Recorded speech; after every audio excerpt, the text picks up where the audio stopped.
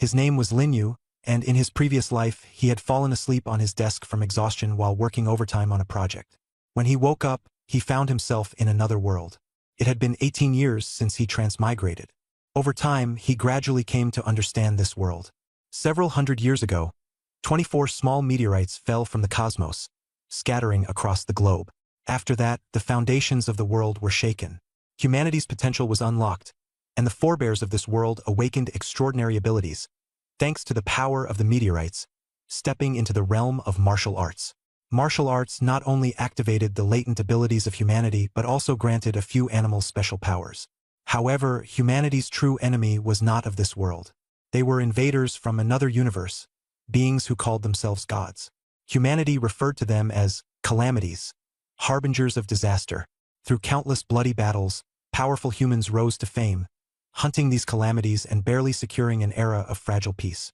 As a transmigrator, Lin Yu had his own secret weapon, a notebook that could foretell the future. The notebook told him he would awaken a world-defying talent, a gift so extraordinary that he would become an unparalleled genius of this era. He chose to believe in this prophecy. His deskmate noticed Lin Yu zoning out and gave his shoulder a light pat. "What's up, Lin Yu? The teacher was talking about something as important as life itself, and you're daydreaming? Aren't you even a little curious about what ability you'll awaken tomorrow?" Snapping out of his thoughts, Lin Yu smiled faintly but emotionlessly. "I'll tell you a secret. Don't tell anyone else." "A secret? Let's hear it." His deskmate perked up right away, leaning in closer. Lowering his voice, Lin Yu whispered, "Actually, I'm a once-in-a-million genius. The talent I'll awaken tomorrow won't be SSS level. It'll be something even higher, EX level." His deskmate froze, staring at Lin Yu for what felt like a long time before bursting into uncontrollable laughter. "Ha ha ha! EX level? Did you not sleep last night? What kind of daydreams are you having?" He laughed so hard he bent forward and backward, drawing the attention of nearby classmates. Geez, Lin Yu, let me explain. I'm really not trying to laugh at you, but I just can't help it." Catching his breath, his deskmate wiped at the corners of his eyes, trying to rein in his laughter. But no sooner had he stopped than he caught sight of Lin Yu's serious face, and the laughter spilled out again. "Come on, man. Everyone knows the talent rankings by heart. For a second there, I thought you were playing a prank on me," his deskmate said with a shrug. "Since we were kids, we've been taught the 7 levels. D, C, B, A, S, SS, and SSS. It's in the textbooks and carved into the Awakening Monument. I've never even heard of an EX level." It was true. The 7-tier talent system had long been ingrained in the minds of the global population, and Lin Yu had thought the same at first. That was until not long ago, when he came into possession of the notebook that could predict the future. The notebook clearly stated that the pinnacle of talent wasn't SSS level but EX level. When he first read that, he had been both shocked and skeptical. However, after repeatedly testing the notebook, he found that its predictions were never wrong. It was especially convincing this morning. The notebook had written, "You will find 100 yuan on your way to school." Initially, Lin Yu was only half convinced. On the way, he didn't see any money, and by the time he reached the school gates, he had even breathed a sigh of relief, thinking the prophecy might finally be wrong. But just as he was about to step into the school, he spotted a 100 yuan bill lying in a corner by the gates. Countless people passed by, yet none seemed to notice it. That incident made him a firm believer in the notebook, validating its ability to foresee the future.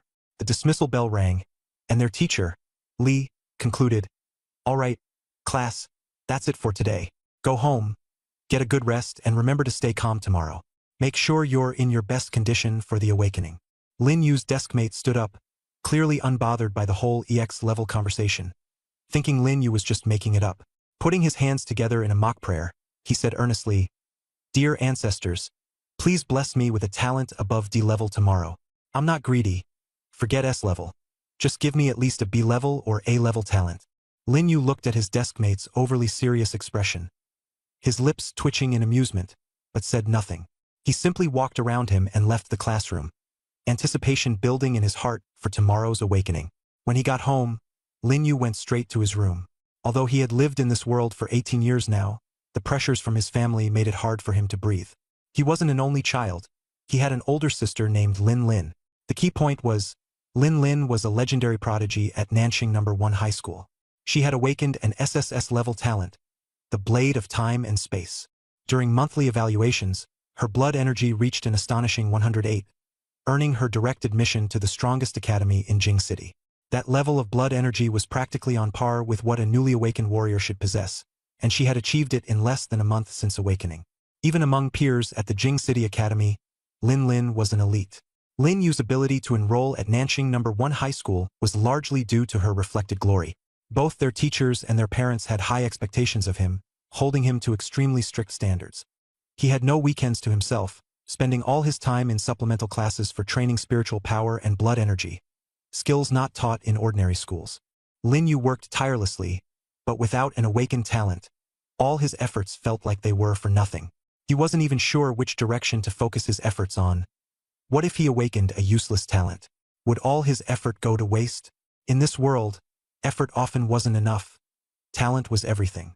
The disparity in talents could even dictate one's fate. There were ancient families with traditions spanning over a century, capable of using unique methodologies to ensure that members of the same bloodline awakened identical talents.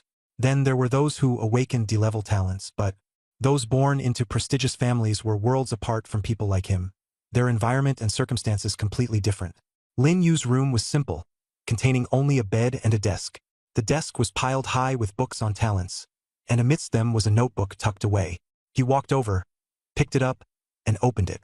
The handwriting inside was still clear, written earlier that morning. "You will find 100 yuan on your way to school." He flipped to the next page, where he'd written a question that had lingered in his mind for a long time. "Will I ever be stronger than my sister?" The words began to blur, and suddenly they vanished, leaving the page blank. Lin Yu was startled. This was the first time he'd seen the notebook act like this. But before he had time to process, new handwriting gradually became clear. "Yes, you will be stronger than her." Leaning back in his chair, Lin Yu mused that, if he were to surpass his sister Lin Lin, his talent level would have to reach SSS or even EX. Anything less wouldn't be enough. Moreover, the notebook had proclaimed him to be the only genius of this era. Lin Yu couldn't help but think, maybe, just maybe, he really was a genius. After hesitating for a moment, he posed another question to the notebook. "What level of talent will I awaken tomorrow?" Then he turned the page, his nerves tightening as he anxiously awaited an answer. His heartbeat quickened, and just as the handwriting began to appear, a sudden knock at the door startled him. "Knock, knock, knock. You've locked yourself in your room as soon as you got home. Come out and eat. You need to eat well tonight and prepare to awaken a good talent tomorrow." It was his mother's voice. Lin Yu exhaled in relief, letting go of his tightly wound nerves. He glanced again at the notebook, noticing that the handwriting hadn't fully formed yet. Deciding to take a break, he left the notebook behind to clear his head and grab dinner. After all, the sudden knock had genuinely scared him. It wasn't surprising to be jumpy under such tension. He took one last look at the notebook, held his breath, and pushed open the door to head to the living room. At the dinner table, his parents were already seated, and the atmosphere was heavy and subdued. Lin Yu was used to it. Ever since his sister's awakening as an SSS talent last year, the family's mood had been perpetually oppressed, especially in her absence. His father put down the newspaper and said coldly, "First thing you do after coming home is hide in your room. Who knows what you're always up to? Sit down and eat." Lin Yu stayed silent, taking his seat. His mother ladled out a bowl of thick soup and placed it in front of him. "Drink up. This is iron-armored rhino bone soup. I asked Aunt Wang to prepare it especially for you. Boiled for 6 hours, it's excellent for your bones and mental strength. Tomorrow's awakening day, you better not let your sister down." Her words were veiled in pressure, and her gaze inadvertently flitted to the family photo on the wall. In the picture, Lin Lin stood beside the awakening pillar, surrounded by golden light, her sword aura radiating powerfully. Nearby were photos of Lin Lin with important figures, as well as her acceptance letter from the illustrious Capital Academy. Lin Yu stared into the soup. It was so thick and unappetizing, but he forced himself to drink a few sips. His father ate a few bites of food before picking up the newspaper again. Casually, he remarked, "Your sister advanced a couple of days ago.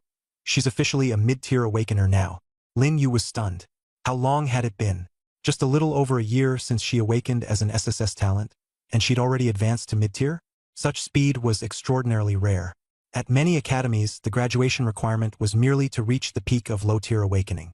His mother chimed in proudly, "Linner is at Capital Academy now. Not only does she have a full scholarship, but she also has her own personal cultivation room and dormitory. The best part? She's being personally mentored by a super-tier powerhouse. She sighed, turning her gaze to Lin Yu, her tone laced with complexity. Xiao Yu, your dad and I aren't trying to pressure you, but do you know?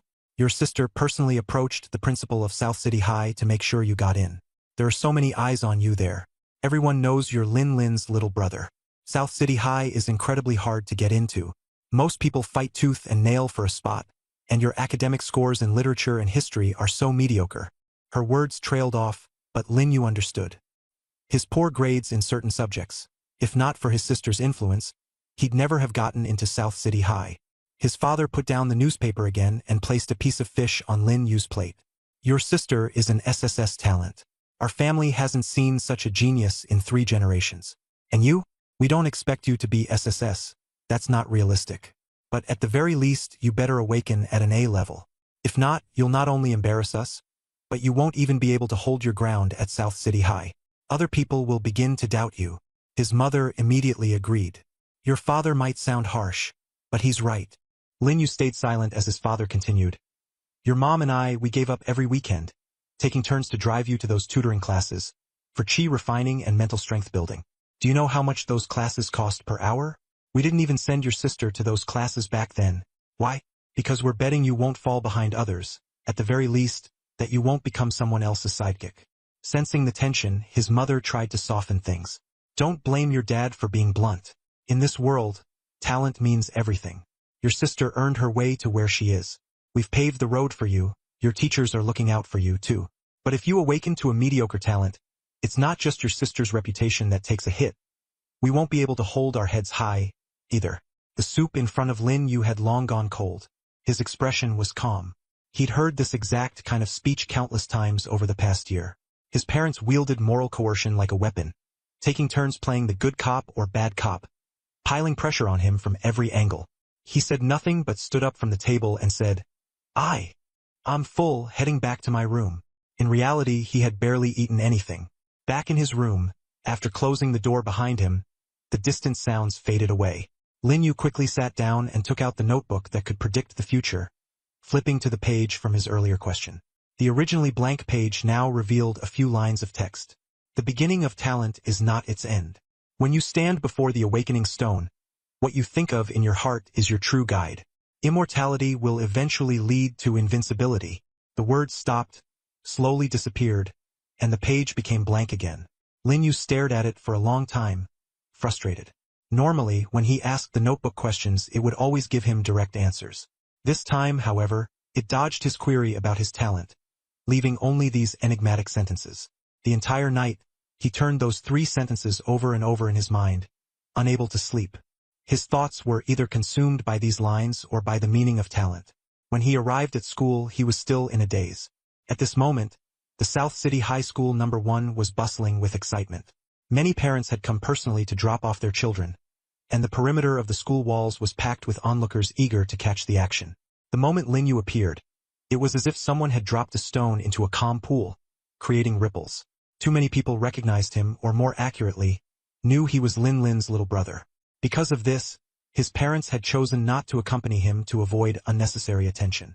A small group of people fixed their gaze on him and whispered, "Look, that's Lin Yu, right? I know him. My son talks about him all the time. He looks pretty decent, clean-cut. I wonder what his talent is like though. I heard talent is hereditary through bloodlines. His sister's an SSS rank. There's no way he could be too bad off.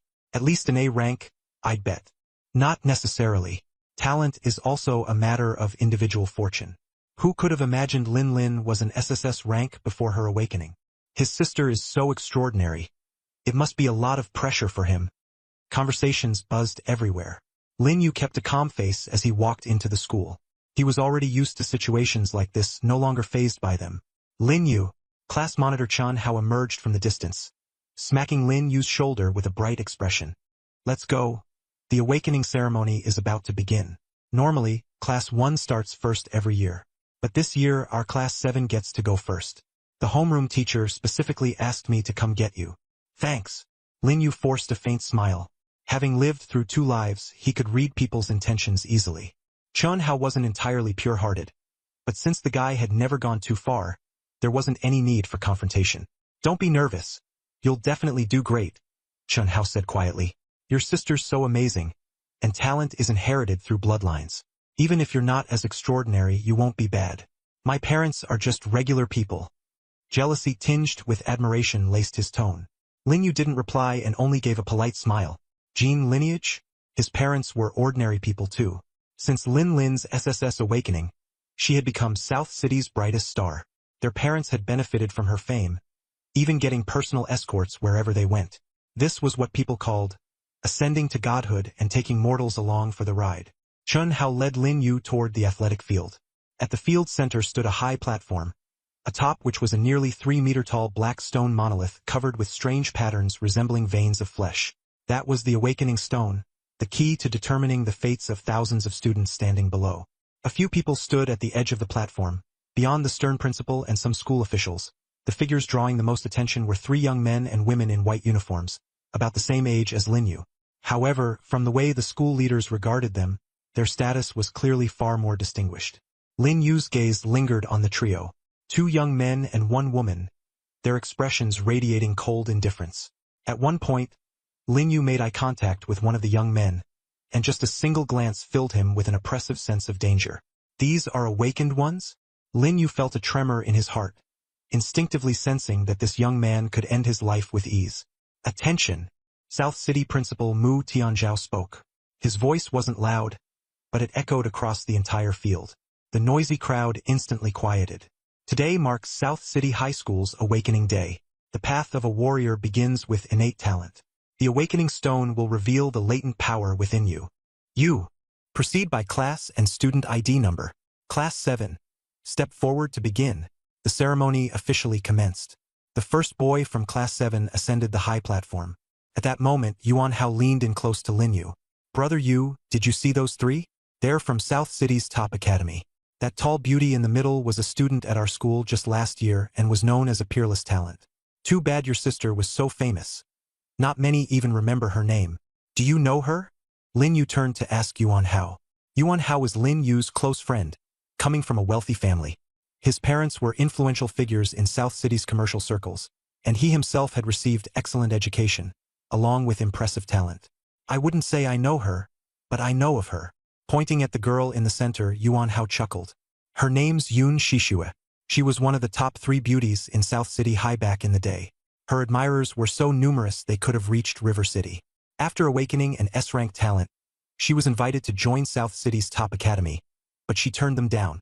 Later, during the martial exams, she achieved an S+ ranking and got into the top school. She's practically defying the heavens. Lin Yu raised an eyebrow slightly. How do you know so much about her? Heh, my brother's also in the top academy. He keeps tabs on who's back here to oversee awakening. This is no trivial matter, Yuan Hao said excitedly. To be honest, Yun Shishue is someone I've decided to apply to Nanqing's top academy, Lin Yu said. Yet, he didn't respond to Yuan Hao's words.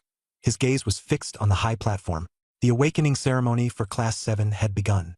The first boy placed his hand on the stone pillar, causing faint white patterns to light up on its surface before fading out after a few seconds. D-level talent.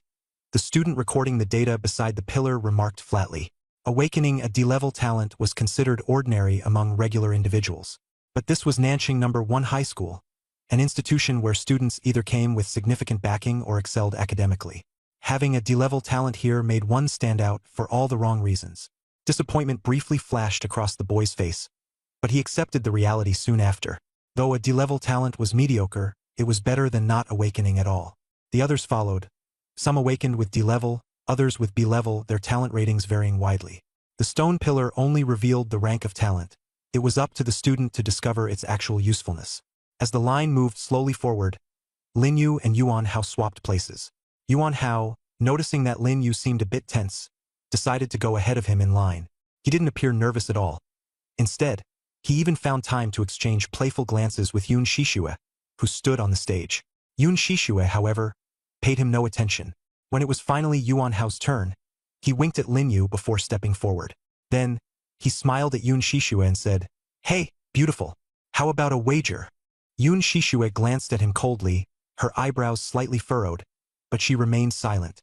The school staff and leaders were stunned. None of them had expected a student to disrupt such a solemn occasion. Unconcerned, Yuan Hao grinned and continued, "Let's bet that I'll awaken at least an A-level talent today. If I win, beauty, we exchange contact info and I get to pursue you. If I lose, I'll run 10 laps around the track." The school leaders turned ashen-faced while the students below erupted in laughter. Who is this guy, acting so full of himself? It's Yuan Hao. Rich family, decent talent too. Doesn't matter whether he's rich or not. The point is, he actually dares to flirt with the senior. He's asking for trouble. Before Yun Shishue could respond, a composed young man standing next to her narrowed his eyes in disapproval and was about to intervene, only to be stopped by Yun Shishue. "I'm not betting," she said, her voice calm yet firm. "I'll give you my contact information, and you can pursue me if you like, but only if you make it into Nanqing's top academy. Otherwise, you won't even get the chance to see me." Yuan Hao froze, clearly not expecting her to agree like that. However, he quickly recovered and replied, "All right." The entire crowd was stunned. Even the two young men standing beside Yun Shishue were taken aback. No one had expected her to give out her contact information so easily, and the atmosphere instantly became charged with tension. Among the crowd, Lin Yu could only shake his head helplessly. Yuan Hao was truly unpredictable, but perhaps boldness was the key to winning. Without waiting for more reactions, Yuan Hao wiped the grin off his face, suddenly turning serious. He reached out and placed his hand on the stone pillar. Seconds later, patterns on the pillar erupted into radiant blue and white light. The glow stabilized, crackling faintly with electric arcs. A-level talent. The representatives from Nanqing's top academy recorded the result, their gazes filled with respect. Nanqing's prestigious institution required at least an A-level talent for admission, and that was just for starters. Yuan Hao had effectively placed one foot in the doorway of success. A-level. Amazing, Yuan Hao. With parents who both have double A-level talent, it's no wonder the kid inherited something impressive. The crowd burst into applause and murmurs of envy. "I'm more curious about Lin Yu's talent," someone whispered. "His sister awakened with an SSS-level talent last year. It shocked the entire school." The chatter shifted from Yuan Hao to Lin Yu, creating an atmosphere both nervous and excited. By now, Yuan Hao had descended from the stage. Patting Lin Yu's shoulder, he reassured him, "Relax, it doesn't feel like much, just a bit cold. It's over before you know it." Lin Yu nodded slightly and slowly stepped forward, though the tension in his body didn't ease. All eyes on the field were fixed on him. Lin Yu had transferred into Nanqing No. 1 high school unexpectedly.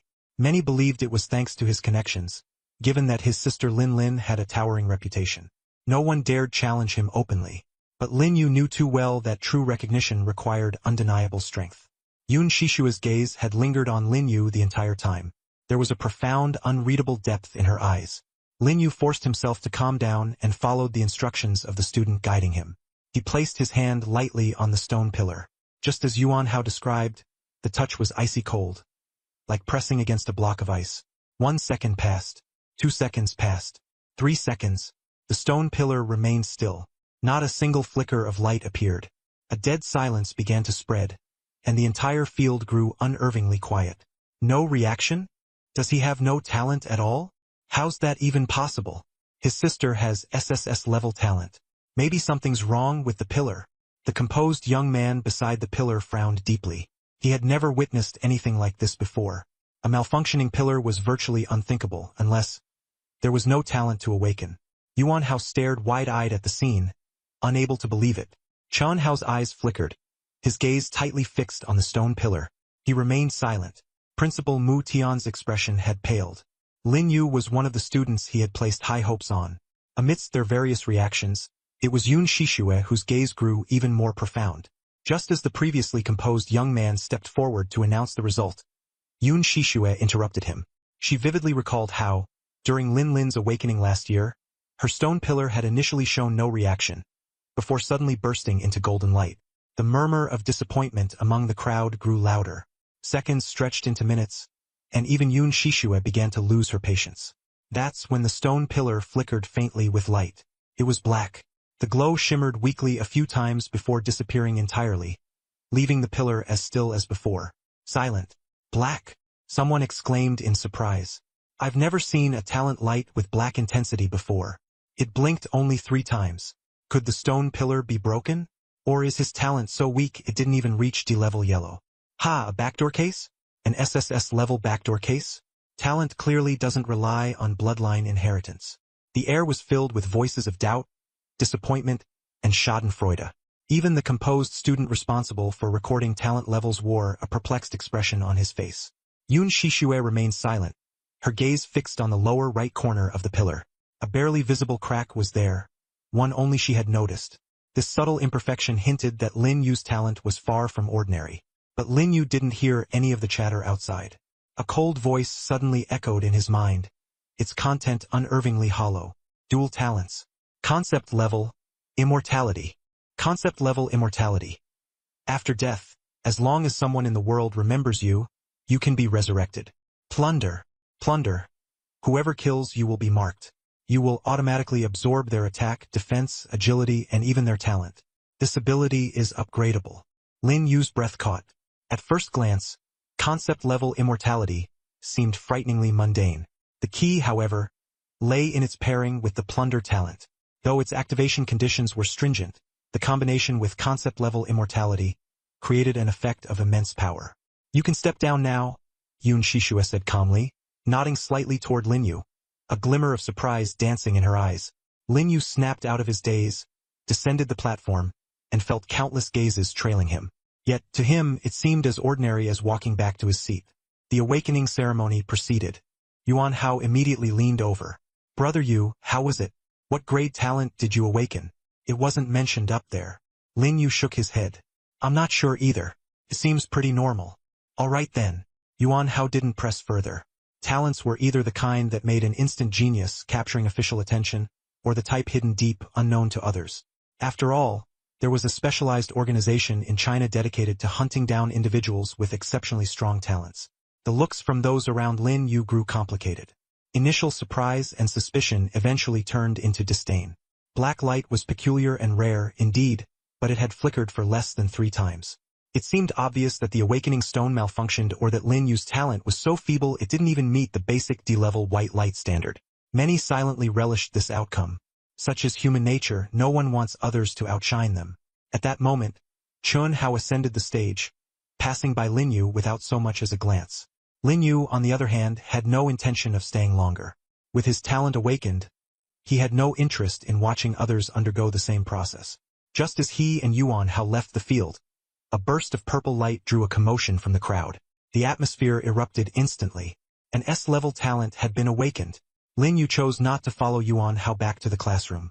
Instead, he slipped away to a secluded corner of the school and pulled out a peculiar notebook that could predict the future. As he prepared to ask the notebook several questions, something odd occurred. The notebook started producing text on its own. Today is April 6th.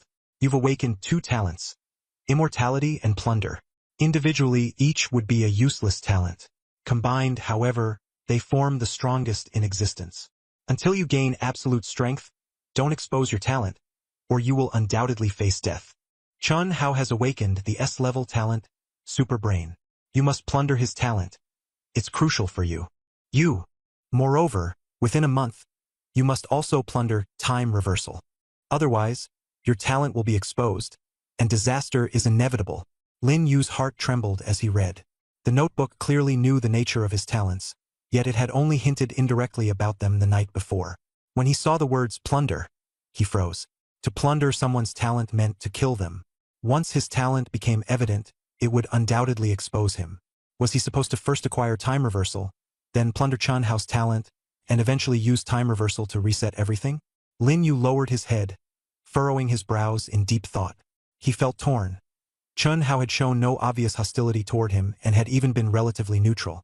To send him to his death felt ruthlessly cruel. This was, after all, a battle for talents, but it was a morally heavy burden for Lin Yu to bear. Just as he prepared to shut the notebook and contemplate further, more text appeared, blurry yet legible. You are physically weak. Your vitality and mental strength are lacking.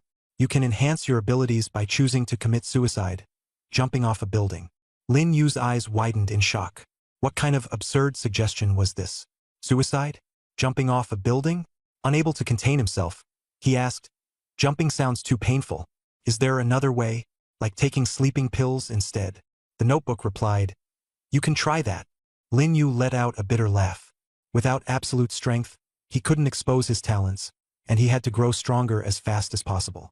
It seemed suicide was the quickest and most effective option. He didn't return to the classroom but instead left the school grounds. Not long after, he realized someone was following him. Lin Yu abruptly turned around. It was Chun Hao. "Class president? Why are you here? Why are you following me?" he asked, narrowing his eyes. This couldn't be a coincidence. There was no way Chun Hao. He's locked onto him. With a faint smile on his face, Chun Hao carried a sense of smugness as he basked in the euphoria of recently awakening the S-rank ultimate brain. "Lin Yu, did you know? South City's top academy just extended me an invitation for direct admission without exams. That means I won't even have to prepare for the martial arts exam 2 months from now. I'm heading straight to a place countless people dream of getting into." Chun Hao leisurely strolled with his hands casually tucked into his pockets. The once disheveled and dispirited version of him was gone, now replaced by an overwhelming air of superiority. The ultimate brain endowed him with the ability to learn at lightning speed, analyze with precision, and even innovate in ways previously unimagined. While some called it the ultimate brain, it could be more aptly described as a full-body enhancer. "So, are you just flaunting it in front of me?" Lin Yu's voice was cold as he responded. Chun Hao shook his head slightly and replied, "Don't misunderstand. I looked into it. You didn't even reach a D-level talent. In fact, your aptitude is alarmingly low. You're categorized as F-level. This level of aptitude hasn't been officially recorded before, not because it doesn't exist, but because it's so weakly manifested that no one bothers to acknowledge it. I saw you looking troubled as you left school, and out of concern, I wanted to check if you were okay or needed help. To be honest, your test results today were so bad I got worried you might do something irrational." Lin Yu kept his face composed, but inside, his alarm bells were ringing. Chun Hao's sudden appearance wasn't coincidental. Could he be planning to kill him right here? Should he let things play out or resist? The only thing certain was that awakening his S-rank talent had made Chun Hao insufferably arrogant. His superiority practically oozed out of him. This moment made Lin Yu see Chun Hao's true nature entirely. Forcing a faint smile, Lin Yu replied, "Class president, thanks for your concern. I'm just in a bad mood. Not thinking of doing anything drastic." He turned and walked away before Chun Hao could say more. In truth, Chun Hao was probably only following him to show off his recently awakened S-rank talent. If Chun Hao had the intention of killing him, he likely wouldn't dare. What Chun Hao truly wanted was to return the humiliation of the past year. The source of that humiliation? Only Chun Hao himself would truly know. For someone with an extremely sensitive ego, even the smallest slight could cause them shame and anger. As expected, Chun Hao didn't follow him further. Instead, he let out a cold snort and muttered, "What a useless guy, can't even talk back. Do you really think you'll become the next Lin Lin? Just wait, Lin Yu. The gap between us will only grow wider, you'll see." An unsettling grin crept across Chun Hao's face, and his voice echoed in the empty surrounding space, reverberating for a long time. Whatever complex feelings Chun Hao once had were now entirely buried beneath the smugness brought on by his S-rank talent. Arrogance had fully taken root. Lin Yu wasn't a saint. It was impossible to quell the fury ignited by Chun Hao's blatant provocation, but he suppressed it. "Oh, Chun Hao, do you really think an awakened S-rank talent allows you to flaunt as much as you like? I'd love to see the look on your face when you lose it all. I hope you'll still be grinning like you are now." Initially, Lin Yu had hesitated about the idea of seizing Chun Hao's talent. After all, talents are rare and precious, capable of altering the course of one's life. But now, any semblance of hesitation had completely vanished. With a clear conviction in his heart, his anger naturally dissipated. He no longer agonized over whether to act. His focus shifted to how to act. Lin Yu pulled out his notebook, hoping it contained the answers he needed. When he arrived home, the atmosphere inside was stifling, almost suffocating. His parents were seated on the sofa, their gazes heavy as they looked at him the moment he walked through the door. "Your homeroom teacher contacted me," Lin's father said bluntly. "He said you've awakened an unprecedented talent, but the level is extremely low." His tone was laden with disappointment as he sighed, staring expectantly at Lin Yu. His mother remained silent, letting out only a sigh. And then, Lin Yu had no patience to be lectured. In his previous life, he had worked tirelessly, suffering through years of struggle, only to die abruptly. This time around, he wasn't going to keep enduring everything in silence. His father's head shook. The more dismissive Lin Yu's attitude seemed, the deeper his father's disappointment grew. Before long, the lecture began. "Lin Yu, already accustomed to the scolding over the years, let the torrent of words become background noise, his emotions numbing themselves out. "I'll do my best, Dad and Mom," he finally said before retreating to his room. His father continued barking reminders even after Lin Yu left, utterly frustrated and pained by what he considered wasted potential. Returning to his room, Lin Yu didn't waste any time. He opened his notebook, desperate to find a way to become stronger. "How can I find someone with the ability to restore talents?" he scribbled. The notebook quickly responded. Words emerged as if written by an invisible hand. "This year's South City Martial Exam champion, Tianjun, possesses an SSS class, temporal rewind talent. You must steal his talent before the martial exam. Otherwise, you'll lose your chance forever." Lin Yu continued writing, "If I let Chun Hao kill me, can I steal his talent?" Although the notebook had told him this before, he wanted to reconfirm it. "Yes, once you successfully plunder his ability, he will become an ordinary person. However, your talent will likely be exposed, leading to catastrophic consequences." Staring at the newly surfaced words on the notebook, Lin Yu fell silent. This scenario complicated things considerably.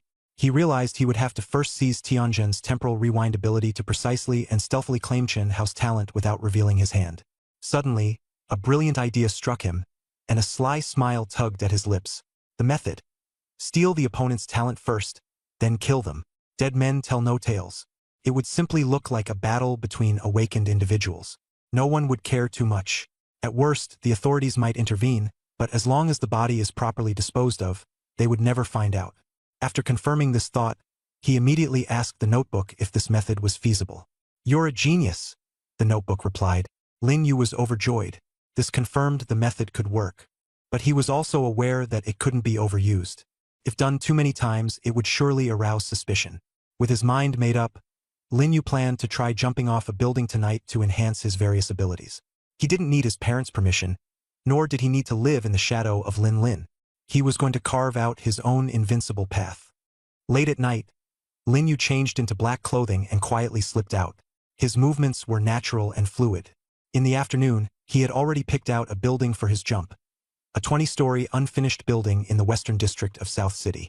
It had originally belonged to a Mr. Su, but due to financial issues, construction had stopped, leaving it in its unfinished state. He took a cab to a nearby location, avoiding being dropped off too close to the building to avert curious gazes from the driver.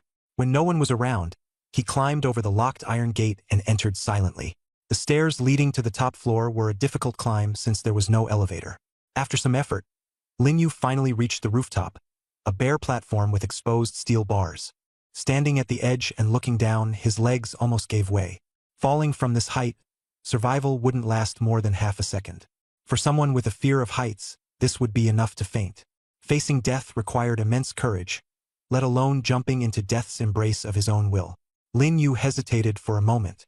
Meanwhile, across from the building, on another towering rooftop, a man and a woman clad in black night gear were observing Lin Yu on the unfinished building's top. Even in the night, the woman's absolutely stunning face could be made out, her figure flawless beneath a coat. "Sissine, do you think that guy's about to jump? Should we intervene?" The man pointed at Lin Yu. "That's none of our business," the woman replied coldly, not sparing Lin Yu a glance as she inspected the surroundings with a peculiar device. "He's jumping!" the man exclaimed. Yin Jie's expression shifted slightly, and in the next moment, she disappeared from sight. Didn't you say it's not our business? Why are you reacting so fast?" the man muttered, scratching his head. Lin Yu closed his eyes, waiting for death, making no sound. After a while, he opened his eyes and found himself standing on solid concrete ground. It felt as though he had jumped from a 20-story building, yet nothing had happened. "This talent is unbelievable. There's not even any pain?" Lin Yu thought, astonished. At that moment, a cold voice interrupted him. "Trying to die?" Lin Yu looked up and saw a woman dressed entirely in black floating in midair. "You saved me," Lin Yu thought, though the answer seemed obvious. Yin Jie didn't respond, lightly touching down on the ground. Her movements were silent, and though wearing high heels, she landed as gracefully as a feather. Immediately after, the tall man jumped down from the building. With a loud crash, the ground beneath him cracked, dust rising everywhere. His physique clearly extraordinary. "Kid, lucky for you," the man grinned. "Encountering Captain Yin Ling of the patrol team? No way were you going to die tonight." Yin Ling crossed her arms and scanned Lin Yu up and down. She could see that Lin Yu was unervingly calm. Too calm for someone who just jumped off a building. It was rare to see anyone like this unless they'd truly given up completely on the world. Lin Yu was fully aware that this woman had ruined his plans. He was furious. It had taken everything for him to muster the courage to jump, only to be helped at the last moment. What the hell was this? Furthermore, he'd heard of the patrol teams before. Every city supposedly had a squad of special ability awakened individuals sent by the authorities specifically to deal with black market organizations that hunted the awakened. Well, thanks, I guess, Lin Yu said with a sarcastic sneer. The tall man immediately looked displeased. Hey, what's with that attitude, kid? We just saved your life. Do you know what it means to jump from the 20th floor? Pulverized. Your body would be impossible to piece back together. If it weren't for us stepping in, you wouldn't even get the chance to whine. And not even a thank you. Lin Yu shrugged. Dead is dead. What's the big deal? Besides, I didn't ask you to save me. The tall man stared in shock, his mouth agape, ready to blow up before Yin Ling gestured for him to stop. You're no ordinary person. You're a talent awakened. What's your name? And which school do you go to? Yin Ling smiled slightly, scrutinizing Lin Yu. Lin Yu, South City High. I'm indeed an awakened, but my talent is the lowest tier. Lin Yu replied blandly. Lin Yu, Yin Ling repeated softly. Hearing his response, she pieced things together in her mind. No wonder. Around this time of year, there were always a few low-tier talent awakened folks dumb enough to try ending their lives in despair. In this world, talent dictated everything. Few would consider that even those without an awakened talent could still live fulfilling lives. The tall man standing nearby, upon hearing Lin Yu's words, reliable. After the Martial King ventured alone into the Abyss Rift, he never returned.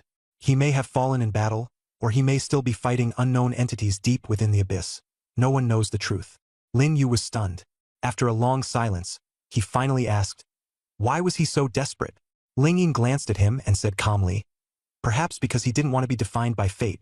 Anyone with an awakened D-rank talent would be told their future is limited. But he refused to accept his fate and fought his way through, carving out a bloody path. Lin Yu fell into deep thought, clenching his fists as if brewing something in his mind. He could sense just how determined and proud the man Ling Yin called the Martial Prohibition King was, so much so that even fate couldn't restrict his path. Ling Yin suddenly said, you think your path is difficult, but compared to the Martial Prohibition King, at least you don't face people's contempt and disdain. Since you've already made your choice, walk it with resolve. Otherwise, you might as well admit defeat early. Those words struck Lin Yu's heart like a heavy hammer. He lowered his head in silence, yet for some reason, a small flame seemed to be burning within him. Though faint, it held a desire that kept rising. He raised his head, his expression tinged with stubbornness and a refusal to admit defeat, and said softly, I understand. The letter. Years ago, when the lands of Huaxia were on the brink of annihilation, the 7 kings united to uphold a sliver of hope. But afterwards, the 7 kings all vanished. This is merely a rumor, impossible to verify. Hearing this, Lin Yu's calm expression turned to one of shock. Although he had heard of the forbidden Martial King, he knew nothing of his deeds. Now that he was hearing this tale, he felt deeply unsettled. What struck him the most, however, was that the forbidden Martial King possessed only a single D-grade talent, unlike Lin Yu's dual innate abilities. If he had dual talents, rumors would have surfaced long ago. What are you trying to say with this story? Lin Yu asked. Lin Yu didn't believe Ling Yin was merely telling an anecdote. They weren't close enough for such casual storytelling. I want to say that talent isn't everything. It's just the starting point. Ling Yin replied, her gaze steady. Your sister may be a prodigy with SSS-grade talent, but her path doesn't necessarily suit you. How far you go depends on more than just talent. It depends heavily on your own effort. She handed a medal to Lin Yu, her tone somber. If you're unwilling to settle for a clerical life and want to walk a different path, I can offer you an opportunity. Lin Yu was surprised. What kind of opportunity? The chance to join the Nightwalker squad. Ling Yin paused before continuing. If you're not inclined towards a desk-bound career, joining the Nightwalker squad is your only alternative. But not everyone is eligible for the squad. Within 1 year, you must achieve the rank of a beginner awakener, with at least an A rating in martial examination. She handed the medal over to Lin Yu, her piercing gaze locked onto him, as though trying to see through his soul. I told you the story of the forbidden Martial King not so you could emulate him, but to show you that talent isn't the endgame. Many people die on the day of their awakening, not physically but in spirit. In this era, to simply live is a blessing. What you must understand is that on the battlefields at the borders, the pioneers of humankind are still fighting against disasters. Lin Yu listened, his chest tightening. He wanted to argue but found himself unable to speak. As her words faded, Ling Yin's figure blurred and disappeared, leaving behind only a lingering fragrance and the Nightwalker squad medal in Lin Yu's palm. Lin Yu stared at the medal for a long moment, ultimately deciding to pocket it without a word. What he didn't tell Ling Yin was that his leap from the 20th floor earlier wasn't a suicide attempt but an effort to enhance his attributes and test his innate ability. As he prepared to head downstairs, he had stumbled upon the Nightwalker patrol squad. A coincidence, truly. Confirming that there was still some time before he needed to head back to his room, Lin Yu turned and began climbing back to the rooftop to carry out his plan. It took him yet another significant chunk of time before he reached the rooftop again. Standing at the edge, he looked down. At this height, the fall would undoubtedly be fatal, especially since he had moved all the safety mats below, eliminating any chance of a soft landing. Without hesitation, Lin Yu jumped. Boom! A dull thud rang out as his body slammed heavily against the ground. Pain exploded across every inch of his being, making him feel as if his entire body were about to fall apart. Consciousness faded, and for a moment, Lin Yu was convinced he might actually die. In that fleeting instant of near death, a thought flickered across his fading mind. But even as he teetered on the edge, he realized that he wasn't fully prepared. Conceptual immortality. As long as there remains anything in this world that remembers your existence, you can be resurrected. His parents were asleep. Perhaps that didn't count as remembering him. As his consciousness blurred further, a sudden warmth surged through his body. It began to mend his wounds rapidly, the pain subsiding as clarity returned to his mind. His ability had activated. This wasn't some last-ditch hallucination. It was a genuine awakening. Lin Yu swiftly stood up. The body that should have crumbled from the fall now felt completely unharmed.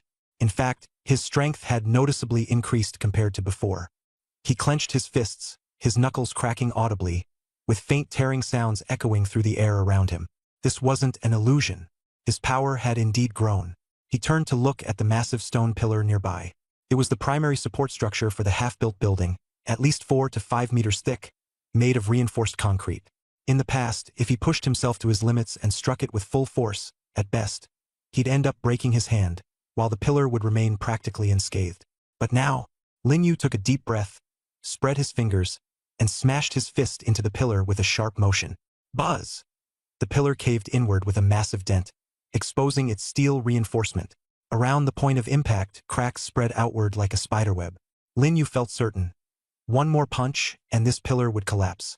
This wasn't because the pillar was fragile, but because his newly awakened power was extraordinary. Looking at his slightly reddened knuckles, Lin Yu's heart raced wildly. A crazed thought crept into his mind. Each time he died and came back, his attributes would grow. No need to cultivate blood energy. No need for spiritual training. As long as he continued jumping to his death, he could grow stronger. Should he try it again? As soon as the idea took hold, Lin Yu shuddered. While his ability was indeed formidable, recklessly using it without understanding any potential side effects was foolhardy. That's right. Many abilities came with a cost to the user. It was a fundamental rule of talent. The higher the rank, the more severe the drawbacks. Some costs merely shortened one's lifespan or injured one's foundation. In more extreme cases, they could lead to total mental collapse, transforming the user into a mindless killing machine. However, such cases were rare. Maybe his innate talent has changed, or perhaps he's hiding his true abilities. Someone in the crowd remarked. However, Lin Yu offered no explanation. He walked down from the testing platform with a calm expression. No matter what others said, he knew exactly what his goals were and felt no need to prove himself to anyone. Yuan Hao leaned in and whispered, "Brother Yu, you're quite the enigma. Even I don't know what talent you've awakened. But 789 kilograms, that's quite a surprise." Lin Yu gave a faint smile but didn't respond. At that moment, his mind had actually settled into a state of calm. Regardless of his talent, the feeling of being underestimated might not be pleasant, but he knew that what mattered most was how to use that talent to change his own destiny. Afterward, Lin Yu followed the instructions to the registration desk and officially confirmed his eligibility for the martial arts exam. Though whispers swirled around him, his retreating figure radiated unwavering resolve. The martial arts exam was not merely a test. It was his path to transformation. He understood that this was not a world where talent determined everything, but a battlefield where willpower, wisdom, and hard work were equally vital. On the way home, Yuan Hao accompanied him, chattering away the whole time as he analyzed the outlook for this year's martial arts exam and discussed the rumored powerhouses in each grade. Lin Yu listened silently, saying nothing, but in his mind, he was already sketching out his own blueprint. When he stepped through the door, his parents were waiting anxiously at the entrance. Clearly, they were even more worried than he had imagined. "How did it go?" Lin's father asked first.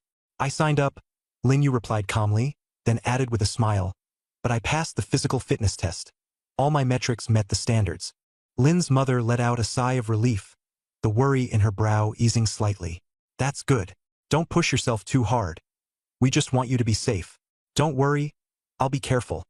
Lin Yu nodded, his mood softening as he soaked in the family's warmth. That night, Lin Yu sat at his desk and set aside the confirmation form for the martial arts exam. He opened the notebook where he usually recorded his aptitude tests, his gaze growing deep. He knew the road ahead was filled with uncertainty and danger, but that was precisely why he wanted to take the risk, to uncover the secrets of this vast world. "No talent is ever completely useless," he silently repeated to himself. "The key lies in how to harness it, how to utilize it, and how to turn this talent into an advantage that sets me apart from others." Outside the window, the moonlight flowed like water, casting a soft glow over the pensive Lin Yu. Perhaps in that moment, he truly found a glimmer of his own direction and conviction. Since the cards in the hand of fate had already been dealt, he would use them to become the winner of the game. Translated with Deepel.com, free version. You have to look at the blood and vitality level a month later to truly gauge talent. That's the key to distinguishing between high and low-level abilities. The teacher, who had been skeptical before, was astonished upon seeing the results. Someone who had just awakened could already achieve close to 800 kilograms of force. He knew well that this performance was already nearing that of Lin's from last year. On her second day of awakening, she had delivered a punch of 1,001 kilograms.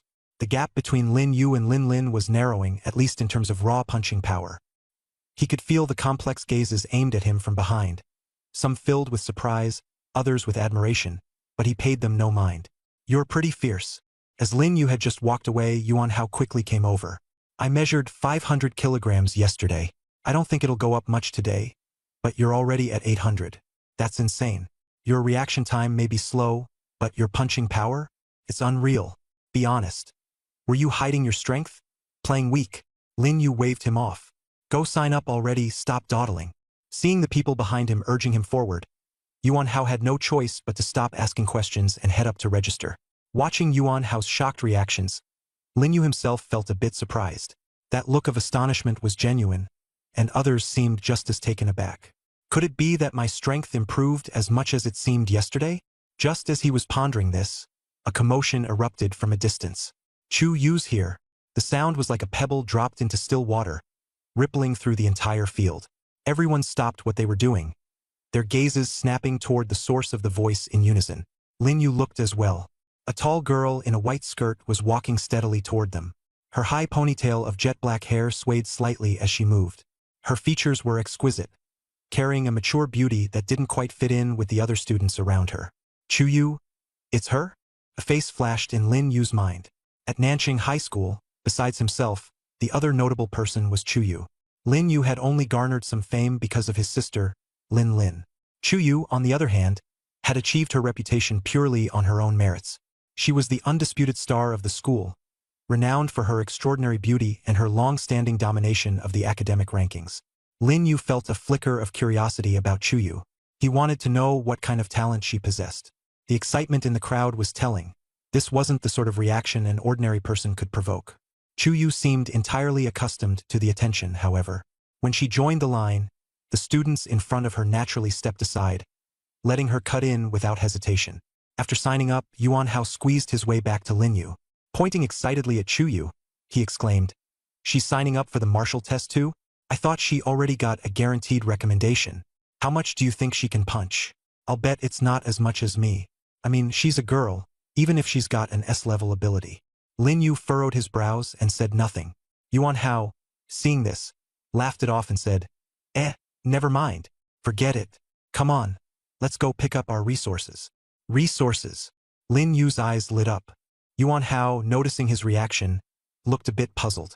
Scratching his head, He explained, "Didn't you know?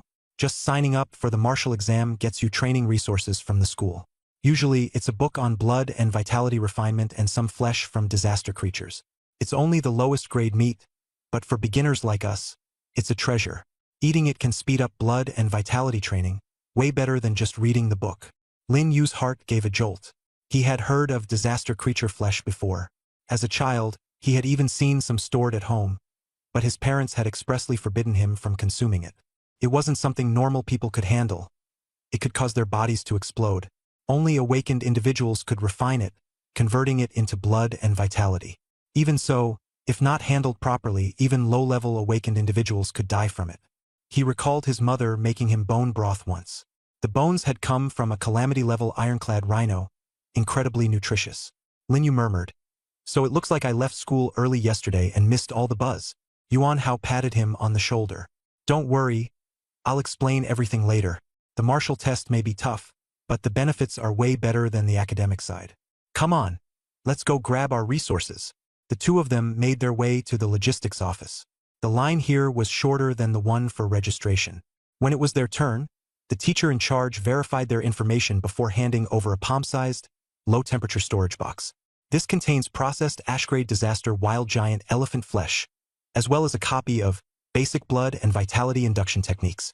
Just remember, don't take more than 10 grams at a time, or your body might explode. It's incredibly dangerous. Lin Yu accepted the cold box. Wild Giant Elephant Flesh? Yuan Hao nodded, pulling him excitedly to a nearby spot where they opened the box. Inside were two dark red pieces of flesh, each roughly the size of a walnut.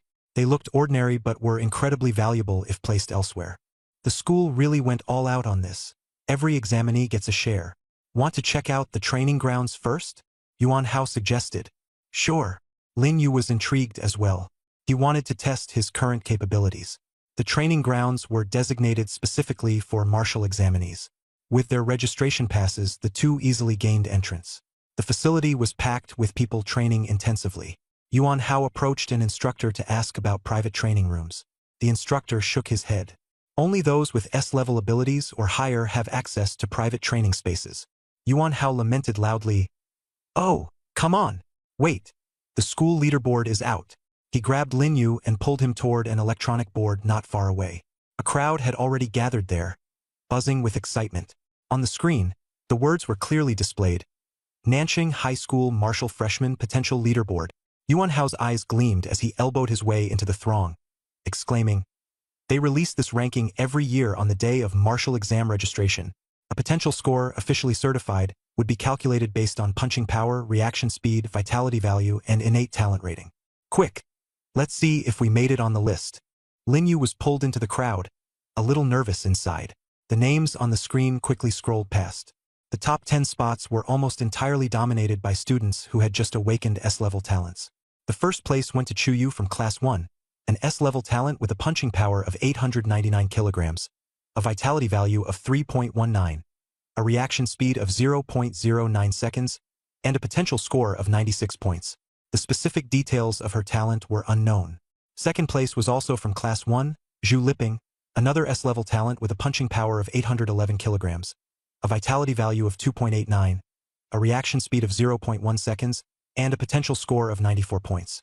Third place was Oh Xiaqin from Class 4, possessing an A-level talent with a punching power of 600 kilograms, a vitality value of 3.01, a reaction speed of 0.09 seconds, and a potential score of 94 points.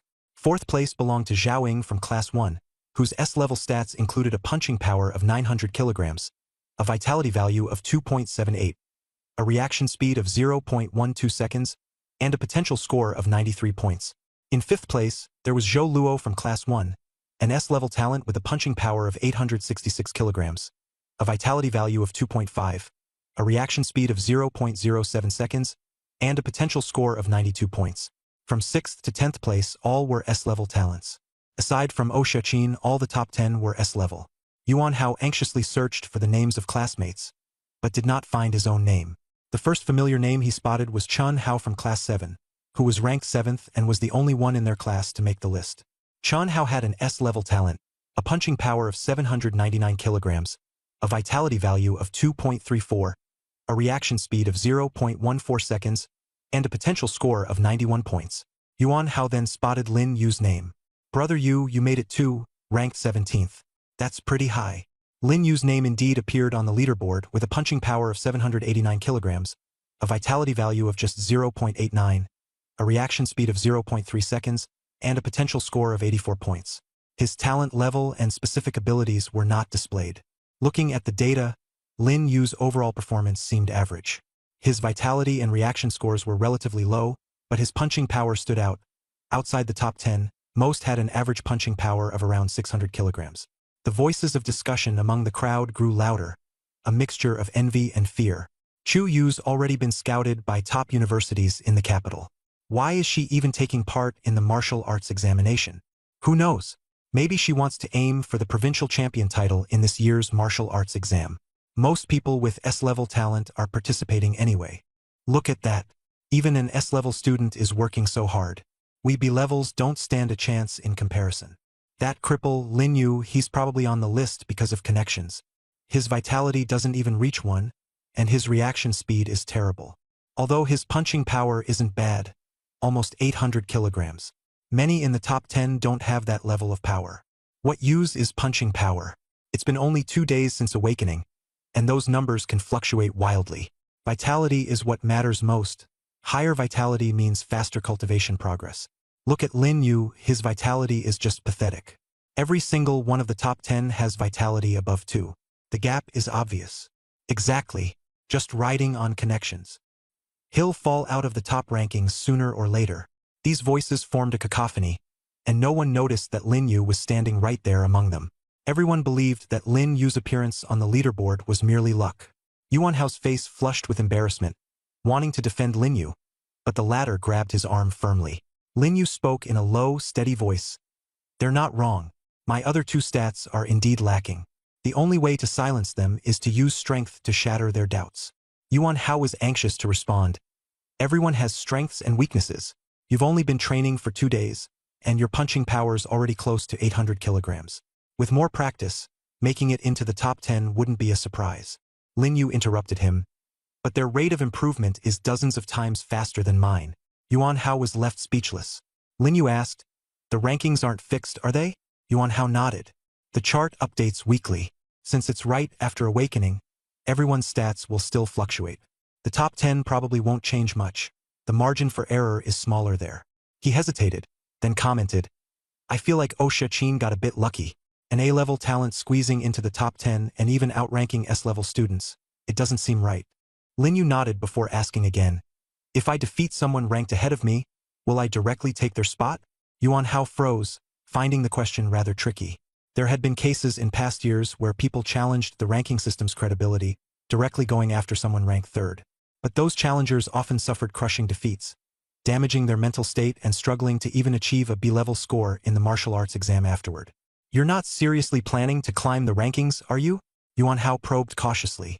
Lin Yu merely smiled and said nothing. Be rational. I think you should challenge the lower names first. Don't try to leap straight into the top 10, Yuan Hao advised. I'm being honest. I don't like Chen Hao. I'll start with him, Lin Yu said calmly. Chen Hao. Yuan Hao was taken aback. Chen Hao was the only student from class 7 in the top 10 and had an S-level talent. His ranking had been the talk of the school, yet Lin Yu planned to challenge him. Brother Yu, are you serious? Yuan Hao stared at him, unable to believe his ears. Yes. Lin Yu nodded, his mind fixed on what had happened the day before, unwilling to forget. Not far away, Chen Hao was surrounded by a group of people, being celebrated like a star held in everyone's hands. Lin Yu directed his gaze forward, and Chen Hao glanced over as well. Their eyes met in silence, with Chen Hao offering a faint smile filled with amusement and disdain. Ever since Chen Hao awakened his S-tier talent, it had been clear that Lin Yu and he no longer existed on the same playing field. The atmosphere at the practice field gradually grew tense, the air thick with the scent of conflict. After Chen Hao's arrival, the training ground became even livelier. The top 10 rankers on the leaderboard began to show up one by one. The growing crowd of onlookers made the area so packed that there wasn't even space to move. Lin Yu and Yuan Hao were squeezed apart by the throng. A chaotic scene akin to an idle chase ensued. Chen Hao strode over, leaning in close to Lin Yu, and said in a lowered voice, "Your sister is a genius. You are not. You weren't before, and you never will be. Although his voice wasn't loud, Lin Yu could hear it clearly, and so did Chu Yu. She turned her head to glance at Chun Hao, then at Lin Yu. Chun Hao's tone was obviously provocative. Naturally, Lin Yu could not simply let it go. He gestured at the 7th position on the leaderboard and said, his voice just loud enough for everyone to hear, Chun Hao, I challenge you. The atmosphere turned deathly silent for a brief moment, before erupting with laughter and disbelief. Even Chun Hao hesitated momentarily in his steps. Challenge me? Chun Hao laughed aloud. I'm an S-tier talent, ranked 7th. And you? You're just a measly 17th place with the lowest tier talent. What makes you think you're qualified to challenge me? A cold smile tugged at the corner of Lin Yu's lips. If you're scared, just admit it. From now on at Nanqing First High School, whenever you see me, Lin Yu, lower your head and act like a proper subordinate. Chun Hao's expression turned cold. However, after a momentary silence, he chuckled and replied, all right, I accept. Let me show you the insurmountable gap between talents. He raised his voice and declared to everyone present, everyone here is my witness. Don't say I was bullying Lin Yu. He's the one who threw out the challenge first. The crowd quickly formed a circle, clearing space in the center, eager to watch the spectacle unfold. Yuan Hao squirmed his way to the very front, face pale. He couldn't help but think, if only he could have prevented Lin Yu from doing this. Holy crap! This is basically a declaration of war. He's practically seeking death. An F-tier talent challenging an S-tier? The outcome's obvious even without thinking. Their punching power is almost the same, though. Lin Yu has 789 kilograms, and Chun Hao has 799. Punching power isn't everything. What about blood vitality and reaction speed? In a real fight, it takes more than raw strength. Lin Yu's way too cocky, saying Chun Hao should lower his head. Chun Hao only just became the first student yesterday to awaken an S-tier talent. Most of the crowd was there just for the drama.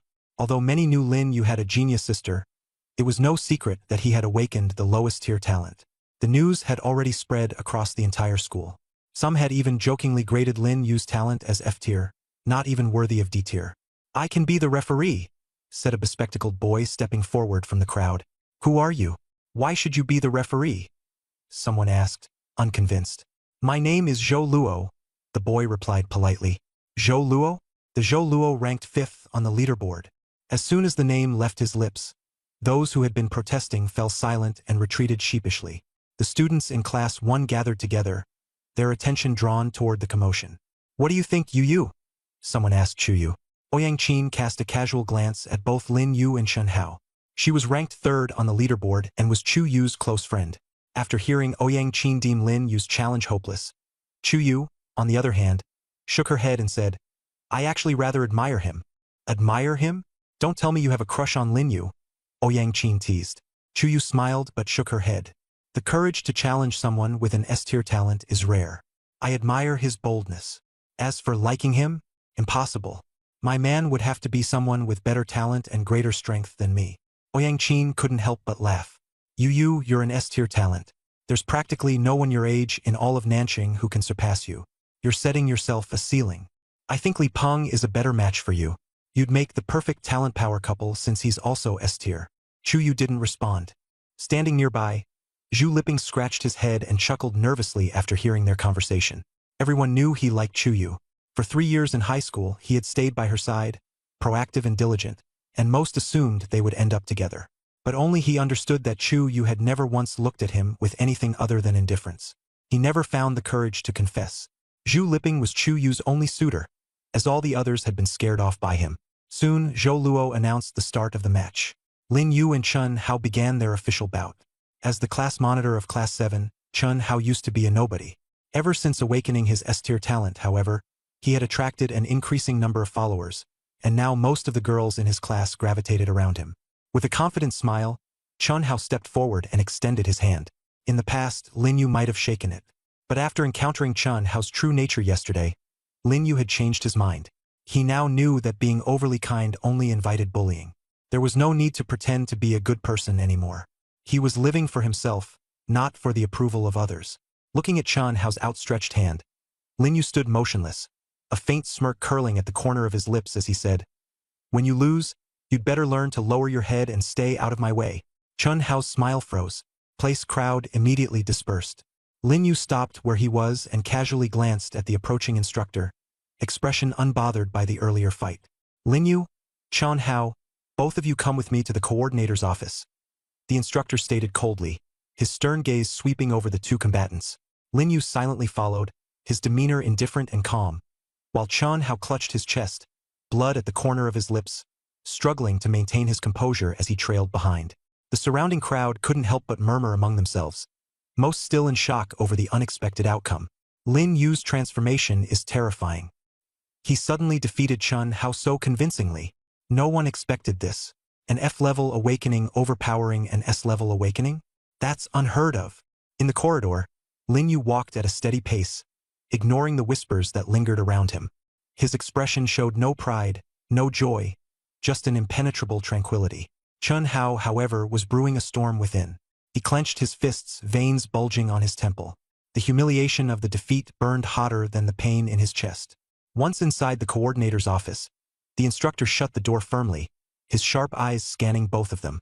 "Explain yourselves," he demanded in a low, threatening voice. Chan Hao gritted his teeth, lips trembling as he struggled to organize his thoughts.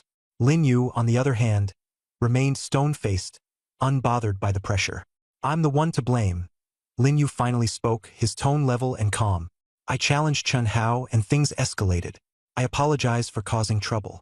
The instructor's expression softened slightly at Lin Yu's composed and direct response, but he still turned to glare at Chan Hao. "Chan Hao, is that correct?" Chan Hao hesitated, swallowing his pride. "Yes, it's correct," he admitted reluctantly. "Fighting on campus is strictly prohibited, regardless of the circumstances," the instructor said sternly.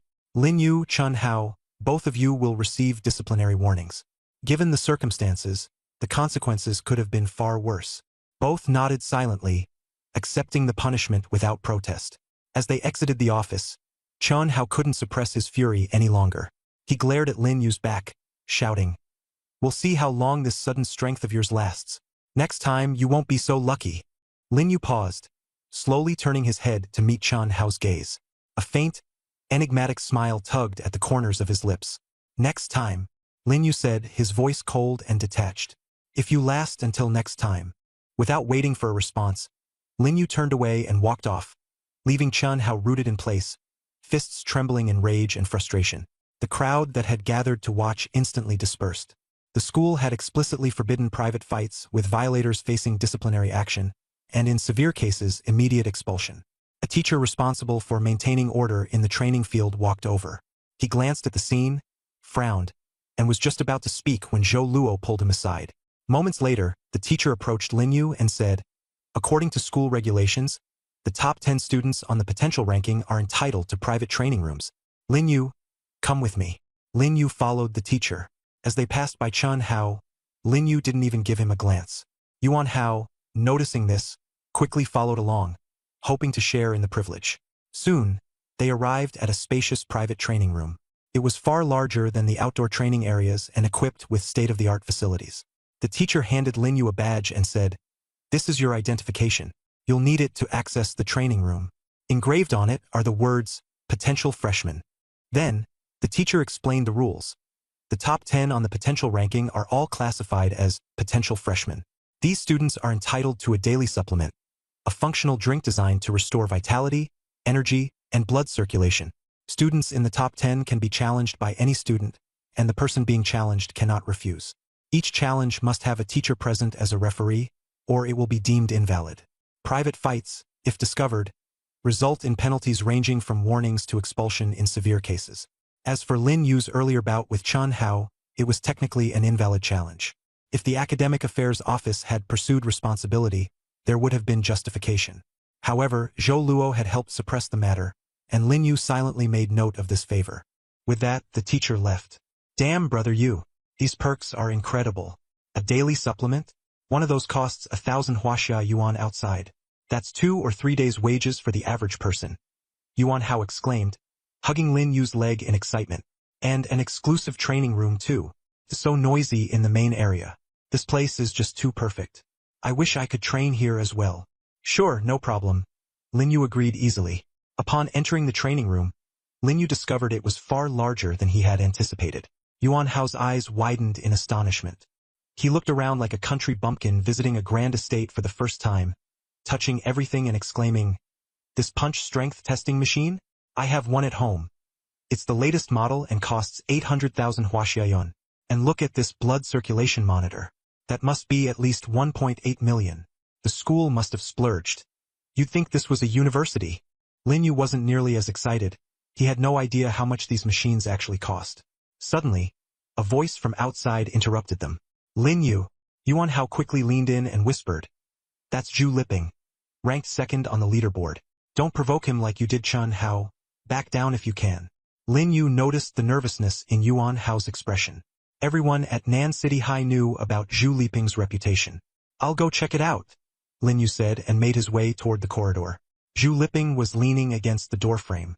He was nearly 1.9 meters tall, his athletic build evident beneath his school uniform. His sharp features exuded a calm and composed aura, a classic example of a handsome, muscular figure.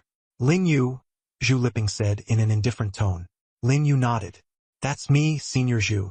The two stared at each other in silence for a few seconds, the atmosphere awkward. Zhu Liping was the first to break it.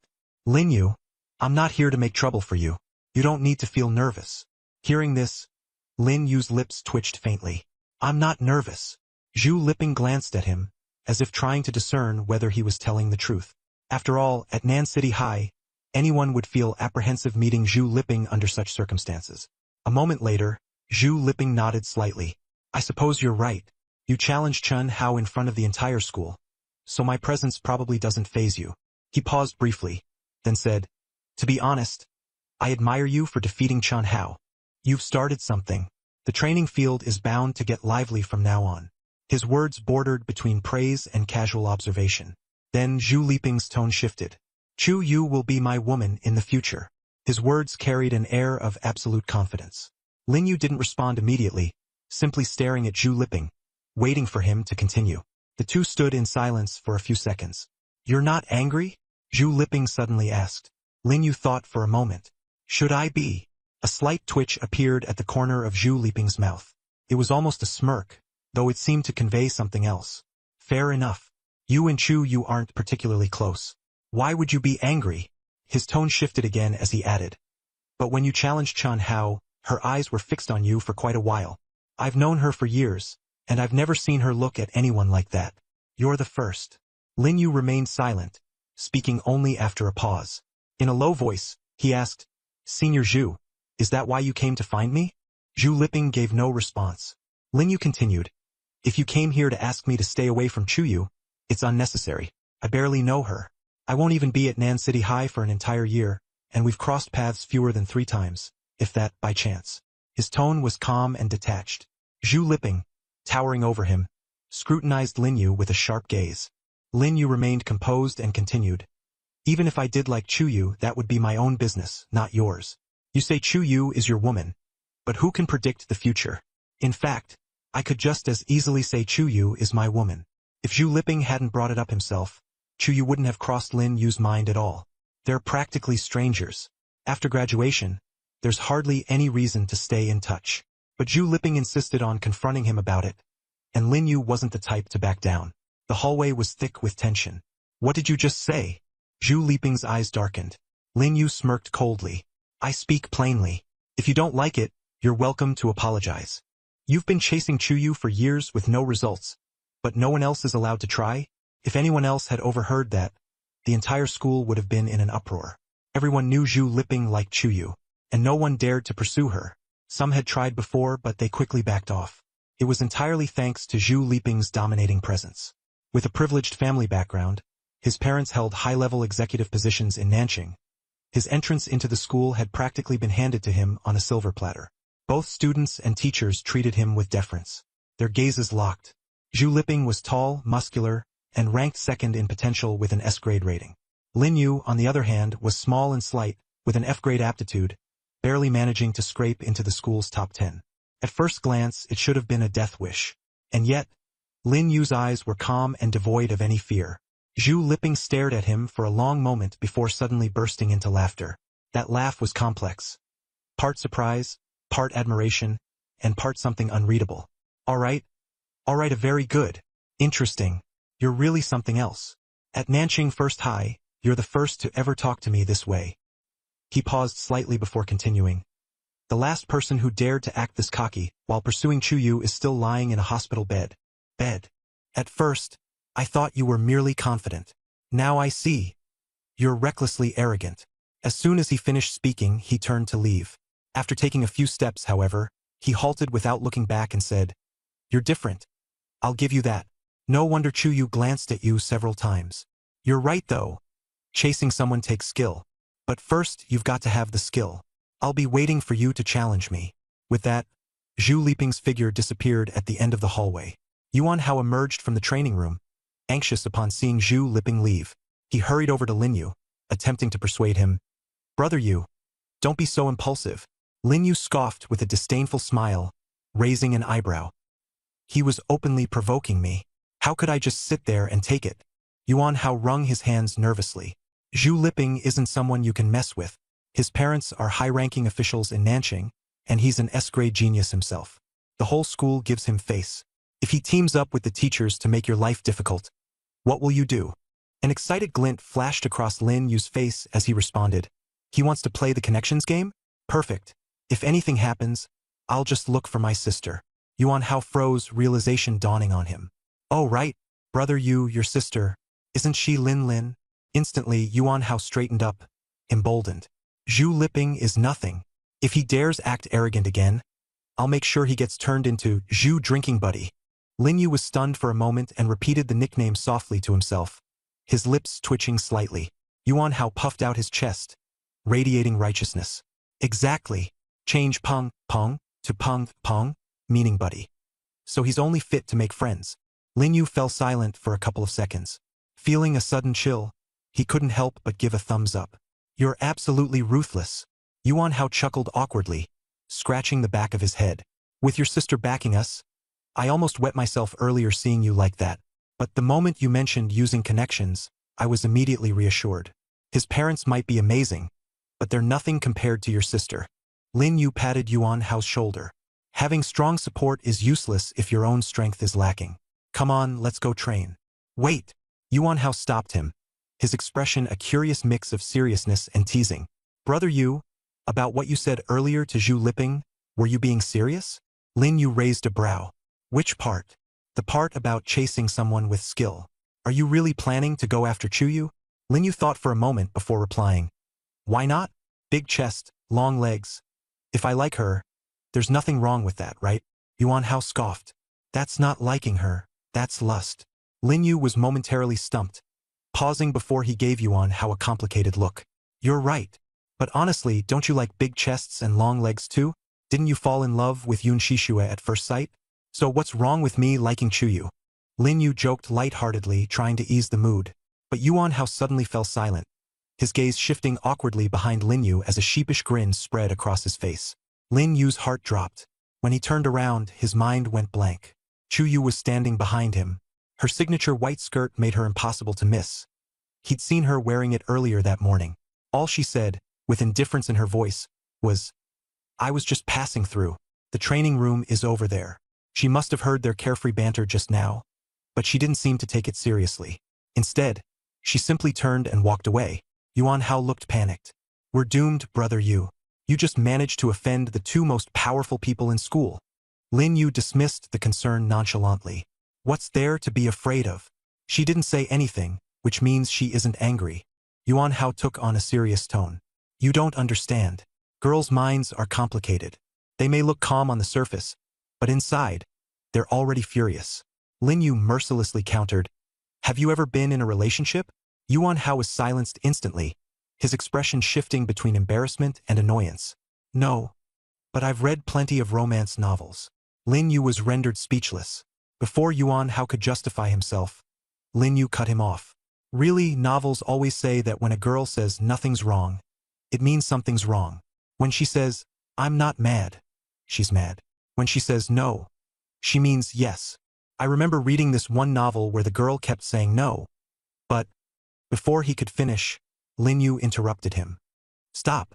Are the novels you're reading even reliable? Quit daydreaming and get to training. Don't you still plan to pursue Yun Shishue? Lin Yu gave Yuan Hao a light smack on the back and dragged him into the training room. What's the most important thing right now? Lin Yu asked. Yuan Hao blurted out. Chasing Chuyu? Lin Yu shot him a glare. No, it's getting stronger. He pulled out the school's issued manual, Basic Blood Energy Guiding Technique, and began practicing. As soon as Lin Yu started, a warm current surged through his body. His muscles relaxed gradually, the soreness and tension disappeared, and he felt an indescribable comfort, better than the satisfaction of flying back home after a long trip. This is what proper cultivation feels like, Lin Yu thought, his emotions a mix of relief and complexity. He understood that this was merely the most basic technique, the Basic Blood Energy Guiding Technique. The sensation would likely be even more remarkable with a more advanced technique. Compared to the excruciating pain of plunging from the 20th floor to be smashed into pieces, this warm flow coursing gently through him was worlds apart. If every training session felt like this, then getting stronger might not seem too difficult. But then, Lin Yu realized a potential drawback. Feeling comfortable also meant slower progress. The techniques that could genuinely boost strength rapidly often came with intense pain and significant risks. He opened his eyes and glanced at his hands. The warm current within him was still flowing, and his blood energy was incrementally increasing. The improvement was minimal, but at least he had taken a step forward. He glanced at the clock. It had only been 30 minutes. In half an hour, his blood energy had barely increased by a fraction. At this rate, even training for over 10 hours a day wouldn't get him anywhere close to becoming a beginner awakener. Achieving prominence in the martial examination with such slight increases in blood energy was laughably impossible. After all, Chu Yu's blood energy was already over 3.0 points, and it would be even higher by the time of the exam. Lin Yu sat silently for a long time. Beside him, Yuan Hao couldn't hold back any longer and exclaimed, "Man, this cultivation is ridiculously slow. Only 0.1 increase in blood energy after 30 minutes? At this speed, how many years would it take to become a beginner awakener?" Yuan Hao was standing on the testing device, staring at the numbers with frustration. "Brother Yu, you're awake? How's your training going?" Lin Yu replied, "About the same, just a 0.1 increase." Yuan Hao stroked his chin, his dissatisfaction evident. Could there be something wrong with the school's guiding technique? Even if we trained 10 hours a day, that would only give us 2 points of blood energy in a day, 60 in a month, and that's being optimistic. It's going to get even slower later on. Lin Yu shook his head. Don't overthink it.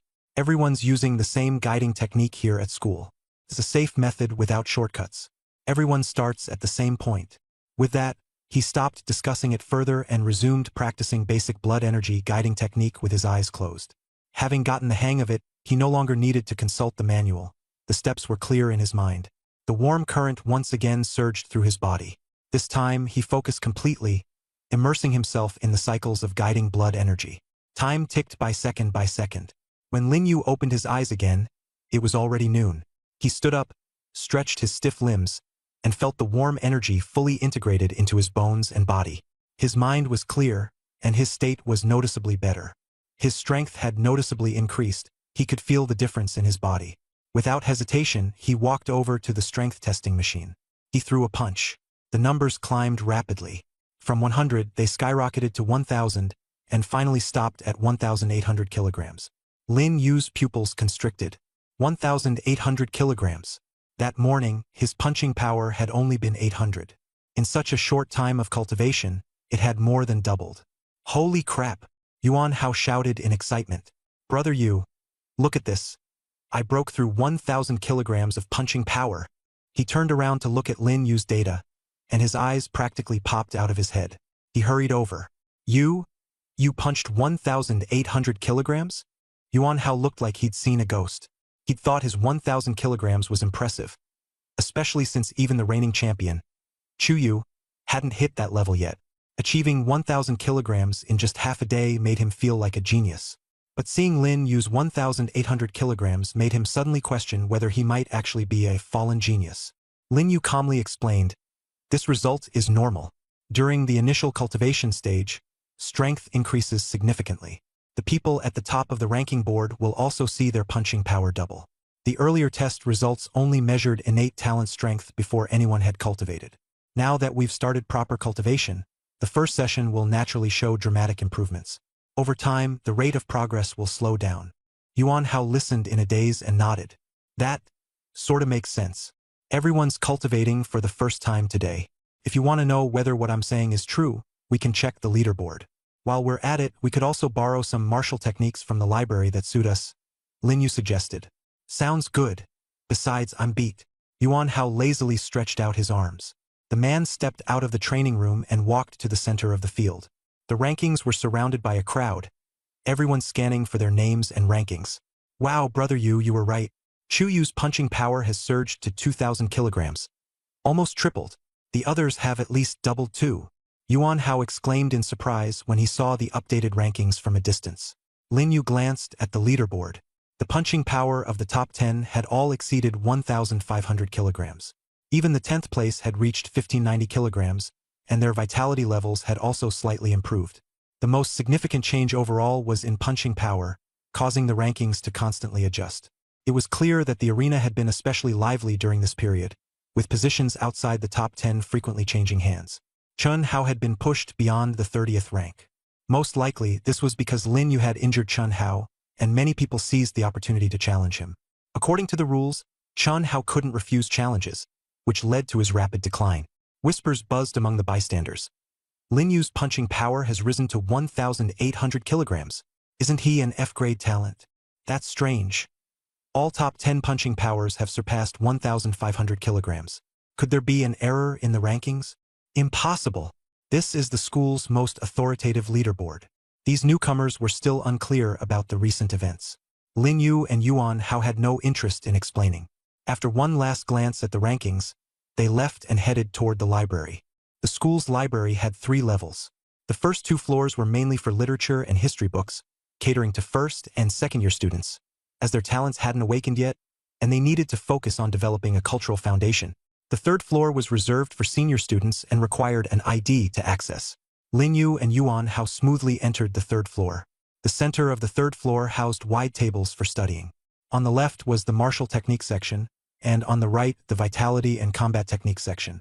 After a while, Yuan Hao picked out a book, Chasing the Sun Sword, a mid-tier yellow-grade technique. Such a grade of martial technique was already considered quite good in the school. Truly top-tier techniques were almost impossible to find in high school. Borrowing one was already a rare privilege. Lin Yu spent some time selecting. He tried considering weapons like swords, knives, bows, and spears but found himself uninterested in all of them. In the end, he settled on 2 books. One was a boxing technique titled 8 Desolate Fists, and the other a vitality cultivation method titled 100 Refinements Vitality Technique, both of which were high-tier yellow grade, slightly better than Yuan Hao's selection. When Yuan Hao noticed Lin Yu holding 2 books, he quickly reminded him, "Brother Yu, the school rules only allow students to borrow 1 martial technique." Lin Yu spread his hands and explained, "That doesn't count as 2 martial techniques. One is a martial technique, and the other is a vitality cultivation method. While the school rules say you can only borrow 1 martial technique, vitality techniques aren't classified as martial techniques." It took Yuan Hao a moment to process this loophole before his eyes lit up. "Brother Yu, I'm going to grab a vitality cultivation method too." He hurriedly selected 2 books, a martial technique and a vitality technique. Lin Yu sighed in exasperation. "You're way too quick." Yuan Hao grinned. "Of course. How can you train well without thinking on your feet? You just opened my eyes. The school never said we couldn't borrow vitality cultivation methods. Look at this high-tier yellow-grade vitality technique I've just grabbed. Such a steal."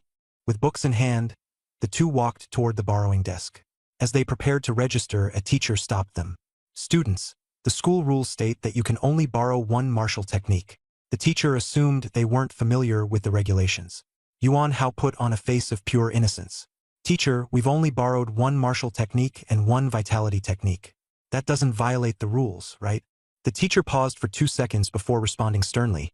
"Strictly speaking, vitality techniques are also part of the martial arts category. They simply focus on a different cultivation method. According to the rules, you still cannot borrow more than 1. Lin Yu's expression turned cold. He retorted unyieldingly, "Rules are rigid, but people are flexible. Besides, we aren't breaking the rules at all." He added curtly, "My name is Lin Yu, and my sister is Lin Lin. If you have any issues, we can discuss them later." With that, he walked off directly, not even bothering to register or care. Seeing this, Yuan Hao quickly followed suit. The teacher was momentarily stunned.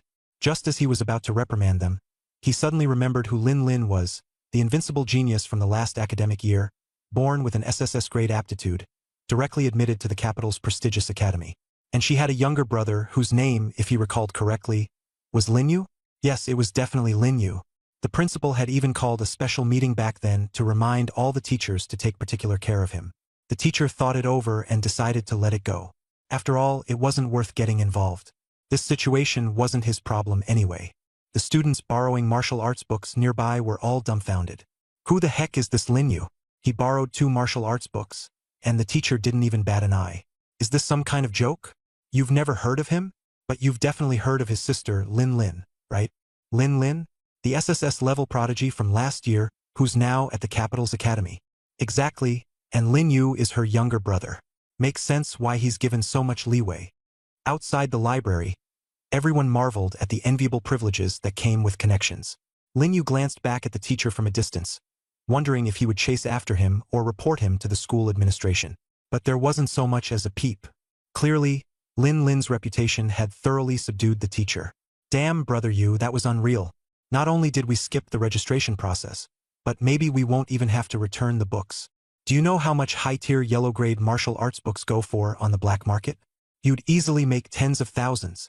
Yuan Hao laughed heartily. Lin Yu glanced back at him. Still planning to keep your place in the school? Stop having twisted ideas. These 2 books are school property.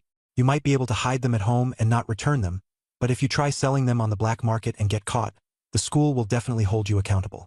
Yuan Hao opened his mouth as if to say something but swallowed his words and forced an awkward smile. I was just joking. Who would really dare to sell them? The 2 continued walking forward. Brother Yu, that move you pulled really worked. As soon as that teacher heard your name, he completely backed down. Lin Yu immediately interrupted. Stop sucking up. I'm not sucking up to you. I'm sucking up to our sister. Yuan Hao grinned. From now on, whenever we're in trouble, we just need to mention Lin Lin's name, and we'll be able to walk around without fear. Even Zhu Liping and Chen Hao, and the teachers as well, will have to give us some respect. Lin Yu stopped walking and looked at him seriously. Do you think you're in a gang or something? Now you want to be the big boss of the school, making even teachers give you face. Yuan Hao scratched his head awkwardly with a forced laugh. It's all just a joke. Who can actually walk around like that? I'd look like a crab. Lin Yu said no more, but a plan had already formed in his mind. The time was almost right. It was about time to seize Chen Hao's talent. At the training ground, Lin Yu had already provoked Chen Hao intensely. He defeated him in front of everyone, causing Chen Hao's potential ranking to plummet from 7th to over 30th. The drastic fall was too significant. Chen Hao was bound to hate Lin Yu to his core, wishing he could kill him. But Chen Hao wouldn't dare act rashly and actually attack him.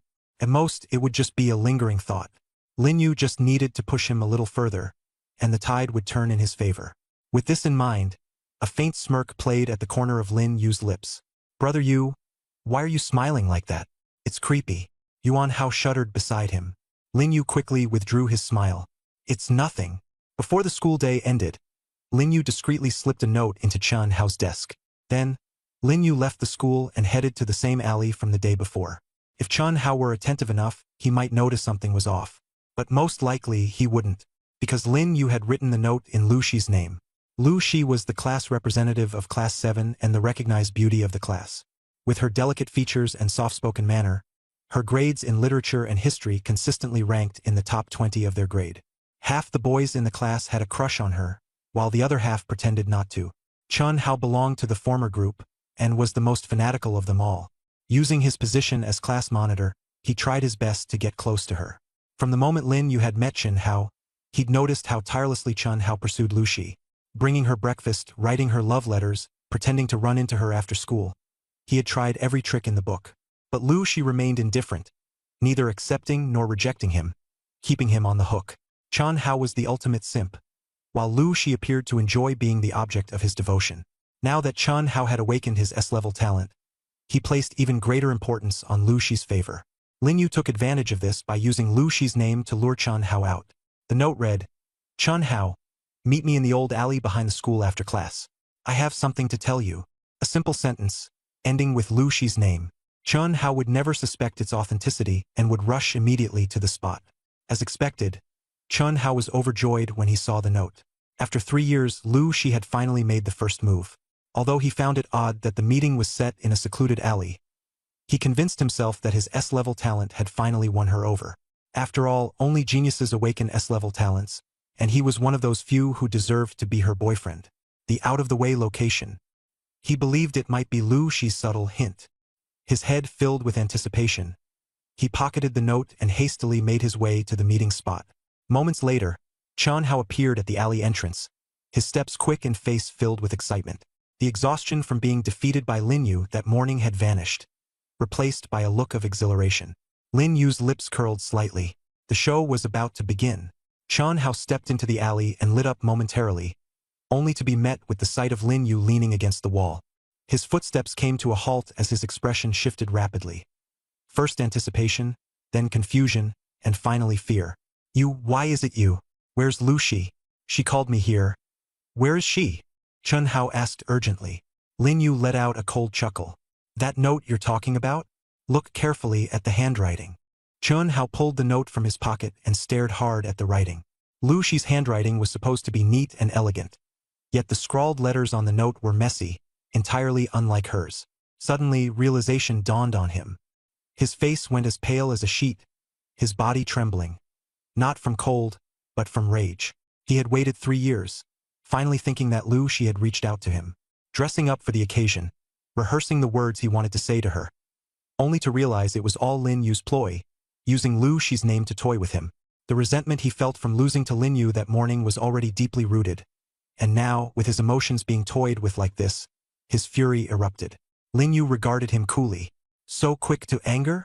Chen Hao said nothing, his eyes reddening, resembling an enraged bull. Lin Yu still had something he wanted to confirm. He asked, "Your talent is the ultimate brain, right?" Chen Hao's face turned an even ghastlier shade of white, and he instinctively stepped back. How do you know that?" His voice trembled even as he blurted out the words. While S-level talents, the detector only revealed that he was S-rank. As for the specifics, only he himself knew. No one else had ever told Lin Yu. So how could Lin Yu possibly know? Noticing Chen Hao's terrified reaction, Lin Yu's smile deepened. The notes were right. I didn't guess wrong. Don't be scared. I'm not here to fight you, Lin Yu added. Then what do you want? Chen Hao retreated even further. When he had first awakened, he'd never taken Lin Yu seriously. But after suffering both defeat and humiliation, he now wanted nothing more than to avoid a direct confrontation. All he wanted was to slowly plot his revenge in the future. Lin Yu said calmly, "I just want to tell you this, your ability. I'll be taking it." Upon hearing this, Chen Hao's pupils shrank sharply. What kind of nonsense is this? My ability? That's impossible. Lin Yu cut him off coldly. I forgot to tell you, my ability is plunder. As long as I kill someone, I can seize their ability. That can't be true. Chen Hao took another step back, trying to convince himself otherwise. Your ability is clearly at the lowest level.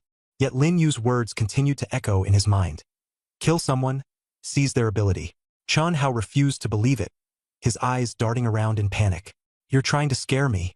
An ability like that has never existed before. Lin Yu said nothing, walking toward him slowly. Stay back. If you come any closer, I'll expose your ability. When that happens, everyone will turn against you. You'll be despised by all. Chen Hao warned as he backed away in alarm. Lin Yu's expression remained calm. Go ahead. It doesn't matter.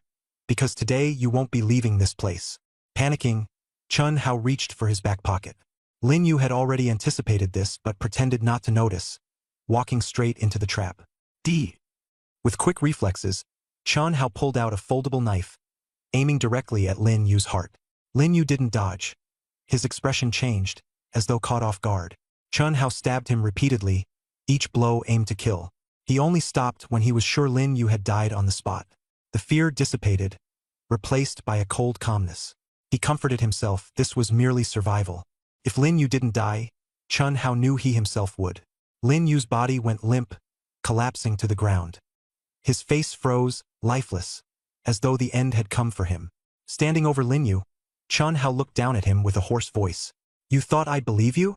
Killing someone to steal their ability? What kind of nonsense is that? Some kind of fantasy novel. Suddenly, Lin Yu's muddled consciousness snapped back to clarity. A cold, robotic voice echoed in his mind. Ability activation. Conceptual immortality. Successful. Resurrecting. Condition restored to pre-death state. Ability activation. Plunder. Successful.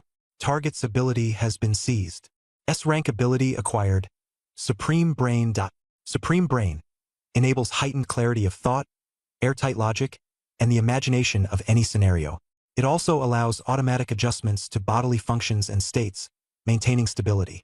In short, it enhanced physical functions, including brain faculties and cultivation speed. Hearing the notification in his mind, Lin Yu confirmed he had successfully taken Chen Hao's S-rank ability. Meanwhile, Chen Hao, still gloating in misplaced triumph, remained oblivious to the fact that his innate talent had completely vanished without a trace of sensation. At that moment, Lin Yu did the unthinkable. He stood back up. Chen Hao's jaw dropped. His eyes nearly popped out of their sockets. You're still alive? Impossible. He had stabbed Lin Yu's heart multiple times. How could he possibly still be breathing? Lin Yu smiled faintly, surprised. Chen Hao's mind went completely blank. Just moments ago, he'd watched blood gush from every stab wound. Yet here Lin Yu was perfectly fine. It defied all reason. I stabbed your heart multiple times. You shouldn't be alive. Chen Hao's voice trembled, his mind reeling, desperately trying to make sense of it all. Lin Yu gazed at him, a fleeting trace of pity flashing in his eyes, but it vanished in an instant. After all, everything that was happening now was merely Chen Hao reaping the consequences of his actions. To Lin Yu, Chen Hao was nothing more than a stepping stone, a minor obstacle that wouldn't hinder him for long. This once exalted S-rank genius was now nothing more than a desperate, stray dog, groveling without an ounce of dignity, clinging to survival. As Lin Yu closed the gap, Chen Hao's expression twisted with ferocity. He lashed out, swinging the knife viciously. If I can kill you once, I can kill you again. Stop pretending to be invincible. This stab aimed directly at Lin Yu's throat, faster and more ruthless than all his previous strikes, with murderous intent fully unleashed. But to Lin Yu, sidestepping the attack took no effort at all. He moved slightly, avoiding the blade with ease. For him, dodging was a simple task. After activating his abilities, his reaction speed had become astonishingly fast. Even a bullet fired from 7 steps away would struggle to reach him. Chen Hao froze in disbelief. He had launched a sneak attack, yet missed entirely. I was going to give you a chance, Lin Yu sneered coldly. But your actions just now? Enough to justify killing you 10 times over. With a flicker of movement, Lin Yu effortlessly snatched the folded knife from Chen Hao's grasp. Chen Hao didn't even have time to react before the weapon was taken from his hand. In truth, Lin Yu had never intended to spare him. His earlier words were only a hollow offer of mercy, an excuse for Chen Hao to grasp at life. But it was Chen Hao himself who had shattered that opportunity. On hearing Lin Yu's words, Chen Hao broke down completely, tears and snot streaming down his face. I was wrong. Lin Yu, I treated you decently before, didn't I? Spare me. I'll give you everything. Didn't you want my talent? I'll give it to you as long as you let me go. Lin Yu's gaze was icy, devoid of anger or pity. Die with clarity. Take a look. Do you still have your talent? Chen Hao tentatively attempted to sense his talent. The very moment he tried, his entire demeanor shifted to utter shock. His talent? Where was his talent? The ability that had once allowed him to analyze an opponent's combat strength, enhance his mental acuity, and boost his physical capabilities, it was gone. It was as though it had never existed at all. Impossible! Chen Hao muttered to himself, repeatedly attempting to sense it with all his might. The veins on his forehead bulged, yet every attempt yielded nothing but emptiness. How could my talent just disappear? But soon, an undeniable reality struck him. His talent hadn't vanished. It had transferred to Lin Yu. Though unwilling to believe it, the truth couldn't be ignored. Lin Yu had used some mysterious method to steal his talent. What did you do to me? Why is my talent gone? Chen Hao grabbed Lin Yu by the collar in fury, his eyes bloodshot. Lin Yu remained expressionless, his tone indifferent. I didn't tell you one thing. My talent doesn't involve killing opponents to take their abilities. Instead, when someone kills me, their talent automatically transfers to me. And yes, Lin Yu continued, you did kill me once. You must be wondering how I managed to come back to life. It's because I'm a dual talent user. My other talent is called conceptual immortality. As long as someone remembers me, I can come back to life no matter how many times I die. You killed me just now, which is why your talent now belongs to me. Chen Hao staggered backwards, his eyes vacant. No, impossible, impossible. Suddenly, he lunged at Lin Yu again, desperately clutching his clothes. Give it back. Give me back my talent. Before he could finish his words, Lin Yu's blade had already pierced his heart. The blade was cold, reeking of blood. Chun Hao's body froze. Looking down, he saw a folding knife buried deep into his chest, blood slowly seeping out. You! He wanted to speak, but the words caught in his throat, escaping only as vague, garbled sounds. His vision blurred. His pupils began to dilate. In his final moments, he came to a horrifying realization. Lin Yu had planned everything from the very beginning. From using Lu Shi's name to lure him out, to provoking him, and then deceiving him into believing talents could be taken, all to force his hand. Every step had been meticulously calculated. Chun Hao's lifeless body slumped to the ground, eyes wide open, filled with indignation even in death. Not only had he lost his talent, but also his life. Why? He used the last of his strength to gasp those 3 words. Lin Yu looked down at him from above, his tone chilling. You're nothing more than a stepping stone on my path to power. Your death was inevitable. Hearing those words, Chun Hao's body lost all traces of life. From the moment Lin Yu revealed his secret, Chun Hao's fate had been sealed. Even though Lin Yu harbored a flicker of hesitation deep inside, only the dead could keep secrets. Yet, killing for the first time weighed heavily on Lin Yu's heart. Despite his mental fortitude, his body betrayed signs of unease. But the corpse couldn't simply be left untouched. The alleyway was far too exposed. It would be discovered sooner or later, inviting unnecessary trouble. What should I do with my first body? Lin Yu pondered over and over. He had envisioned this very moment countless times. The moment he decided to take Chun Hao's talent, he knew it would come to bloodshed. But no amount of planning could prepare him for the disparity between imagination and reality. Outside the alley, occasional footsteps echoed past. Lin Yu stared at his own slightly trembling hands, his heartbeat racing. He hesitated for a long time before finally deciding against moving the body. The alley was too narrow, and attempting to deal with the corpse carried significant risks. If caught, the consequences would outweigh any benefits. He methodically collected the folding knife and any notes or objects that might leave traces, wiping away all evidence of his involvement. Once the task was done, he prepared to leave. Before stepping away, Lin Yu turned back to confirm that no one had noticed anything. The alley was old and secluded, unlikely to draw attention. Even if the body were discovered, most would assume it was the work of the Wuming Palace. After all, killing an S-rank talent holder was no trivial matter. Ordinary people couldn't possibly accomplish such a feat even amidst awakened individuals. It was rare, let alone within the heavily guarded vicinity of South City High School. Wuming Palace, a mysterious and violent organization, specialized in hunting down young prodigies. Every year, an untold number of geniuses met their end at their hands. Though the authorities had long sought to annihilate them, the efforts had proven futile. Multiple specialized divisions were created solely to combat them. For Lin Yu, Wuming Palace served perfectly as a scapegoat. After all, he did have a conflict with Chun Hao earlier that day and even defeated him. Who would believe someone with the lowest rank talent could kill just to steal another's? Back home, Lin Yu immediately laid down, his emotions a convoluted mess. The sensation of taking a life for the first time felt strange, even leading him to muse, maybe after a few more times, I'll get used to it. Pulling out his notebook, a new line of text slowly appeared. You successfully acquired Chun Hao's supreme mind talent and avoided moving the body, shifting suspicion onto Wuming Palace. You thought everything had settled down. The next day, news of Chun Hao's death spread through the school, but you remained unbothered. Until the officials arrived. The body and identification are complete. Their target is you. You have been arrested and imprisoned. Lin Yu abruptly sat up from the bed, his pupils contracting fiercely. The notebook showed no further content. What kind of joke is this? He felt a surge of agitation in his heart. Just moments ago, it had stated successfully shifted blame to the nameless Hall. How could it suddenly pivot to him being targeted by the authorities and arrested? Lin Yu quickly calmed down and began to analyze. The note and folding knife were well hidden, his fingerprints and footprints were cleaned thoroughly, and there were no surveillance cameras or witnesses in the alley. There was no evidence to trace back to him. How could the authorities possibly pin it on him directly? Two possibilities came to mind. Either someone within the authorities had an extraordinary talent or someone was deliberately framing him. Lin Yu leaned toward the second hypothesis. If the authorities truly had such an incredible talent, the nameless Hall would have been eradicated long ago. A name quickly flashed through his mind: Zhu Liping, a child of someone within the authorities, fully capable of framing him. However, based on his instincts during their meeting today, Zhu Liping didn't come across as that kind of petty individual. It was just a suspicion for now. Lin Yu hadn't reached any conclusion. Clutching the notebook tightly, he prepared to search for more clues.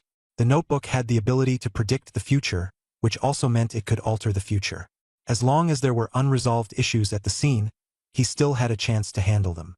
After some contemplation, Lin Yu decided to ask directly, "What do I need to do to avoid being arrested and imprisoned?" Holding his breath, he waited for the notebook's response. Seconds ticked by, and gradually words began to manifest on the pages. "It cannot be changed. Your fate of being arrested and imprisoned has been sealed since this morning. Unless..." Lin Yu's heart sank at the first two sentences. It was maddening. Why tell him its inevitability if he couldn't change it? Pure torment. However, upon seeing the final line, his eyes brightened slightly. "I can give you a hint. Before dawn, kill Zhu Liping, and you can alter your fate. You must act quickly. Take action before sunrise." Lin Yu tossed the notebook aside in frustration, thinking, what kind of absurdity is this? It's simply not realistic. He didn't even know where Zhu Liping lived. Even if Zhu Liping were at school, it wasn't feasible to act recklessly, especially since he always had a group of underlings with him. The only chance would be to lure Zhu Liping out alone. But under whose guise could he invite him? Chu Yu's? Lin Yu figured Zhu Liping wouldn't be foolish enough to come out based on just a mere message. It was too far-fetched. He lay back on his bed, his mind brimming with the only solution the notebook provided. A solution utterly unworkable for him, leaving him frustrated. Could it be that going to school tomorrow meant resigning himself to fate, getting arrested and imprisoned? Unwilling to accept this fate, Lin Yu picked up the notebook again and asked, "How long will I stay in prison?" Yet, a long while passed, and the notebook's pages remained blank. He stared intently at the empty notebook, feeling anxious. Could it be that his earlier act of throwing the notebook had angered it? "Don't mess with me." He inspected the notebook inside and out, finding no damage. The cover remained the same, everything seemed normal, yet it refused to respond. At this moment, the notebook was no different from an ordinary one, completely blank. Lin Yu tentatively asked again, "If I don't go to school tomorrow, will I still be arrested?" Blank. "Where does Zhu Liping live?" Blank. "Besides killing Zhu Liping, is there any other way for me to safely get through tomorrow?" Blank. His heart sank completely.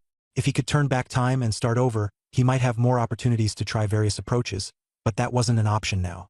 Reclaiming the ability to reverse time became his immediate priority. As for being arrested and imprisoned, after pondering for a long time, he ultimately decided to just let it happen. Yes, being arrested was undoubtedly connected to Zhu Liping. Zhu Liping must have been orchestrating matters behind the scenes. But Lin Yu had no intention of resisting. As long as he denied killing Chun Hao with the lack of sufficient evidence, it should be fine. Having thought it all through, he closed his eyes to rest. There was no point in mulling over it further. The next day, Lin Yu got out of bed on time, went through his morning routine, and left for school. Everything seemed normal. Upon entering the classroom, the atmosphere suddenly felt strange. Yuan Hao squeezed his way through the crowd, his face as pale as if he'd seen a ghost. "Did you hear? Chun Hao is dead." Lin Yu showed no reaction, his brows merely furrowing slightly. "Dead?" "Yeah, his body was discovered last night. The class group chat blew up yesterday." Yuan Hao lowered his voice, unable to conceal his shock. "The body was found near the alley beside the school, stabbed straight in the heart. Killed in one blow." Lin Yu remained silent for a few seconds. "Are they sure it's him?" "Definitely. Even the officials showed up. Haven't you noticed the buzz in the class about it? A newly awakened S-class genius, killed in one strike on his way home from school. Lots of people are saying it was done by the Nameless Hall." "I think that's likely the case too." Yuan Hao nodded. "That being said, we seem pretty lucky not to have drawn the Nameless Hall's attention. I've never heard of them targeting anyone A-class or lower." Before long, Li, the teacher, entered the classroom. Teacher Li, in his 40s, had lost most of his hair. He usually wore a stern expression, but today his demeanor seemed even grimmer. He scanned the classroom and fixed his gaze on Lin Yu. "Lin Yu, step outside for a moment." The classroom instantly fell silent. The news of someone being called out immediately stirred a wave of speculation. Could it be that Lin Yu killed Chun Hao? Someone whispered in suspicion. "Impossible. Lin Yu is just an F-level talent while Chun Hao was S-level. The gap in their strength is too vast. Another person rebutted. But did you see his expression this morning? I heard about Chun Hao's death, and Lin Yu didn't even react, almost as if he already knew. Don't speak nonsense. That's called staying calm. If he had panicked and shouted, that would be suspicious. But he fought with Chun Hao yesterday, and Chun Hao lost. Now Chun Hao's dead the same night. There are just too many coincidences. Sometimes coincidences are inevitable. I think Lin Yu is suspicious. Yuan Hao, angered, cut everyone off. Shut up. Do you have evidence? If not, stop spreading rumors. Lin Yu stood up calmly, following the homeroom teacher out of the classroom. The teacher said nothing, merely leading him in the direction of the principal's office. The door to the principal's office was open. Inside sat 3 individuals. 2 men and 1 woman, dressed in plain clothes, exuded an extraordinary aura. They were all awakened. An elderly man with snowy white hair and piercing hawk-like eyes, a short-haired woman with a sharp appearance casually fiddling with something in her hands, and a middle-aged man engaged in a quiet conversation with the principal. The collective gaze of all 4 turned towards Lin Yu at his arrival. Lin Yu, please take a seat, said Mu Tianzhao, the principal of South City High School. Lin Yu was no stranger to Mu Tianzhao. He had encountered him several times during his enrollment. After sitting, Mu Tianzhao continued, the bureau wants to ask you a few questions. Answer if you can, and if you can't, you're not obligated to respond. Lin Yu's brow furrowed faintly. Just as he expected, the Martial Arts Bureau had intervened. The middle-aged man presented an identification badge. We're from the Martial Arts Bureau. My name is Zhang Rui. These are my colleagues, Zhou Tianshan and Li Wan. Lin Yu nodded. Why are you looking for me? Zhang Rui met Lin Yu's gaze directly. Chun Hao died yesterday. You had a conflict with him in the morning, and by the afternoon he was dead. Based on our investigation, you're currently the prime suspect. Don't be nervous. We've questioned others as well. This is just routine questioning. You're merely one of the individuals being interviewed. Lin Yu was silent for 2 seconds before suddenly smiling. Officer, I'm a widely acknowledged F-level cripple. How could I possibly kill someone with an S-level talent like Chun Hao? This made Zhang Rui and his colleagues momentarily speechless. The elderly man broke the silence. Lin Yu, there's no need to be nervous. We're just here to gather information. Lin Yu sneered coldly. You've already decided I'm the culprit, haven't you? Li Wan interjected unexpectedly. Chun Hao's fingerprints were found on his corpse. Lin Yu's face remained expressionless. What had happened in the alley that night was known only to him. He had cleaned up the scene meticulously, leaving no trace. He was certain of that. Given his intelligence, he knew this better than anyone. Li Wan's eyes locked onto him, attempting to extract a hint of weakness, fear, or panic. But Lin Yu didn't flinch. Zhou Tianshan slowly rose from his seat. Lin Yu, you'll need to come with me to the bureau for further investigation. Lin Yu did not resist, only complying quietly. He knew that without sufficient evidence, he would eventually be released without charge. Resisting would only bring trouble upon himself. The Martial Arts Bureau governed all awakened individuals and handled a wide range of cases. Their power was unmatched. If you were under their scrutiny, there were only 2 options: cooperate or end up in prison. Unless you were overwhelmingly powerful enough that they couldn't suppress you, resistance was tantamount to courting death. Although Lin Yu possessed an undying talent, being taken into custody now was essentially the same as digging his own grave. He understood that he had no other way out. Let's go, Lin Yu said softly, his demeanor calm, though he had long since prepared himself mentally. Zhou Tianshan nodded, his gaze complicated. He had not expected a high school student like Lin Yu to remain so composed, with not the faintest hint of panic. The 4 of them left the principal's office together. In the hallway, the homeroom teacher was already waiting.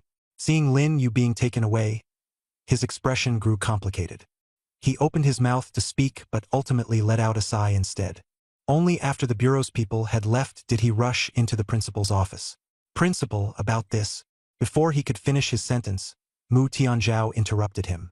I know what you want to say. Leaning back in his chair, Mu Tianzhao massaged his temples. I believe in Lin Yu, but this is beyond our intervention. The homeroom teacher stomped his foot anxiously. That's right, it's beyond us. But someone will ensure that justice is served. Mu Tianzhao's gaze turned deep and contemplative. Who? He pulled out his phone and dialed a number.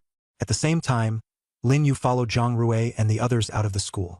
A black car was parked at the main entrance, adorned with an official emblem. Zhang Rui opened the rear door, and Lin Yu stepped inside. Li Wan sat beside him. Zhou Tianshan took the front passenger seat, and Zhang Rui drove. Back in the classroom, Yuan Hao stood by the window, watching Lin Yu being taken away, his expression dark and stormy. He was convinced that Lin Yu couldn't have killed Chen Hao. There had to be some kind of misunderstanding. But inside the classroom, the room was in an uproar. See that? I told you Lin Yu was suspicious all along. That's the Martial Arts Bureau's car. They came all the way here to arrest him personally. It's not a simple case. A thin-faced boy with sharp features exclaimed excitedly, as though his previous suspicions had been completely validated. Stop talking nonsense. The quiet girl with glasses next to him rolled her eyes. Lin Yu just defeated Chen Hao yesterday. Why would he have any reason to kill him? Who can say for sure? Anyway, he's the prime suspect. That's why the bureau stepped in. Another boy shook his head. But Lin Yu is only F rank. How could he possibly kill someone like Chen Hao, who's S rank? Don't forget, yesterday morning, Lin Yu, an F rank, unexpectedly managed to beat Chen Hao. No one saw it coming. The classroom buzzed with spirited discussions one after another. Yuan Hao, unable to hold it in any longer, slammed his fist onto the desk with a loud bang. Everyone shut up. The deafening sound instantly silenced the room. Yuan Hao swept his cold gaze across everyone. Lin Yu is my brother. Say another word, and I won't let it slide. The sharp-featured boy looked down, shrinking back. He knew someone like Yuan Hao with his A-rank talent wasn't someone you messed with.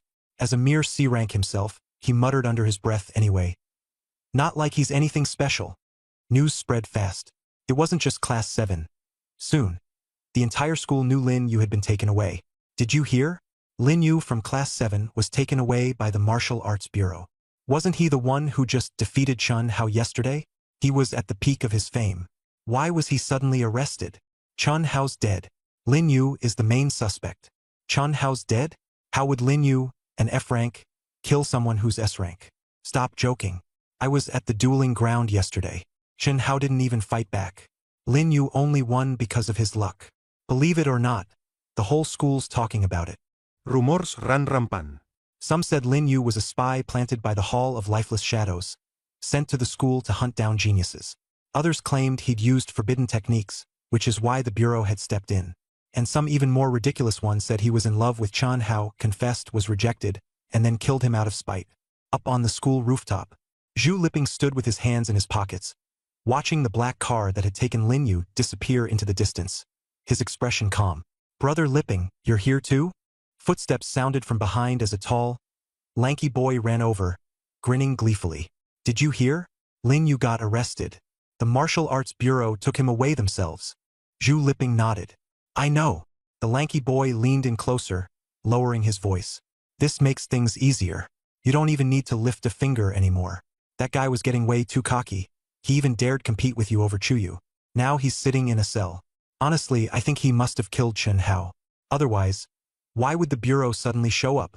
Zhu Liping turned to glance at the boy. His lips curled into a faint smile, but he said nothing. The lanky boy seemed to suddenly understand something but didn't voice it aloud. Instead, he awkwardly chuckled on the side. Well, Lin Yu definitely had it coming this time. Zhu Liping's gaze lingered on the direction the black car had vanished, and he muttered softly to himself. Lin Yu? Oh Lin Yu, you really think that just because you defeated Chen Hao, you're invincible now? You're not even worthy of facing me directly. Meanwhile, at the training hall, Chuyu stood by the window, silently watching as the black car disappeared into the distance. She remained quiet for a long time. Ouyang Qin stood beside her, a gossipy look in her eyes. You, the car's long gone. You're not seriously interested in that Lin Yu, are you? Chuyu replied calmly. I don't think he's the type to act recklessly. Ouyang Qin seemed to catch on and tentatively asked. So, you think Lin Yu might have been framed? Chuyu said nothing. Now that you mention it, that could make sense. Ouyang Qin continued. Lin Yu just defeated Chen Hao yesterday, climbed to 7th on the potential rankings, and even got his own private training room. By all logic, he should be riding high now. Why would he suddenly kill someone? Unless it's Brother Liping? She trailed off mid-sentence, her face changing color as if she'd realized something. Everything pointed to that one possibility. Chuyu turned to look at her. Stop overthinking it. Focus on your training. Ouyang Qin stayed rooted in place, increasingly uncertain about Chu Yu's thoughts. She had clearly stared after that car for so long, only to act indifferent the next moment. At this point, Lin Yu sat in the black car. He wasn't sure how much time had passed when the car finally came to a stop. He followed the 3 escorts into a gray building. He didn't look at all like a prisoner, more like a free man. If he wanted to escape, he could at any moment. But whether he'd actually get away was another matter. The 3 men surrounding him were relaxed, clearly unafraid of him fleeing. Lin Yu had no intention to escape anyway. He didn't believe the Martial Arts Bureau had any real evidence to convict him of killing Chen Hao. If they did, he would have been formally arrested already, not just brought in for questioning like he was now. Thinking back to the clues he found in his notebook last night, Lin Yu suspected Zhu Liping was pulling the strings behind the scenes all along. After all, Zhu Liping's parents were influential figures in the southern city government. Lin Yu was led to the 3rd floor.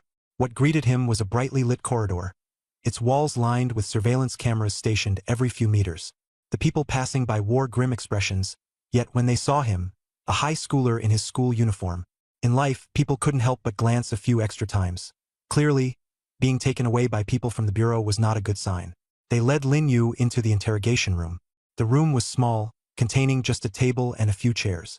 On the wall hung a one-way mirror, and the bright lighting was harsh. "Sit."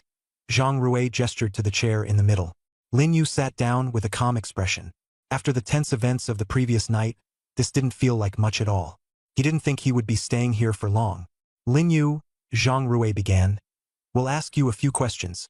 You have the right not to answer, but every word you say will serve as evidence." Lin Yu nodded lightly. "Ask away. Where were you between 7 and 11 last night?" "At home," Lin Yu replied flatly. "I went home after school, had dinner, and rested in my room." "Can anyone confirm that?" "My parents can." Zhang Rui shook his head. "Your parents would cover for you. Is there any other evidence?" "There isn't," Lin Yu answered honestly. After a few seconds of silence, Zhou Tianshan interjected. "Lin Yu, what's your relationship with Chen Hao like?" "It was fine before. He's the class monitor. We didn't have issues getting along. But after he awakened his S-level talent, we didn't really interact much," Lin Yu said plainly, leaving his words vague. In truth, Lin Yu and Chen Hao had little interaction even before that. At best, Chen Hao knew his sister was Lin Lin, so he often tried to curry favor with him. But after Chen Hao awakened an S-level talent, his attitude became arrogant, disregarding Lin Yu entirely. "Why did it become that way?" Zhou Tianshan asked, frowning. Lin Yu answered indifferently, "No reason. Our paths are different. I didn't want to bother." Zhou Tianshan was about to press further when Li Wan beside him suddenly spoke up. "Lin Yu, stop trying to dodge the truth. We found hair belonging to you on Chen Hao's body. You're the one who killed him." Lin Yu couldn't help but laugh upon hearing this. "Miss, that's too ridiculous." He had heard this line before. It was such a cliché tactic to try and catch him off guard. But Lin Yu was confident. There was no way there were any traces of him on Chen Hao's body or at the scene. Thanks to the enhancement of his S-level ability, no evidence could be left behind. Li Wan's face darkened slightly. She hadn't expected a mere high school student to maintain such composure in the interrogation room, even mocking her in return. She wanted to argue back, but no words came to her. Though she was only in her early 30s, among the younger generation at the bureau, hearing Lin Yu refer to her as Miss somehow seemed fitting. Zhou Tianshan raised his hand to interrupt. "That's enough, Wanner. If you keep this up, leave the room." Li Wan gave a dismissive huff. Zhou Tianshan turned back to Lin Yu, his gaze scrutinizing. "Lin Yu, you're very calm. The average high school student would have been panicked coming to a place like this. From start to finish, you've been composed. I'll give you that." Lin Yu replied calmly, "I'm not an average high schooler. I'm an awakener." Zhou Tianshan nodded slightly, then continued, "Do you know why Chen Hao was killed?" Lin Yu shook his head. "I don't know. We have a preliminary suspicion. It was done by the Hall of Lifelessness. They specialize in hunting high-talent awakeners. Chen Hao, being S-level, though he hadn't fully developed, was a prime target." Zhou Tianshan spoke with a cold tone. Lin Yu's expression remained unchanged, but inwardly, he breathed a sigh of relief. The Bureau was already beginning to investigate the Hall of Lifelessness. "That's all for today. Until we identify the suspect, you'll stay here for the time being," Zhou Tianshan said as he stood, his tone neutral. Lin Yu frowned. "Can I make a phone call?" Li Wan sneered from the side. "Do you know where you are? You think you can just make calls here? Lin Yu stayed calmly indifferent, unfazed by the pressure exerted by the three of them. He was confident the bureau wouldn't hold him for long. As soon as his sister found out, this detention wouldn't amount to much. Although he disliked troubling his sister, there were always those seeking to exploit his connection to Lin Lin to make things difficult for him. Just as the three were preparing to leave, a middle-aged man in a sleek suit stepped into the room. How's it going? Has he confessed yet? Lin Yu glanced at the man. He looked neatly polished, with perfectly combed hair and an air of confident arrogance. He clearly wasn't just an ordinary member of the bureau. He seemed much more likely to be a high-ranking official. No solid evidence yet, we're still investigating, Zhou Tianshan replied flatly. The middle-aged man entered the interrogation room, swept a glance over Lin Yu, and curled his lips into a faint smirk. So this is Lin Yu? Looks pretty ordinary to me. Director Zhu, you came in person? Zhang Rui's attitude noticeably softened. The discrepancy in their rankings was hard to ignore. The words Director Zhu made Lin Yu's pupils contract slightly. As he'd suspected, everything clicked into place. Director Zhu smiled. Just swung by to take a look. An S-level awakener died. Leadership takes it seriously. He stepped closer to Lin Yu, towering over him. His eyes filled with scrutiny, disdain, and even a tinge of amusement. Director Zhu shook his head. Now that he's here, the Martial Arts Bureau, very few managed to leave unscathed. After speaking, he turned around and walked toward the door. Just as he reached the doorway, he suddenly stopped and commanded without looking back. Captain Zhou, this matter is of great importance to those above. Use any method necessary, but give me results within 3 days. An S-level genius has died just like that. It cannot be left unresolved. By any means necessary. His voice rose, carrying an undeniable weight of authority. The words carried a veiled implication, deep and layered. Lin Yu leaned back in his chair, fully aware of one thing. Zhu Liping had indeed made his move. By leveraging his parents' connections in the political field, Zhu had manipulated things behind the scenes. Otherwise, the Martial Arts Bureau wouldn't be narrowing their focus on a mere student like himself. A faint smile played on Lin Yu's lips.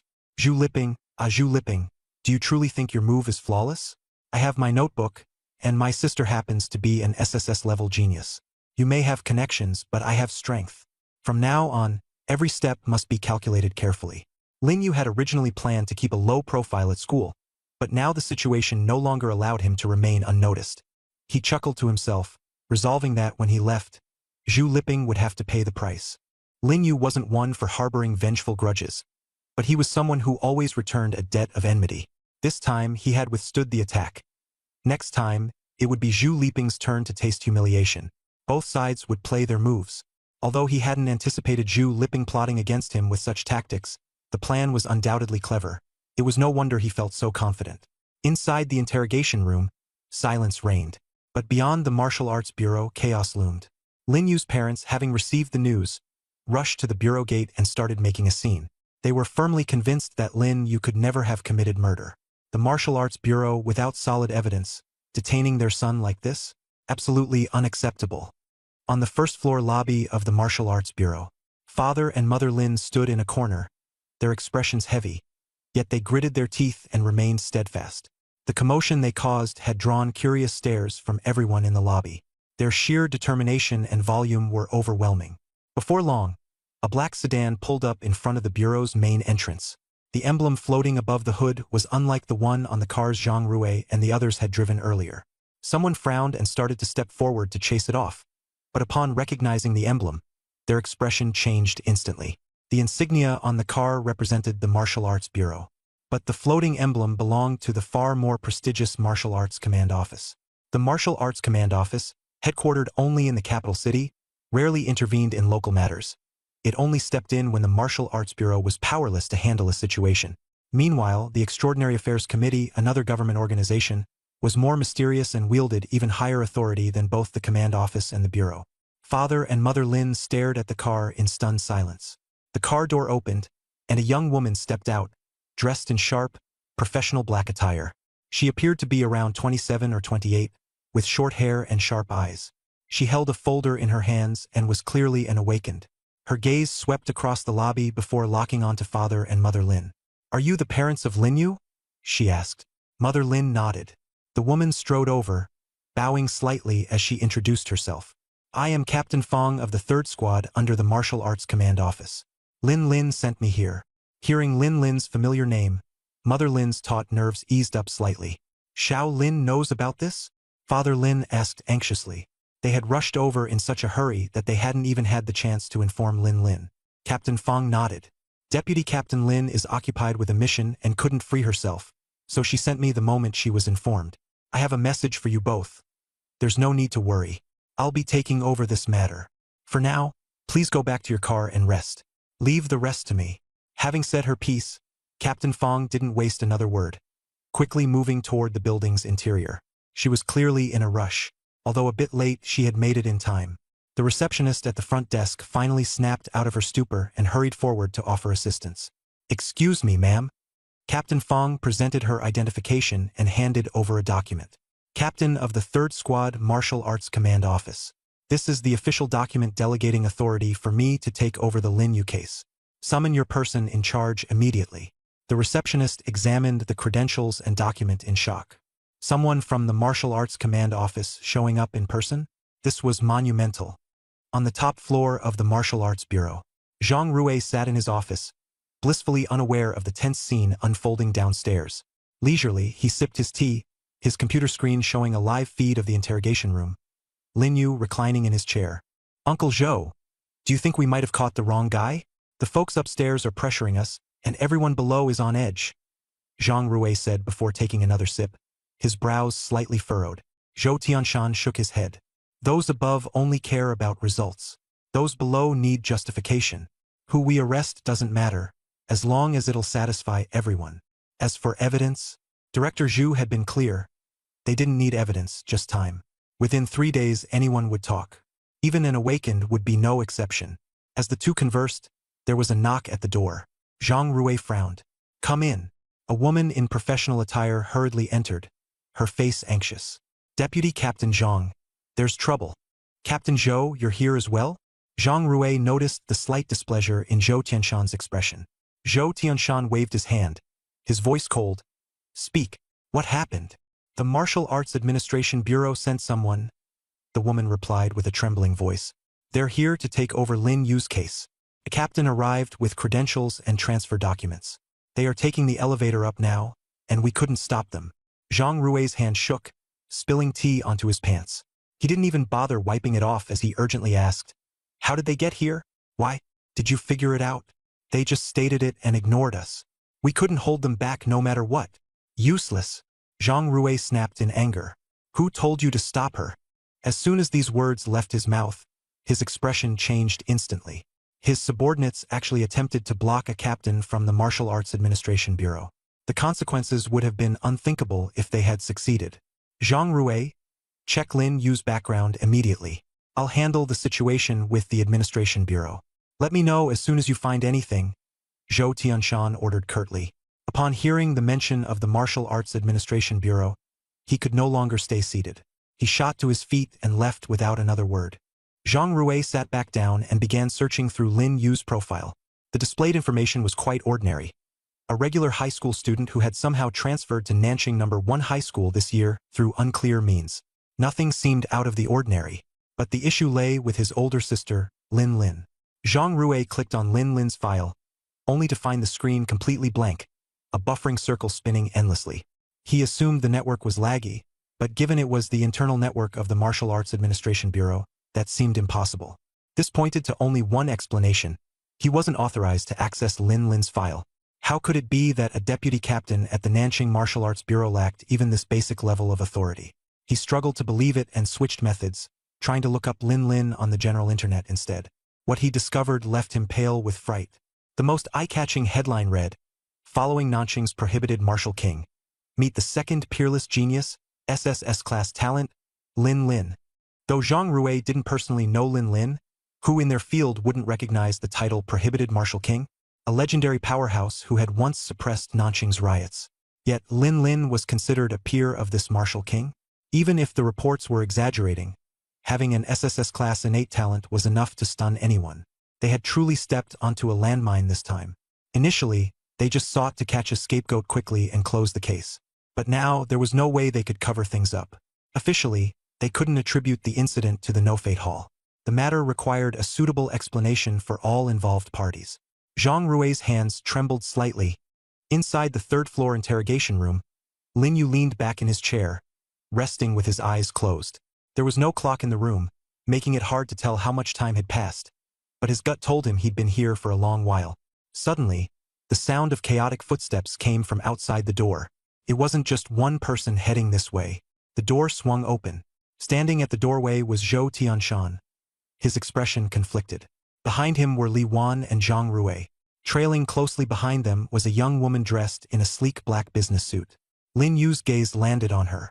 They had never met before, but her presence was extraordinary. Her beauty wasn't the vibrant radiance of youth, but rather the composed elegance of maturity. She embodied the essence of the term graceful woman, a figure that seemed tailor-made for the words, and her aura was anything but that of an ordinary person. Lin Yu, Zhou Tianshan rasped, his voice hoarse. You're free to go now. Before he could finish his sentence, the young woman in black had already stepped into the room. Come with me. I'm from the Martial Arts Administration Bureau. My surname is Fong. You can call me Sister Fong. Your sister sent me to fetch you. Fong, the captain, said with an unruffled smile. My sister, Lin Yu murmured without surprise. He had expected Lin Lin to intervene at some point. He gave Captain Fong a small smile. I can't go. My body and spirit have been wounded. It's my first time being taken to a place like this. I don't think I can bear to face my classmates after leaving here, Lin Yu replied, leaning back even further in his chair. He clearly had no intention of moving. The interrogation room fell into complete silence. Zhou Tianshan's face grew stiff. In his years as a captain of the Martial Arts Administration Bureau, he'd seen detainees cry with gratitude upon release. Others cursed them for injustice, but never before had anyone outright refused to leave, let alone made themselves so blatantly at home. This was outright defiance. Though irritated, there was nothing he could do. After all, the boy was backed by the Martial Arts Bureau. Li Wan, standing off to the side, twitched at the corners of her mouth. She glanced at Zhang Rui, noticing that the deputy captain's expression was no less sour than Zhou Tianshan's. Zhang Rui was completely stupefied. On the way here, he had been strategizing ways to apologize, to manage reparations, to mitigate the fallout. Instead, the kid wouldn't even leave, let alone demand compensation. He just claimed he'd been emotionally damaged. Now it was Zhang Rui's turn to endure mental anguish. Emotional wounds? Captain Fong pulled over a chair with a smile and sat down. All right then, tell me, what kind of compensation do you want? Lin Yu opened his eyes and shot her a fleeting glance. This Sister Fong, he thought, was surprisingly direct. Considering she represented the Martial Arts Bureau and had been sent by his sister Lin Lin, of course she would be inclined to side with him. Sister Fong, right? Lin Yu straightened up slightly, still showing no intention of standing. Your bureau is supposed to uphold justice and fairness in law enforcement. Isn't that true? Captain Fong nodded. Of course. Good, Lin Yu replied, raising a finger. First of all, I was just starting school when your people interrogated me and then took me to this place. Before he could elaborate much further, Captain Fong cut to the chase. Enough, Lin Yu. Just tell me exactly what you want. Once a prodigy, she has now reached the level of an intermediate awakener, and her combat prowess is in a league of its own. With Lin Yu's sister being such a formidable figure, coupled with Captain Fong, who was backing Lin Yu, the situation was extremely unfavorable for him. All right, I agree, Zhou Tianshan replied, gritting his teeth. Hearing this, Lin Yu flashed a satisfied smile. He leaned back in his chair, crossed his legs, and raised an eyebrow lazily. That's the spirit. With the matter resolved smoothly, everyone's in a good mood. Captain Fong gave him a slight nod of approval, clearly very pleased with Lin Yu's performance. Zhou Tianshan's face remained grim, but he had no choice but to swallow his anger. He clenched his teeth and committed every single word of those conditions to memory. Then, Lin Yu clapped his hands and stood up. Since we've reached an agreement, I won't keep you any longer, he said, flashing a faint smile. I look forward to you fulfilling your promise as soon as possible. Zhou Tianshan nodded politely, but inside he felt deeply resentful. Lin Yu turned and walked away, his posture upright and composed. His stride was steady, exuding a certain fearless calm. For a high school student, this demeanor carried a confidence that was impossible to ignore. Captain Zhou, Captain Fong suddenly interjected. Remember, Lin Yu isn't just an ordinary student. He's Lin Lin's younger brother.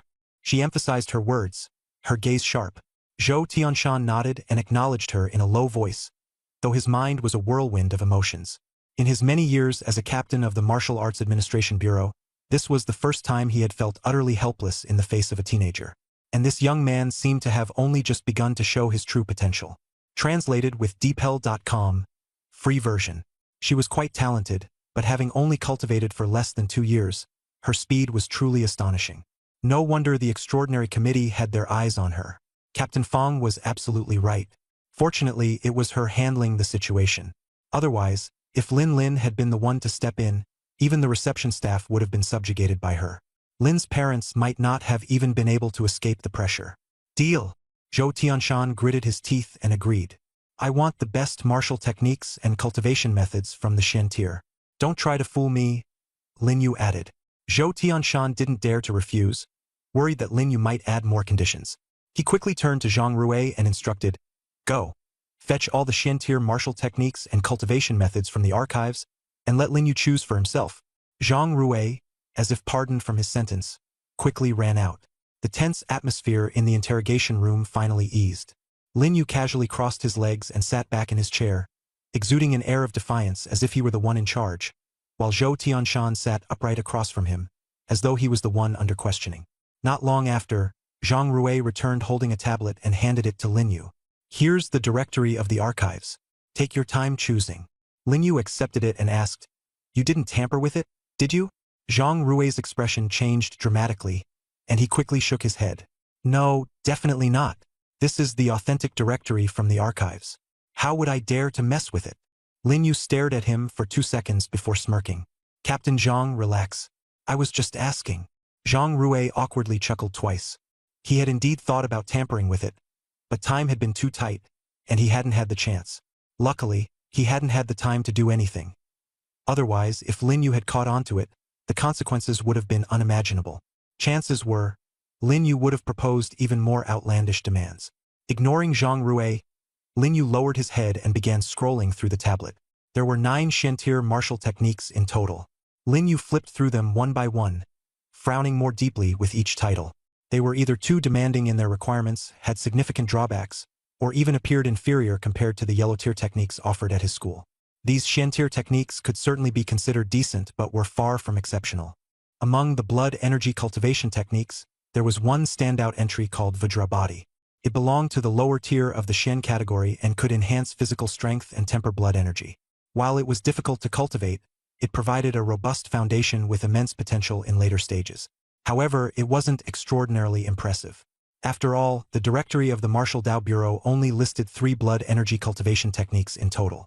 High-quality Shen tier blood energy techniques were exceedingly rare, and the other 2 weren't suitable for Lin Yu. In the end, Lin Yu chose a mid-tier Shen martial technique called Collapse Fist.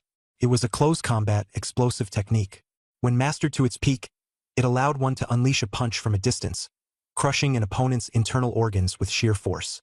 Its power was staggering, but its cultivation required exceptional control over blood energy, making it several times more challenging than other techniques of the same tier. However, its destructive capability was top-notch. He figured this was the perfect time to return the blood energy cultivation technique he had borrowed from school.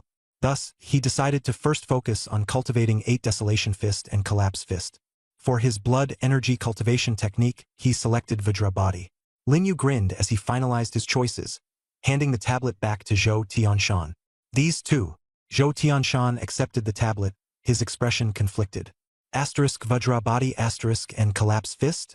Both of these are notoriously difficult to train in. Are you sure? Either one of them being taken out of their archives was painful enough. Lin Yu nodded. I'm sure. Looking at Lin Yu's determined expression, Zhou Tianshan sighed deeply. Fine. These 2, along with the villa and apology letter you requested earlier, will be delivered to you within 3 days. Lin Yu stood up and brushed off his clothes. While the interrogation room was spotless, his gesture carried another layer of meaning. Captain Zhou, thank you. Consider this matter resolved. He left with a smile, pushing the door open, with Captain Fong closely following behind. The hallway was silent, with only their footsteps echoing softly. Captain Fong glanced at Lin Yu, sensing that this young man wasn't ordinary. In the interrogation room, Lin Yu had been in control from start to finish, deftly manipulating the Martial Dao Bureau's personnel. Though she understood that in part this was thanks to her presence and the deterrent value it provided, she wasn't upset. Instead, she admired the young man's composure and wit, truly deserving of being Lin Lin's younger brother. She thought to herself that although Lin Yu had just awakened his ability, with his exact level of talent still unknown, it wouldn't be far off from Lin Lin's.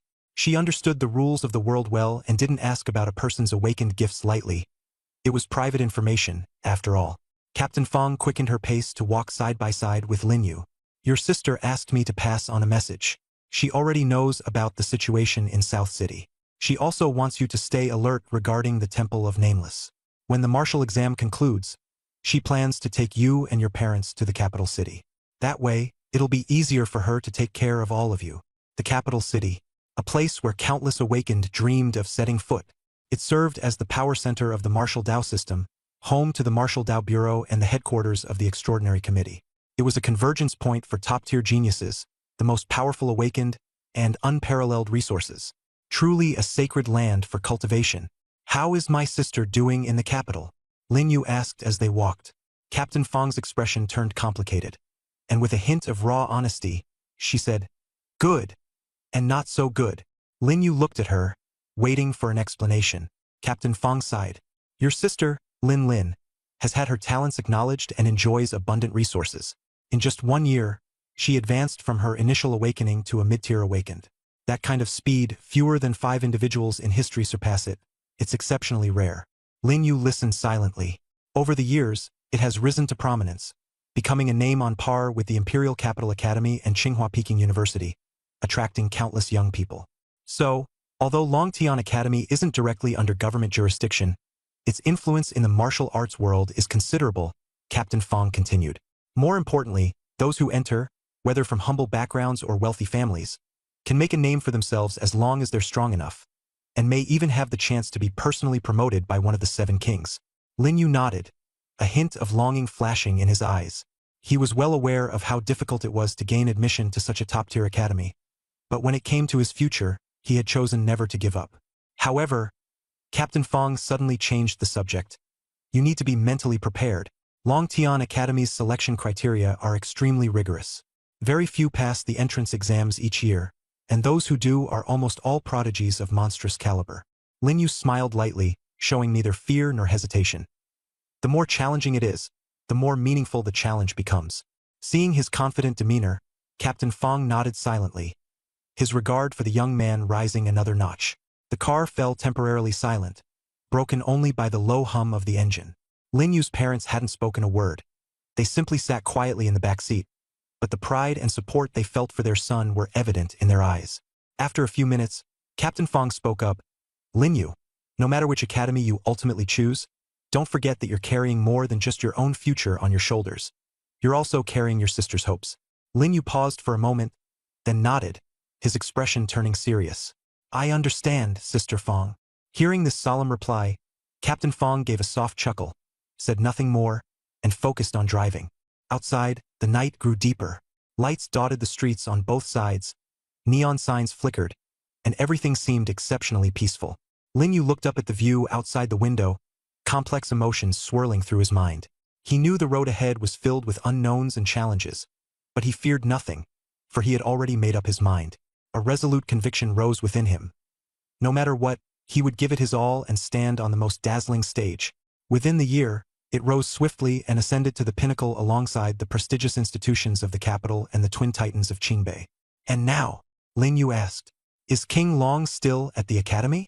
Captain Fong shook his head and said, 5 years ago, King Long stepped down as principal and left the capital, claiming he was going into seclusion to break through to the next level.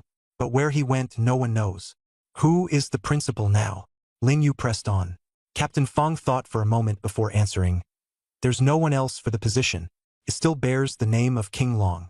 The vice principal is serving as the acting principal for now. He was King Long's most outstanding disciple back in the day and is close to achieving the title of king himself. His strength is in no way inferior to King Long's. After speaking, Captain Fong smiled faintly. If you want to understand more about Longtian Academy, why don't you get in yourself and see firsthand? I'm not a student, after all, Lin Yu replied. What I've heard is all scattered bits and pieces. To truly understand, I'd need to experience it in person. Lin Yu nodded, a plan already forming in his mind. The car came to a stop in front of their home. As Lin Yu and his parents exited the car, his mother glanced toward Captain Fong, and his father stepped forward solemnly, bowing deeply. Captain Fong, we're deeply indebted to you today. Captain Fong quickly supported Lin's father upright. Uncle Lin, no need to be so formal. It's simply my duty. Lin's father straightened up, his voice heavy with sincerity. If it weren't for you, who knows how much suffering our Xiao Yu might have endured today. We're not people of great power or wealth, so this kindness will forever be remembered. You're too kind. Captain Fong waved a hand dismissively. If I hadn't come, Lin would have found someone else to handle things. Besides, your son Lin Yu held his own in there. I was merely present for appearance's sake. If there's anyone to thank, it should be your daughter, Lin. When Lin was mentioned, Lin's mother's tense expression softened slightly. The thought of her sensible daughter, who had grown into someone capable and accomplished, was indeed a source of comfort. Captain Fong, still, we owe you thanks, Lin Yu said, looking at Fong Xian. Fong Xian waved it off without hesitation. Not at all. If Martial Bureau matters come up later, just get in touch with me. I'll be stationed in South City for a while. She handed Lin Yu a simple business card, white with black text, bearing only her name and contact information. Looking down at the card, Lin Yu finally learned Captain Fong's name, Fong Xian. The card was plain, but the authority behind her position was immense. Captain of the 3rd Squad under the Bureau of Martial Affairs. This wasn't just a title. It was a testament to her formidable strength. People from the South City Bureau treated her with exceptional courtesy. Even Zhou Tianshan dared not object to her seemingly unreasonable demands. Fong Xian. Lin Yu murmured the name, nodding. I'll remember this. Fong Xian smiled. No need for formalities. Go upstairs. Your parents were shaken today. Rest early and head back to school as usual tomorrow. Only after Lin Yu's parents went inside did Fong Xian drive away. This world was far more complex than Lin Yu had imagined. What he had known before was merely the tip of the iceberg. If it weren't for his connection to Lin, he wouldn't have been able to extricate himself from the grip of the Martial Bureau. That man Zhu Liping alone could have kept him trapped forever. Even with his notebook that foretold the future, it would have made no difference. The notebook could reveal future events, but it wasn't a master key to every door. Once a door was opened, how far one could go depended entirely on one's strength and qualifications. When he was locked in the interrogation room, Zhou Tianshan and Zhang Rui had taken turns questioning him. At first, Lin Yu thought it was just routine, but as soon as Director Zhu appeared, everything changed. Someone was pulling the strings from behind the scenes. Even without evidence, evidence could be fabricated out of thin air. Without testimony, testimony could be manufactured. Back home, Lin's mother quickly headed to the kitchen to make noodles to ease her nerves, while Lin's father sat on the couch, newspaper in hand, though his eyes never left Lin Yu. Dad, if you have questions, just ask. Stop staring at me. Lin Yu, knowing his father had something on his mind, didn't rush to his room. After a moment's silence, Lin's father asked, "Why did people from the Martial Bureau arrest you?" "Someone accused me of killing an awakened," Lin Yu answered bluntly. "It was fake, of course. I didn't kill anyone. I just happened to cross a big shot at school." He deliberately emphasized the term big shot. Who would be that spiteful? Lin's father frowned. Lin Yu smirked faintly. "Mom, Dad, don't worry about it. Life isn't always smooth sailing. Those people at school just don't like me and made trouble on purpose. But it's all right now. I'll take care of things myself." His eyes turned sharply steely as he spoke. Lin's father said no more. "We can't help you with matters of cultivation, but if anything happens, make sure to contact Captain Fong. If that doesn't work, go to your sister. Don't hide things if you're in danger. You haven't taken on the family's burdens yet." Lin Yu nodded. "Got it, Dad. If the sky ever falls, my sister can hold it up first." At the mention of Lin's father's expression softened noticeably. To them, Lin, with her impressive capabilities, could ensure that their son wouldn't suffer any great loss. After finishing the noodles his mother made, Lin Yu lingered to chat with his parents for a bit before retreating to his room. Once the door closed, the entire world fell silent. Today's events had made him fully realize the harshness of the world.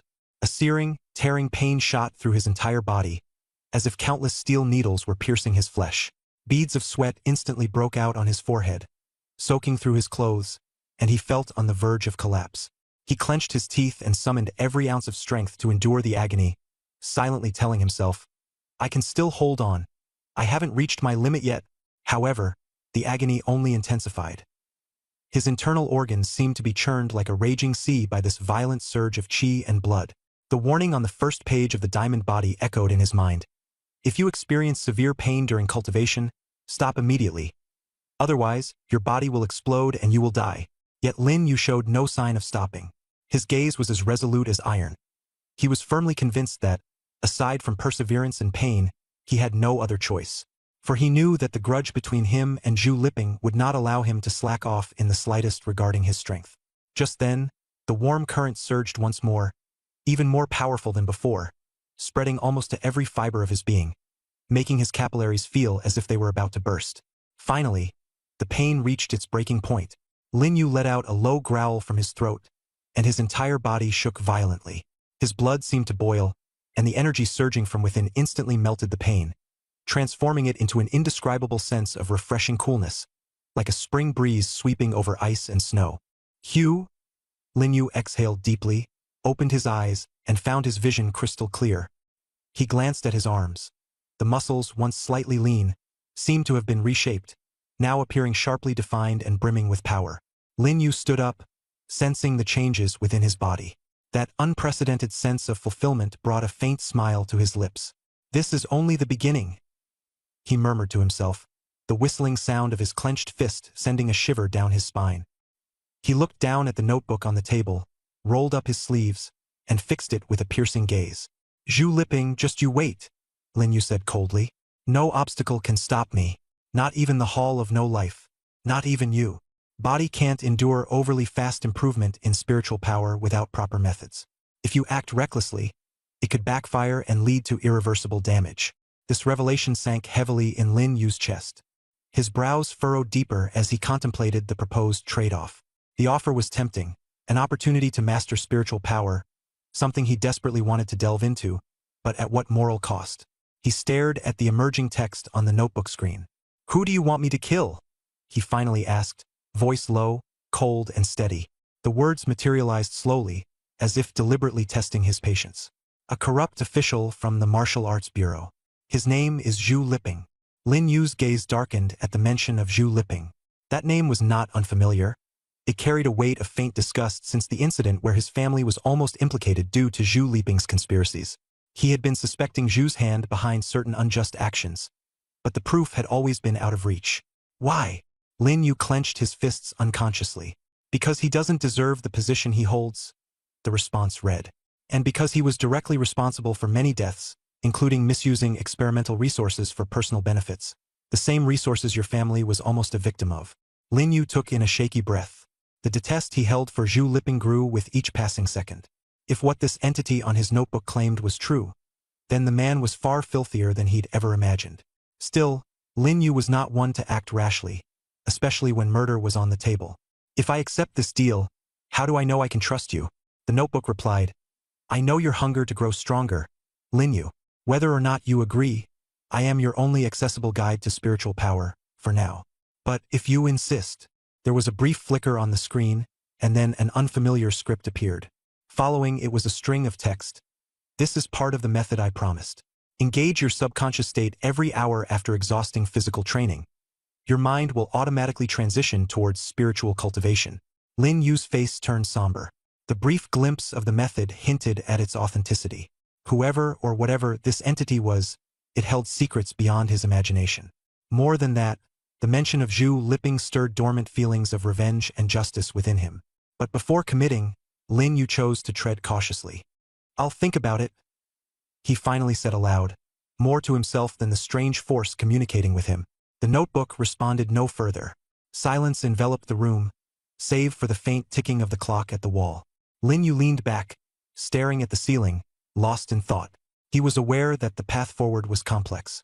The promise of unparalleled strength lay in one hand, but the moral repercussions of murder weighed heavily in the other. For now, there was no immediate decision. Training would continue. He needed his full strength for what might lay ahead, both in terms of his personal growth and the trials that this shadowy deal might bring. Moments later, he closed the notebook, solidifying his resolve to proceed cautiously. If strength was born from hardship, he would bear the weight of every choice, but not recklessly. The concept level undying talent. You didn't leave any checkpoints, yet you can be revived because I always remember that you're still alive. Your mental fortitude is too weak. Overusing your ability leads to mental disarray. Mild cases result in losing control. Severe cases lead to memory loss. The news came too abruptly. He had always believed it was because his parents subconsciously thought he was still alive, which allowed him to revive. Thinking about it now, it wasn't entirely like that. For instance, the time he jumped off the building. His parents were asleep, his sister was asleep, and nearly everyone who knew him wasn't fully conscious. It was highly likely no one remembered him. If it was the notebook that had remembered his existence, everything suddenly made sense. Lin Yu sat in the chair, looking up at the ceiling. So I've been oversimplifying things. Quickly, he straightened his thoughts and stared at the notebook. Go on. Who do you want me to kill? Shenyuan Tian. I'm giving you the name not to tell you to kill him right now. There's a massive gap in strength between you two. I'm giving you 3 years. Within 3 years, you must promise me that you'll be capable of killing him. Hearing that name, Lin Yu's pupils contracted fiercely. How could he not have heard of this name? The king of Jiang City, Shenyuan Tian. In the South City, there was the prohibited martial king. In Jiang City, there was the Shenyuan king. The Shenyuan king referred to Shenyuan Tian. Jiang City was legendary, rivaling the prohibited martial king of South City. Jiang City and South City both belonged to Jiang province. Yet Jiang City surpassed South City in both scale and strength. Jiang City boasted 5 or 6 prestigious academies, whereas South City had only one. The disparity was startlingly clear. The room grew so eerily silent it sent chills down one's spine. Countless thoughts flashed chaotically through Lin Yu's mind. What exactly was this notebook? Why did it want him to kill the Shenyuan king? The man was a martial arts pinnacle, an unparalleled powerhouse. Only now did Lin Yu truly begin to think. The handwriting surfaced once more. Agree, and I'll immediately provide you with a mental cultivation method. You have dual talents, both at the apex level. 3 years, with my assistance, and you'll undoubtedly be able to kill the Shenyuan king. Lin Yu took a deep breath, working hard to remain calm. Give me a reason. Why must I kill him? This was a pinnacle warrior of humanity. Shenyuan Tian, the ruler of Jiang City for humankind. Killing him would make Lin Yu a criminal. Not to mention whether he even had the power to kill. Figures like him defended China, holding back countless disasters year after year with their lives. Without them, China would already be steeped in calamity. The handwriting continued. You think Shenyuan Tian is a hero of humanity? Let me tell you a cruel truth. Shenyuan Tian is, in fact, a calamity beast, a cataclysmic apex being. Their massive beast forms can't withstand their power, so they transform into human form, infiltrating mankind. Lin Yu's breathing stopped. A calamity? A calamity beast? How could the king of Jiang City, Shenyuan Tian, possibly be a calamity beast? He simply couldn't accept it. No way. Absolutely no way. Shenyuan Tian is the king of calamity beasts. You think he safeguards Jiang City's peace? Wrong. Within 10 years, Jiang City will fall to the calamity. In recent years, he's nurtured countless turncoat allies, infiltrating every corner. When the calamity invades, Jiang City won't hold out for more than 7 days before becoming another fallen city. Lin Yu's mind was blank. The notebook had never been wrong in its future predictions. I know this is hard for you to accept, but time is running out. You need to grow stronger quickly. Within 3 years, you must reach the level of a high-tier awakener. It's difficult for others, but it's easy for you. With your dual talents and my support, 3 years from now, you'll become the sharpest blade that severs that traitor's head. Lin Yu took a deep breath, exhaling slowly. He had to stay composed. The information from the notebook was overwhelming. How can you prove Shenyuan Tian's a calamity beast? Someone questioned. I can't prove it, nor do I need to, the other replied coldly. You can wait. Wait until 10 years later, when Jiang City's devastation is splayed before your eyes. By then, you'll naturally understand. I need time to think. I'll give you time, but you don't have much left. Lin Yu leaned back in his chair and closed his eyes. Inside his mind, a storm raged. A ruler of humanity was actually a calamity beast. This news was too earth-shattering. He needed time to process it. But no matter the case, he knew one thing. He had to get stronger, strong enough to protect everything he cared about. Shenyuan Tian was a calamity beast, and in 10 years, Jiang City would fall.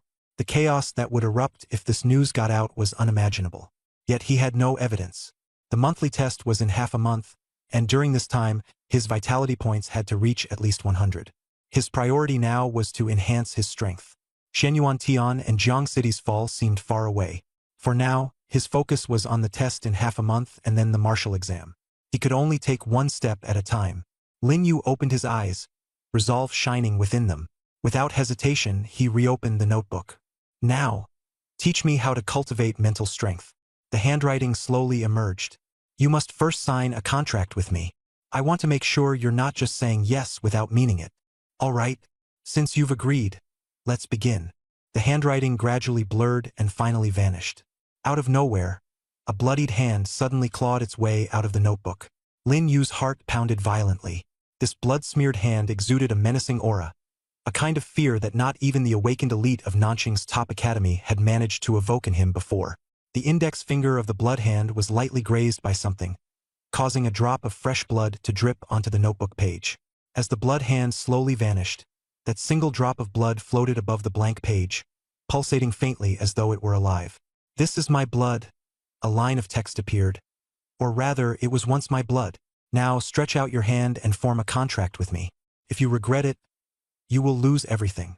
The hovering droplet indicated he had one final chance to reconsider. Without hesitation, Lin Yu extended his hand. The drop of blood darted onto his palm, stinging like a needle's prick. But the pain was fleeting, vanishing almost instantly, leaving him with the illusion that nothing had occurred.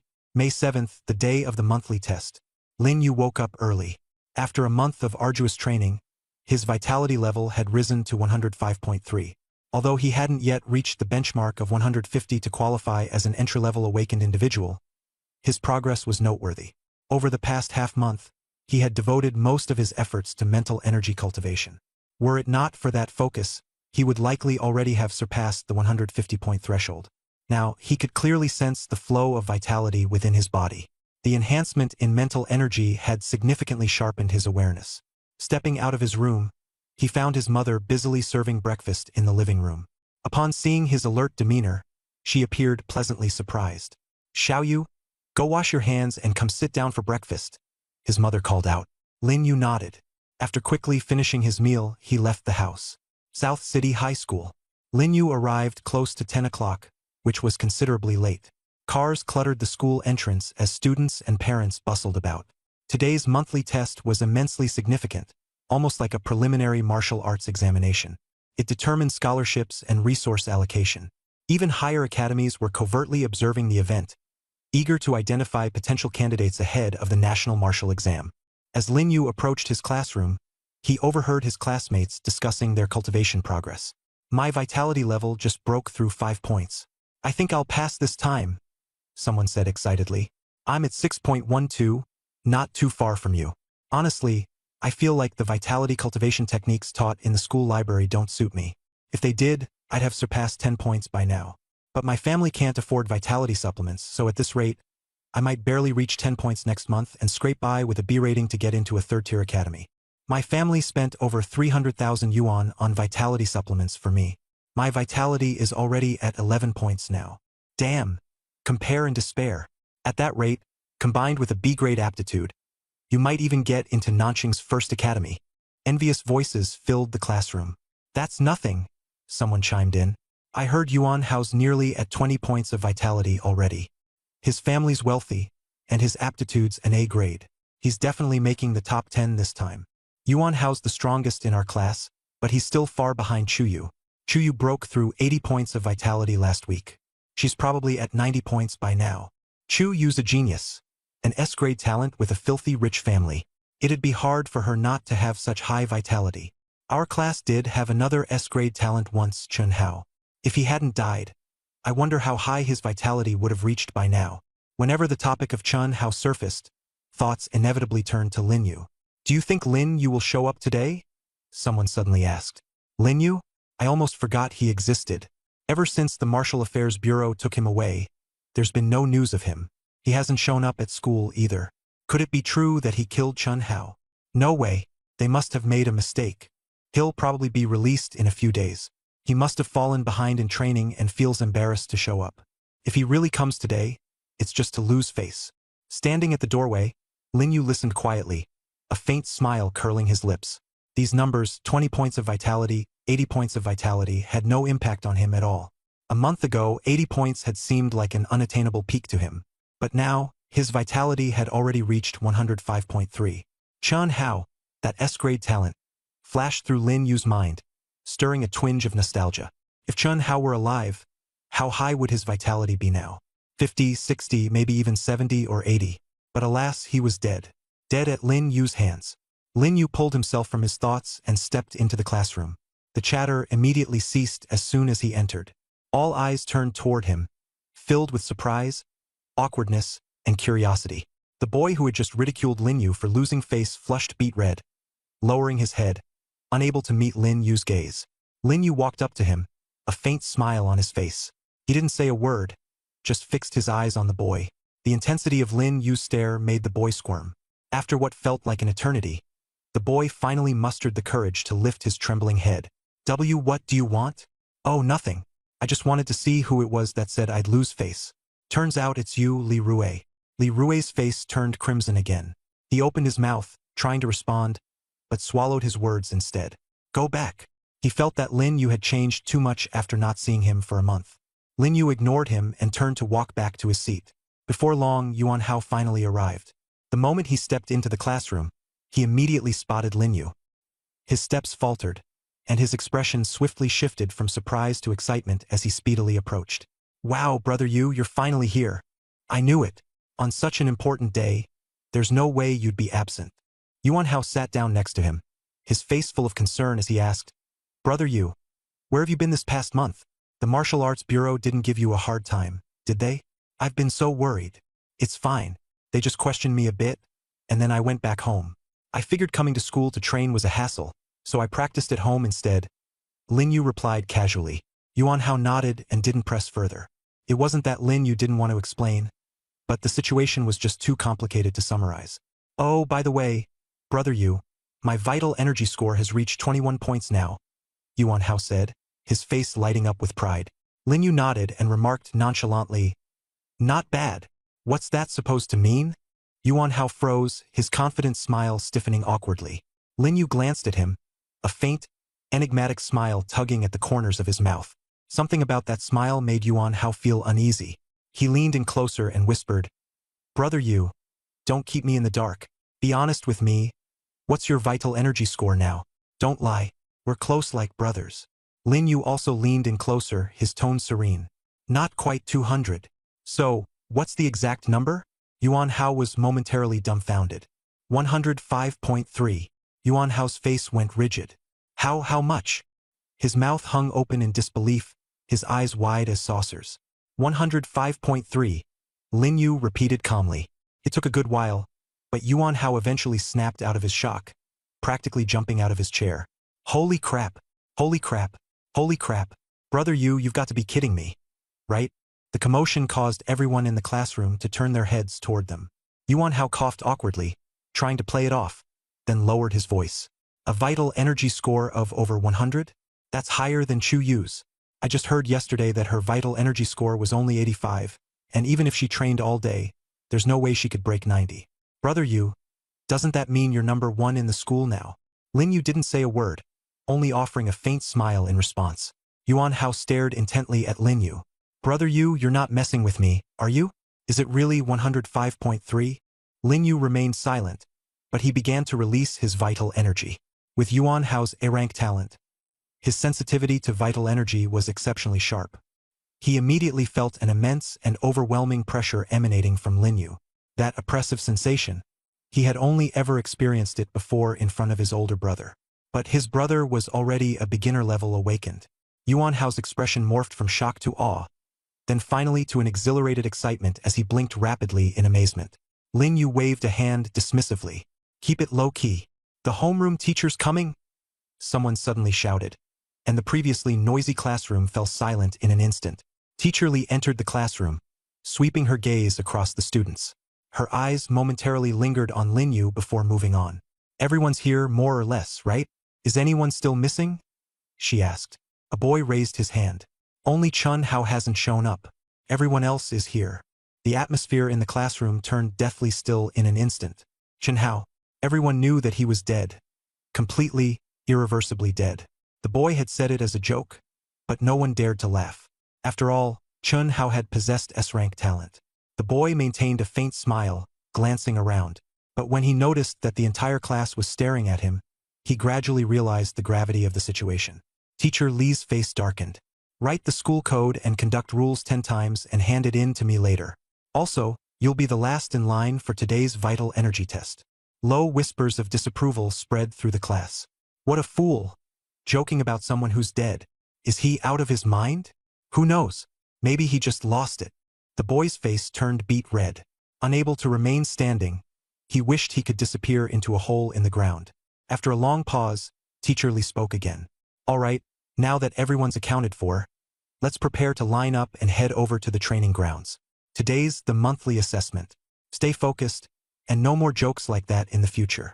Although her tone wasn't particularly loud, it carried enough authority to be intimidating. Combined with her usual strict reputation, not a single student dared to argue or talk back. The boy nodded repeatedly. I was wrong, teacher. I promise it won't happen again. Teacher Li gave him a cold glance before turning and stepping out of the classroom. I'll see you all at the training grounds, she said. Soon, everyone made their way to the periphery of the training grounds, which were already packed tightly with people. Students from every class participating in the martial arts exams were gathered there. Some were overjoyed, while others appeared dejected. After all, most of them had already undergone vital energy testing and had a rough idea of their scores. Some even tested daily to monitor their progress. Thanks to his exceptional analytical talent, Lin Yu didn't need any equipment to know his own vital energy score. He was placed relatively early in the lineup for Class 7, with only Yuan Hao and 2 other unfamiliar students ahead of him. Brother Yu, look over there. Zhu Liping. Yuan Hao pointed toward someone not far away. What's wrong? Lin Yu looked over. Although he was dying to settle the score with Zhu Liping and vent his anger, he couldn't do anything about it right now. Yuan Hao said, You probably don't know, but lately, he's been coming to the training room looking for you. I didn't tell him whether you were there or not, mainly because he's your rival in love. Of course, I wouldn't want to expose you, but every time he shows up, his face looks off, like he's here to pick a fight. You should be careful. Rival in love? Lin Yu cast Yuan Hao a glance. Who said we're rivals in love?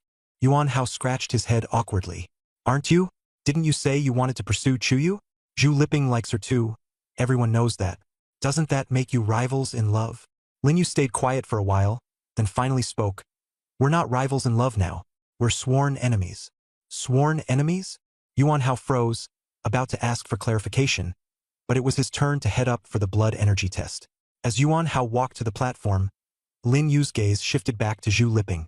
Their eyes met in the air. Zhu Liping stood in a loose, casual posture, accompanied by a few others.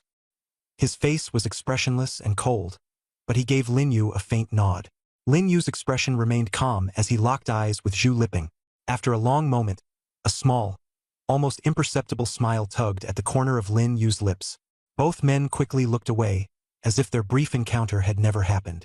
Yuan Hao's blood energy level was 22.91. Significantly higher than the expected 21. In Class 7, that was almost the highest score. Even their homeroom teacher, Mr. Li, looked surprised. For someone who seemed so lackadaisical, Yuan Hao's talent was unexpectedly impressive. At this rate, with more effort, he might excel in next month's martial exam and secure an A-level rating. Getting into South City's top academy could really be within his grasp. Before long, it was Lin Yu's turn. At the same time, not far away, Chuyu was also undergoing her test. Nearly everyone's attention was on her. No one noticed Lin Yu. She was already well known in the practice arena, and her F-grade talent had been a hot topic for a while. But all of that was in the past. People only cared about the present. And blood level. She estimated it was over 90. After all, this week she had focused mainly on martial techniques, and her chi and blood cultivation had slowed down. The numbers on the tester jumped rapidly before finally settling at 93.21. Several martial arts representatives hurried to record the data. This number was just average to Chuyu. Her goal was to break 100 and strive to reach the level of a beginner awakener by the time of the martial exam. As chi and blood values continue to rise, her cultivation speed would also get faster. Whispers spread around her. Chuyu is rock solid. She's definitely taking first place in the whole school. With this result, she's guaranteed an S on the martial exam. Yaya improved again. Ouyang Qin walked over, a look of delight on her face. She only had an A-rank talent, and her potential was far inferior to an S-ranks. On the potential rankings, she had originally been 3rd, but had dropped to 7th. Her results were still decent but not dazzling enough. Talent determined early-stage cultivation speed. The higher the rank, the faster the improvement. As expected, I guess, Chuyu replied indifferently, her gaze passing over the crowd to look at the testing platform on the other side. Lin Yu's. Ouyang Qin glanced over. Why are you looking at Lin Yu again? Yeah, you still haven't forgotten him? He only has an F-rank talent, and he was even taken away by the Martial Arts Bureau before. Even if it was later proven they made a mistake, his cultivation must have been delayed a lot. And with such poor talent, he can't compare to us at all. Even if he was once ranked 7th on the potential list, that's all in the past. He's probably long since dropped out of the top 10. Who remembers him now? Honestly, brother Li Peng suits you better. This time his qi and blood even broke through 80. Chuyu shot her a glance but said nothing. The other teachers were all watching Lin Yu. They all knew who his sister was. Although Lin Yu had only awakened a very low-level talent that had not yet been confirmed. Mu Tianzhao was also watching Lin Yu nearby. The numbers on the device began to jump, from 1, 2, all the way up to 10. The jumping qi and blood value was not fast, but it was steadily rising, showing no sign of stopping. Yet the discussion around them did not stop either. Most people were still caught up in Chuyu's qi and blood result from earlier, and few were watching Lin Yu. Only the school leadership and some officials from university admissions offices were paying attention to him. When Lin Yu's qi and blood value surpassed 40, the entire school's attention began to shift toward him. In their eyes, Lin Yu was just an F-rank talent, and since he had been taken away by the Martial Arts Bureau and hadn't been cultivating for long, his qi and blood value should not have been this high. Yet a qi and blood value of 40 was already very eye-catching. The qi and blood value continued to rise, 45, 50, 55, 60. The teachers straightened up. Is that Lin Yu from class 7? Yes, that's Lin's younger brother. Isn't he an F-rank talent? How could his vitality and blood value be this high?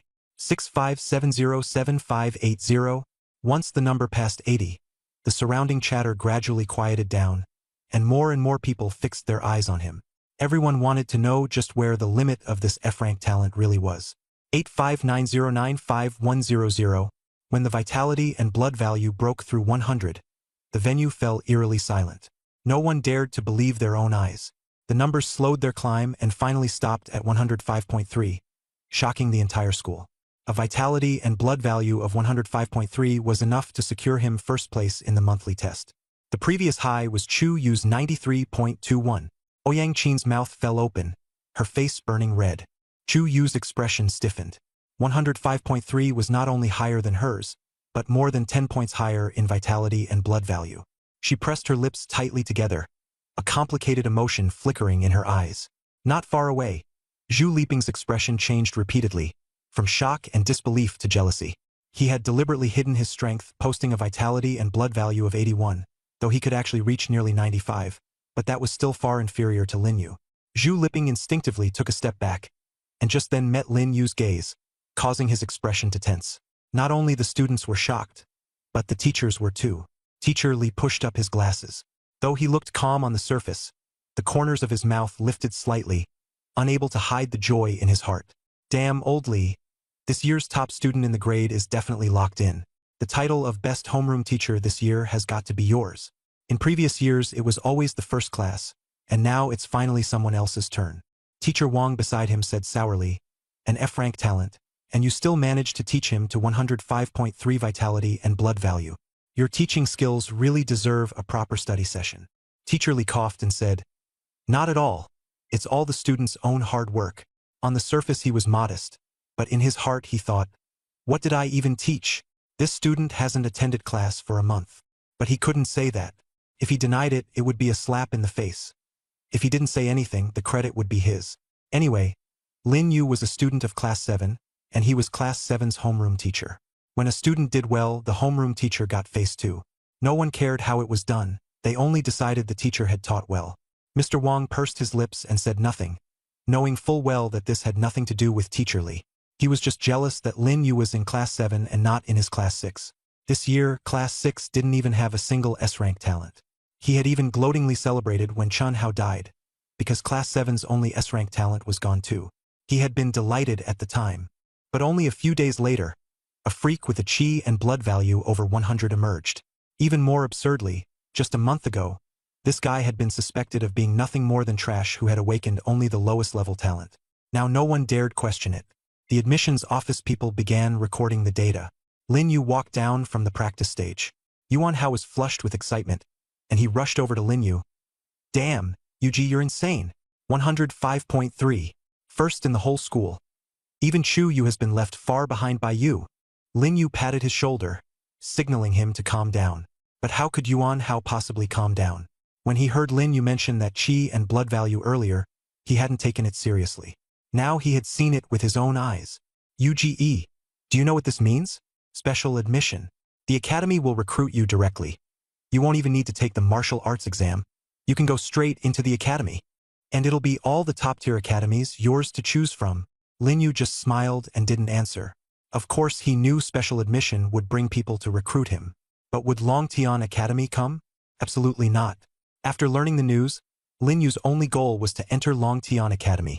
He wasn't even considering any other academies. On the other side, Chu Yu was still standing there, somewhat dazed. Having been first for so long, now that she had fallen to second place, she was not very convinced in her heart. Ouyang Qin leaned over and said carefully, Yeah, don't take what I just said to heart. I didn't expect him to. Chu Yu interrupted her. It's fine. He really is strong. Not like the rumors said. Last time, you easily defeated S-rank Chen Hao, and this time your chi and blood value is even far above everyone else. You are definitely not a loser.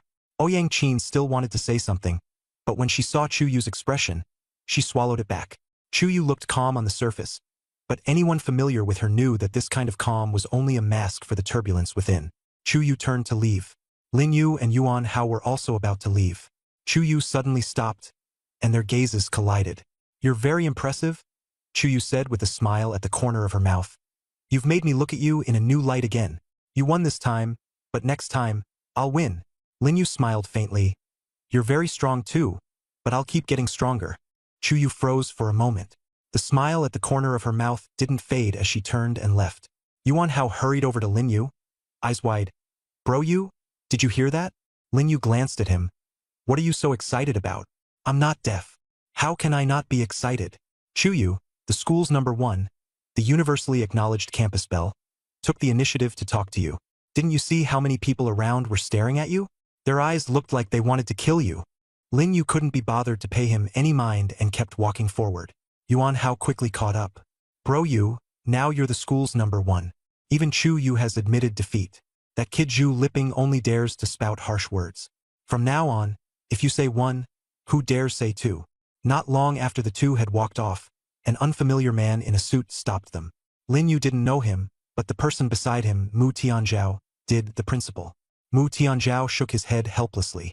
The man in the suit handed over a business card and said with a smile, Student Lin Yu, I'm Zhou, Deputy Director of Admissions at Jiangcheng Martial Arts Academy. May I borrow a moment to talk? Lin Yu took the business card and glanced at it. Jiangcheng Martial Arts Academy, ranked among the top 15 nationwide and one of the most prestigious institutions in Jiang Province. He looked up at the middle-aged man and asked, Teacher Zhou, is there something you need? Vice Director Zhou smiled and said, Student Lin Yu, we already know all about your test results. A blood chi value of 105.3 is excellent. Our Jiangcheng Martial Arts Academy values your potential. If you're willing, we can admit you through special recruitment, waive the entrance exam, and let you start school directly in September. Special recruitment. Yuan Hao, standing nearby, drew a sharp breath. Sure enough, this even skipped the martial arts exam. He kept winking hard at Lin Yu. Agree. It'd be stupid not to take such a great opportunity. Lin Yu didn't agree right away. He asked calmly, Teacher Zhou, which is better, Jiangcheng Martial Arts Academy or Longtian Academy? Vice Director Zhou's smile suddenly froze. Longtian Academy was one of the nation's top institutions, personally founded by King Longtian. Although Jiangcheng Martial Arts Academy was good, it was still not on Longtian's level. He gave a forced laugh and said, Student Lin Yu, Longtian Academy is indeed top tier, but our Jiangcheng Martial Arts Academy is pretty good too. If you accept the special recruitment, I can guarantee you a private training room, a dedicated dormitory, and borrowing privileges up to the 7th floor of the library. Lin Yu nodded. Thank you, Teacher Zhou. I'll think about it.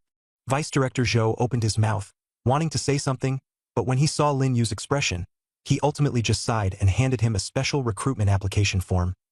This is our Academy's special recruitment application form. Once you've made up your mind, you can call me anytime using the number on the card. I'm available around the clock. Lin Yu took the form and nodded in agreement. At this moment, Yuan Hao seized the opportunity to pitch himself. Vice Director Zhou, what about me? Vice Director Zhou had been about to leave, but hearing this, he stopped and sized up Yuan Hao and Lin Yu, his expression somewhat complicated. Who is this student? Yuan Hao straightened his back. My name is Yuan Hao. I'm in the same class as Brother Yu. My blood chi value this test was 22.91, with A-grade talent. He looked at Vice Director Zhou with great anticipation, hoping to be admitted without an entrance exam. Vice Director Zhou coughed dryly and forced a smile. Very good. You've got potential. Then he abruptly changed the subject and said no more. After waiting 2 seconds and seeing that the other party had no intention of handing over a business card, the anticipation on Yuan Hao's face slowly turned into embarrassment. Teacher Zhou, do you think I have a chance of getting a special admission? Vice Director Zhou's smile nearly faltered.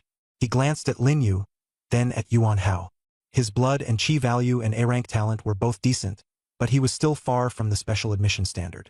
With limited slots each year, exceptions couldn't be made. After some thought, he said, Student Yuan Hao, your talent is indeed butuo, but the special admission quota is limited.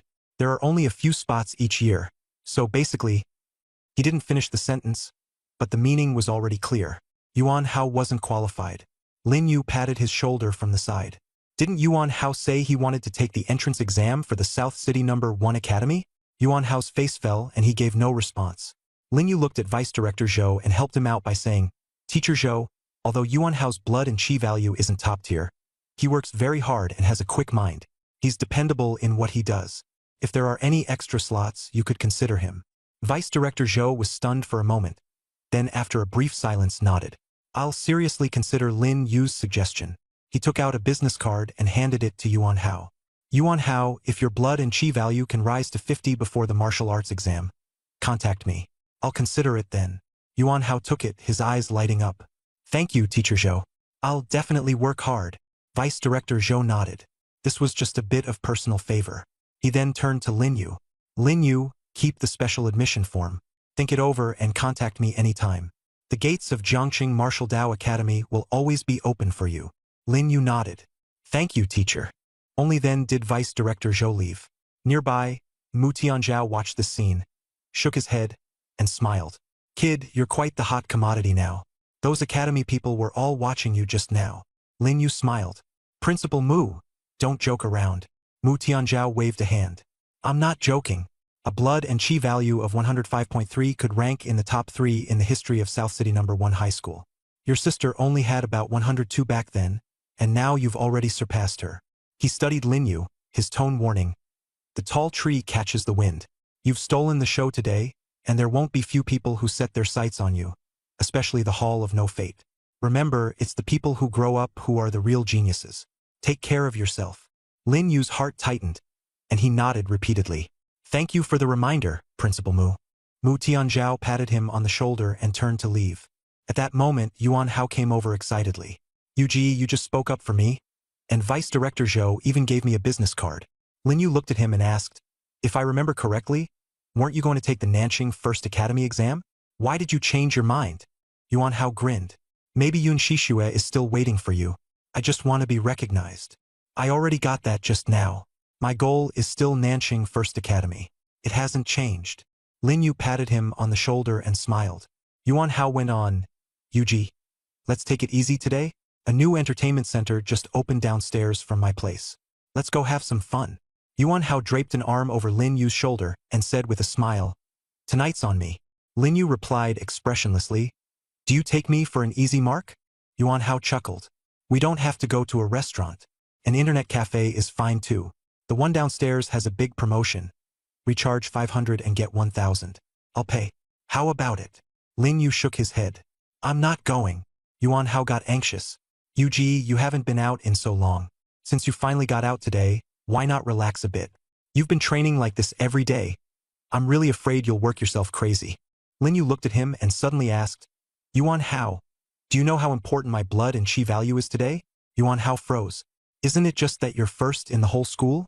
From now on, you'll be the big shot at school. People like Zhu Liping and Chu Yu will have to stand aside. Lin Yu shook his head. No. It means more people have set their sights on me. Yuan Hao didn't really understand, but he didn't say anything else either.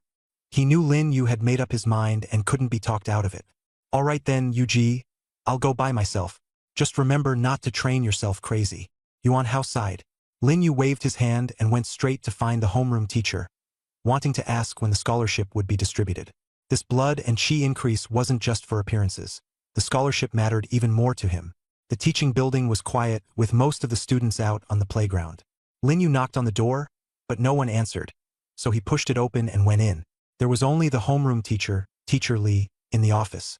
As soon as Teacher Li saw that it was Lin Yu, his eyes lit up, and he stood up to greet him. Lin Yu, come have a seat. Teacher Li was rarely this enthusiastic, which surprised Lin Yu a little. As everyone knew, he was usually very stern and almost never smiled. After Lin Yu sat down, he got straight to the point. Teacher Li, I remember the top 10 each month get scholarships and other rewards. This time my chi and blood value tested at 105.3, so I should be able to make the top 10, right? Teacher Li said with a smile. You came at just the right time. I'm in the middle of tallying the data. Don't worry about the scholarship and rewards. I'll apply for them as soon as the numbers are finalized, and they'll be in your hands very soon. You're ranked first this time. The scholarship is 200,000 Huaxia coins, plus 3 portions of catastrophe flesh and over 40 packs of chi blood tonic. The catastrophe flesh will take a few days. The school still has to apply to the Ministry of Education for allocation, and it'll be delivered to your home then. And the supplements you haven't collected before, I'll give them to you too. Teacher Li took a large box of supplements out of the drawer. Looking at it, Lin Yu almost forgot about that. After signing up for the martial arts exam, the school distributed these supplies every day. Since he hadn't come for a long time, of course he hadn't been able to collect them. This box probably contained more than a month's worth. Thank you, Teacher Li. Lin Yu took it, feeling its weight. Teacher Li waved his hand. No need to thank me. This is what you deserve. Tell me, what are your plans next? Lin Yu looked at him. Teacher Li explained. You're ranked first, so plenty of elite universities must be reaching out to you, right? Have you decided where to go? Lin Yu thought for a moment and said honestly, I want to go to Dragon Heaven Academy. Teacher Li frowned slightly, then nodded. I thought you'd go to Capital University and stay with your sister. Dragon Heaven Academy is, of course, one of the top academies and suits you, but its admission requirements are extremely high, and there are very few spots. Your chi and blood are good, so you're definitely promising. He paused for a moment. Capital University has good conditions and abundant resources. I'm not trying to discourage you. I'm just reminding you to leave yourself more options and not block off your path. Lin Yu understood the teacher's thoughtfulness and answered firmly. Thank you, teacher, but my goal is Dragon Heaven Academy. That won't change.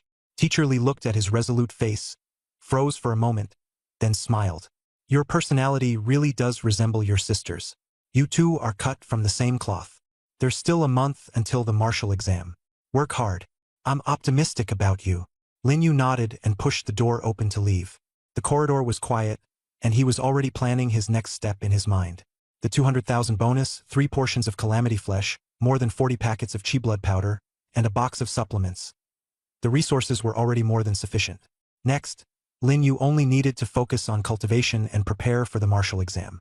Just as he was about to head downstairs, footsteps came from below. He stopped and saw several people walking up the stairs. The leader was a middle-aged man in a black suit, followed by 2 young men. When they saw Lin Yu, their gazes fell on him in unison. The middle-aged man asked with a smile, Excuse me, are you classmate Lin Yu? Lin Yu nodded. Yes, I am. And you are. The man stepped closer and handed over a business card. I'm Director Chun from the admissions office of Eastland Academy. May I have a word with you in private, classmate Lin Yu? Eastland Academy, one of the nation's top 10 academies, held an eminent position. Lin Yu glanced at the business card and refused outright. Teacher Chun, I've already chosen my academy. I'm not considering any others. Director Chun froze, glanced at the box in Lin Yu's hands, and smiled. No rush. I'll only take up a few minutes of your time. Lin Yu shook his head. Sorry. I really have no intention of changing. He picked up the box and continued downstairs. The smile on Director Chen's face gradually vanished, turning incomparably cold and sinister. The young man behind him muttered softly. This kid is way too arrogant. Why not just deal with him on the spot and save the trouble? Director Chen coldly stopped him. This is South City First High. Mu Tianzhao is watching too. You want to die? The young man shrank his neck and fell silent.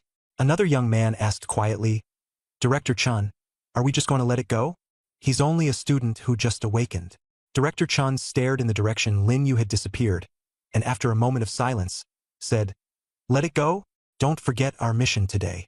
Kill the top performer in South City First High's monthly evaluation. Once the Hall of No Life makes a move, it has never failed. Lin Yu had already left the school, completely unaware. He never expected the other party to impersonate the admissions office to get close to him. He held the supplement in his arms, mentally planning his next training schedule. The resources were enough to support him for a month. After walking for a while, his instincts told him something was off. The surrounding crowd was bustling, everything seemed normal. But with his keen nerves, Lin Yu could sense even the slightest hint of potential danger. He stopped and looked back, but saw nothing unusual. Frowning, he quickened his pace and moved on. When passing a crowded alley entrance, he suddenly turned into the narrow lane. The alley was tight, barely wide enough for one person to pass, and Lin Yu's tension eased slightly. But the next second, his pupils contracted sharply as a figure suddenly blocked the way ahead. Kid, pretty sharp, huh? The man before Lin Yu was one of the two young men behind Director Chen in the teaching building earlier. Wearing a gray coat and a smile on his face, his eyes were so cold they sent shivers down one's spine. That gaze was unlike the clear purity from before. It carried killing intent that made Lin Yu tremble all over. His heart tightened. This man was extraordinary. Worse still, Director Chen and the other young man must also be nearby. Student Lin Yu. The man in gray approached with light steps. Why run? We're not bad people. Alertness rose in Lin Yu as he prepared to counterattack at any moment. A chi and blood value of 105.3. Truly remarkable. The man in gray smiled and said, Those who died at my hands before didn't even notice my presence. You're kind of interesting, really not bad. He took 2 more steps forward, and Lin Yu instinctively backed away. The man in gray smiled. Don't be nervous. I just want to chat. Lin Yu suppressed the panic in his heart and asked calmly, About what? Your fate. The moment he finished speaking, the man's smile vanished. His speed was astonishing as he instantly charged up to Lin Yu and threw a punch. Lin Yu barely had time to react before that fist slammed hard into his chest. A searing pain exploded instantly. If Lin Yu hadn't been well-trained and his body hadn't grown stronger, that punch would have been enough to pierce his chest. He reacted quickly and turned to run. This man was not a match for him at all. At the very least, he was an early-stage awakened, and his strength far surpassed Lin Yu's. Run! The gray-clothed man behind him sneered. Where do you think you can run to? Lin Yu clenched his teeth and frantically urged his chi and blood, slightly increasing his speed. But the gap was far too great and he was quickly caught up. Another fierce punch slammed into his back. With a sharp crack, a bone broke. Lin Yu was sent flying like a broken kite, crashing heavily into a wall before bouncing back and falling to the ground. The hard floor scraped his whole body painfully, but even worse was the crushing pain in his organs, so intense that he coughed up blood uncontrollably. He tried to get up, but his whole body had lost control. The gray-clothed man slowly strolled over, looking down at him with a face full of mockery. Is that all? He sneered. A genius with 105.3 chi and blood value? That's all there is to it. Lin Yu said nothing, only stared at him, his eyes devoid of fear, only calm. The corners of his mouth curved slightly upward. The gray-clothed man didn't notice, still lost in his own sense of superiority. He crouched down and grabbed Lin Yu by the hair. Lin Yu, do you know? I've killed plenty of geniuses like you. Some begged for mercy, some cried and screamed, and some pissed themselves in fear. Someone like you who says nothing at all is really rare. The next moment, Lin Yu spat on his face, a mocking smile at the corner of his mouth. The gray-clothed man froze for a moment, then his anger exploded instantly. He furiously wiped the spit from his face and said with a savage expression, Good, very good, extremely good. You really have guts. I was going to give you a quick death, but I've changed my mind. I'm going to tear you apart piece by piece and make you watch yourself get ripped apart with your own eyes. Lin Yu was still smiling, his smile carrying contempt and a kind of anticipation the man in gray couldn't understand. He was waiting to die. The man in gray was driven into a frenzy by the provocation and lifted his foot to stomp on Lin Yu's arm. With a sharp crack, The sound of bone breaking echoed through the alley. A searing, bone-deep pain spread through his entire body. Lin Yu held back his cry, only letting out a muffled grunt as the veins on his forehead bulged. The pain was unbearable, but he forced himself to endure it. "You're pretty tough, huh?" Still not even screaming. The man in gray sneered. "What about this next one?" He raised his foot again, stepping down on the other arm. Another crack of breaking bone was followed by Lin Yu's scream. "I thought you were the Teenage Mutant Ninja Turtles or something. Didn't expect you to still scream from the pain." The man in gray revealed an even more vicious grin. "That's more like it. Geniuses are still people too. They hurt, they scream. Stop pretending to be some tough guy." Lin Yu panted heavily. This kind of agony, worse than death itself, was far more unbearable than dying. "Forget it. This is boring. Go die." The man in gray shrugged and raised his foot again, this time aiming for Lin Yu's head. He kicked out. Blood splattered. Lin Yu was dead. The man in gray withdrew his foot and looked down at the headless corpse on the ground, a satisfied smile appearing on his face. "I thought you had some backbone, but you couldn't even last a single kick. This so-called genius is nothing but trash." After speaking, he turned and prepared to leave. He was acting alone, while the other two were still waiting for news. He had to hurry to regroup and leave so they wouldn't be discovered. After taking 2 steps, he instinctively activated his talent. His talent was wind path, not controlling the wind, but perceiving the trajectory of the wind, allowing him to go anywhere by following it. In simple terms, he could turn into wind and teleport instantly. But this time, something was wrong. Frowning deeply, he tried several times, but still couldn't activate it. "What's going on?" he wondered, while also sensing the flow of air around him. This had always been his instinct. He could sense it even with his eyes closed, but now he couldn't feel any trace of wind at all, as if everything had been sealed off. At the same time, Lin Yu's consciousness began to awaken from the haze. A mechanical voice rang out in his mind. "The concept-level immortality talent has activated successfully. Lin Yu has been revived and restored to his state before death. The plunder talent has activated successfully. Lin Yu has successfully plundered the other party's talent. A-rank talent, Wind Path. Wind Path can become wind, perceive the trajectory of the wind, and instantly move to anywhere one wishes by following those trajectories." Lin Yu slowly opened his eyes and found himself in a space that was not void, but made of wind. The flow of air was clearly visible, and the intricate wind paths interwove before his eyes into a net. Those intangible currents of air now had form in his eyes, swaying gently. He reached out and touched one of the wind paths, and his body suddenly felt light. The next second, he was already at the mouth of the alley. Lin Yu froze. The man in gray was even more dumbfounded. What kind of joke is this? He was in disbelief. He had clearly stomped Lin Yu's head to pieces, yet now Lin Yu was standing perfectly intact before him. He turned back to look for the headless corpse on the ground, only to find that everything had vanished. Not even a trace of blood remained. Impossible. The gray-clad man turned back in terror, only to see a faint smile at the corner of Lin Yu's mouth. As an assassin of the Nameless Palace, the gray-clad man, though only a beginner awakened, had relied on his unique wind path talent to slay countless strong opponents, to the point that even the authorities found him a severe headache. "You, what exactly are you?" His voice was hoarse, filled with confusion and fear. Lin Yu looked up and asked coldly, "Didn't you want to kill me?" The gray-clothed man's legs began to weaken. The twisted reality left him utterly unprepared. A dead man whose head had been blown off could actually revive instantly and appear before his eyes. Lin Yu smiled faintly. "Wind Trace. As expected, it works pretty well." The gray-clothed man's mind went blank. "Wind Trace works well?" he murmured. Lin Yu said nothing more. His body immediately dissipated, merging into the wind. The gray-clothed man's eyes widened, shocked beyond measure. He was all too familiar with this scene. That was his exclusive talent, becoming wind. "Impossible," he muttered under his breath. The next second, a fist struck straight at his face. Bang! A crisp, piercing crack of bones rang out, and blood splattered everywhere. The gray-clothed man was sent flying heavily and crashed to the ground. Lin Yu had shown no mercy with that punch. If it had been an ordinary person, they would already have been reduced to a bloody mess. Although the gray-clothed man had lost his talent, his physical condition was still far beyond that of an ordinary person. How do you have my talent?"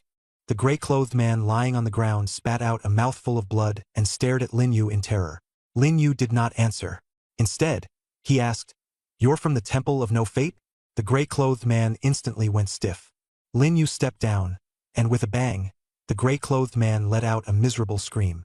His left hand was brutally stomped off, causing agony that pierced straight to the heart. Just as the gray-clad man had broken Lin Yu's arm moments ago, cruelly. Yes, I'm from the Hall of No Life. Please spare me, my talent. Before he could finish, he suddenly stopped. He had wanted to say, I'll give you my talent too, but swallowed the words back down. A moment ago, he had broken both of Lin Yu's hands and blown his head apart. Yet Lin Yu had not moved an inch. Now the tables had turned. He was the prey, confusion and terror intertwined. Who exactly are you? The gray-clad man asked in fear. I'm just an ordinary student. Lin Yu sneered, taking another step forward. Each time, he was mimicking the gray-clad man's brutality toward him just now. The gray-clad man screamed again, his face as pale as paper, drained of all color. Please spare me. I have lots of treasures. I'll give you all of them. Anything you want to ask, I'm willing to tell you, he pleaded, enduring the searing pain.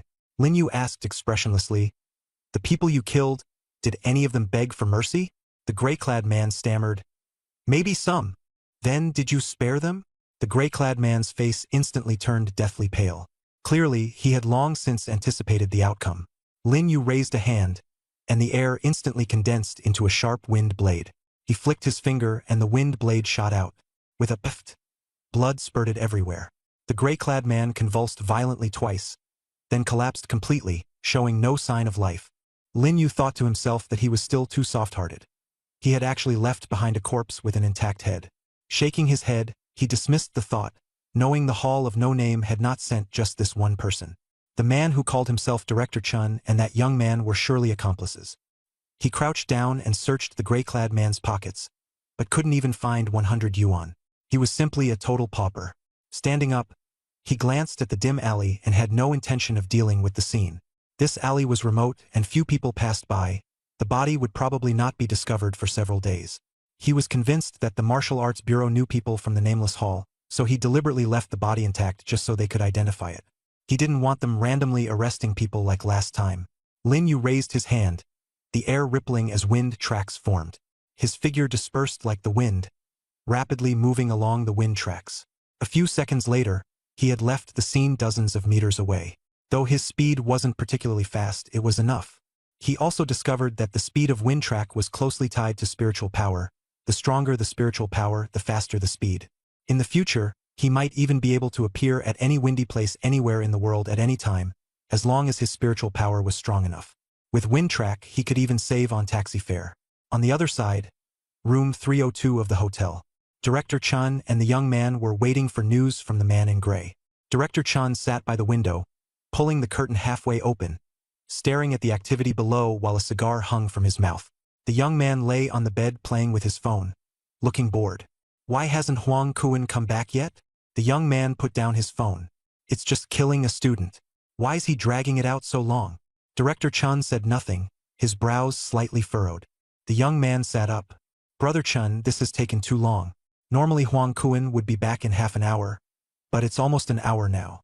Could something have gone wrong? If we stay here too long, we'll be exposed. He looked a little panicked. Director Chun answered calmly. What could go wrong? That newly awakened student isn't Huang Kuan's match.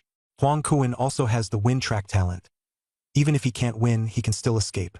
Unless a mid-tier awakened steps in, no one can keep him there. The young man nodded, but a faint unease still lingered in his heart.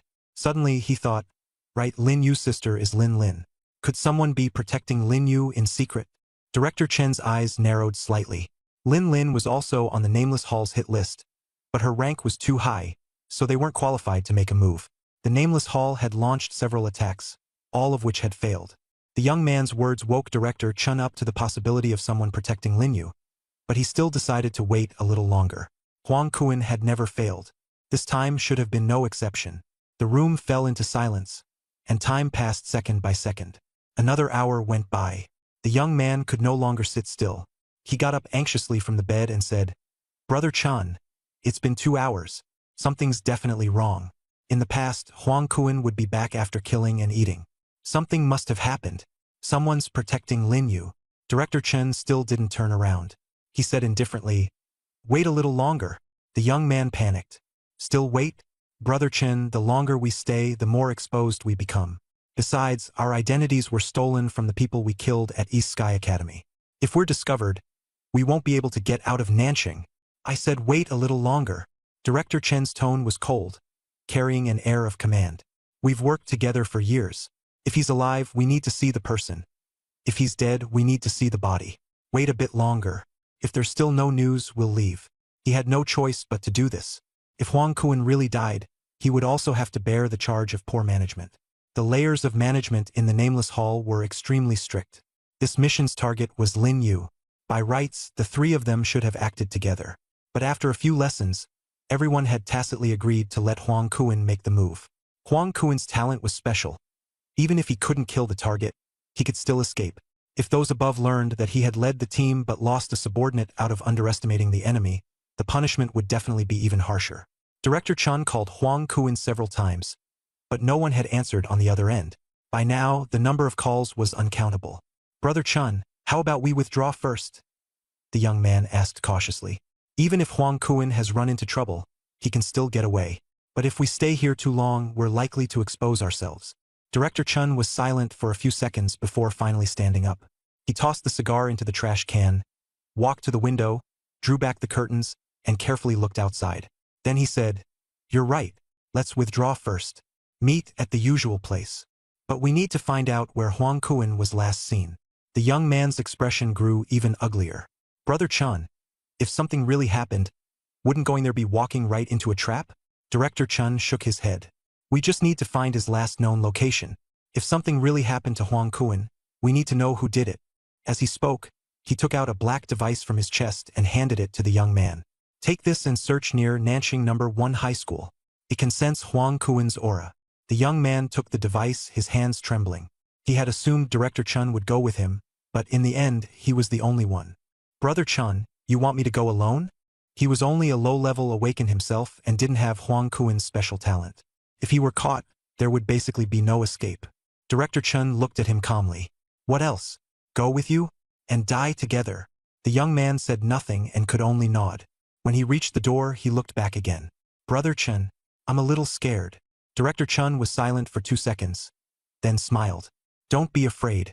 The Marshal Dao General Bureau doesn't know you have the Wuming Hall backing you.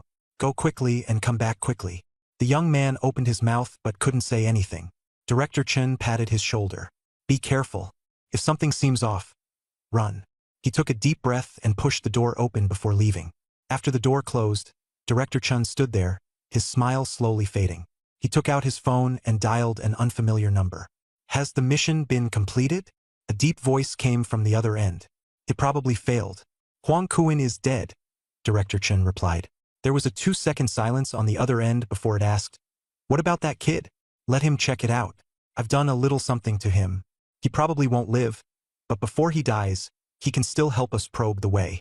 Director Chen's voice was calm. The voice on the other end gave a faint laugh. Chen Zhan, you're ruthless. You won't even spare your own people. If the higher-ups find out, you'll bear the consequences. Cut the chatter. Meet at the old place and withdraw from Nanching first. Lin, you can't be touched for now. Someone is watching him. After saying that, Chen Zhan hung up. He took out a lighter and threw it onto the bed. The flames spread rapidly, swallowing the entire bed as thick smoke filled the room. The hotel staff smelled the smoke and rushed over, but Chen Zhan had already left. And Lin Yu didn't take the matter of Wuming Hall to heart at all. With 1 month left until the martial exam, what mattered most to him now was becoming a primary awakened one and officially stepping onto the path of martial arts. Over the next month, he didn't plan to just cultivate diligently at home. The notebook had given him the chance to practice in the real world, and he needed to accumulate combat experience even more while training. Otherwise, he would end up like a few days ago, easily defeated by the gray-robed man. By rights, the gap between him and that gray-robed man shouldn't have been that large. What mattered in between was the skillful use of his talent and actual combat experience. His target was Shuiqing. Shuiqing was near Nanching, and it was the first city within China to fall. By now, the city was in ruins. Most of the high-level disasters had been cleared out by human experts, but low-level disasters were everywhere, and mutated demonic beasts roamed about. For a beginner like Lin Yu who needed real combat experience, this was practically the perfect training ground. Water City had never been rebuilt, and the fundamental reason was that the manpower and financial cost were simply too great. Otherwise, Water City would have been rebuilt long ago. There was also a base set up outside the city walls specifically to guard the area. Low-level disasters and demonic beasts ran rampant here, and the authorities were worried that ordinary people would get into trouble if they came in, so they sent people to keep watch. But martial artists weren't restricted. Most of the strange materials circulating in the country, such as disaster flesh and blood, came from Water City, so quite a few martial artists gathered here. However, most of them were lone cultivators. They made a living by reselling things like beast pelts. There were also people like Lin Yu who came out here to gain experience. As soon as Lin Yu came out of the south gate, he spotted the base from afar.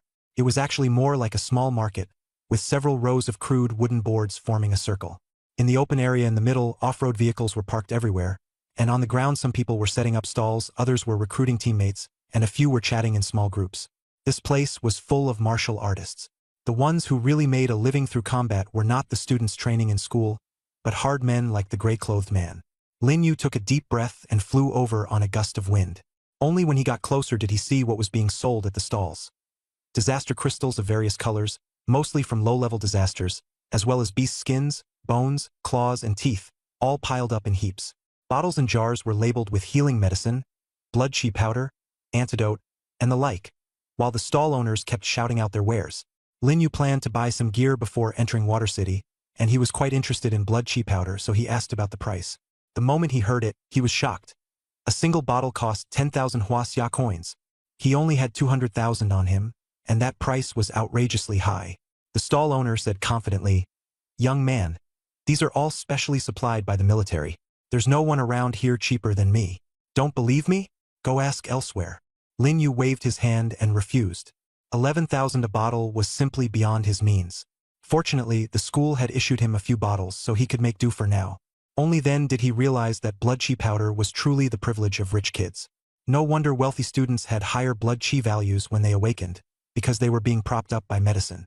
Lin Yu moved between the stalls when a particular one caught his eye. On it lay a black short knife, about 30 centimeters long, pitch black and dull, with a thin cord wrapped around the hilt and some rust on the blade. He needed a weapon anyway, and fighting with bare fists was unreliable, so he set his sights on it at first glance. The stall owner was a man in his 40s, a cigarette hanging from his mouth, his face covered in stubble. "Good eye. This blade was dug out from deep in Water City. I can guarantee its former owner was at least an intermediate awakened one. Right now, this knife doesn't cost 99,999, and it doesn't cost 9,999 either. Just 8,888, and it's yours." Lin Yu frowned and weighed the knife in his hand. How do you know its former owner was at least an intermediate awakened one? The stall owner froze for a moment, then burst out laughing. "Kid, there's still spiritual energy residue on the blade. It's faint, but anyone who knows their stuff can tell at a glance. Awakened ones who use their own weapons leave a unique aura on them.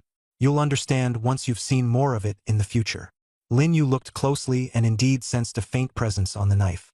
If he hadn't cultivated spiritual power, he wouldn't have felt it at all. The aura was extremely faint, while the rust was much more obvious.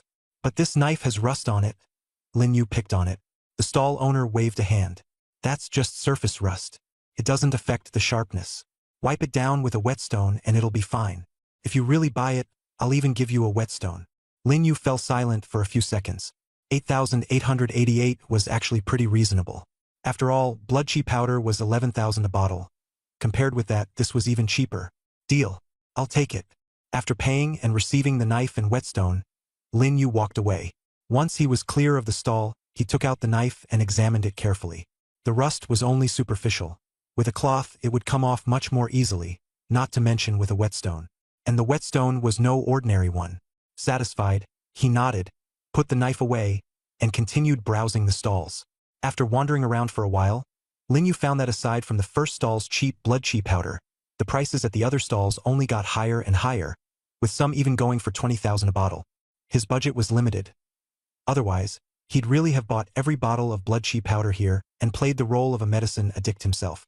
Leaving the market, Lin Yu headed deeper into Water City. For the next month, he would basically be spending his time here. Water City had no laws, no regulation, and killings and robberies happened all the time. People dying was normal. This was a lawless land. The authorities were helpless, and Water City had long since become a ruin.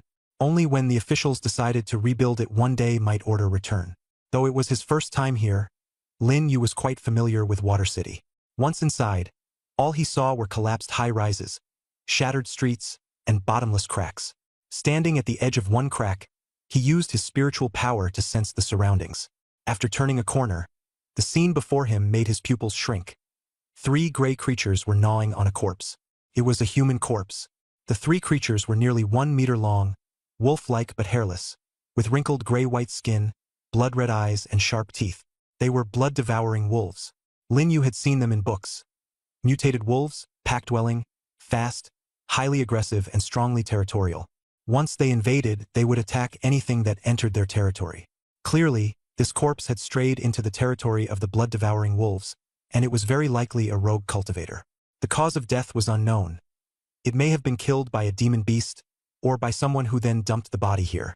Blood-devouring wolf pelts were worthless, so no one specifically hunted them, and their numbers surged, allowing them to dominate the outskirts of Water City.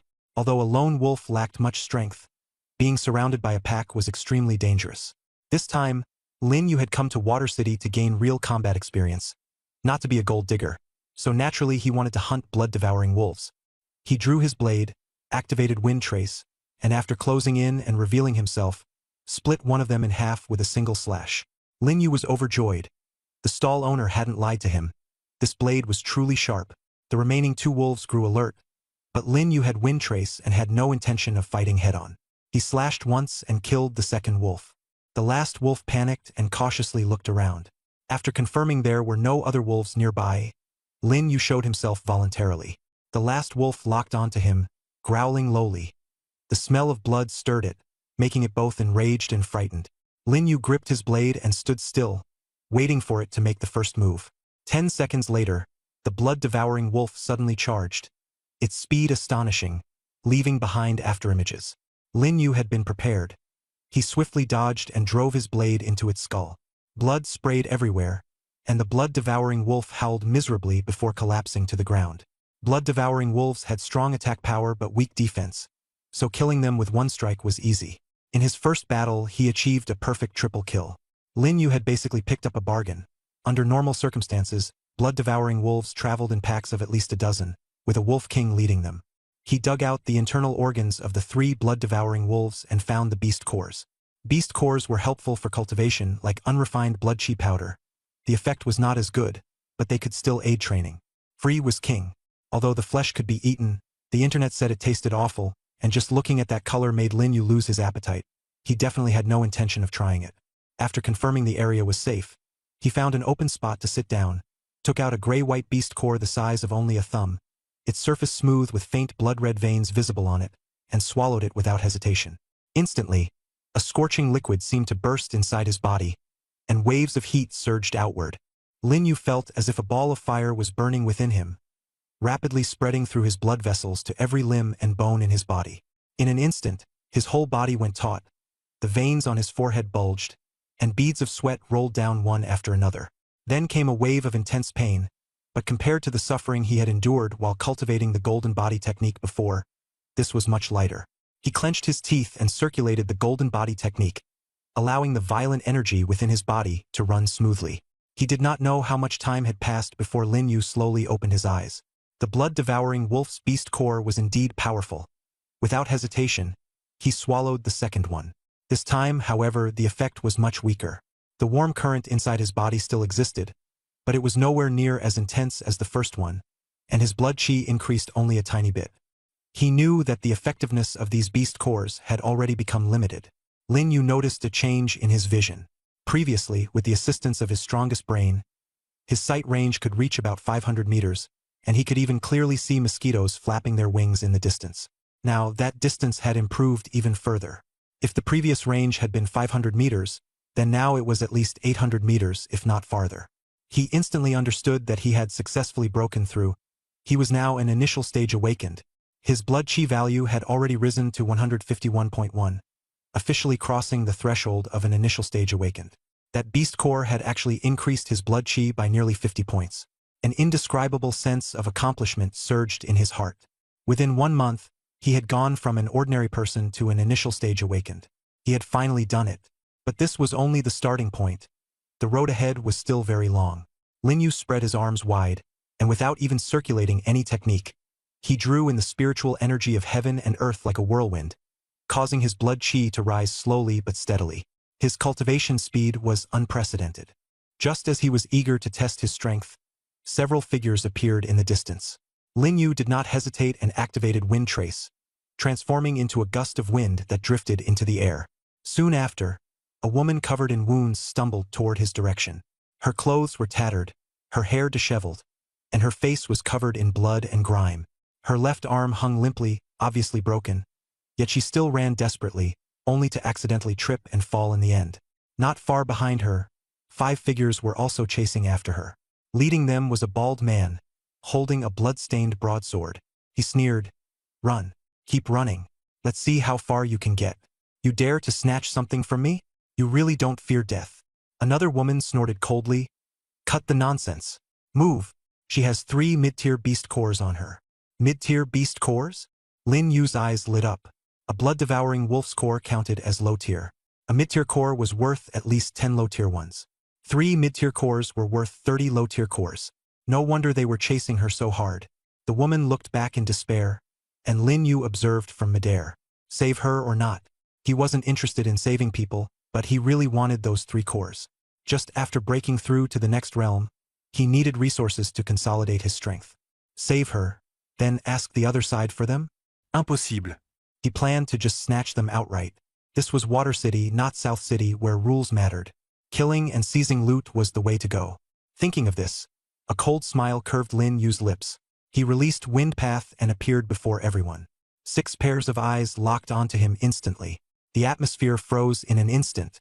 The bald man held his blade as he stared at him, filled with vigilance. The others also stopped, gripping their weapons tightly as they glared viciously at the suddenly appearing intruder. No one dared make a move. In the bald man's eyes, Lin Yu's appearance was bizarre beyond reason. Utterly without a trace of aura, as if he had materialized out of thin air. He was an elementary awakener. No stir or disturbance could escape his perception. A glimmer of hope flashed in the wounded woman's eyes. Without caring about Lin Yu's intentions, she forced herself up, planning to escape while the 2 sides remained in a standoff. But just as she got to her feet, a black short blade shot over like a wind blade and instantly severed her thigh. Before she could even react, her whole body collapsed to the ground, blood gushing out at once. The woman lay on the floor, screaming miserably, and only then did she realize her left leg had been severed. "Sorry, don't rush off. Wait until I'm done dealing with them before I deal with you." Lin Yu withdrew the short blade and said coldly, not even looking at her, "Who are you?" The bald man spoke first, his voice grim. "This woman is the one we've been after. You jump in halfway through. Who do you think you are?" Lin Yu's expression remained calm as he pointed at the woman. "I don't want the person, but I do want those 3 mid-tier beast cores." As soon as he said that, everyone's expression changed. The bald man's gaze turned cold. The most valuable thing on this woman was those 3 cores. They had lost several brothers hunting her down before finally capturing her. Now he wanted them handed over? Impossible. Don't think you can snatch those 3 cores all by yourself. There are 5 of us. Even if we kill you and deal with her afterward, it'll be easy enough. The bald man sneered threateningly. Lin Yu said nothing, only stared at him. The bald man took a step back, a trace of fear flashing involuntarily in his eyes. "How about this? Let's each take a step back. You get 1 beast core, we take 2, and we split the rest of the stuff on her equally. Honestly, this woman, though she's like this now, definitely won't be easy to handle once she's cleaned up. The body goes to you. How about it?" The bald man was clearly afraid of Lin Yu, but he still wanted to negotiate. Lin Yu shook his head. "All 3. I want them all. If they want them, they can come take them." The bald man's face darkened instantly. "Looks like there's nothing to talk about. 5 against 1. Do you really think you can win?" A faint smile tugged at the corners of Lin Yu's lips. The next second, the wind suddenly surged. A head fell to the ground, blood splattering across the bald man's face. He froze, his companion beside him was dead. His eyes widened, yet he hadn't seen Lin Yu move. Lin Yu was still standing there, as if a gust of wind had simply swept by and taken the woman's head. "You?" Before the bald man could finish, another gust of wind rose, and a second head came crashing down, landing right in front of him. Two men fell one after another, and the remaining two underlings turned to flee in panic. But after only a couple of steps, their chests were pierced through by the black short blades at the same time, and they died instantly. In less than a minute, everyone around the bald man was dead. The hand holding the broadsword trembled violently, his face pale, and his mind was utterly panicked. He had thought Lin Yu was merely a strong opponent, but he never expected him to be this terrifying. These methods were not something he could resist at all. This was clearly a mid-tier awakened. "Bro, big bro," he said in a trembling voice, begging for mercy. "Let's talk this out. The core, the women, the treasures. Take them all. I don't want anything anymore. You can even take what's on me. Just spare my life." Lin Yu stared at him coldly. "I kept you alive until the end not because I wanted to spare you, but because I wanted you to know how easy it is to kill you." The bald man tried to say something more, but no sound came out. His body went limp and collapsed to the ground. His eyes were still open, filled with fear and resentment. Lin Yu didn't look at him again. He turned and began searching the bodies. Aside from the bald man, he found 8 low-tier beast cores, several bottles of healing medicine, 3 bottles of chi blood powder, and a few weapons on the other 4 men. On the bald man, he found 5 low-tier beast cores and some huaxia currency. Overall, the haul was decent. Lin Yu turned to stare at the injured woman and asked directly, "Where are the 3 mid-tier beast cores?" The woman's lips trembled, but she shook her head and denied it. She had thought Lin Yu had come to save her. But when she saw him break her leg and kill off the bald man's group, she understood that Lin Yu was even more brutal than those men. A true demon. Lin Yu's gaze was icy. "No." The woman's lips and teeth trembled as she gritted out, "You're here to steal my things too. You're no different from them." Lin Yu sneered and shook his head. "I'm different. I only want the beast cores. They, on the other hand, wanted to kill you and defile you. Those aren't my things. Someone entrusted them to me. I can't give them to you." "He'll be here soon," the woman said anxiously, shaking her head. Lin Yu gave no response, only stared at her coldly, as if he were looking at a corpse. The woman's heart sank to the bottom. She could only pray that he would find her soon. Those words completely enraged Lin Yu. Killing her and then searching her body would yield the same result. "Since that's the case, then go die." A flash of black blade swept through Lin Yu's hand as he thrust it without hesitation straight at the woman's throat. The woman closed her eyes in despair, and just as the blade tip was about to pierce her, clang! The blade was knocked away by a burst of force, and the black blade spun in the air several times before crashing into the ruins. Lin Yu gripped the hilt of his knife, trembling slightly. "Stop!" A furious shout rang out from not far away. Lin Yu looked up and saw a young figure rushing out of the ruins at great speed, reaching the woman's side in just a few steps. He wore a black robe, had delicate features, and an imposing, sharp aura, like a sword about to be drawn. He helped the woman up and looked at her broken leg with dark eyes. "Manji, are you all right? It's my fault. I should have known Water City was this chaotic. I shouldn't have let you come here and take this risk with me." The woman opened her eyes and, upon seeing him, tears instantly welled up. "You finally came." Before she could finish, she fainted. The agony from her broken leg had already been suppressed to the limit by adrenaline. The black-robed youth ignored Lin Yu. He took out a glittering golden pill from his robes and fed it into her mouth. The pill melted at once, and color returned to Manji's face. The bleeding at the broken leg also stopped. Lin Yu's eyes narrowed slightly. He had never seen such a pill before. Its healing effect far surpassed ordinary wound medicine. After tending to her injuries, the young man stood up and looked calmly at Lin Yu. "I promised Manji's parents that I would protect her." His voice was flat, yet a violent aura suddenly erupted from him. The rubble in the ruins was whipped by the wind and rolled across the ground, forcing Lin Yu back several steps. This was a true prodigy, a master beyond even Chu Yu's comparison. Lin Yu did not flee. He was not afraid of death. The black-robed youth raised his hand, revealing the huge sword behind him, and slowly drew it out. The sword blade was white and slender, flashing coldly in the sunlight. Ancient patterns ran along the blade, emitting a flowing glow. Then a sharp sword aura rose into the air. He charged straight at Lin Yu with his sword. Lin Yu immediately counterattacked, wanting to test the gap between them. Though both were clearly initial-stage awakeners, the difference in aura was far too great. The black-robed man's speed was astonishing. In the blink of an eye, he arrived in front of Lin Yu. Lin Yu turned into a wind shadow and dodged instantly. The black-robed youth curved his lips, Wind element talent? Not bad. He immediately turned around and thrust his sword toward empty ground. Lin Yu retreated, his eyes filled with shock. How did you know? He thought in confusion. The black-robed man said calmly, Wind is not shapeless. I can sense its trajectory. Lin Yu felt heavy-hearted. This opponent was too bizarre. He could even detect the direction of the wind. The black-robed youth gave him no chance to catch his breath. Sword light suddenly surged, enveloping Lin Yu like white lightning. Shattering fist. Lin Yu erupted with a punch, his surging blood energy transforming into fist wind as he forcefully collided with the stabbing sword light. Clang! Fist and sword collided, producing a loud metallic clash as the battle erupted instantly. A faint golden light rose over Lin Yu's fist. This was the protective technique he had cultivated after practicing the Vajra body, directly enhancing his fist and making it as hard as iron. However, even so, he was still knocked back, a streak of blood drawn across the back of his palm, with cracks faintly visible in the bone.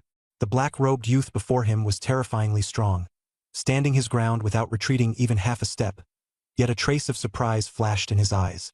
With such strength, no one of the same level could withstand the full force of his sword strike. What kind of fist technique is that? The black-robed youth muttered under his breath. Lin Yu, however, did not answer. He was merely waiting for an opportunity. He turned into a gust of wind and lunged again. The black-robed youth sneered and shook his head. You think you can win with that little skill? His sword thrust at empty air on the left, and a futile slash on the right was equally empty. Wind roared all around. The wind of Water City happened to rise at this moment, making it hard for the black-robed youth to lock onto Lin Yu's true position.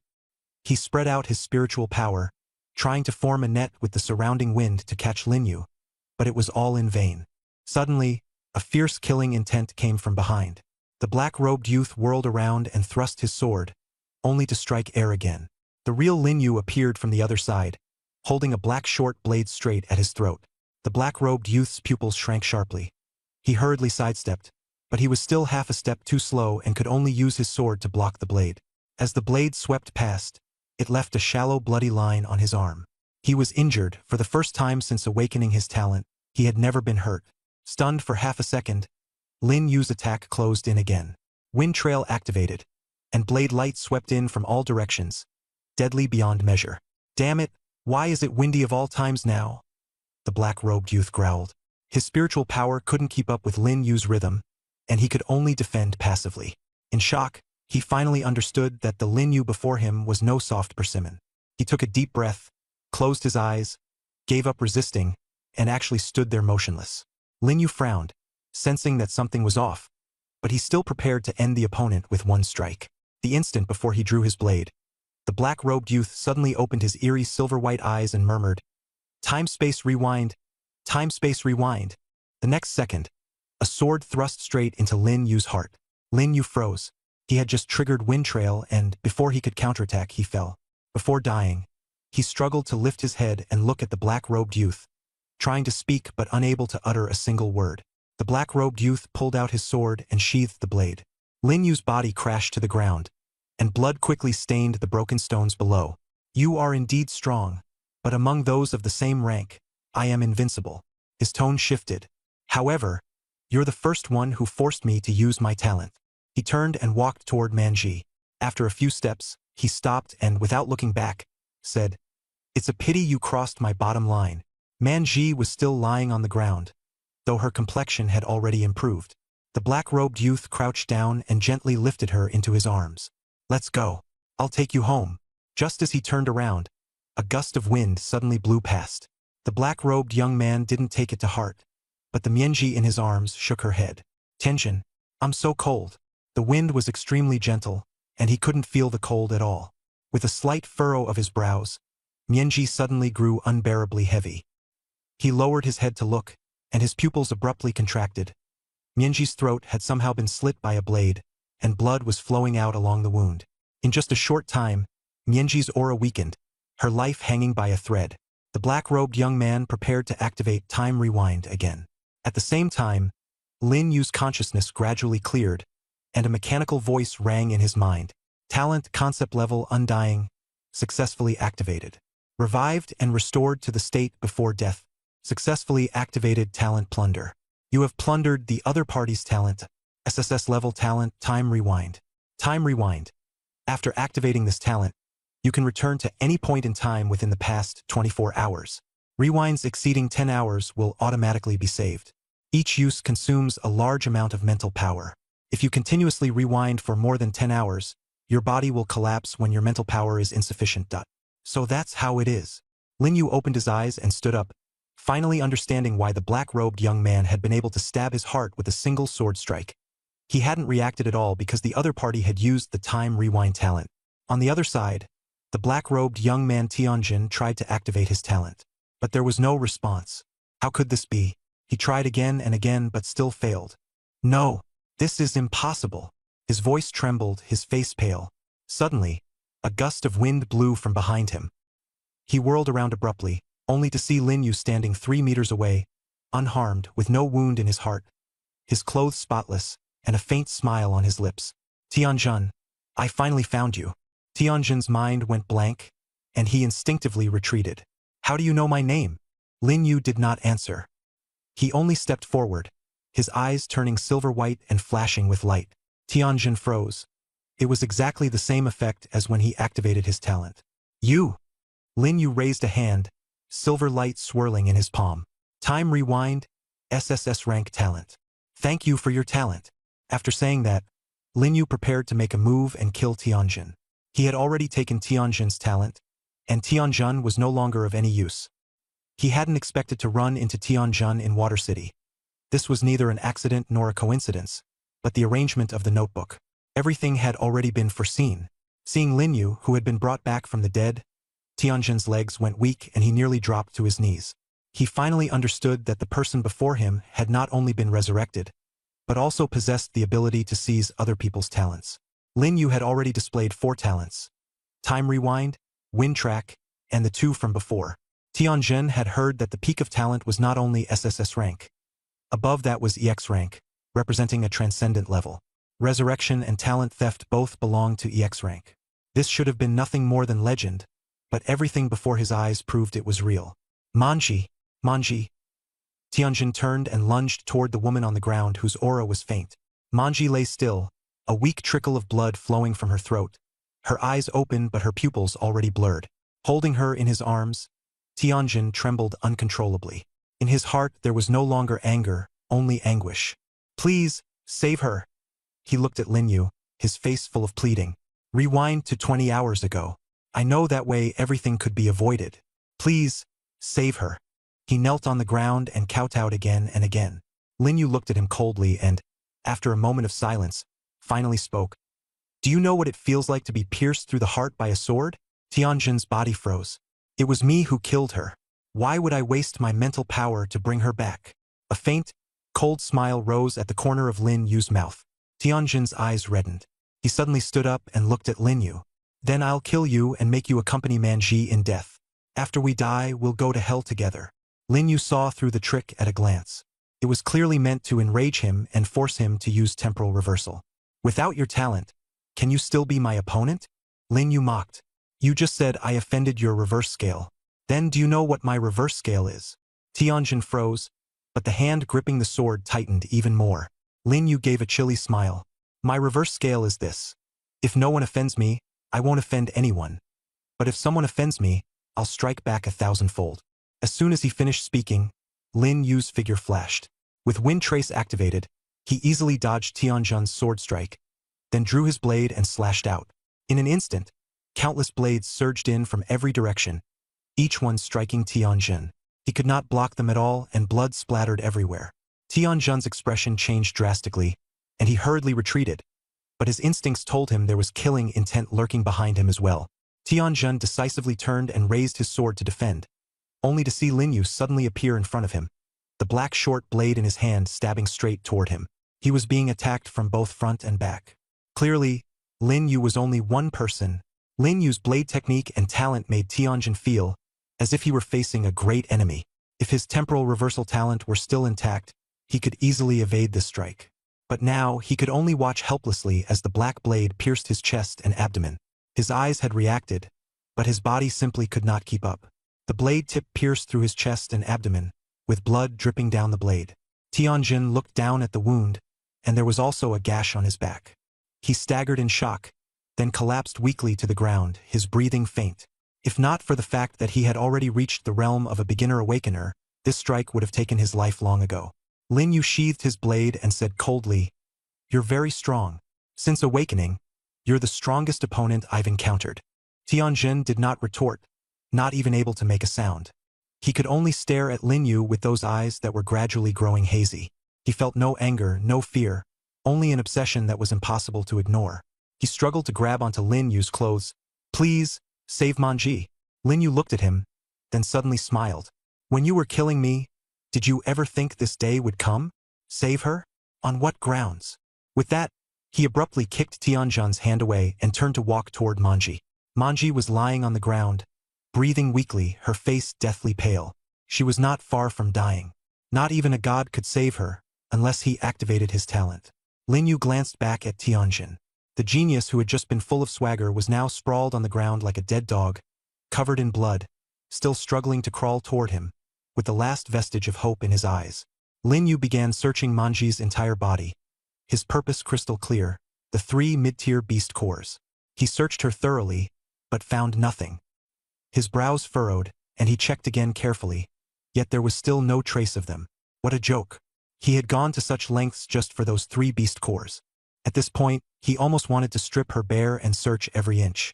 Manji had clearly said before that the beast cores were being held in safekeeping on her person by someone else.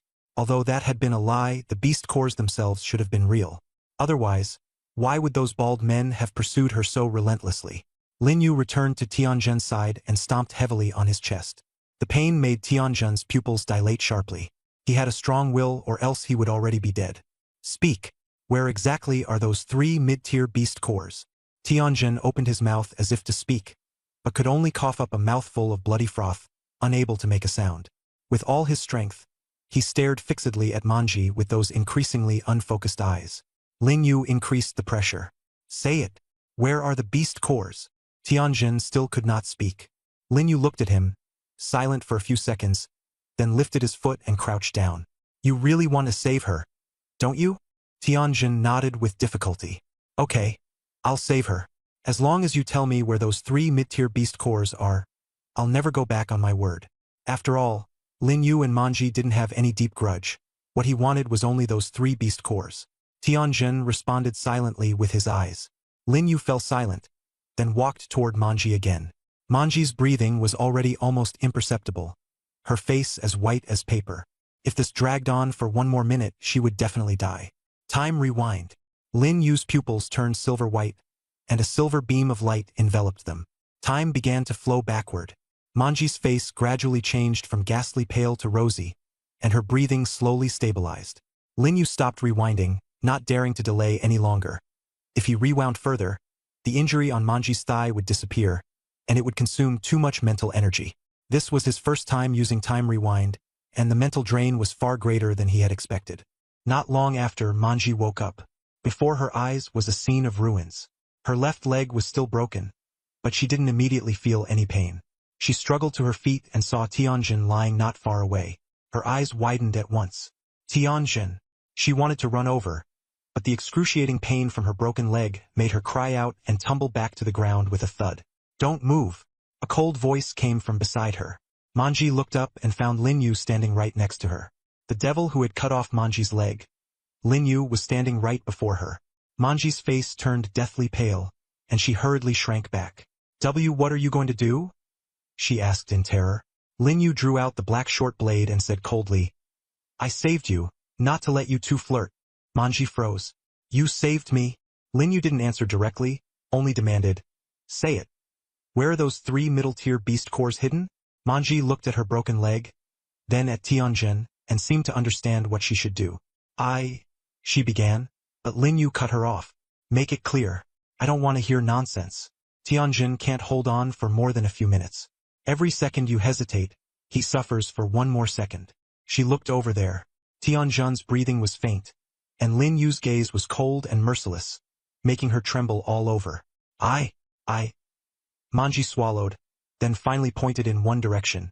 "The cores are hidden in the ruins. I marked the spot, so it's easy to find." Lin Yu's voice was icy. "Take me there." Now. She tried to refuse, but Lin Yu cut her off forcefully. I'm not asking you. This is an order. I can save you, and I can kill you too. He doesn't have much time left. Tianjun's breathing grew weaker and weaker, and tears kept streaming down Manji's face. I'll take you there. Lin Yu put away the blade and directly grabbed her up with one hand. Go! Manji gritted her teeth, enduring the searing pain in her broken leg, and pointed at a crumbling building not far away. That was where the core was hidden. Lin Yu activated Wind Track, and a gust of wind carried the two of them swiftly toward the dilapidated building. She knew the middle-tier beast cores were precious, but this was the only chance. If they couldn't find them, Tianjun was definitely doomed. In less than a minute, Lin Yu reached the foot of the building. The building was half collapsed, overgrown with weeds, and scattered with broken stones. Manji pointed to a corner. Right under there. Lin Yu kicked away a stone slab, revealing a pit, and inside it was a cloth bag. When he opened it, 3 pale gold inner cores from mid-tier demon beasts lay quietly inside. A slight smile curved at the corner of Lin Yu's lips. Victory was within sight. He put away the inner cores and turned to look at Manji. Let's go. Once again, he lifted her up in one motion, activated the wind path, and quickly returned to the ruins. Tianjin was still lying there, his breath even weaker than before. His eyes half open and half closed, pain plainly written all over his face. Tianjin!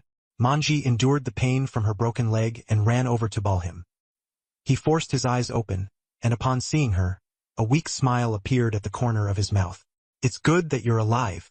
Those were his last words. Tianjin no longer had the strength to go on and collapsed completely into Manji's arms. His body was utterly lifeless, and his heartbeat gradually faded away. Manji froze, holding him tightly as tears welled up. Tianjin, wake up. You promised you'd protect me for the rest of my life. You can't die. You can't. Tianjin had already closed his eyes, and the faint smile at the corner of his mouth was filled with helplessness. For him, dying was better than watching Manji die. At least he had not broken his promise. Manji cried so hard it felt like her heart was being torn apart. Suddenly, she thought to turn back, only to discover that Lin Yu had already left. The man who had cut off her leg and then saved her life had, in the end, killed Tianjin behind her. Her heart was full of conflict, and she did not know whether she should hate him or thank him. At that moment, Tianjin coughed up a mouthful of bloody froth. His heartbeat somehow miraculously started again. He's not dead, just experiencing a final burst of vitality. Manji gently stroked Tianjin's face, tears blurring her eyes. Are you stupid? Why did you do this? Why did you die for me? Tianjin weakly opened his eyes, his face pale, his voice full of pain. A vengeful fire flashed in Manji's eyes. She remembered Lin Yu's face and swore that one day she would make him pay. Sensing her change, Tianjin grabbed her hand and shook his head. Don't. Why? It's all his fault. If it weren't for him, you wouldn't have ended up like this. I must kill him. She stared at Tianjin, then lowered her head to look at her broken leg, her raging anger impossible to calm. Although treating a broken leg wasn't difficult, this debt would eventually have to be settled on Lin Yu's head. Tianjin's expression grew complicated. I killed him once. He took away my talent. More accurately, he plundered it. Manji widened her eyes. Talent plundered? She had never heard of such a thing. Tianjin looked at her and said slowly, my time-space reversal was stolen by him. Manji's mind went blank. Killed him once. Had her talent plundered. Putting those two sentences together, she couldn't make sense of it at all. Tianjin shook his head. Don't even think about going to find him for revenge. He's a demon, and he's someone we can't afford to provoke. Lin Yu was far more terrifying than they had imagined. Manji was silent for a long time, then nodded lightly and asked, then your talent? Halfway through, she suddenly stopped, her expression utterly conflicted. Her talent had been taken. She had never even heard of such a thing, never imagined it would happen to someone around her. Tianjin tightly held her hand. Though weak, his grip was firm. It's gone. He murmured to himself, as if he still couldn't quite believe it. Manji's eyes reddened. How could this be? That was your strongest talent. An SSS grade 1. Why is it gone?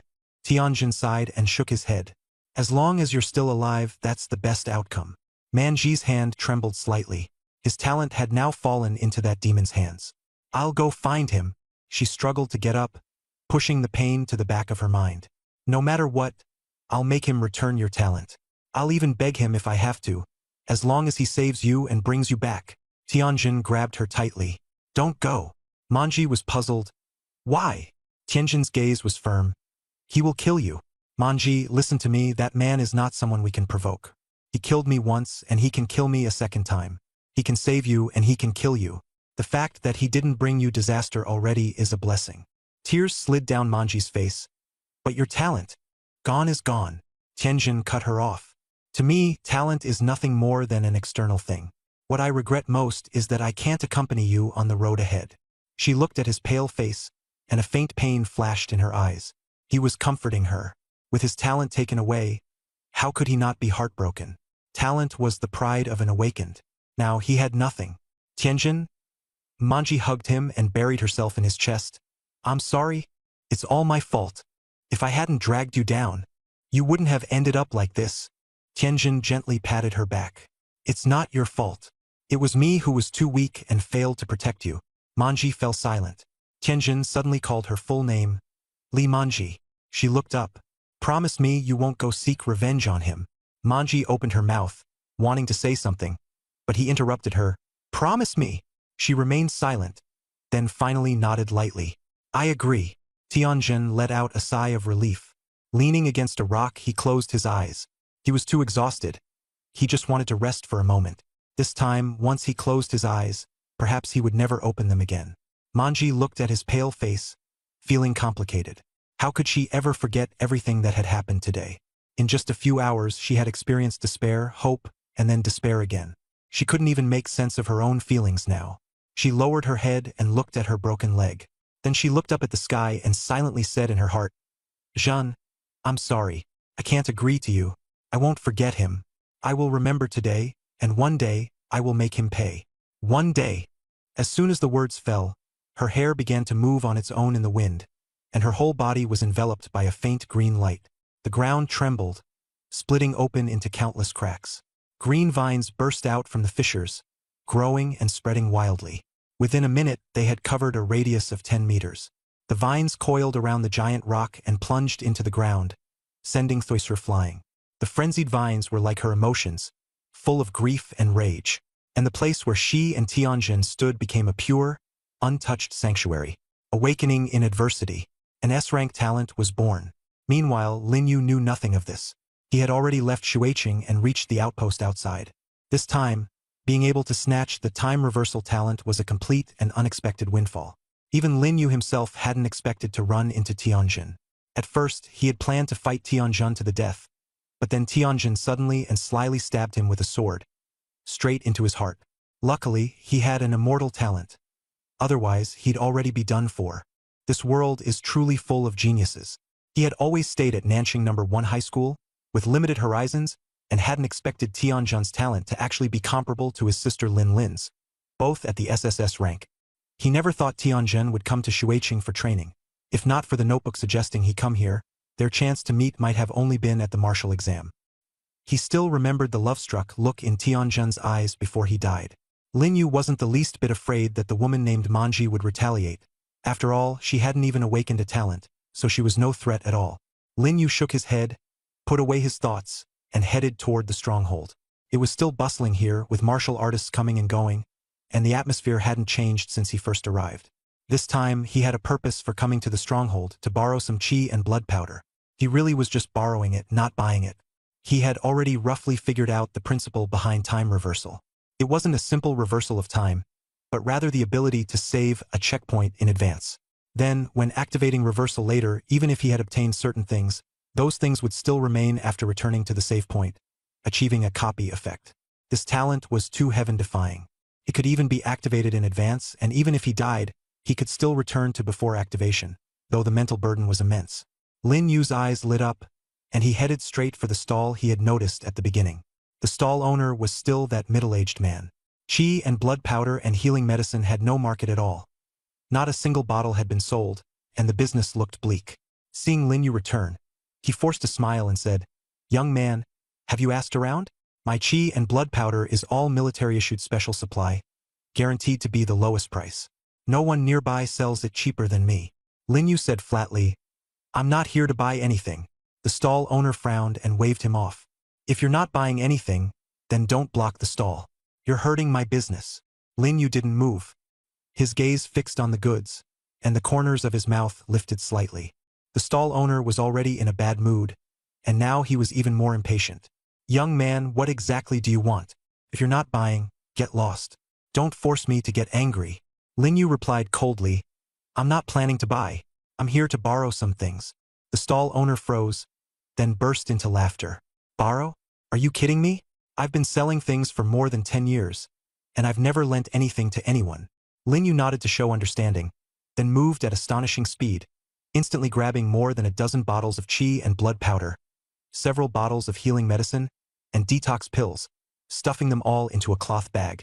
The stall owner was stunned, staring at the emptied stall, his mind going blank. The bystanders were stunned too. They hadn't expected that someone would really dare to rob a stall in the Shuiqing stronghold. Are you crazy? You dare to provoke the stall owner? Then you clearly don't know who's backing him. You actually dare to rob my stuff? You're tired of living. The vendor roared. Lin Yu thought he was going to draw a blade, but instead he pulled out a completely black handgun engraved all over with runes, with a clearly surging energy fluctuation at the muzzle. This was a handgun specially made for awakeners. One shot from it could seriously injure even a mid-tier awakened. The vendor's face twisted viciously. You little bastard, daring to snatch my goods. I've been making my way in Water City for more than 10 years. No one has ever dared to be this arrogant. The surrounding martial artists immediately scattered, keeping their distance, all of them waiting for the show to begin. Someone whispered in discussion. Who is this guy? He actually dared to steal Old Wong's stuff. Old Wong is a survivor of Water City, and he's also a mid-tier awakened. He's old now and can't advance anymore, so he came here to set up a stall. Someone once robbed him before, and the result was getting beaten up like a twisted dough stick. This kid looks like a newcomer at a glance. He doesn't understand the rules. Lin Yu said with a smile, That gun of yours is pretty good. The vendor's face turned alternately green and white. Cut the crap. Hand the stuff over. Kneel down and knock 3 loud bows, and I might still consider letting you off. Lin Yu shrugged.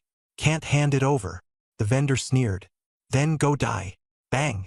A gunshot rang out. Lin Yu didn't react at all. The bullet went straight through his chest and exploded on the spot, blood splashing everywhere, internal organs shattered. The pain was excruciating, even worse than having Tianjun's blade stab him in the heart. Lin Yu's body swayed and he collapsed limply to the ground. The vendor put away the gun and sneered. With just this bit of ability, you still dared to steal from me. The surrounding martial artists shook their heads and sighed. Ah, another one dead. Bad luck to run into Old Wong like this. He's only at the beginner level too, but it's a pity he died just like that. Serves you right. The vendor squatted down and reached out to snatch Lin Yu's cloth bag. The Undying talent activated. The time reversal talent triggered. Time flowed backward, and everything around him rewound. Lin Yu returned to the moment he had just left Shuiqing. He touched the cloth bag and found the snatched blood-boosting powder, healing medicine, and antidote inside. As expected, it worked great. He raised his foot and walked toward the stronghold. This time, he wasn't just going to take the blood-boosting powder. He was also going to get the vendor's handgun. Again, the 10th time. Lin Yu already had more than 40 bottles of blood-boosting powder in his hands, along with over 100 bottles of healing medicine and antidote. He had also taken several of the vendor's handguns. The vendor was a seasoned veteran. The goods displayed openly were just a cover, and the real merchandise was hidden away tightly. For Lin Yu, this blood-boosting powder was enough. Next, he was going to ruin Old Wong's business. Not by smashing the place directly, but by stealing his customers. Lin Yu set up a stall right next to Old Wong's, piled high with blood-boosting powder, healing medicine, and antidote. Old Wong didn't pay much attention. He knew that at this base no one sold blood qi pills cheaper than him. He had practically monopolized the blood qi pills here, and the other vendors all bought from him and resold them at a markup. No one could undercut him. Kid, planning to steal my business? Old Wong squinted at him. Lin Yu didn't respond, only smiled. He placed the blood qi pills in the most conspicuous spot and wrote on a cardboard sign, Blood qi pills, 5,000 per bottle. Healing pills, 3.000 per bottle. Antidote, 1.000 per bottle. Old Wong's smile froze instantly. He rubbed his eyes and looked again, but the prices were still the same. He sold them for 10,000 a bottle. Was Lin Yu really cutting the price in half and selling them? You're fucking crazy? Old Wong jumped up. Cutting everything in half. Are you here to trash my stall? Lin Yu gave him a cold glance. I feel like it. These things had no cost to him anyway. They were all snatched from Old Wang. Old Wang was stunned and hurriedly checked the blood-cheap pills. They really were identical, genuine goods. He frowned. How did this kid get such cheap goods? Lin Yu continued setting up his stall. Cheap blood and cheap pills quickly attracted the surrounding martial artists. Holy crap! Blood and cheap pills are selling for 5,000 now? Seriously. Old Wang sells them for 11,000 a bottle, right? This kid's selling them for half price. A lot of people crowded around. Someone picked up a blood and cheap pill and looked at it suspiciously. Boss, this isn't fake, is it? Lin Yu looked up and said with a faint smile. Even fakes cost money. I never sell counterfeit goods. A martial artist hesitated, then pulled out 10,000 huaxia coins and handed them to Lin Yu. Give me 2 bottles first. Lin Yu took the money and handed over 2 bottles of blood and cheap pills. The martial artist opened one bottle, sniffed it, and his eyes lit up. He confirmed it was genuine. The purity was about the same as Old Wang's batch. Once someone started buying, word spread, and even more people swarmed over. Give me 5 bottles of blood and cheap pills, 5 bottles of healing medicine, and 5 bottles of antidote. 10 bottles of blood and cheap pills.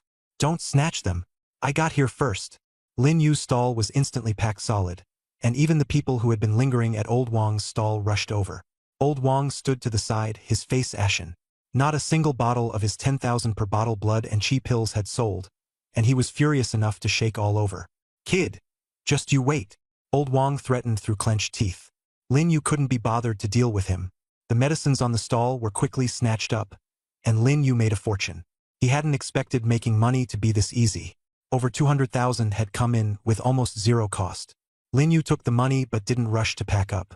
His gaze swept over Old Wang as he said with a smile, Old Wang, how's business today? Old Wang's expression was dark. Kid, you're courting death. Lin Yu shrugged. Low prices attract people. If you've got the guts, drop your price too. As soon as he finished speaking, Old Wang suddenly pulled out a black gun and pointed the muzzle straight at Lin Yu's forehead, his face vicious. The martial artists who had been nearby all backed away, and the air instantly froze. Old Wang sneered. I've been setting up a stall for more than 10 years. I don't know how many reckless brats like you have died. Lin Yu glanced at the gun, then raised his eyes to stare at Old Wang, the smile at the corner of his mouth deepening. He took out an identical gun. Old Wang's pupils shrank sharply, and his hands began to shake.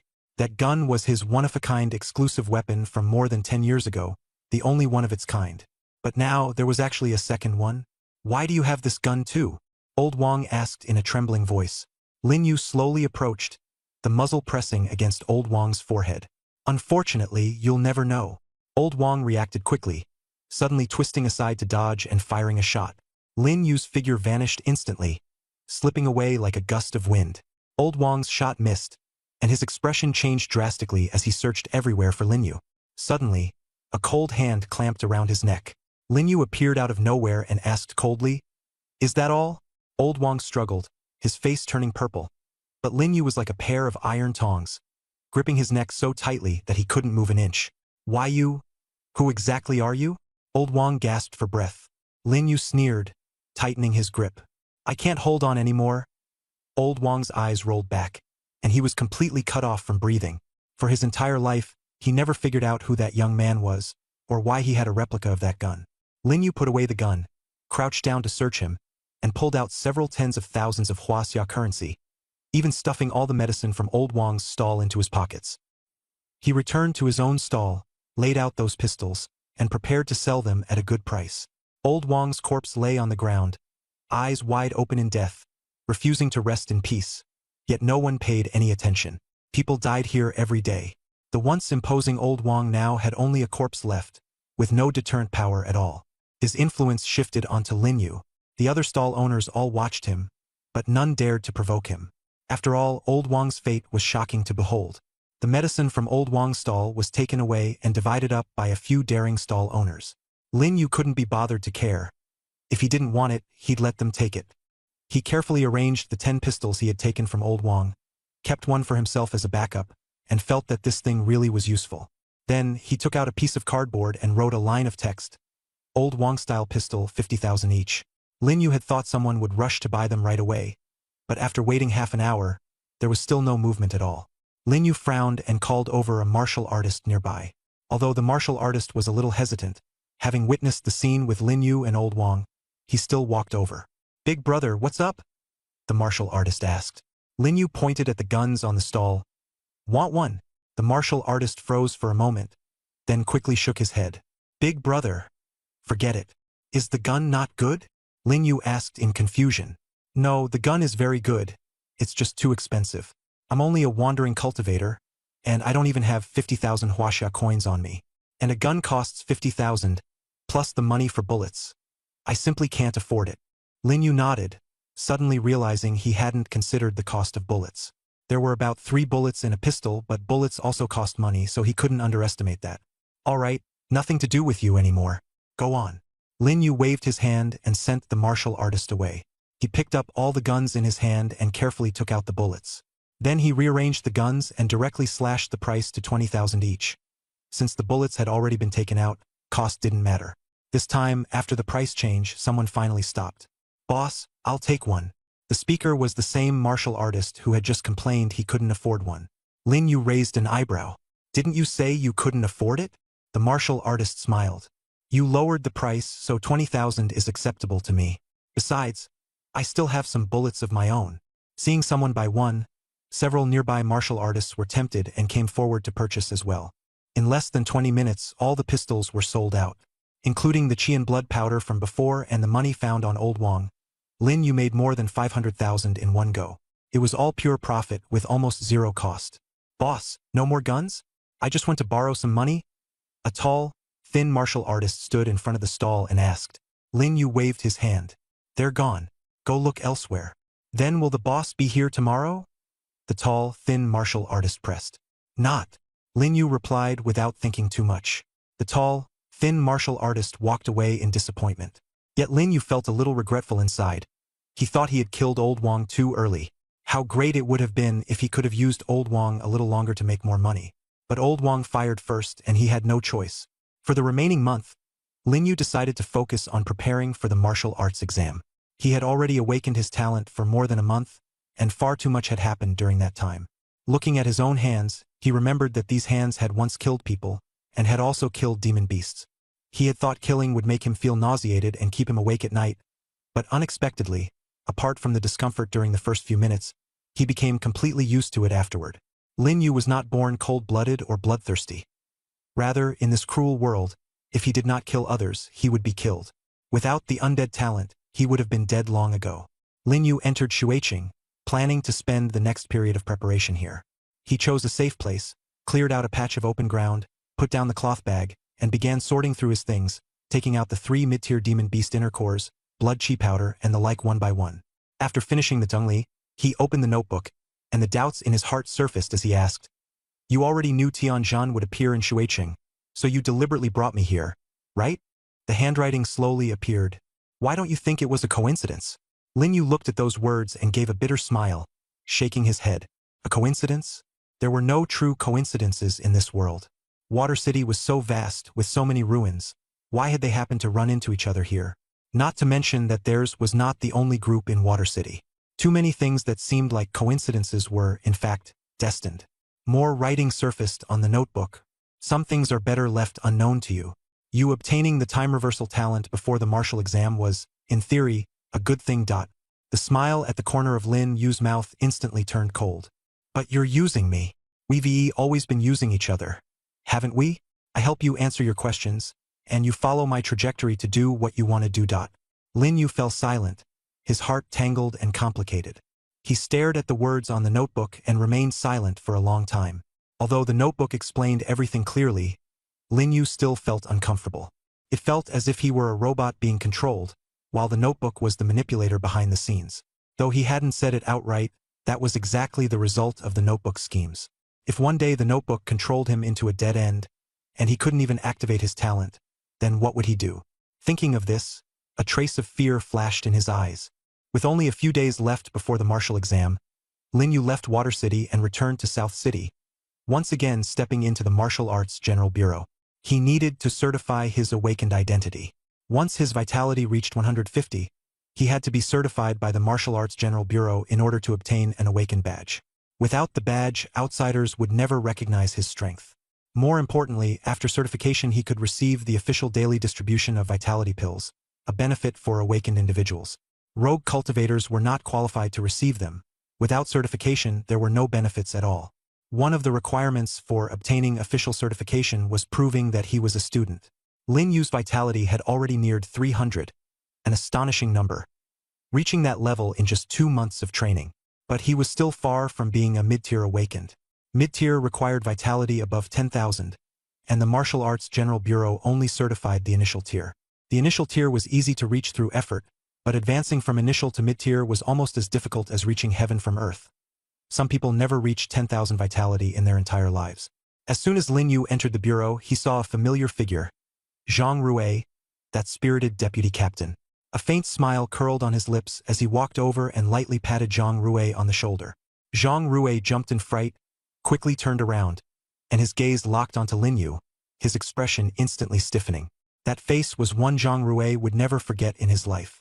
It was he who had forced Zhang Rui to spend more than 10 months' salary on a villa, and even handed him 2 Shen-grade martial arts manuals and an apology letter. The other things were fine. Luckily, he hadn't been made to apologize in public, or else he would have had no face left to continue at the bureau. Captain Zhang, long time no see, Lin Yu said with a smile. To Zhang Rui, that smile was more terrifying than a demon's. He still remembered how, at such a young age, Lin Yu had dared to extort him. Although in the end the Martial Arts General Bureau took the blame for him, in reality he had been the scapegoat. Lin Yu, classmate. Zhang Rui forced out a smile and said, "What brings you here?" Unconsciously he used you, sounding very timid. Lin Yu smiled. "Don't be nervous. I'm here to certify as an initial tier awakened, not to rob anyone." Hearing that, Zhang Rui's smile stiffened even more. How could I possibly think that? Lin Yu looked at him but said nothing. Cold sweat broke out on Zhang Rui's back, his heartbeat quickening. He only wanted to end this awkwardness as soon as possible. And, Lin Yu, classmate, have you really reached the standard for an initial tier awakened? He asked tentatively. Lin Yu nodded. The corner of Zhang Rui's mouth twitched, and he was shocked in his heart. An initial stage awakener in just 2 months? That speed was outrageous. He could only hold back his question. Last time, his unnecessary chatter had already brought him a huge mess. Then, come with me. Zhang Rui led the way, his steps quick as he hurried Lin Yu to the certification. The certification point was on the first floor, and they had to pass through a long corridor. Last time, Lin Yu had been brought in as a suspect. This time, he was an officially certified awakener. The contrast was huge. As he walked, Zhang Rui secretly glanced at Lin Yu, feeling all sorts of emotions. He remembered that it had taken him nearly a year of cultivation to reach the initial stage. While Lin Yu had done it in just 2 months, the gap was far too big. Captain Zhang. Lin Yu suddenly spoke. Zhang Rui jolted and quickly turned around. I'm here. What is it? Lin Yu shook his head and smiled. Don't be nervous. I just want to ask what the process is for certifying as an initial stage awakener. Zhang Rui finally breathed a sigh of relief. The process for certifying an initial stage awakener was quite complicated. Usually, an appointment had to be made in advance, along with a school recommendation letter, and the paperwork was cumbersome. But Lin Yu was an exception. None of that was needed. Zhang Rui briefly explained, the process is simple. First test your qi and blood value. If it exceeds 150, you pass. Then register your information, and finally receive your awakener badge. Lin Yu nodded. It really wasn't difficult. The two of them soon arrived at the testing room. There were quite a few people lining up at the entrance, all students about Lin Yu's age, hoping to be certified as initial stage awakeners. Lin Yu asked, are all of these here for certification? Zhang Rui said, yes, graduation is approaching, so there are especially many students lately. Lin Yu fell into thought. There really were quite a lot of talents. Do I need to line up too? Lin Yu asked. Zhang Rui was stunned for a moment, then shook his head. No need. Follow me straight in. Lin Yu followed Zhang Rui into the testing room, and the students lining up were instantly dumbfounded. In the testing room stood a device far more sophisticated than the school's testing machine, and beside it stood a staff member in a white lab coat. Seeing Zhang Rui, he nodded in greeting. Captain Zhang, and this is? Lin Yu, here for initial awakened certification. Zhang Rui introduced. The staff member stared at Lin Yu for a few seconds, curiosity and scrutiny in his eyes. For Zhang Rui to personally bring someone in and even cut the line, his identity had to be anything but ordinary. He smiled and said, You're Lin Yu, right? Put your hand on it first. I'll measure your blood and qi. Lin Yu placed his hand on it and began channeling his blood and qi. The testing device was much more precise than the one at school, with extremely small error. The door wasn't closed. Students waiting outside looked into the room and whispered among themselves. Who is that? It was clearly my turn, but he got cut in line. Some connected backer, obviously. I despise people like that the most. He'll definitely fail the blood and qi check. Lin Yu heard these words and the corners of his mouth lifted slightly, but he ignored them. Zhang Rui heard them too, yet he still didn't close the door, seemingly intending to use this to save face. The numbers began to jump. 10, 30, 50, 80, 100. The speed was normal, and the staff member nodded. 120, 140, 160, 180. The numbers rose faster and faster, and his expression started to change. 200, 220, 240, 260, stopping at 298.2. The room fell silent. The staff member was stunned. In 5 years of work, he had seen plenty of students, and anyone over 200 was an S-rank genius. The initial awakened before him was nearly twice that. He had originally thought Lin Yu got in through connections, but it turned out to be completely different. Passed, the staff member said in a daze. Lin Yu asked, "What's next?" "Register your information, then go to the lobby to collect your badge." "I'll go get the form," the staff member said as he pulled out a form and handed it over. After Lin Yu filled it out, the staff member took one look and his eyes immediately widened. South City First High School, awakening time, 2 months ago? The staff member froze, not expecting him to still be in high school, and to have awakened only 2 months ago. From 0 to 298.2 vitality in 2 months. That speed was simply insane, completely beyond common sense. Zhang Rui stood nearby, his expression complicated. Although Lin Yu had told him in advance that this was an awakener certification, seeing Lin Yu's astonishing vitality value with his own eyes still made his heart pound uncontrollably. Outside the door, the young people in line erupted into an uproar. 298.2? Are you kidding me? Our school's top score on last month's exam was only 101.2, and the average vitality value over 2 months was just 150. Seriously? Isn't Chuyu the strongest at South City First High? When did some monster named Lin Yu appear? How come I've never heard of him? I've never seen him either. The staff member put away the form. After operating the computer for a few taps, he pulled out a stamped sheet of white paper and handed it to Lin Yu. Congratulations, you are now officially a low-tier awakener. You can collect your awakener badge in the lobby with this paper. Thank you. Lin Yu took the white paper. The staff member hurriedly waved his hand. You're welcome. It's what I should do. Lin Yu stood up and turned to leave. Passing by Zhang Rui, he paused for a moment and gave him a meaningful look. Captain Zhang. Zhang Rui jolted and quickly straightened his back, his voice steady. Classmate Lin Yu, what is it? Lin Yu smiled and patted his shoulder. Do your best, Captain Zhang. Zhang Rui froze, staring at Lin Yu's calm face, not knowing what to say. All of his little calculations had been seen through by Lin Yu. In the corridor, the young people in line automatically made way for Lin Yu. Their gazes toward Lin Yu were filled with envy and awe. Lin Yu did not linger and turned to leave. Classmate. Lin Yu was startled and turned around to see a girl with a ponytail jogging over. Her face lit up with excitement. Lin Yu, I finally get to meet you, the girl said as she ran up to him, her eyes sparkling. I wanted to get to know you during the monthly exam, but I never got the chance. Now I do. Can I add your contact info? She took out her phone and waved it. Lin Yu looked at her but said nothing. Su Xiaoyu quickly added, Oh, my name is Su Xiaoyu, from class 6. We're right next to your class.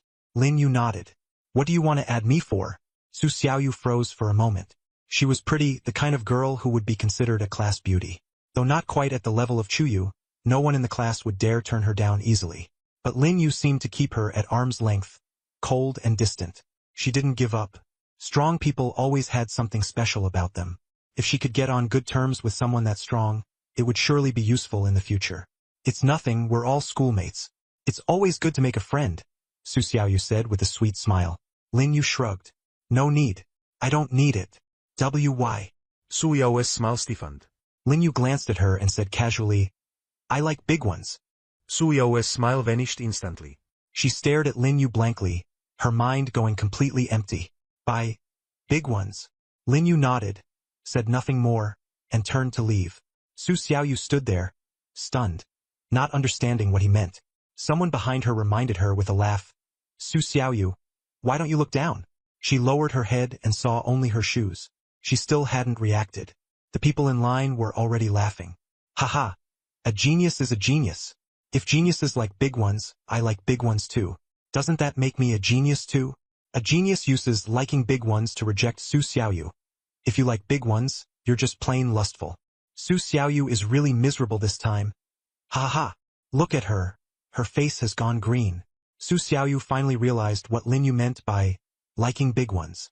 She bit her lip, her face flushing bright red. Red all the way to the roots of her neck. Looking down at her chest, it really wasn't large, but it was still around average, definitely not flat. Besides, she was only 18.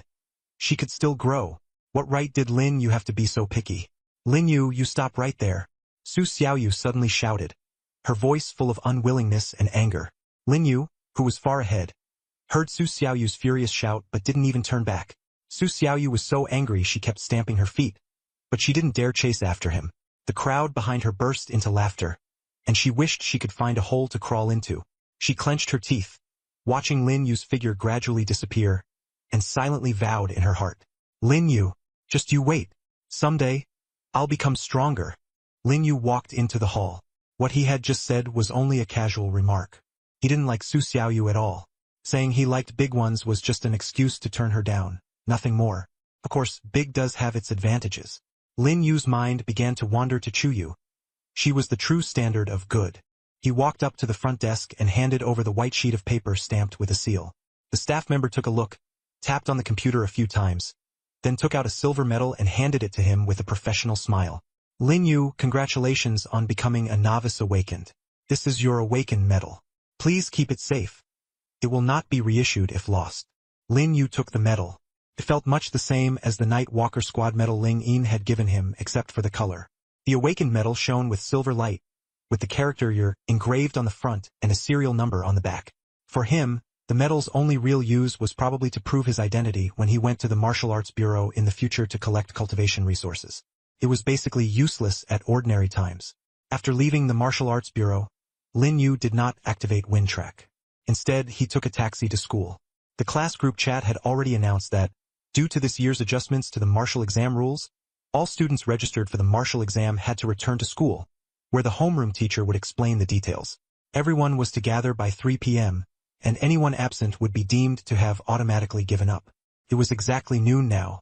The literary exam had already ended, and those returning to school were all students who had signed up for the martial exam. The taxi stopped in front of Nanxing First High School, and Lin Yu got out and entered the campus. The school was much quieter than usual. Freshmen and sophomores were on holiday, and only the martial exam candidates were still here. He headed toward the teaching building, and just as he reached the bottom of the stairs, he heard someone call from behind him, Brother Yu. Turning around, he saw Yuan Hao running over, out of breath and full of excitement.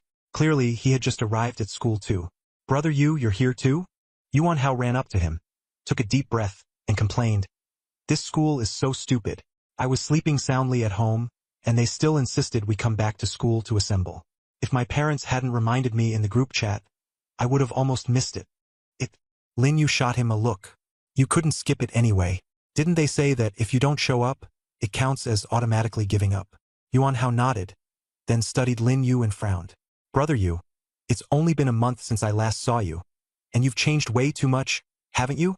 He circled around Lin Yu once. I feel like you're just a completely different person now. Lin Yu asked flatly, How am I different? Yuan Hao scratched his head and thought for a long time before saying, I just can't see through you anymore, and I feel this pressure from you. The most obvious thing is that you've got this murderous aura about you. Lin Yu froze for a moment, then gave a wry smile. Over the past month, he had killed a lot of demonic beasts and quite a few people too. That kind of aura wasn't something he could shake off for the moment. No wonder Zhang Rui had been so frightened when he saw him.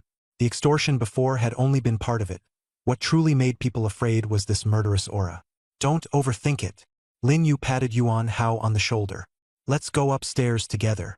The two walked into the teaching building. Along the way, students occasionally brushed past them, stealing a furtive glance at him. Isn't that Lin Yu? Yeah, it's him. He beat Chu Yu last month in the monthly test and took first place. I haven't seen him in a month. I was in the next class over at the time. Lin Yu scored a 105.3 chi and blood value, shocking the whole school. Chu Yu got so angry she ran off. Listening to them, Lin Yu couldn't help but think of Chu Yu. To be honest, he was rather curious about how strong she was now. With her family background and top-tier talent, as long as she worked hard, her cultivation speed wouldn't be slow. But no matter how fast it was, it still couldn't catch up to Lin Yu. As they walked, Yuan Hao asked, "Brother Yu, where did you go after the last monthly test? I sent you a bunch of messages and you never replied. Last week I even went to your place looking for you, but it turned out you'd moved. I made a wasted trip." Lin Yu said indifferently, "That's right, I moved. I'm living in the villa area over by the school now. Even if you find it, you still won't find me, because I've gone out for training." Yuan Hao's eyes lit up as he said excitedly, "Now that's a fellow traveler. I went out for training too. Brother Yu, where did you go?" "Water City." Yuan Hao abruptly stopped in his tracks, his voice even changing pitch.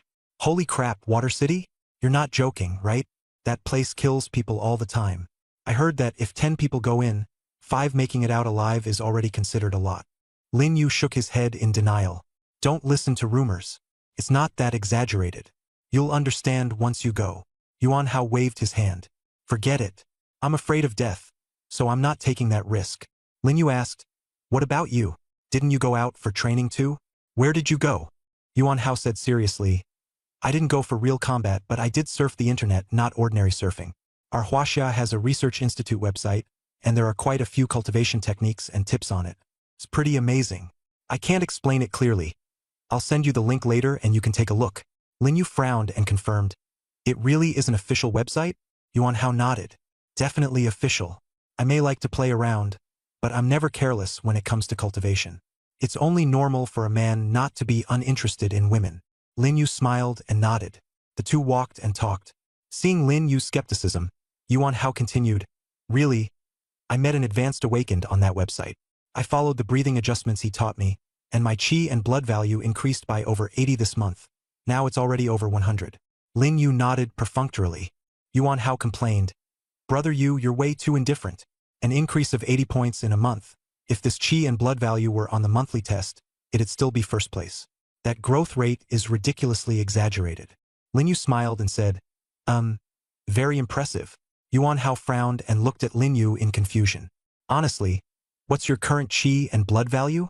Lin Yu's lips curved as he replied, "Not much. Just about 300. Yuan Hao was stunned. "Exactly how much?" 298.2. This time, Yuan Hao stopped in his tracks again, his voice trembling with excitement. "You're not kidding me, are you?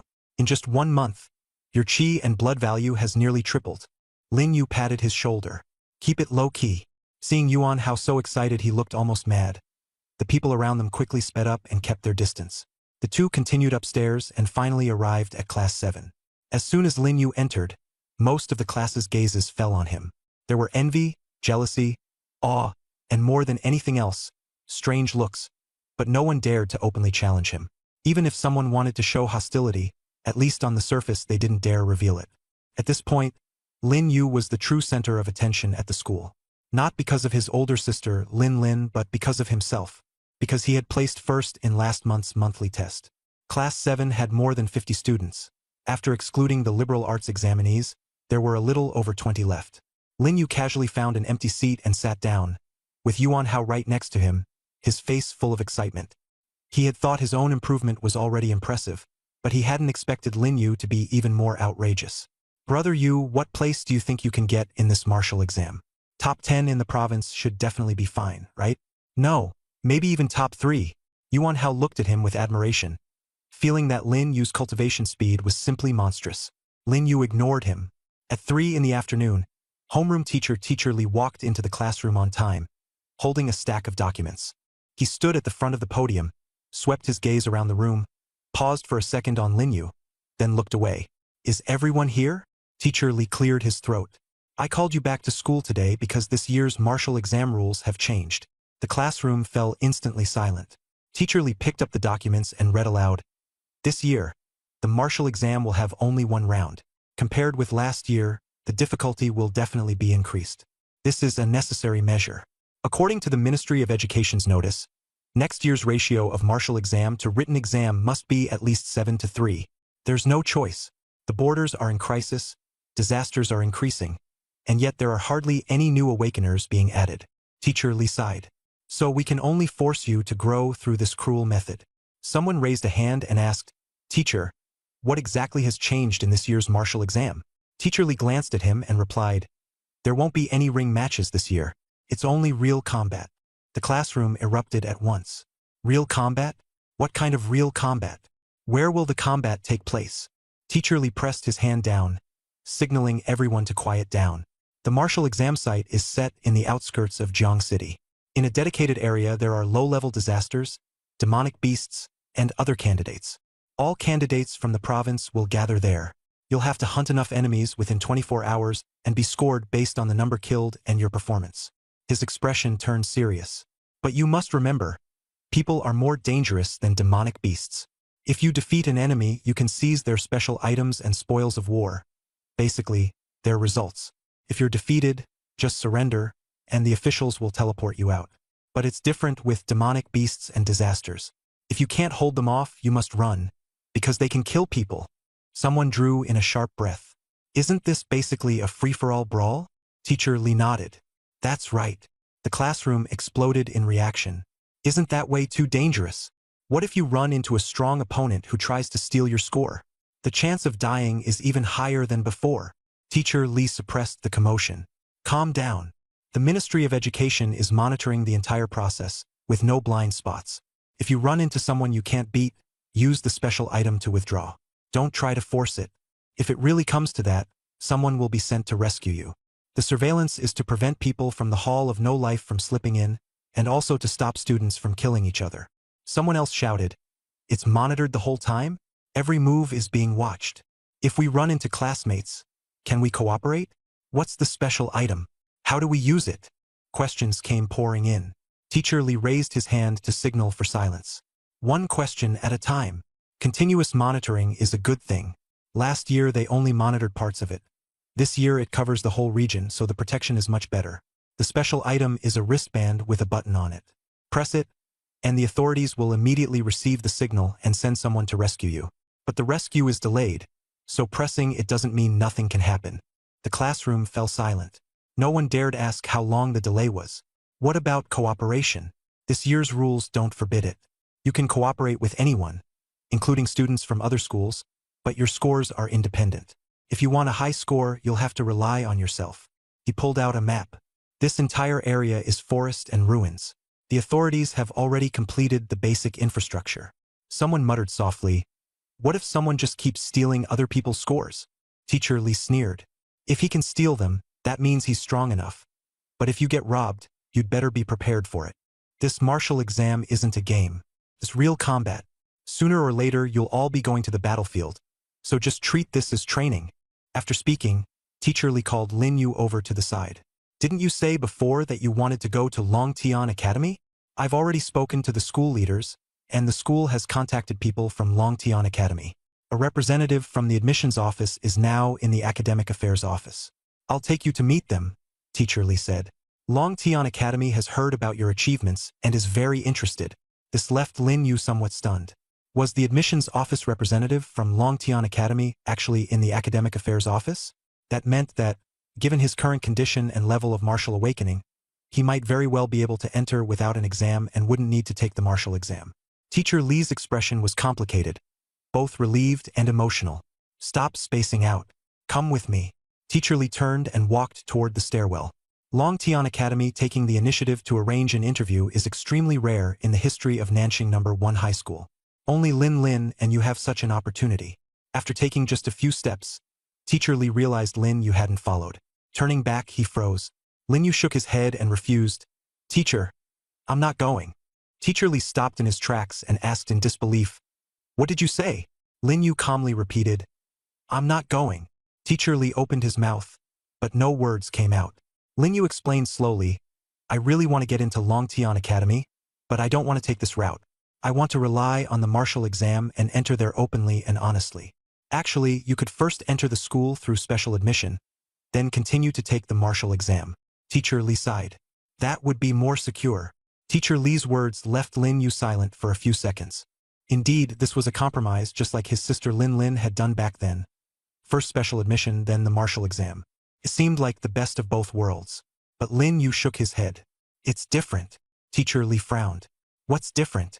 Enter the academy first, then take the martial exam. The result would still be yours. Who would say anything? Lin Yu's gaze remained calm.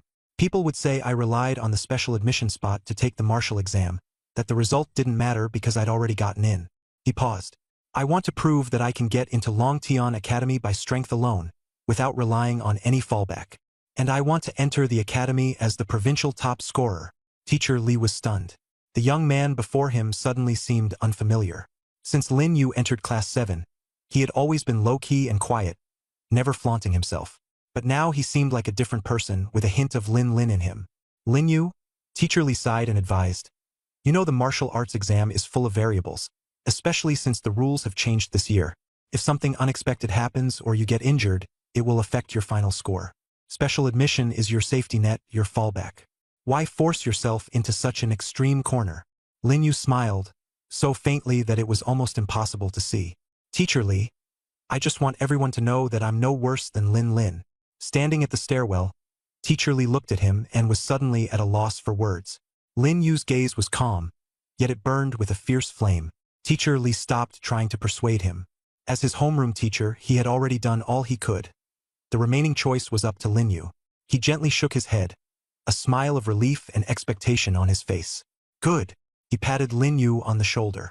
When the time comes, the principal and I will go to Jiangqing to watch your martial arts exam, and let the whole province know that Nanqing No. 1 High has produced a genius stronger than Lin Lin. Lin Yu nodded. Teacher Li turned and headed toward the stairs. By the way, I'll help you explain things to Longtian Academy, so you don't need to worry. In the next few days, prepare well for the martial arts exam and get plenty of rest. Looking at Teacher Li's retreating figure, Lin Yu's lips curled slightly. Thank you, teacher. Brother Yu, you gave up such a great opportunity. Yuan Hao had been listening at the door for a while. As soon as he saw Teacher Li walk away, he rushed out and shouted. Opportunities have to be fought for yourself. Lin Yu replied calmly. Yuan Hao shook his head. I really don't get you. This martial arts exam is already hard enough, and you can even get in without taking it. What's there not to like? If it were me, I'd have agreed long ago. I wouldn't have to take the martial arts exam, and I could avoid getting injured too. How great would that be? Heh! Lin Yu gave a faint smile. That's why you can't be me. That hit me right in the feels, bro. Yuan Hao clutched his chest and pretended to be hurt, but his eyes were secretly fixed on Lin Yu. Brother Yu, that was way too harsh. Though I know everything you said is the truth. Lin Yu smiled and ignored him. Stop acting. Nothing much is going on today. Come on. I'll go with you to the internet cafe. Just as Yuan Hao was getting a little excited, a group of homeroom teachers walked out of the classroom in the distance, followed by a batch of students. Chu Yu was among them. She walked at the very front, still as cold as ever, as if the world around her had nothing to do with her. Yuan Hao's eyes lit up, and he deliberately hinted to Lin Yu. Brother Yu, look, Chu Yu is looking at you. Lin Yu sighed helplessly. I know. She's right in front of me. How could I not see her? She's not looking at you. What are you so excited about? Yuan Hao let out a dissatisfied tch and said, Brother Yu, you don't get it. Beautiful girls are like scenery. Just admiring them makes you feel better. As he spoke, Chu Yu had already walked up to Lin Yu. She stopped, staring fixedly at Lin Yu. You've become a beginner awakener too? The air instantly froze. Ouyang Qin and Zhu Liping hurried over, and the students of Class 7 came out as well. The corridor was narrow, and the two classes were crowded together. The atmosphere was tense, as if they were about to start fighting at any moment. Lin Yu nodded. A subtle flicker passed through Chu Yu's eyes. She actually still couldn't see through Lin Yu's blood chi value. She couldn't help asking, What's your blood chi value now? After a second of silence, Lin Yu didn't lie. He looked at her and answered, 298.2. As soon as the words fell, the air seemed to solidify, and the surroundings fell dead silent. Ouyang Qin was so shocked she couldn't speak. Zhu Liping's face went pale and he took a step back. The students of Class 7 looked at one another, shock written all over their faces. They hadn't expected Lin Yu's chi and blood value to rise so quickly. Only Yuan Hao wasn't surprised. He had known for a long time. Chu Yu was stunned for quite a while before she came to her senses and nodded lightly. I understand. A month ago, their chi and blood values were about the same, and the gap during the monthly test wasn't that big. But over the past month, Lin Yu's progress had nearly tripled, while Chu Yu had only risen from 93.21 to over 200. She had exhausted all her resources and cultivated desperately, yet still fell behind Lin Yu. That number, 298.2, weighed on her heart like a mountain. Lin Yu didn't look at Chu Yu. Instead, he stared at Zhu Liping. At this moment, Zhu Liping's face was pale, his eyes darting around, and his arrogance was completely gone. A cold smile appeared at the corner of Lin Yu's mouth. In Zhu Liping's eyes, that smile was more deadly than any threat. Sweat broke out on Zhu Liping's back. 2 months ago, he had used his father's influence to frame Lin Yu, causing Lin Yu to be taken away by the Marshal Dao Bureau for investigation.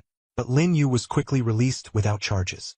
At the time, Zhu Liping had been shocked and gone to find his father, only to discover that his father had been suspended and sent on leave. He hadn't realized the two incidents were related. A month later, Lin Yu came back and even turned in a qi and blood value of 105.3, ranking first in the entire school. Zhu Liping finally panicked and pressed his father for the reason. His father's expression was grim.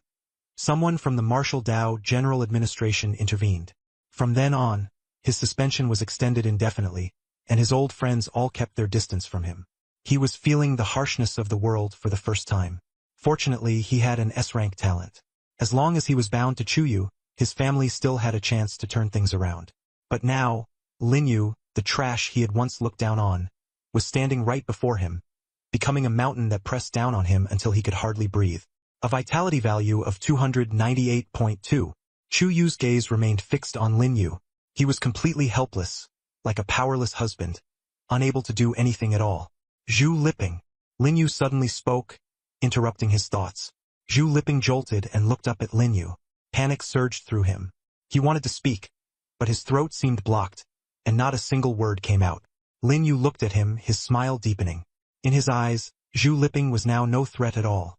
He could be crushed effortlessly with one hand. He had already sensed that Zhu Liping's vitality value was 187. Though stronger than ordinary people, it was merely average for an S-rank genius. This showed that he had slacked off in cultivation over the past month. Lin Yu had no intention of making a move at school. He simply left with Yuan Hao, tossing out a cold remark. Zhu Liping, enjoy the rest of your time. During the martial exam, it's best if you don't run into me. After all, deaths in the martial exam are a common occurrence. Those words stabbed into Zhu Liping's heart like a knife. Lin Yu had unilaterally turned his spearhead toward him. The students around them immediately started whispering. Just what did Zhu Liping do to piss off Lin Yu? My guess is it has something to do with Chu Yu. Zhu Liping is pursuing Chu Yu, and Lin Yu likes her too. Zhu Liping used to be stronger and always suppress Lin Yu. Now that Lin Yu is stronger, he's definitely looking to get even. Damn. Is Lin Yu really going to kill Zhu Liping at the martial exam? Forget it, let's go. These two have a deep grudge. Don't drag us into this. The crowd gradually dispersed. Chu Yu glanced at Zhu Liping, her eyes cold and tearless, as if she were looking at a stranger. She had never liked him in the first place. Brother Liping, you have to hang in there. Ouyang Qin offered a brief word of comfort, then left with Chu Yu. Everyone wanted to distance themselves from Zhu Liping, and no one dared offend Lin Yu. Lin Yu was now unquestionably number 1 at South City number 1 High School, the school's backbone. Only Zhu Liping remained in the corridor. Lin Yu's harsh words had already been laid down. Was he going to take the martial exam or not?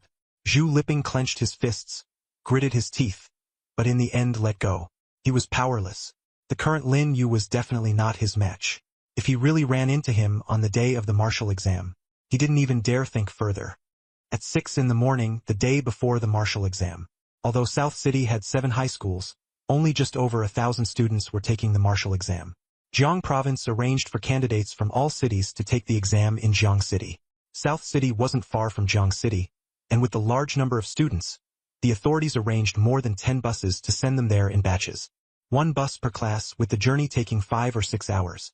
For once, Lin Yu's parents personally came to see him off. Usually, parents wouldn't accompany their children.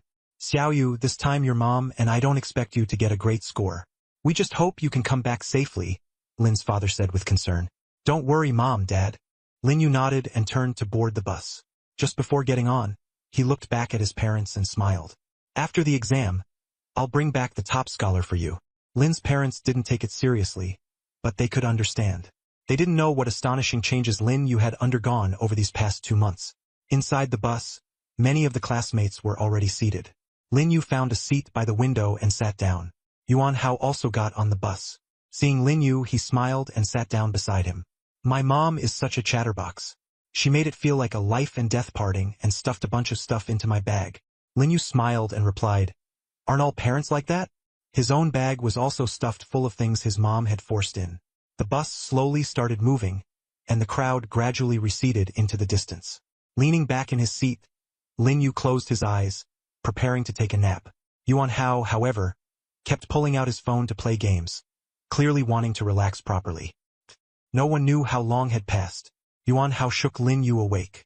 Brother Yu, we've arrived in Jiangqing. A huge city came into view outside the window. Skyscrapers stood in dense rows, and the streets were wide and busy, a whole level more prosperous than Nanjing.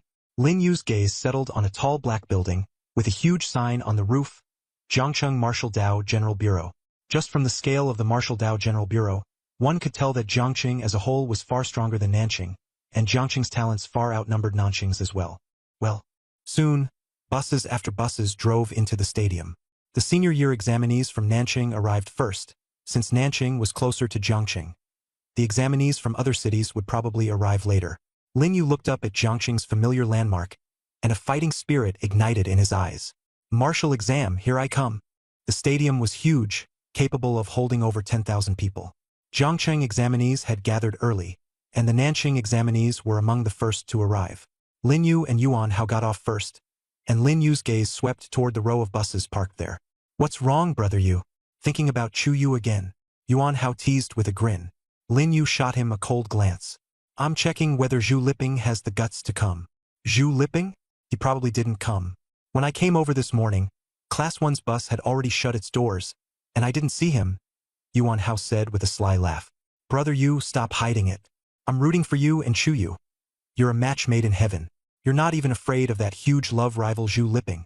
So if you need anything, I can help you play matchmaker. Lin Yu ignored him and drew his gaze back from Class 1's bus. Sure enough, there was no sign of Zhu Liping. Zhu Liping, you can't hide from the first day and still expect to hide from the 15th. Lin Yu sneered inwardly. The gym was packed wall to wall, with Jiangqing examinees clustered in groups of 3 or 5, while Nanjing examinees were also being watched. The perimeter had been sealed off by the authorities. Uniformed personnel were checking identities one by one at the entrance, and drones were circling overhead. On the day of the martial arts exam, the officials protected the candidates extremely strictly. Even Wu Minghao dared not make any reckless moves. Brother Yu, Chu Yu is heading this way. As soon as Yuan Hao spoke, Lin Yu immediately felt a gaze lock onto him. Following Yuan Hao's line of sight, he indeed saw Chu Yu walking over at a slow pace, her expression cold and her gaze fixed on him. The people around them also turned to look and began whispering among themselves. So that's Chu Yu? I heard she just awakened an S-rank talent, and she's also the campus belle of Nanjing No. 1 High School. She's walking toward that guy? Who is he? Never heard of him. Probably some big shot from Nanjing. Who do you think is prettier, Chu Yu or our Jiangcheng top beauty, Yang Luoxi? Do you even need to ask? Yang Luoxi has an SSS rank talent. She's Jiangqing's unrivaled beauty. But Chu Yu has such a unique style. I like her more. Alright, stop talking nonsense. Yang Luoxi has a fiancé, and Chu Yu seems to have someone too. They're both off the market. Hearing all this, Lin Yu also developed a bit of curiosity about Yang Luoxi, who had an SSS rank talent. This year, Nanjing No. 1 High School didn't even have an S-rank talent. Someone with that level of ability was undoubtedly much stronger. Chu Yu walked up to Lin Yu and stopped less than a meter away. Well, brother Yu, I'll go take a look around first. You two talk. Yuan Hao whistled as he slipped away, though his eyes still kept darting over here. Chu Yu looked up, her gaze fixed on Lin Yu. Lin Yu, which academy are you planning to take the exam for? Lin Yu was stunned for a moment. If Yuan Hao had asked this question, it would have been nothing, but coming from Chu Yu, it was somewhat unexpected. He spoke calmly, but with complete confidence. Dragon Heaven Academy. I'm going to get in there as the top scorer in the province. Chu Yu kept her expression unchanged, but after hearing those words, the corners of her mouth lifted slightly in a smile. Looking at Lin Yu, she knew this was not arrogance, but absolute confidence. It was as if the position of provincial top scorer had already been locked in by him. Chu Yu was silent for a few seconds before she said, Provincial top scorer? That's right. Lin Yu nodded in confirmation. Hearing this, Chu Yu smiled again. What about you? Which school are you planning to apply to? Lin Yu asked. Chu Yu replied indifferently. I want to go to the best university in the world. Not the best in China, but the best in the world. Lin Yu froze for a moment. The best school in the world? He knew very little about the outside world. Chu Yu seemed to have anticipated his reaction long ago, and asked with a smile, surprised. Lin Yu nodded and said honestly, a little. Chu Yu looked into the distance. Do you know how big this world is? Lin Yu had nothing to say. She continued, Longtian University is one of the top in China, but on a global scale, a school as good as it can only rank in the top 10. Indeed, the world was vast. Looking at Chu Yu, Lin Yu asked, then where do you plan to go? After a long while, Chu Yu said hesitantly, I haven't decided yet, but I might still choose a school in the capital. Why? Lin Yu pressed. Just a moment ago, she had been thinking about those world-class universities. Nothing special. Chu Yu didn't say much and turned to leave. After taking a few steps, she suddenly stopped, looked back at Lin Yu and smiled. If you really can become the provincial top scorer, I'll treat you to a meal. Lin Yu was stunned. Chu Yu quickened her pace and soon disappeared into the crowd. At this moment, Yuan Hao somehow sprang out from nowhere and shouted excitedly, Brother Yu, did you hear that? School Beauty Chu said, she's treating you to dinner. Lin Yu glanced at him indifferently. I'm not deaf. Yuan Hao's eyes sparkled as he explained excitedly. This isn't just a normal dinner treat. Based on my years of gaming experience, this is basically a confession. Who is Chu Yu? She's the most aloof school beauty at Nanqing No. 1 High. Usually no one dares to get close to her, but today Shi Dudong came to talk to you, and she smiled several times. I've been at No. 1 High for 3 years, and I've never seen her smile like that. And she even said she'd treat you to dinner in the end. That's clearly a direct hint. You have to seize this chance. Lin Yu remained silent. Seeing that he had no reaction, Yuan Hao grew a little anxious. Brother Yu, do you not feel anything for girls? Or do you like someone like me? After saying that, Yuan Hao even deliberately put some distance between himself and Lin Yu. Lin Yu pretended to hit him, but Yuan Hao quickly dodged with nimble reflexes. You're embarrassed out of anger, aren't you? Lin Yu withdrew his hand, too lazy to bother with him. At that moment, the sports stadium announcement system crackled to life. All candidates, please line up in order. Proceed to the entrance to verify your identity and collect your martial exam equipment. After collection, please go to the designated area to rest. The martial exam will begin at 8 a.m. tomorrow. The crowd began to stir, and teachers from each school hurried to organize the students into lines. Lin Yu and Yuan Hao found the Nanqing No. 1 High line and joined it. The line was very long, with well over 100 people ahead of them. They'd probably have to wait quite a while. Yuan Hao looked at the long queue and said helplessly, There are so many people. How long are we going to have to wait? Quite a few familiar faces were in line. The students from Class 1 had already received their equipment. Yuan Hao leaned closer to Lin Yu and lowered his voice. Look, it's almost Chu Yu's turn in line. We're so close, so it shouldn't be a big deal if we just cut in, right? Lin Yu followed the direction and looked over. Chu Yu was standing at the front of the line, still as cold as ever, with Ouyang Qin behind her. Cutting in line? Lin Yu asked Yuan Hao. That idea of yours. Yuan Hao grinned. I don't want to, either, but this line starts at half an hour and can easily be an hour or more. Brother Yu, you and Chu Yu have a pretty unusual relationship. She took the initiative to talk to you, even smiled several times, and invited you to eat with her. With a relationship that close, what's the problem with cutting in line? We're not some strangers cutting in line. We're acquaintances. She'll definitely be happy to. And the most important point is this. Who in Nanqing No. 1 High dares to mess with Lin Yu? You're the backbone of the school. Yuan Hao boasted excitedly. Lin Yu froze for a moment and almost really wanted to cut in line. But he shook his head, patted Yuan Hao on the shoulder, and smiled meaningfully. You're overthinking it. Not long after, Chu Yu received her equipment. She took the wristband and combat suit from the staff member, and when she turned around, she caught a glance of Lin Yu standing at the back of the line. That glance lasted only a second. She quickly withdrew her gaze and walked toward the rest area. This scene was noticed by the sharp-eyed Yuan Hao. Brother Yu, did you see that? Chu Yu clearly looked at you just now.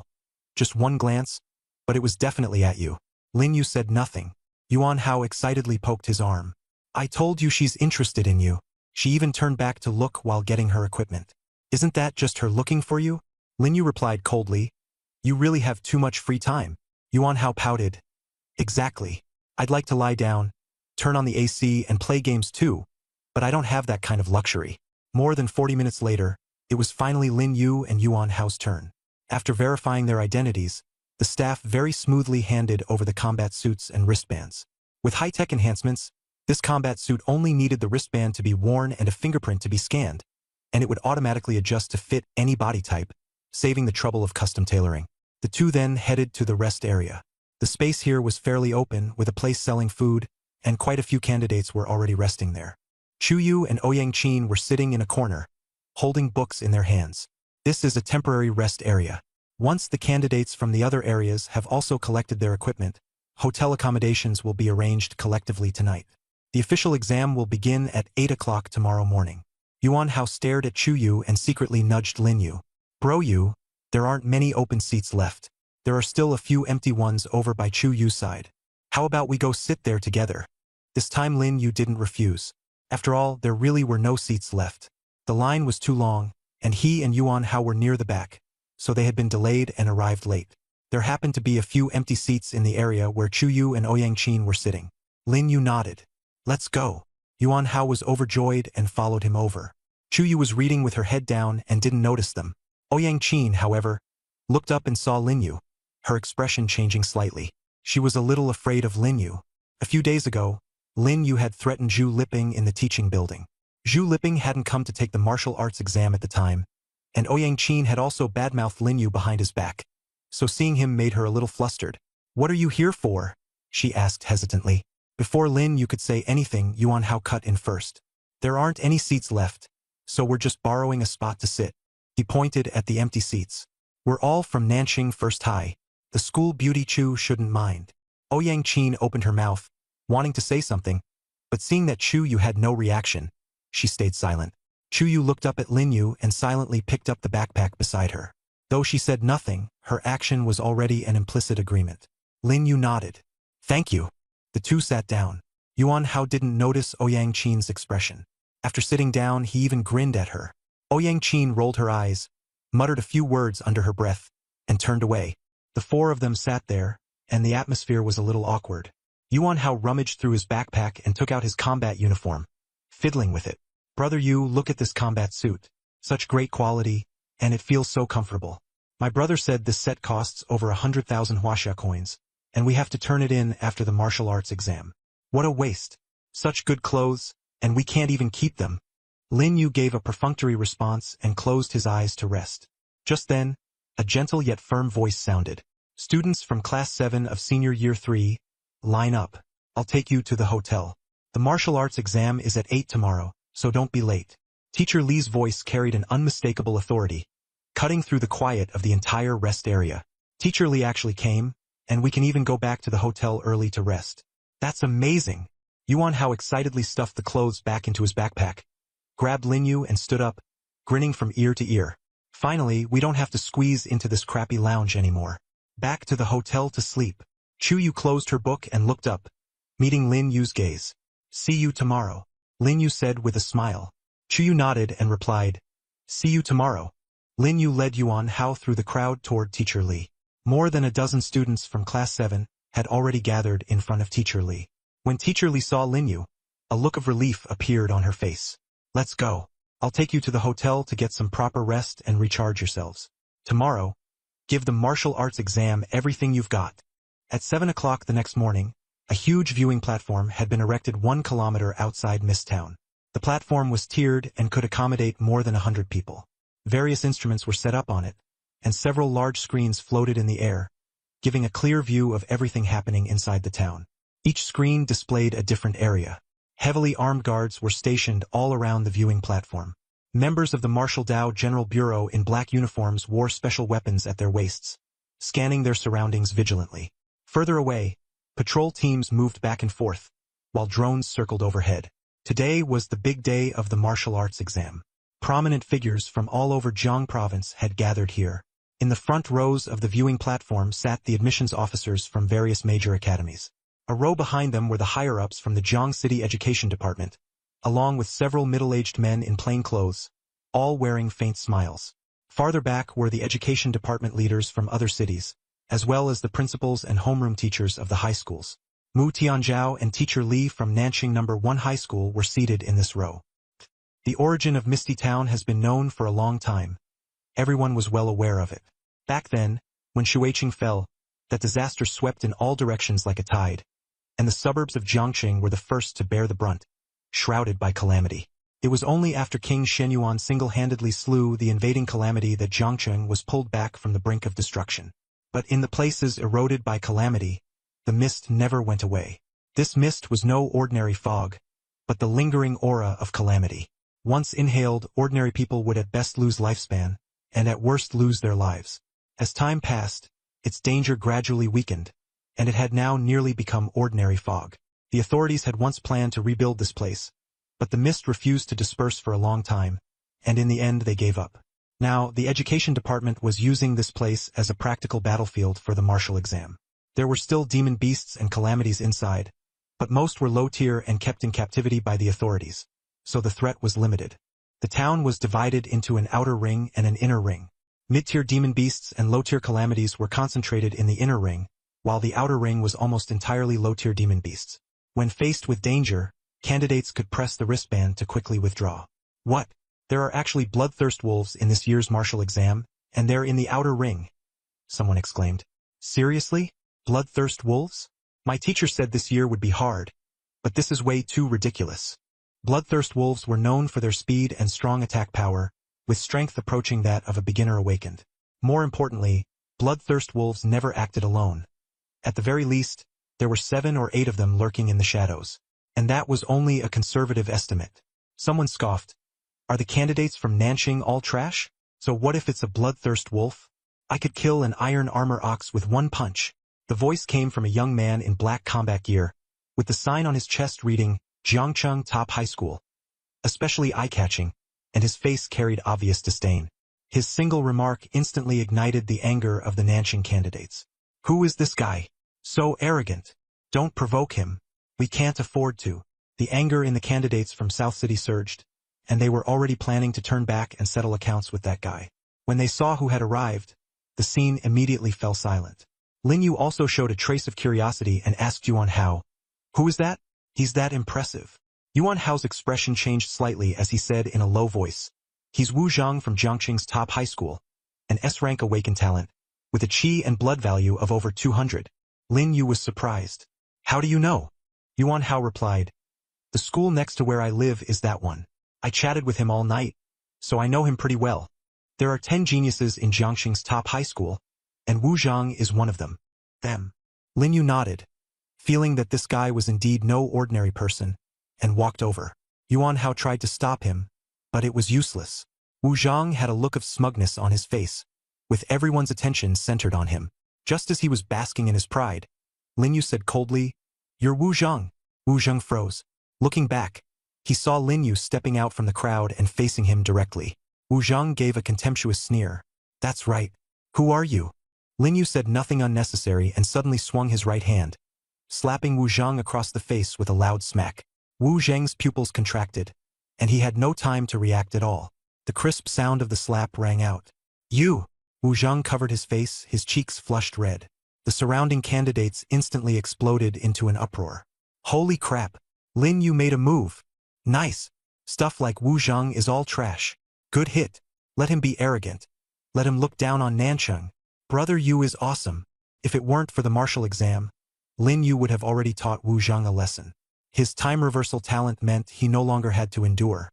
Just now, you said Nanqing students are all trash? Wu Zhang's face turned livid. He wanted to retort, but the words stuck in his throat. Lin Yu said coldly, "Now apologize to all the Nanqing candidates." A vicious look flashed in Wu Zhang's eyes, but he didn't dare disobey. Lin Yu slapped him again, even louder and harder this time. Wu Zhang clutched his face and staggered back, his face full of disbelief.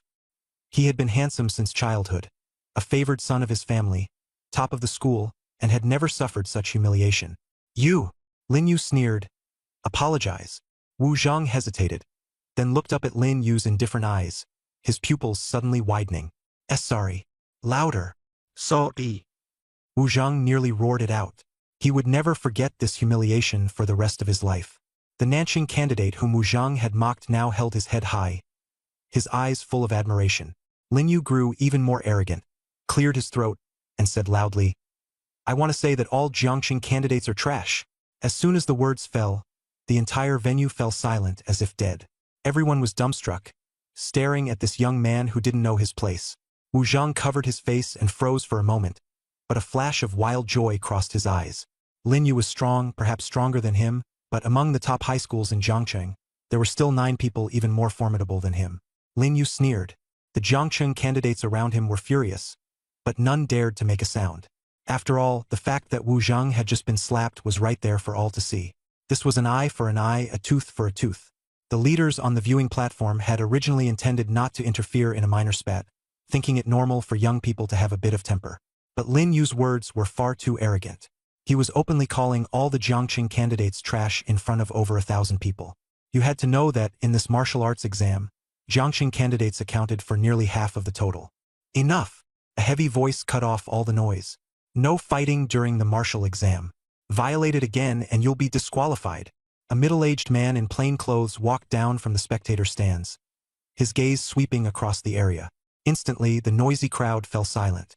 Even Lin Yu felt pressure. This man was at least a mid-tier awakened. No, he might even be a high-tier awakened. That was what Lin Yu was thinking, but there was not a trace of fear on his face. The martial exam is about to begin. Everyone, get ready. The martial exam starts promptly at 8.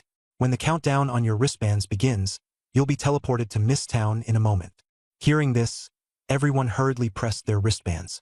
Sure enough, a countdown appeared. There were 10 minutes left until 8 o'clock. You all should already know the location of the martial exam, but I'll remind you once more. This time, the battlefield is Mist Town behind me. It's full of danger. If you run into trouble, don't force it, retreat if you can. The martial exam matters, but life matters more. Killing beasts or disasters will automatically score points on your wristbands. You can also steal points from other people's wristbands, and the final ranking will be decided by the judges. The town map has already been stored in your wristbands, and food and water can be claimed at any time. The martial exam lasts 24 hours. Challenge yourselves. As soon as his voice fell, the 10-minute countdown ended, and everyone instantly turned into points of light and disappeared. Lin Yu was also teleported into Mist Town. A wave of distortion swept before Lin Yu's eyes. When his vision cleared, he was already standing on a dilapidated street. All around were collapsed houses, rusted cars, walls covered in claw marks, and weeds overgrowing the ground. Most terrifying of all, thick fog shrouded everything, reducing visibility to less than 3 meters. From time to time, low beastly growls sounded in the distance, echoing through the town without fading. Even with the boost from his powerful mental energy, his field of vision could only extend to 10 meters. At this moment, the advantages of mental power cultivation became apparent. Lin Yu took a deep breath, and his spiritual power suddenly spread out, instantly expanding his perception range to 100 meters. He did not hesitate and headed straight deeper into the inner circle.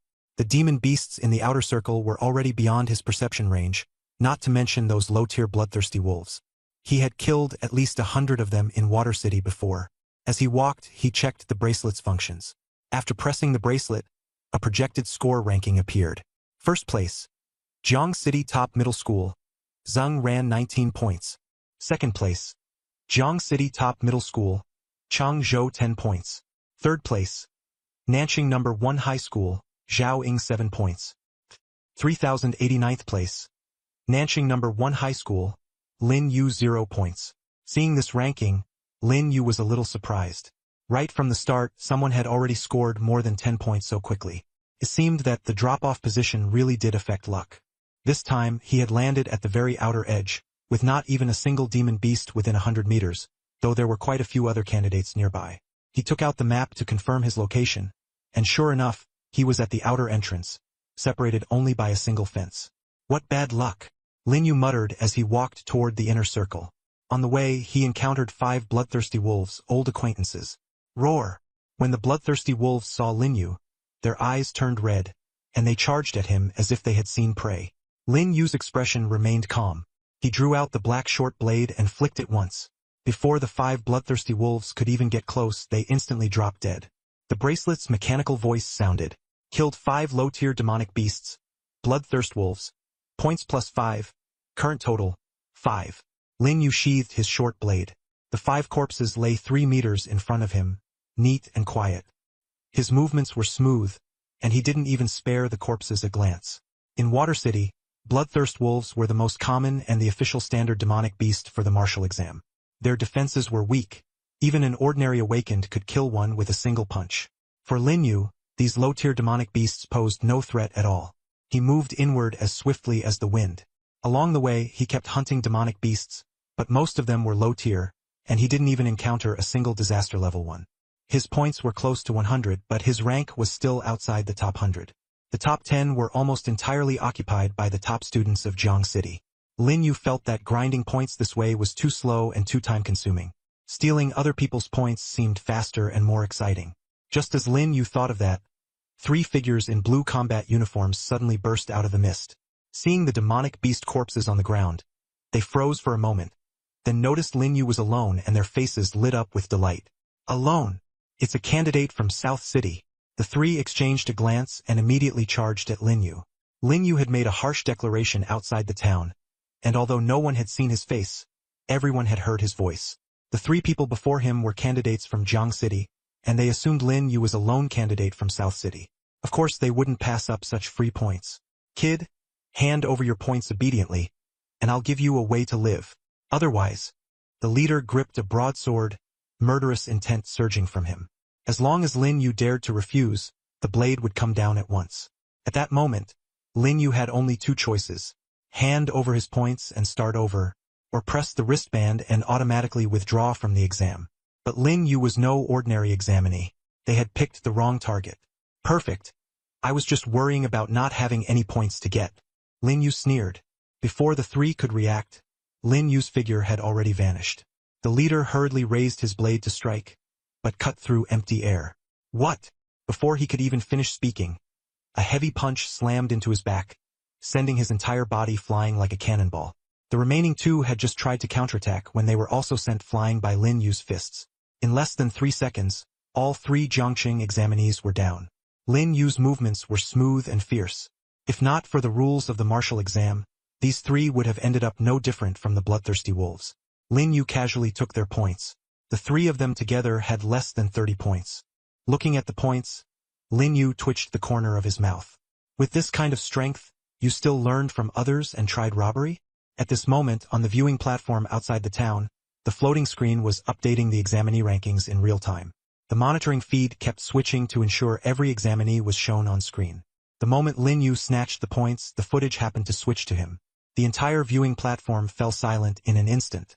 In just 3 seconds, 3 Jiangqing examinees had collapsed unconscious. Lin Yu didn't even pause to catch his breath.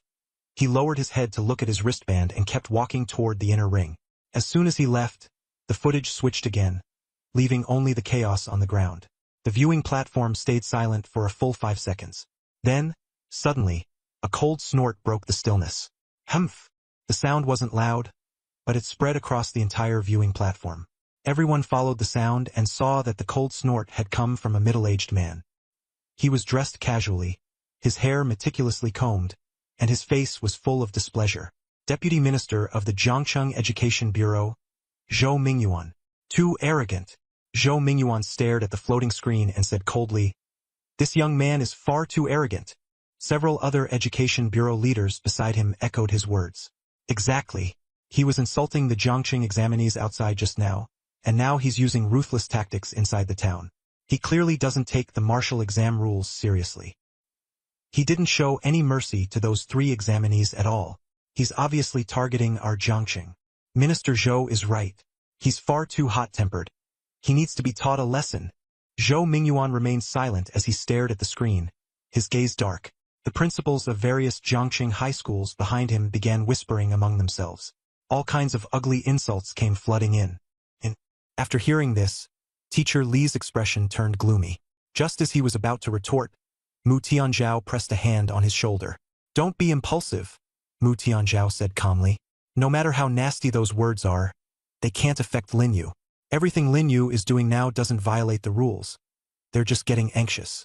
Teacher Li sighed, forcing down his anger, truly powerless to fight back. Zhou Mingyuan in the front row continued speaking. Lin Yu's methods are too ruthless. The martial exam is for selecting talent, not a stage for him to show off his ferocity. Those 3 candidates are still unconscious now. How are the others supposed to catch up in points with the remaining time? Someone nearby chimed in. Department Head Zhou is right. Once the martial exam is over, we should have a talk with him. That sounded tactful, but in reality it meant settling accounts later. The martial exam was still ongoing, and although everyone was seething with anger, there was nothing they could do. Lin Yu had not broken any rules. The admissions office head from Qingbei Academy behind them held a teacup, his gaze shifting away from Zhou Mingyuan. The corners of his mouth lifted slightly, revealing a hint of a meaningful smile. The admissions office director from Jingqing Academy pushed up his glasses and said softly, "Old Chun, this Zhou Mingyuan seems especially concerned about that kid." The Qingbei representative took a sip of tea and replied lightly, "That's normal. Who told that kid to mock the Jiangqing candidates? He's practically openly provoking the Jiangqing Education Department. Still, this kid has real ability, and I quite admire him. From his talent, it seems related to the wind element." The Jingqing director nodded in agreement. Exactly. Taking down 3 people in 3 seconds without the slightest mercy. He really does have some skill. At this moment, Lin Yu in the town had no idea how the outside world was viewing him. He had already found a shortcut to rapidly improve his ranking. Killing demonic beasts and disasters made points increase too slowly, and it also drained stamina. It would be much better to simply rob points directly. The rules allowed it, and it was far faster. With that in mind, Lin Yu slowed his pace on the way to the inner ring, no longer activating Wind Trace, and instead walked on foot. He let the others in the inner ring rack up points first. After all, in the end, they would all be his. Not long after, Lin Yu finally reached the inner ring of the town. It was noticeably different from the outer ring with much less fog. Just as he was about to move forward, a figure blocked his path. The girl was tall, with short hair that reached her ears and a sweet face. Her form-fitting combat suit perfectly outlined her figure. Lin Yu looked at the color of her combat suit and recognized her as a Jiangqing candidate. Black combat suits were basically Jiangqing's, while Nanqing's were blue. Lin Yu's, Yuan Hao's, and Chu Yu's were all blue. He hadn't looked closely at the colors in other regions, but they were definitely different. The girl in black stopped and fixed her gaze on Lin Yu. "Lin Yu." Lin Yu frowned. "You know me?" As soon as he said it, he regretted it. Just outside the town earlier, he had felt that almost all the students recognized him. Zhao Qing suddenly smiled. "I'm Zhao Qing, an examinee from Jiangqing Top Middle School. I'm ranked 6th in points." Lin Yu silently pressed his wristband, and the leaderboard immediately appeared. The rankings had changed a lot. First, Yang Luoshi, Jiangqing Top Middle School, 679 points. Second, Cheng Zhou, Jiangqing Top Middle School, 596 points. Third, Bai Chun, Jiangqing Top Middle School, 578 points. Fourth, Chu Yu, Nanqing No. 1 Middle School, 566 points. Sixth, Zhao Qing, Jiangqing Top Middle School, 541 points. 327th, Lin Yu, Nanqing No. 1 Middle School, 174 points. Chu Yu is that strong? Lin Yu was secretly surprised. He quickly closed the projection. Zhao Qing was right, she was ranked 6th. Whoever snatched someone else's points would see their ranking soar. But he couldn't understand why, when he had no grudge against Zhao Qing, she would specifically block him. Zhao Qing seemed to see through Lin Yu's confusion, and a teasing smile appeared at the corners of her mouth. "You were acting tough outside, calling all the Jiangqing candidates trash. I'm from a top high school in Jiangqing, and I came here specially to see you this time. Before you came, I'd already dealt with quite a few Nanqing candidates. I hope you won't disappoint me." Lin Yu raised an eyebrow. He didn't care that the Nanqing candidates had been eliminated by Zhao Qing. It had nothing to do with him. What mattered to him was that Zhao Qing was also improving by stealing points. It seemed he wasn't the only one who knew this trick. Most of the people on the leaderboard were probably using it. After all, stealing points was much faster than fighting demonic beasts alone. There was only one way to stop this kind of point stealing, become stronger. After figuring this out, Lin Yu shook his head. Zhao Qing noticed his reaction and grew a little irritated. "What? Looking down on me? I'm 6th in points, and your so-called top 10 ranking doesn't include you. Either way, I'm a lot stronger than you." Lin Yu smiled. "Perfect. I was just worrying no one would take the initiative to hand me points. You really are a good person." Zhao Qing froze, but her expression grew darker and darker. "Whether I'm giving you points or not, You'll find out soon enough. I hope your strength matches your arrogance. As soon as she finished speaking, two blazing scarlet flames suddenly ignited in her hands. The flames danced in her palms, the temperature rising rapidly, dispersing even the surrounding mist. A flash of delight crossed Lin Yu's eyes. An elemental-type talent. This was the first true elemental awakener he had encountered besides the gray-robed man he'd met before. The book clearly stated that elemental talents were at least A rank, and there was no such thing as a talent lower than A. Zhao Qing before him was at least A rank, and might even have reached S rank. Zhao Qing gave him no time to think. With a sweep of both hands, the two flames instantly transformed into fire serpents and shot toward Lin Yu at high speed. The serpents moved incredibly fast, slicing through the air and leaving scorching trails behind them. Lin Yu dodged sideways, and the ground exploded into a large crater. Flames still burned in the scorched earth. His interest in Zhao Qing's talent only grew stronger. Zhao Qing didn't notice what Lin Yu was thinking. She kept waving her hands, and waves of fire burst forth one after another. Before long, the flames wove into a fire net, surrounding Lin Yu layer by layer. Lin Yu could only keep dodging within the net, but Zhao Qing's attacks grew denser and denser, and the fire net kept shrinking. Keep dodging. Go on. Keep dodging. Zhao Qing sneered. Let's see how long you can keep this up. This time, Lin Yu did not dodge. He let down his defenses and charged straight at Zhao Qing. Zhao Qing cried out, "Have you gone crazy?" and hurriedly weakened the flames. Her fire was powerful enough to kill. She only wanted to squeeze out points and had no intention of killing him. But one fire serpent still struck Lin Yu in the chest, and flames swallowed him instantly. Lin Yu only felt unbearable searing pain inside his body. Almost there. Push a little harder. Before Zhao Qing could react, Lin Yu rushed right up to her and threw a punch. Zhao Qing instinctively resisted, her whole body erupting with flames, and then she struck Lin Yu with a flaming palm. Bang! Lin Yu was sent flying hard, crashing to the ground, and lost all signs of life on the spot. Zhao Qing froze, her mind going blank with a deafening buzz. She had really killed someone. No. Impossible. Her whole body trembled. I only wanted to teach him a lesson. I didn't want to kill him. Looking at Lin Yu's cold corpse, she stumbled back a few steps. Killing someone would disqualify her from the martial arts exam, and she would even face a strict investigation from the Martial Dao General Bureau. She hurried forward, wanting to touch Lin Yu's face, but pulled her hand back as if shocked by electricity. There was no warmth. He was really dead. Sorry. I'm sorry. She pleaded in a low voice, her voice hoarse with panic. I didn't mean it, really. I didn't mean it. Silence fell all around. Zhao Qing collapsed to the ground, clutching her head and trembling. The martial arts exam was over, and so was her life. At that moment, a voice sounded in Lin Yu's mind. Innate talent immortality activated successfully. You have been revived and restored to your pre-revival state. Innate talent plunder activated successfully. You have obtained the other party's talent. Acquired S-rank talent, Sacred Flame. Sacred Flame controls the power of flames. Lower grade flames will automatically submit. Time-space rewind successful. Return to 2 hours earlier. Save completed. Lin Yu opened his eyes. Everything had started over. He had just finished putting on a hard line in front of everyone, calling the Jiangqing candidates trash, and in the next second he was sent back to the small town, where he encountered the bloodthirsty wolf. Everything was the same as before, except that he now had an S-rank talent. He still cleanly slashed the bloodthirsty wolf to death with one strike, and not long after, he ran into those students from Sinijiang City again, knocking all of them unconscious within 3 seconds. Soon he met Zhao Qing again. Lin Yu, she said as always, and then flames burst from both her hands, blasting toward him. Lin Yu stood still, the corners of his mouth curling slightly as he watched flames blaze up once again in her palm. The same scene, the same line, but a different ending. This time he did not dodge. He raised his right hand, and a ball of scarlet flame ignited in his palm as well. Holy flame! Before the two fire snakes even got close, he scattered them with a single punch. Zhao Qing widened her eyes in disbelief. You also have a fire element talent? She never would have imagined that this was actually the holy flame power she had stolen. Lin Yu had no intention of giving Zhao Qing any explanation at all. He swept his right hand, and the holy flame in his palm suddenly expanded into a fire dragon, rushing straight at Zhao Qing. The fire dragon came in fiercely.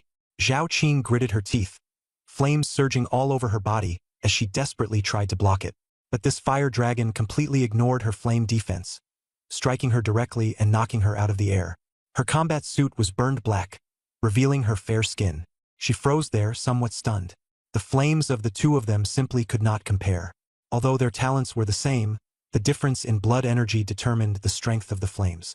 Lin Yu's blood energy was far higher than Zhao Qing's. On top of that, every time he died and revived, his blood energy increased when he stole talents. "You lost?" Lin Yu said coldly as he walked up to her. He had no mood to savor victory. All he wanted were points. "I didn't lose." Zhao Qing forced herself to resist. Just as she stood up, a fire dragon suddenly wrapped around her. If this had not been during the martial exam, she would already be dead. At this point, Zhao Qing's face turned pale, and she finally admitted defeat, collapsing onto the ground. Her movement caused the combat suit to slip down a little more. Lin Yu's gaze couldn't help but fall on the exposed area. Zhao Qing reacted sluggishly and hurriedly grabbed the tattered combat suit, covering the exposed parts. But the clothes were too badly torn. Covering one side left another side exposed, making her face turn as red as a ripe apple. The sacred flame was too fierce, and the combat suit was burning more and more badly. Fortunately, Lin Yu stopped the fire in time, or she would have lost even her clothes. Lin Yu muttered softly, "The quality of this combat suit is way too poor. Hand over the wristband. Are you going to give it to me yourself? Or should I take it?" Lin Yu's tone was calm, but the pressure he gave off was overwhelming. Zhao Qing gritted her teeth and stopped resisting. She knew she couldn't win, and besides, she didn't have the strength to fight back in her current state. She threw the wristband out. Lin Yu picked up the wristband and operated it simply. Her points instantly increased by 541. But she still wasn't in first place. First place was Yang Luoshi with 700 points. Lin Yu frowned, remembering that she had only had 679 points before. Her points had risen too quickly. "That's enough. Give me back my wristband." Zhao Qing's voice was both shou and angry, with a hint of grievance. "Okay." Lin Yu pressed the button on the wristband to exit the martial exam, then tossed the wristband back to her. Zhao Qing froze, looking at Lin Yu in disbelief. "You?" She wanted to get angry, but when she thought about the point gap, she said nothing further. She had originally been specially recruited by a top-tier academy, and taking the martial exam was only to temper herself. Letting out a sigh, she didn't continue arguing. Lin Yu turned around and was about to leave when Zhao Qing suddenly called out to him. "Why your flames? Why are they so much stronger than mine?" Lin Yu was silent for a second, unable to say. Their fire talent was the same, yet his flames completely suppressed hers. He said coldly, "Your qi and blood value is way too high." That was the only explanation he could give. After all, he couldn't say it was because he had stolen her talent. Zhao Qing smiled bitterly, recalling Lin Yu's harsh words from before. It seemed Lin Yu wasn't just talking the talk. He really had the capital to back it up. She took out a spare set of clothes from her storage bag. The official staff would come to pick her up soon. Lin Yu didn't linger and continued toward the inner ring. He was in a hurry to find Yang Luoshi. As long as he robbed her of her points, he could become first place. Compared to hunting demonic beasts, stealing points was faster. At that moment, the atmosphere in the viewing platform exploded. Lin Yu's points have surged, and his rank has jumped to second place. How did he do that? Zhao Qing, who was ranked 6th, has withdrawn from the competition. The big screen was updating the rankings and images in real time. Because the town was very large, the battle wasn't captured by surveillance, and everyone was shocked by Lin Yu's skyrocketing points. Mr. Li was seated in the back row, his face full of excitement. He still remembered what Lin Yu had said in the teaching building. He was just one step away from the provincial top scorer. As long as he surpassed Yang Luoshi, Lin Yu would be Jiang Province's martial exam top scorer this year. Last year's greatest regret was Lin withdrawing midway. Otherwise, she would have been the top scorer. At first, Mr. Li hadn't taken Lin Yu's words seriously, but now everything was moving in a better direction. The director of the admissions office at the Capital University adjusted his glasses. Interesting. This kid, our Capital University must get him. The admissions official from Qingbei University said with a smile. Our Qingbei University is also very interested in Lin Yu. Stop fighting over him. This guy has already been reserved by our Longtian University. The Longtian University admissions official said first.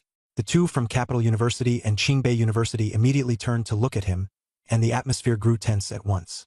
The director from Capital University smiled. Old Wang, that's not quite right. If I remember correctly, Lin Yu seems to have turned down your Longtian special recruitment. Isn't that right? The Qingbei official also leaned in. Exactly. He turned it down, which means he doesn't think much of your Longtian University at all. The Longtian University official remained expressionless and gave no response, his gaze still fixed on the floating screen not far away. Deputy Minister Zhou Mingyuan of the Jiangcheng Education Department was standing behind the viewing platform, his face dark. When he saw Lin Yu's name on the screen, his emotions were complicated. He knew these three top universities were openly vying for talent, but there was nothing he could do. After all, the forces behind these universities were powerful, and he could only sit discreetly in the second row. The principal of Jiangcheng's top high school looked at the rankings with satisfaction and said, Luoshi's performance is stable. This year's top scorer is definitely hers. A middle-aged man with a beer belly beside him laughed and said, Luoshi is the ace of the rocket class. She's definitely going to break the record with those points. 7 of the top 10 by score are from the rocket class. The others need to step it up. A middle-aged man in casual clothes nodded. Jiangcheng's top high school is indeed impressive. Other schools should learn from them. The principals of the various schools all stood up and nodded. Understood, Minister. The man in casual clothes continued. The 2 schools in Nanxing are doing pretty well too. He turned to look at Mu Tianzhao. Principal Mu, your Nanxing No. 1 high school is very steady. Lin from last year still left quite an impression on me. Principal Mu smiled and nodded. This year we also have quite a few promising talents. The casually dressed man nodded in approval. Then he changed the subject. However, Yunqing and Shiqing are a bit behind. The principals of Yunqing and Shiqing No. 1 high school both wore awkward smiles. The principal of Yunqing No. 1 high school scrolled through the rankings from top to bottom and only found one of his own students in 107th place. Indeed, this batch of students was rather average in talent. In the previous class, someone had even made it into the top 10. But this time there wasn't even a shadow of that. Quite a few students from Yunqing No. 1 high school were thrown into the inner circle at the start and earned points, but they ran into the madman Yang Luoshi. She fought anyone for points, and nobody could beat her. At this moment, fewer than 100 Yunqing No. 1 high school students remained in the town. Most were struggling in the outer circle.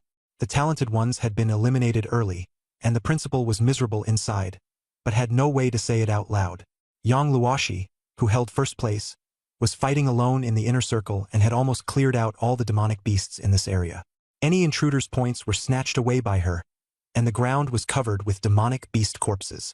On the way, Lin Yu casually killed a few first-tier demonic beasts. After going through the trials in Shuiqing, he felt that the martial exam was basically no challenge at all.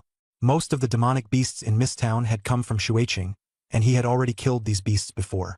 What he most wanted to encounter was Calamity. Calamity was far stronger than ordinary demonic beasts.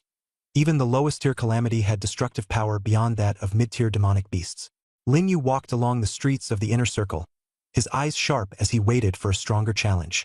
The inner circle looked completely different from the outer circle. The fog had all dispersed here, and there were detached villas everywhere, though most had already been turned into ruins. Scratches covered the walls, dried bloodstains were everywhere on the ground, and the pungent smell of blood in the air was suffocating. Before long, Lin Yu ran into a 5-person team. He stopped and looked toward an open area not far away. There, 5 people were locked in fierce combat. 4 men and 1 woman, all wearing matching black combat uniforms, with chi and blood values around 150. They worked together with great coordination. Clearly, this was not their first time fighting as a team. Their opponent was a low-tier Calamity. Lin Yu's eyes narrowed slightly. This was the first time he had seen Calamity in person. Although he had seen it in Shuiqing before, he had never actually fought one. The Calamity before him was nearly 3 meters long, covered in black scales, with thick limbs and 3 blood-red eyes on its head. Each lash of its whip-like tail stirred up a swirl of dust. Most striking of all was the layer of faint black mist shrouding it. This was the key difference between Calamity and ordinary demonic beasts. Demonic beasts relied purely on brute force. When they encountered anything not of their kind, they attacked directly, and sometimes even turned on their own kind. Calamity, however, possessed a bit of intelligence and could even speak human language. The thicker the mist, the higher the level. The mist before him was thin, which meant it was a low-tier Calamity. Lin Yu had seen this kind of Calamity in Shuiqing before, commonly known as the tricorn demon scale beast. It had formidable defense and a wide attack range, making it nearly impossible to dodge, but its movement was extremely slow. The 5 people not far away clearly understood this point and adopted guerrilla tactics, with 3 on the main attack and 2 drawing aggro. The tactic worked, and the Calamity was already in grave danger. Lin Yu prepared to make his move. Bang! A deafening crash shook the heavens. The shield-bearing man was instantly blasted away by a violent force. The other 4 were stunned. Lin Yu descended from the sky and, with a single slash, cut down the nearly dead 3-horned demon scale beast. Points were immediately credited. This Calamity was worth 100 points, far exceeding Lin Yu's expectations. At this moment, Lin Yu's points overtook Yang Luoshi's and rose to the top. Lin Yu had 1071 points, temporarily in first place. Yang Luoshi had 913 points, ranking second. Lin Yu was basking in the joy of taking the lead. The 5 of them were burning with rage at the sight. They had fought bitterly for nearly 10 minutes, exhausting themselves to bring the Calamity to the brink of death, only for Lin Yu to slash in and steal the credit. Lin Yu had no intention of leaving. Instead, he turned and stared at them. "Fuck you guys!" A furious roar came at him. The shield-bearing man, who had been blasted away, struggled to his feet and glared at Lin Yu. The girl holding the staff was also trembling as she looked at him. The other 3 gathered around, their anger and resentment clearly written on their faces. "You have to give the points back to us. This is our prey. We fought for nearly 10 minutes. Why should you steal it?" The staff-wielding girl demanded. Lin Yu sneered. "Give it back to you? Did Calamity write your names on it? The points for a kill go to the person who made the kill. Doesn't that make perfect sense? If it's yours, then why don't you have any points?" The girl was left speechless. The sword-wielding man stepped forward and said coldly, "We're from Jiangxing's top high school. Let's be reasonable, okay? We found it first and wore it down to low health. It's not right for you to jump in halfway and take it." He first revealed his identity, then tried to negotiate. In the past, he would have killed someone so ungrateful on the spot. But now, with his stamina depleted, he forced himself to hold back. "Reason? I don't do reason. Calamity and the points are both mine." Lin Yu grinned. As soon as the words fell, the 5 people's expressions changed drastically. "You!" Before the sword-wielding man could finish speaking, Lin Yu's figure flashed and appeared behind him. He struck out with a powerful palm. Bang! The sword-wielding man flew straight out. His vision went black, and he fell unconscious. "Lu Jun!" The staff-wielding girl cried out in alarm. She immediately raised her staff, and a pale blue glow rapidly gathered. But Lin Yu gave her no chance at all. He flicked his hand and conjured a fire dragon, shooting it fiercely forward, directly striking the staff-wielding girl in the middle of her spell. Elemental-type talent. Before her shocked cry could fade, her vision went black, and she collapsed. The 3 people beside her finally reacted and turned to flee. They didn't care about any team at all. Points were the only thing that mattered. No matter how fast they were, they still couldn't outrun Lin Yu. The wind trail immediately activated. Before the 3 had run far, they all fell to the ground at the same time, their vision going black. In less than a minute, all 5 top high school students had been knocked unconscious. The gap was simply too huge. The difference in strength between Lin Yu and them was like that between adults and infants. They weren't even on the same level. And this wasn't even his full strength. It was kind of like picking up an easy bargain. Lin Yu took off all of their wristbands, pocketed all their points, and helped them exit the martial exam. The 5 of them had a total of 436 points. Lin Yu's total points now reached 1507, widening the gap between him and second place, Yang Luoshi. As long as he could snatch Yang Luoshi's points, first place would be secured. The martial exam had only been underway for 4 hours, with 20 more to go. Lin Yu continued deeper into the inner ring, while studying the map of Mist Town. There were 7 marked points on the map. Red meant there was likely to be a demon beast, and black represented Calamity. All 7 points were red for now, with Calamities being extremely rare. With Lin Yu's current strength, he could easily crush the demon beasts and Calamities in the town with brute force alone. As he searched for candidates, he casually killed demon beasts and earned points.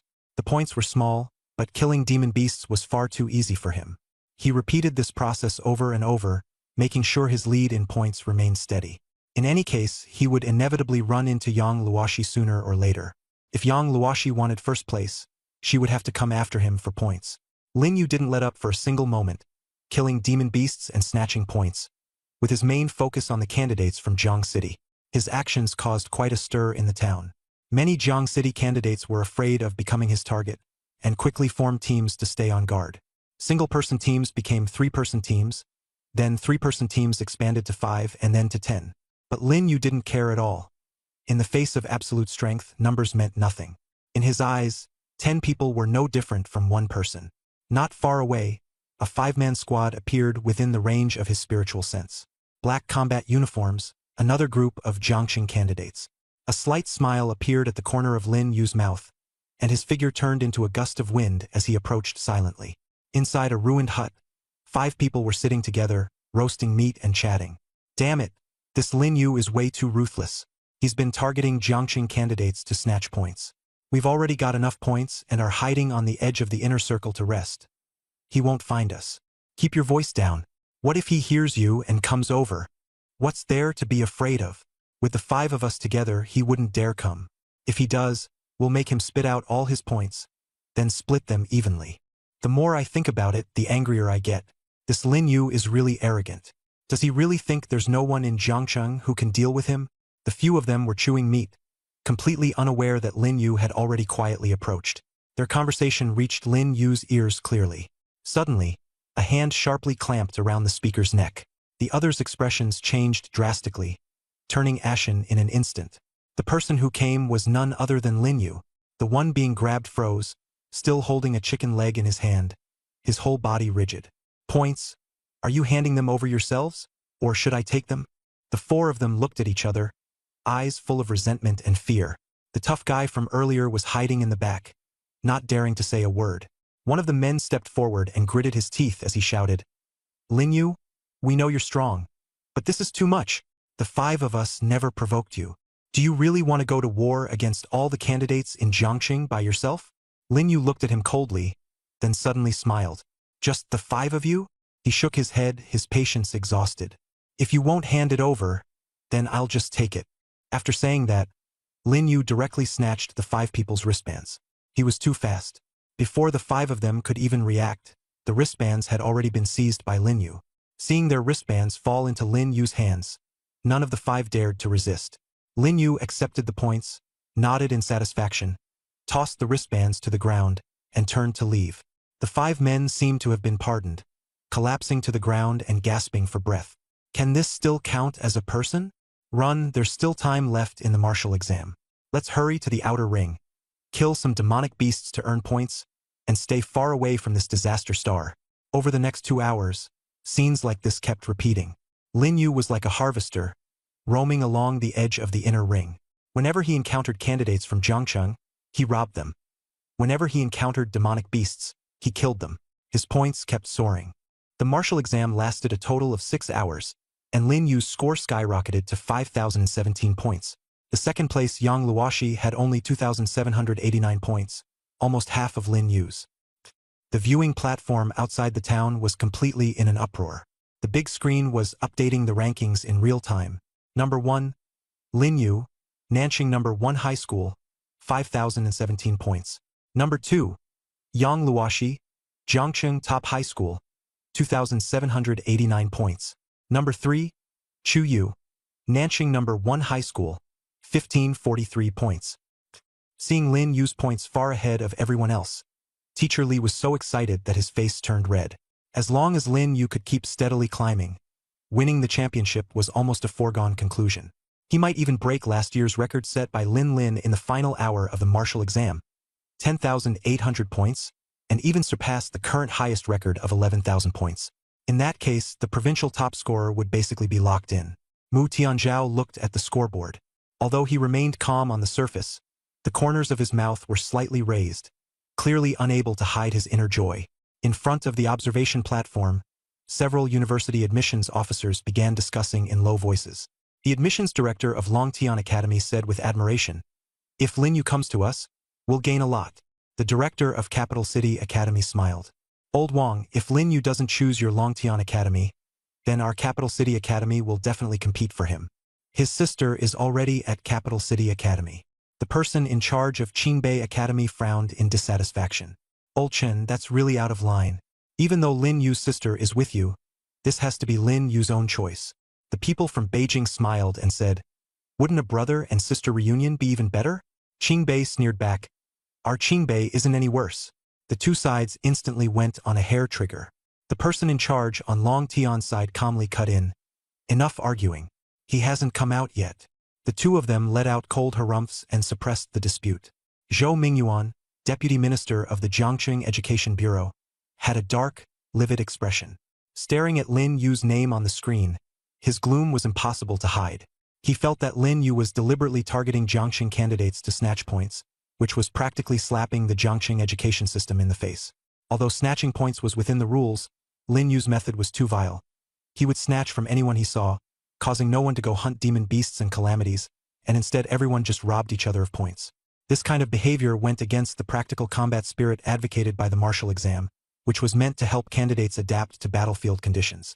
He had already decided that after the martial exam ended, he would submit a serious complaint to the provincial education department. Right now, every move Lin Yu made was being monitored in real time by drones, and the footage was being transmitted to the screens outside. His point-snatching tactics were laid bare, and he was only repeatedly milking the Jiangqing candidates, snatching points without eliminating them, constantly robbing people of points while they were hunting demon beasts. Such a tactic had never been seen before, and it left every Jiangqing education leader looking grim. No one had expected someone as absurdly strong as Lin Yu to appear in this year's martial exam. Even last year's top scorer, Lin Lin, couldn't compare to him. Most of Lin Lin's points were accumulated through hunting demon beasts and calamities herself, with only a small portion obtained by snatching. Lin Yu was different. At least 90% of his points were snatched, and only 10% came from hunting. This kind of situation had been seen occasionally, but very few people could keep snatching points like he did. After all, the students participating in the martial exam were all roughly on the same level, and very few could keep robbing others continuously. Lin Yu was clearly an exception, and this rule of point plundering was very likely to be removed after this martial exam. In the town, Lin Yu had just finished clearing out the Jiangqing candidates along the edge of the inner ring and was preparing to head toward the center of the inner ring. As he walked, he felt the qi and blood within his body. Nearly 7 hours had passed since the martial exam began, yet his qi and blood were still abundant, with not the slightest depletion.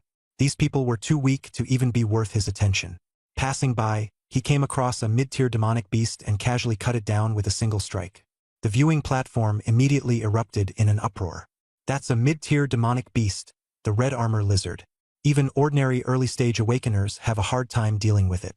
How did Lin Yu slash it down with one strike? The red armor lizard was 4 meters long, covered in dark red scales all over its body, and could withstand attacks from ordinary awakeners. In the earlier footage, 5 examinees had besieged one for half an hour before finally killing it. Yet Lin Yu simply happened to pass by and took it out with one strike. Does that even count as a person? He earned 50 points. Not much, but at least it was points. As he walked, Lin Yu muttered, "The martial exam has been going on for so long. Why hasn't Yuan Hao come to seek me out? Shouldn't he have taken the chance to find me?" On the other side, at the center of the inner zone, a high-tier demonic beast, the Golden Fur Lion King, let out a low roar, its whole body covered in wounds and bleeding profusely. It had finally managed to escape the encirclement of 5 people, only to run into a human. In the next instant, an ice spike descended from the sky, piercing straight through its glabella. Blood spurted out, and the Golden Fur Lion King collapsed to the ground on the spot. Chu Yu stepped out at a leisurely pace in a blue skin-tight combat suit, her presence chilling enough that even snowflakes formed on the ground. She checked the points ranking and remained in 3rd place, while the gap between her, Lin Yu, and Yang Luoshi kept growing. The air was thick with murderous intent. Chu Yu raised her hand, blue light flickering in her palm. Her talent was Extreme Ice, an S-rank elemental talent. "Who is it?" she shouted coldly, and the blue light rapidly condensed into an ice wall. The next moment, a black-clad boy charged over and smashed through the ice wall. His face was gloomy, his gaze sharp, and he sneered at Chu Yu. None other than Wu Zheng, the one Lin Yu had slapped at the town entrance before. Ice-type talent. Rare. Interesting. Wu Zheng introduced himself with a smile. "My name is Wu Zheng. This Golden Fur Lion King was originally my prey. I wounded it severely, and it used the chance to escape. Then you killed it. You owe me an explanation. By the way," he leaned closer, "I heard you and Lin Yu get along pretty well?" Chu Yu's gaze was cold, and she remained silent. Seeing this, Wu Zheng grew impatient. He stepped closer and openly appraised her, from her slender legs to the figure outlined by her tight battle suit, and then to that icy face. He was captivated by the sight. This woman's beauty was no less than Yang Luoshi's.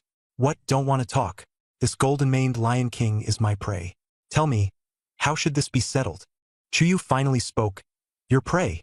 Does it have your name written on it? Wu Zheng's smile instantly stiffened. Chuyu said coldly, when I killed it, it was injured, and there was no one around. You say it's your prey. Do you have any proof? Wu Zheng was at a loss for words. He really had no proof. This golden-maned Lion King had been hunted down by him and several teammates working together. Because this demonic beast was too strong, he had to gather a team, planning to kill it and then split the points evenly. But the Lion King was too cunning and used the terrain to shake them off. When he chased it here, Chuyu had just happened to snag the final kill. But who could testify to that? Wu Zheng suddenly sneered. Little girl, don't push your luck. If I say it's mine, then it's mine. Hand over 1,000 points and I'll let you go. Otherwise, as he spoke, he clapped his hands. 3 figures appeared swiftly. Chuyu's expression changed slightly. The auras of those 3 figures were powerful, in no way inferior to hers. She was confident in a one-on-one fight, but 4 against 1 would be difficult. She did not retreat. Her eyes were icy as blue light flickered in her palm. Wu Zheng chuckled. Interesting. I'd like to see just how impressive your S-rank talent really is. He waved his hand, and blood chi surged wildly through his body, his aura spreading out like an explosion.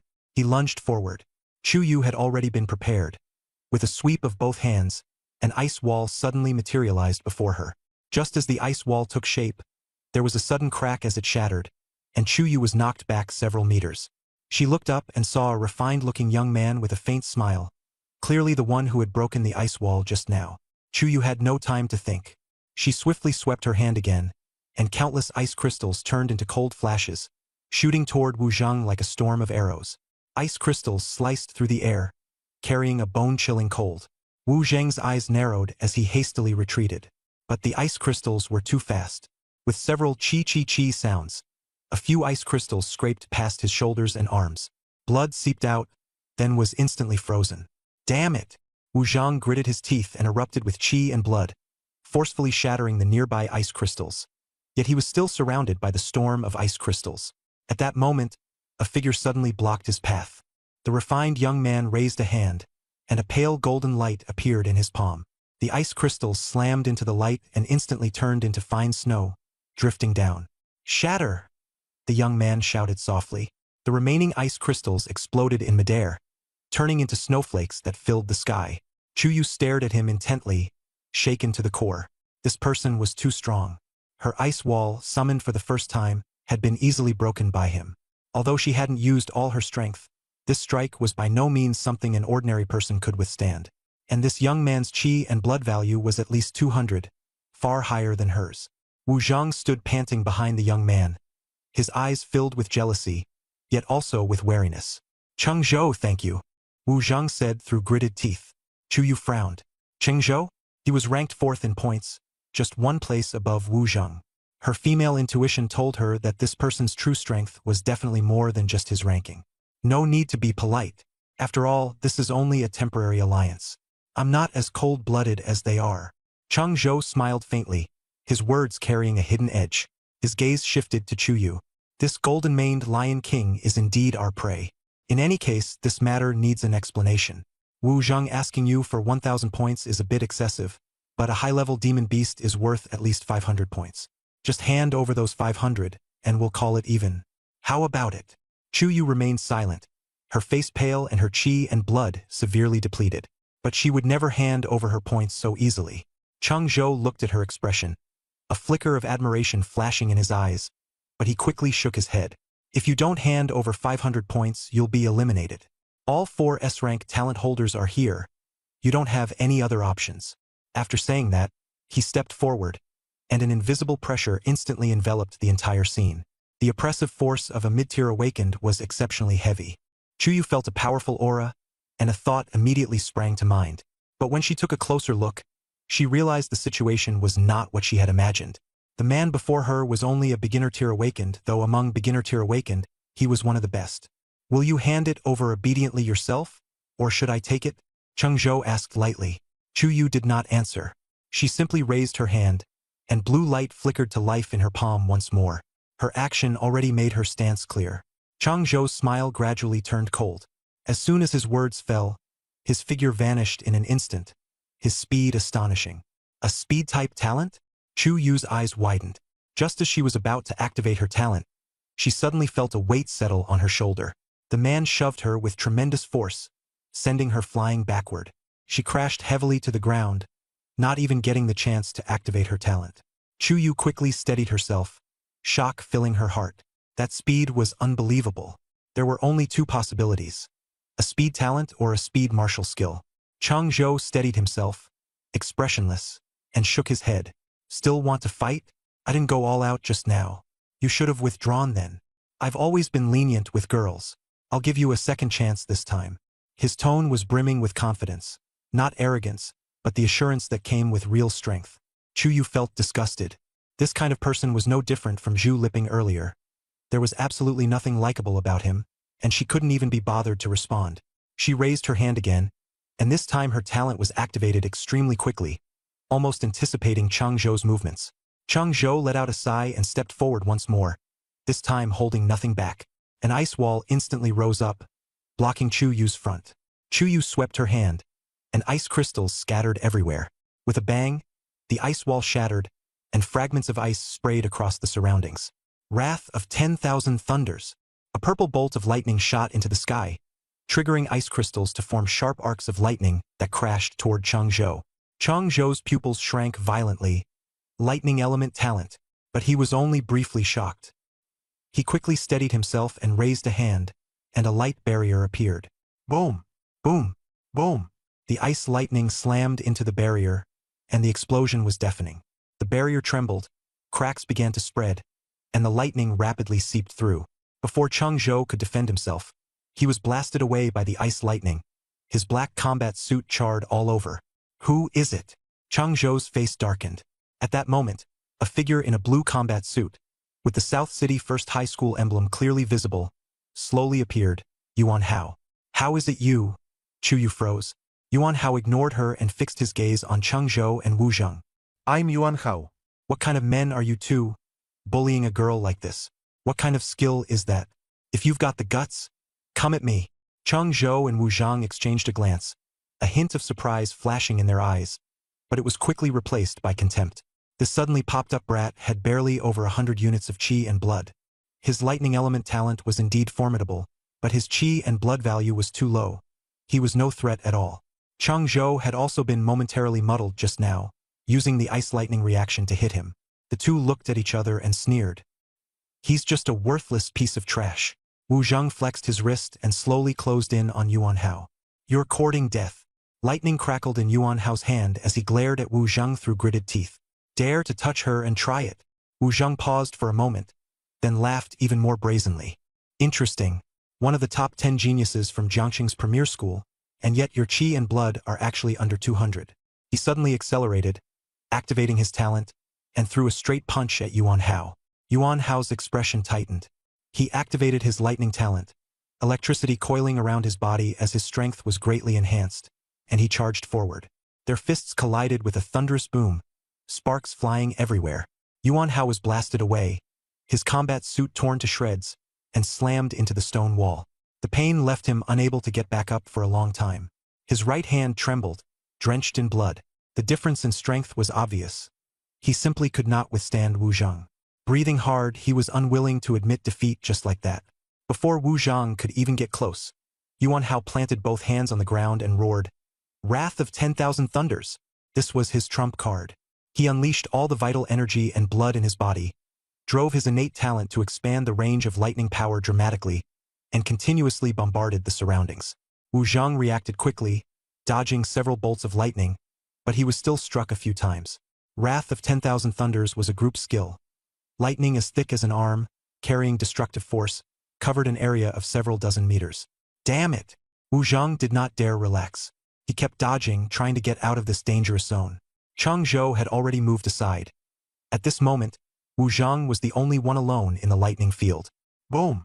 Bolts of lightning hammered the ground, blasting out charred craters as shattered rocks flew and dust filled the air. Wu Zheng dodged left and right in utter disarray, yet he was still struck by lightning. His whole body was scorched and his skin stung. If not for the protection of his combat suit, he would have already lost his life on the spot. But the attack still did not stop, and lightning kept crashing down one after another. Wu Zheng's face turned ghastly pale as he roared. What are you standing there for? Hurry up and help. In the distance, 3 figures finally moved. The first to charge out was a tall, broad-shouldered boy. He walked up to Wu Zhang, grabbed a bolt of lightning, and crushed it with his bare hands. The second was a thin boy who waved his hand, scattering the lightning. Cheng Zhou arrived last. Wu Zhang slumped to the ground, gasping for breath, his body covered in scorched wounds. If no one helped him now, he really might die. He had not expected lightning techniques to be this terrifying. Cheng Zhou warned, "This guy isn't simple. Be careful." The tall boy sneered. What's so impressive about him? His chi and blood are under 200. After using that move, he's practically half dead already. You were too careless. I'll tear him apart in a moment. He moved his body and strode toward Yuan Hao. Chu Yu recognized this person as Bai Chen, one of the top 10 prodigies from Jiangxing's elite high school. Although Bai Chen only had an A-rank talent, it was special. He could create a magnetic field that weakened others' strength while only enhancing his own. With this ability, he could take on several initial stage awakeners by himself. At that moment, Yuan Hao was squatting on the ground, trembling, his face pale. The move he had just used had nearly drained all his vital energy and blood. Suddenly, a wall of ice appeared in front of him. With a bang, the ice wall shattered in less than a second. Scram! Bai Chen said coldly. A tremendous force slammed into Chu Yu, sending her flying. She was already running out of strength, but she had no intention of backing down. Even if she was going to be eliminated, she would hold on. She raised her hand again, and the ice wall rose once more, but it quickly disappeared. She couldn't hold on anymore. Her vital energy and blood were no longer enough to sustain her talent. Suddenly, a gust of wind swept by. Just as Bai Chen was about to grab Yuan Hao's wristband, he suddenly found his hand frozen in place, unable to move. A hand was tightly gripping his wrist. He looked up and saw the emblem of Nanxing No. 1 High School. Lin Yu. Bai Chen's pupils dilated sharply. You! He turned to look at Yuan Hao and Chu Yu, who were lying on the ground, and after a second of silence, he withdrew his gaze. Lin Yu threw a punch, sending Bai Chen flying. Sorry, I'm late. I just happened to grab some points along the way, Lin Yu said lightly, clearly speaking to Yuan Hao and Chu Yu. He had indeed arrived late. He had sensed the disturbance long ago, but on the way he ran into several students from Jiangxing's top high schools and casually snatched some points from them, which was why he was late. Damn it, Yuji, you finally made it. I was almost really dead. Teach them a good lesson for me. Yuan Hao spat out a mouthful of blood after speaking. All right, Lin Yu replied. Bai Chen flew into the ruins like a cannonball, kicking up a cloud of dust. Cough, cough. Bai Chen struggled to his feet, clutching his chest, blood dripping from the corner of his mouth, his eyes full of terror. That punch had sent him flying before he even had a chance to react. That speed, that power left him stunned. Wu Zhang was sitting on the ground trembling, watching the scene, his heart quaking. He had already witnessed Lin Yu's strength outside the town. His power was no weaker than his own. After that, Lin Yu's name appeared more and more frequently in the town. Point Demon. This was the nickname the Jiangcheng examinees gave Lin Yu. Cheng Zhou's expression suddenly turned cold. He subconsciously took a step back, hiding behind the other 3, golden light flickering in his palm as he prepared to launch a sneak attack at any moment. The thin boy also frowned tightly, veins bulging on his forehead, clearly keeping guard against his surroundings as well. The 4 of them were heavily on guard, the tense atmosphere so suffocating that it was hard to breathe. Flames rose in Lin Yu's palm. He looked at the 4 of them, a cold sneer curling at the corner of his mouth, then advanced toward them step by step. Are you going to hand over the points yourselves? Or should I take them by force? Lin Yu's voice was laced with Talshin. No one said a word. Wu Zhang gritted his teeth and stared at him, pain and anger intertwined on his face. The thunder-based talent in his body made his whole body ache unbearably, but with their numerical advantage, they didn't dare retreat. Lin Yu, all by himself, still dared to stand in their way, showing no sign of weakness at all, and instead seemed determined to get back at them for what happened outside the town. Lin Yu, I admit you're strong, but you want to take on the 4 of us alone? Don't you think that's too arrogant? Wu Zhang asked coldly. Lin Yu smiled faintly. Arrogance comes from having the capital to back it up. Wu Zhang looked at that smile and shuddered, but he still forced himself to say, the 4 of us are among the top 10 geniuses from Jiangxing's top high schools. Do you really think you can handle us if we join forces? How about we each take a step back? You take them and leave and we won't pursue this. We let this matter end here. How about it? Lin Yu sneered, his face full of mockery. Just the four of you? The four of them instantly turned green with anger. Wu Zheng's face flushed deep red, and Bai Chun glared wide-eyed, clutching his chest as he squeezed out a sentence. Lin Yu, you're too arrogant. Bai Chun strode forward and said with a cold smile. The four of us joining forces. Forget about just you. Even if Yang Luoshi came, she wouldn't be a match. He glanced at his companions. I'll activate my talent first. Everyone go together. I want to see how long he can hold out. As soon as he finished speaking, Bai Chun stomped forward, and an invisible force field exploded from within his body, rapidly spreading to cover a 20-meter radius. Lin Yu immediately felt his body being suppressed, and the flow of his blood and qi became much more difficult. Bai Chun sneered, Inside my field, your power is weakened by 30%, while mine is increased by 30%. Now, what do you have to fight us with? His force field pressed precisely on Lin Yu, while the other three remained completely unharmed. He was brimming with confidence, believing that no one of the same level could stop him. He advanced toward Lin Yu with long strides. A smile appeared at the corner of Lin Yu's mouth. Weakened by 30%? So what? He raised his hand, and flames flickered in his palm. Sacred flame. The temperature around him soared, and the air distorted. Chang Zhou stared at the flames, his brows tightly furrowed, as if the fire looked very familiar. Bai Chen's pupils shrank, but he still forced himself to charge forward. He threw a punch. Lin Yu met it with a smile, flames flickering over his fist. Bang! The two fists collided with a dull thud. Bai Chen's expression changed drastically, feeling as if his fist had slammed into a mountain. The recoil made his arm go numb. The flames quickly climbed along his arm, covering it completely. Ah! Bai Chun screamed in agony, staggering backward. Wu Zheng's expression changed drastically, and he knew in his heart that a one-on-one fight was hopeless. But Lin Yu was completely at ease, with a clear gap in strength. Team up! Wu Zheng roared. Qi and blood surged through his whole body as he activated his talent too, his strength skyrocketing. In a flash, he appeared behind Lin Yu and launched a fierce attack. Chang Zhou raised his hand, and a light barrier stood in front of him, but it was shattered by a powerful punch from Lin Yu. Immediately after, a heavy punch came crashing in with astonishing force. The thin boy also swung both hands, and blade-like streams of sword qi came pouring down like a torrential rain. The three attacked from front and back, their assault fierce and relentless. Lin Yu, however, did not budge an inch, standing his ground firmly. Brother Yu, watch your back, Yuan Hao hurriedly warned. A huge fist was already right behind Lin Yu's back. Lin Yu merely lifted his hands slightly, and the sacred flame instantly took shape. He struck out with a palm, and a fire dragon soared into the air. Boom! The fire dragon exploded in midair, turning into a vast sea of flames that instantly engulfed the three men's attacks. Wu Zheng took the brunt of it first. Struck precisely by the flames, he was sent flying back like a kite with its string cut, crashing into the ruins. His combat suit was charred black, and he immediately lost all fighting ability. The thin boy reacted quickly and kept retreating, but the flames spread too fast, and a wisp of fire still wrapped around him. He desperately tried to extinguish it, but the more he beat at it, the fiercer it burned, instantly turning him into a little fireman, writhing in unbearable pain. If not for the combat suit, that move would have killed him for sure. Of the three, Chang Zhou reacted the fastest.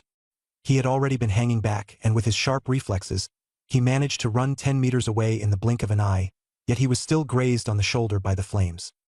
He hurriedly activated his talent just to avoid being burned to death, but a scorched mark still remained on his shoulder. He didn't stop. He turned and ran. The outcome is already decided. There's no point in continuing the fight. 4 against 1, and they lost miserably. Lin Yu already knew what was going on. Chang Zhou had run, and he didn't chase after him.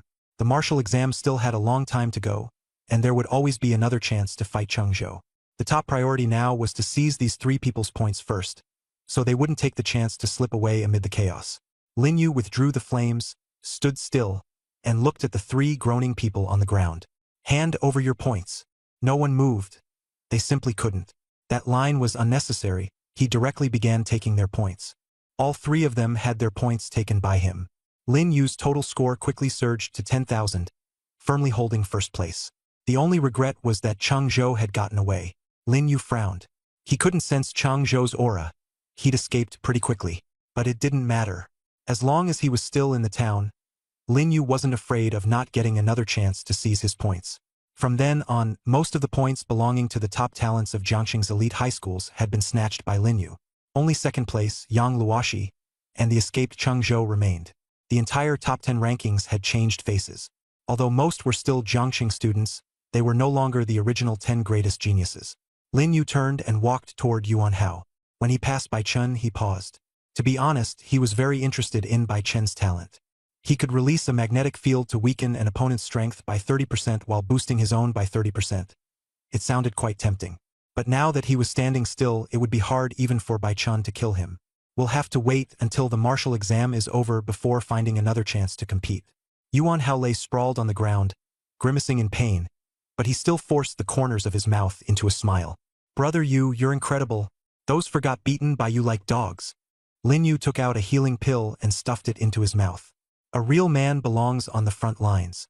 I thought you were hiding in the outer ring, but I didn't expect to run into you here. After swallowing the medicine, warmth surged through Yuan Hao's body and the pain eased a little. He smiled. I'm aiming for South City's top academy. How could I hide? Besides, I'm following Brother Yu. As he spoke, he coughed up another mouthful of blood. Yet his face still wore a bright smile. Chu Yu stood nearby, looking at the two of them with a complicated expression. Her injuries weren't as severe as Yuan Hao's. She had simply overdrawn her vitality and used up quite a few supplements and healing pills. After a short rest, her condition improved somewhat. She stepped forward and handed Yuan Hao some supplements and healing pills. These work better. Try them.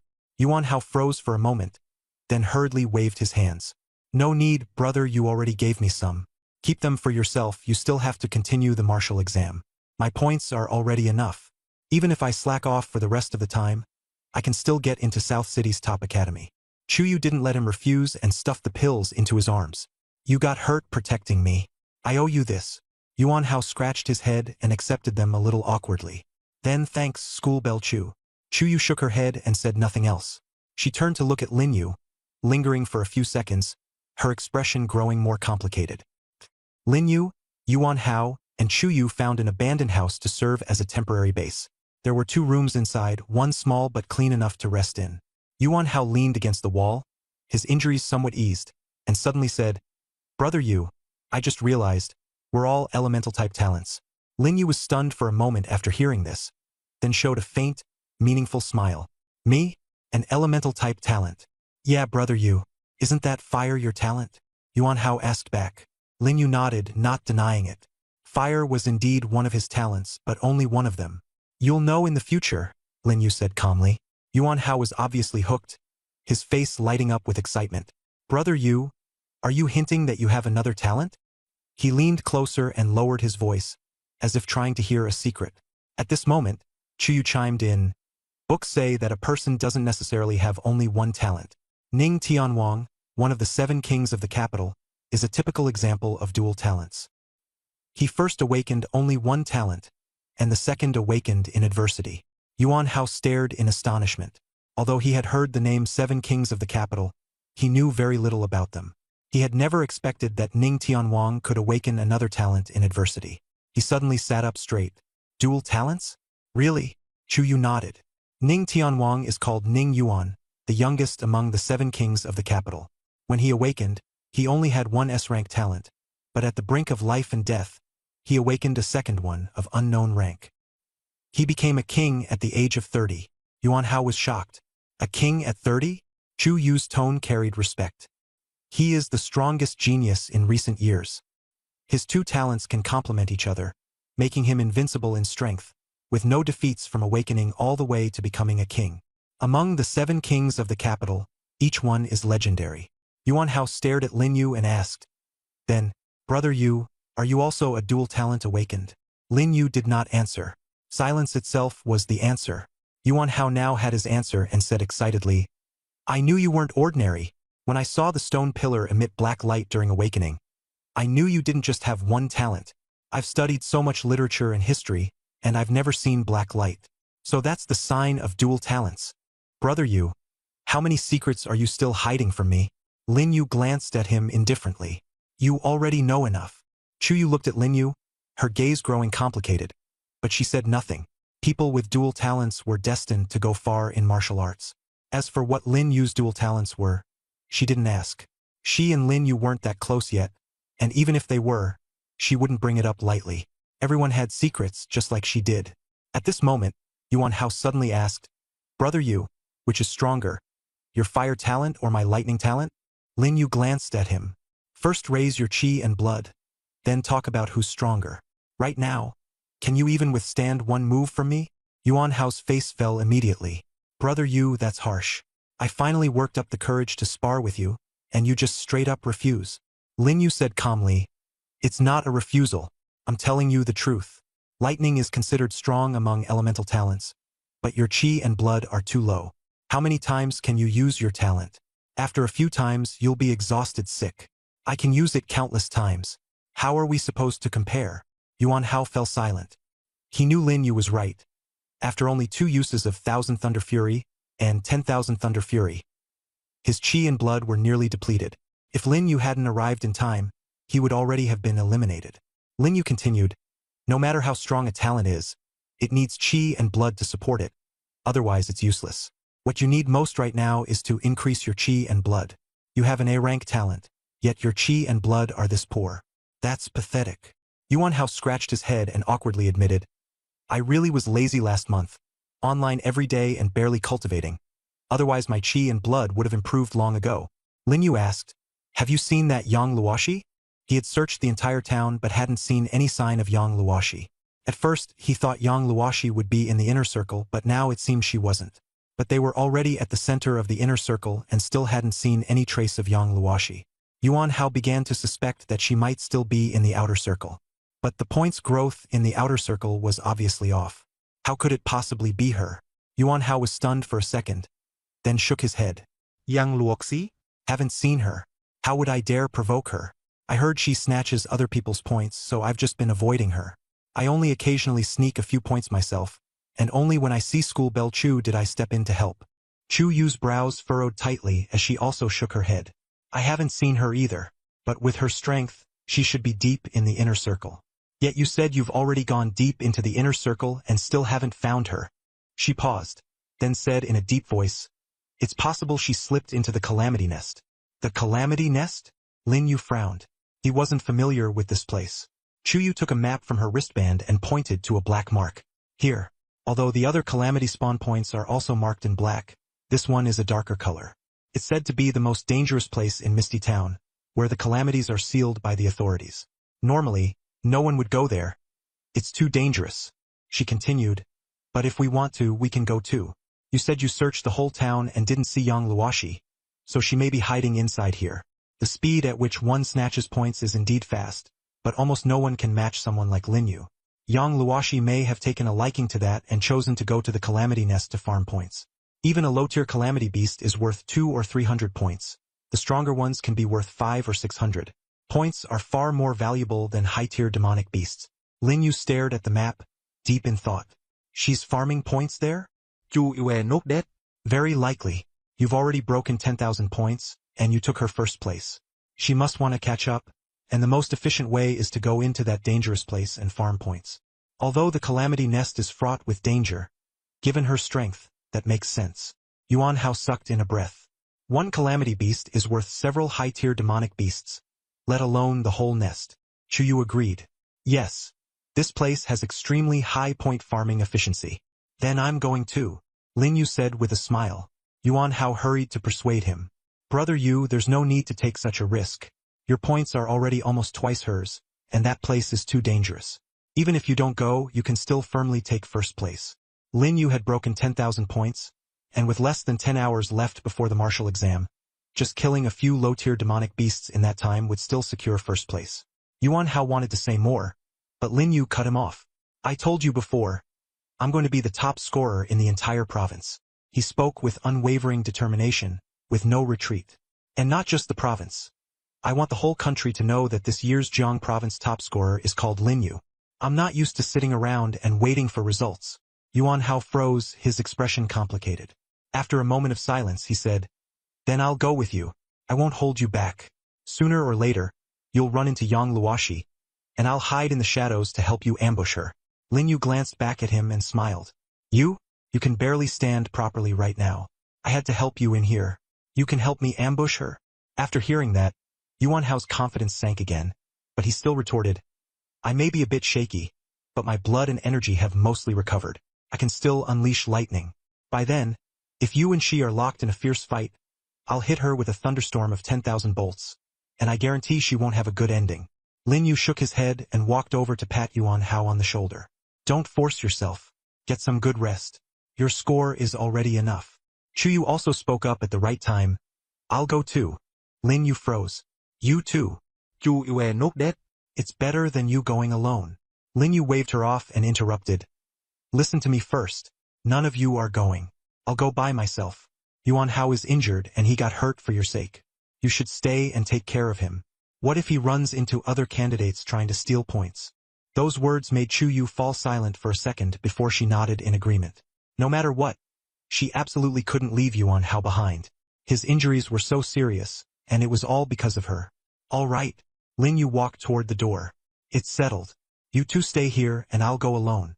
Yuan Hao propped himself up and looked at Lin Yu's back, saying softly, Be careful, brother Yu. Lin Yu sprinted toward the disaster nest. He unleashed his spiritual power to the fullest, taking in everything within a 100-meter radius. There were many candidates around, but Lin Yu ignored them.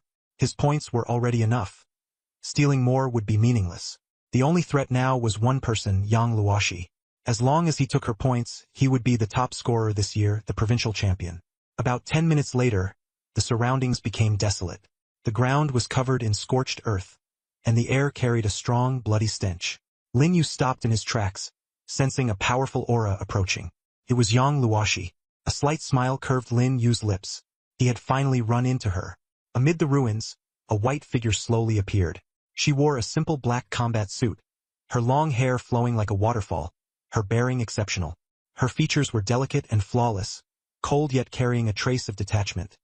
Not the same as Chu Yu's aloofness, but more like indifference to everything. She stopped 10 meters away from Lin Yu. The two looked at each other, and Lin Yu's gaze narrowed slightly. She was indeed beautiful, but that was all. Yang Luoshi looked at Lin Yu and spoke softly, her voice carrying an ethereal quality. You're Lin Yu. Lin Yu nodded. I am. She continued. You're very strong. You've only awakened your talent for 2 months, and your chi and blood have already broken 300.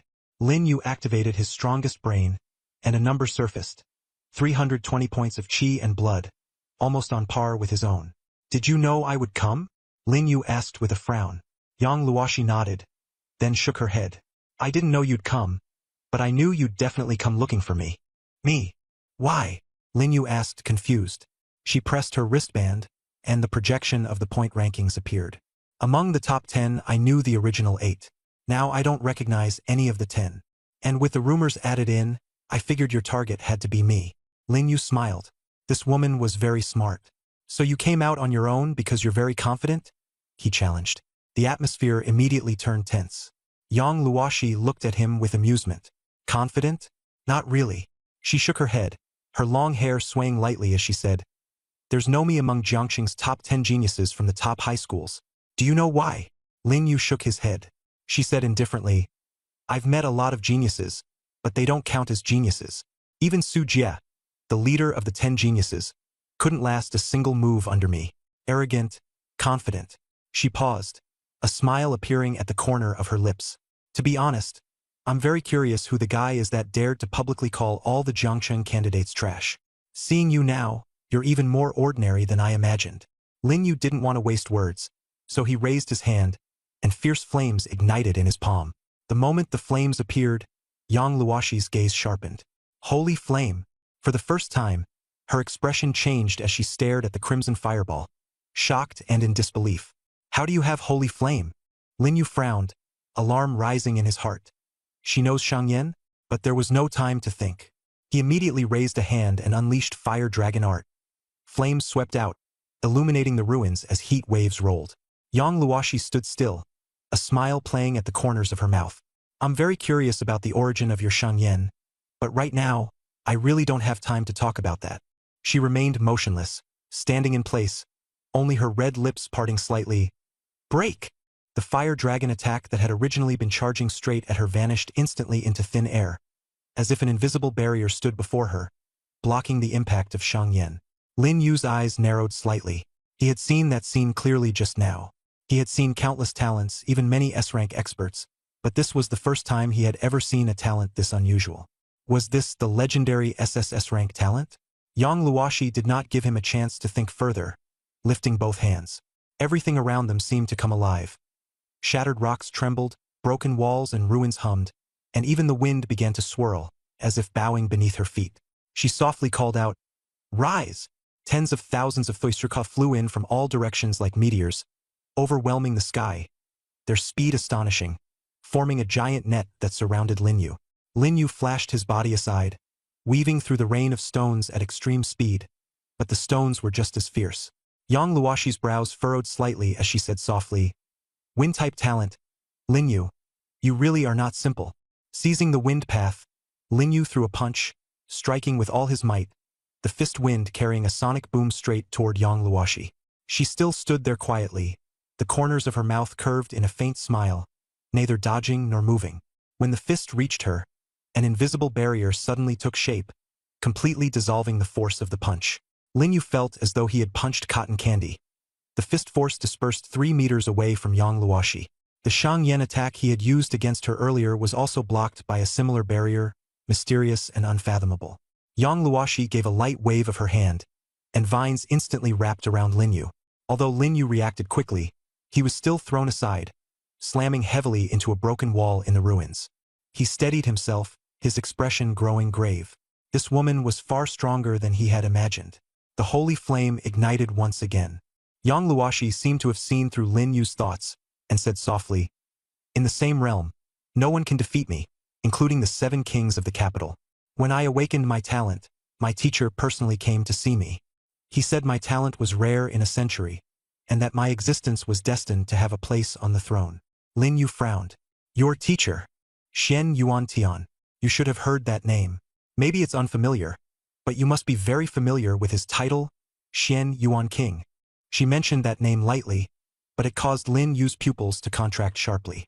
Shen Yuan King, the man at the peak of Huaxia martial arts, and also the human traitor he had spent 3 years killing. And Yang Luoshi in front of him was actually his student. Seeing Lin Yu's surprise, Yang Luoshi said with a faint smile, "Shen Yuan King doesn't take many students. My talent made him teach me personally." If this had been said before the fight, Lin Yu would have only laughed it off. But now, he completely understood.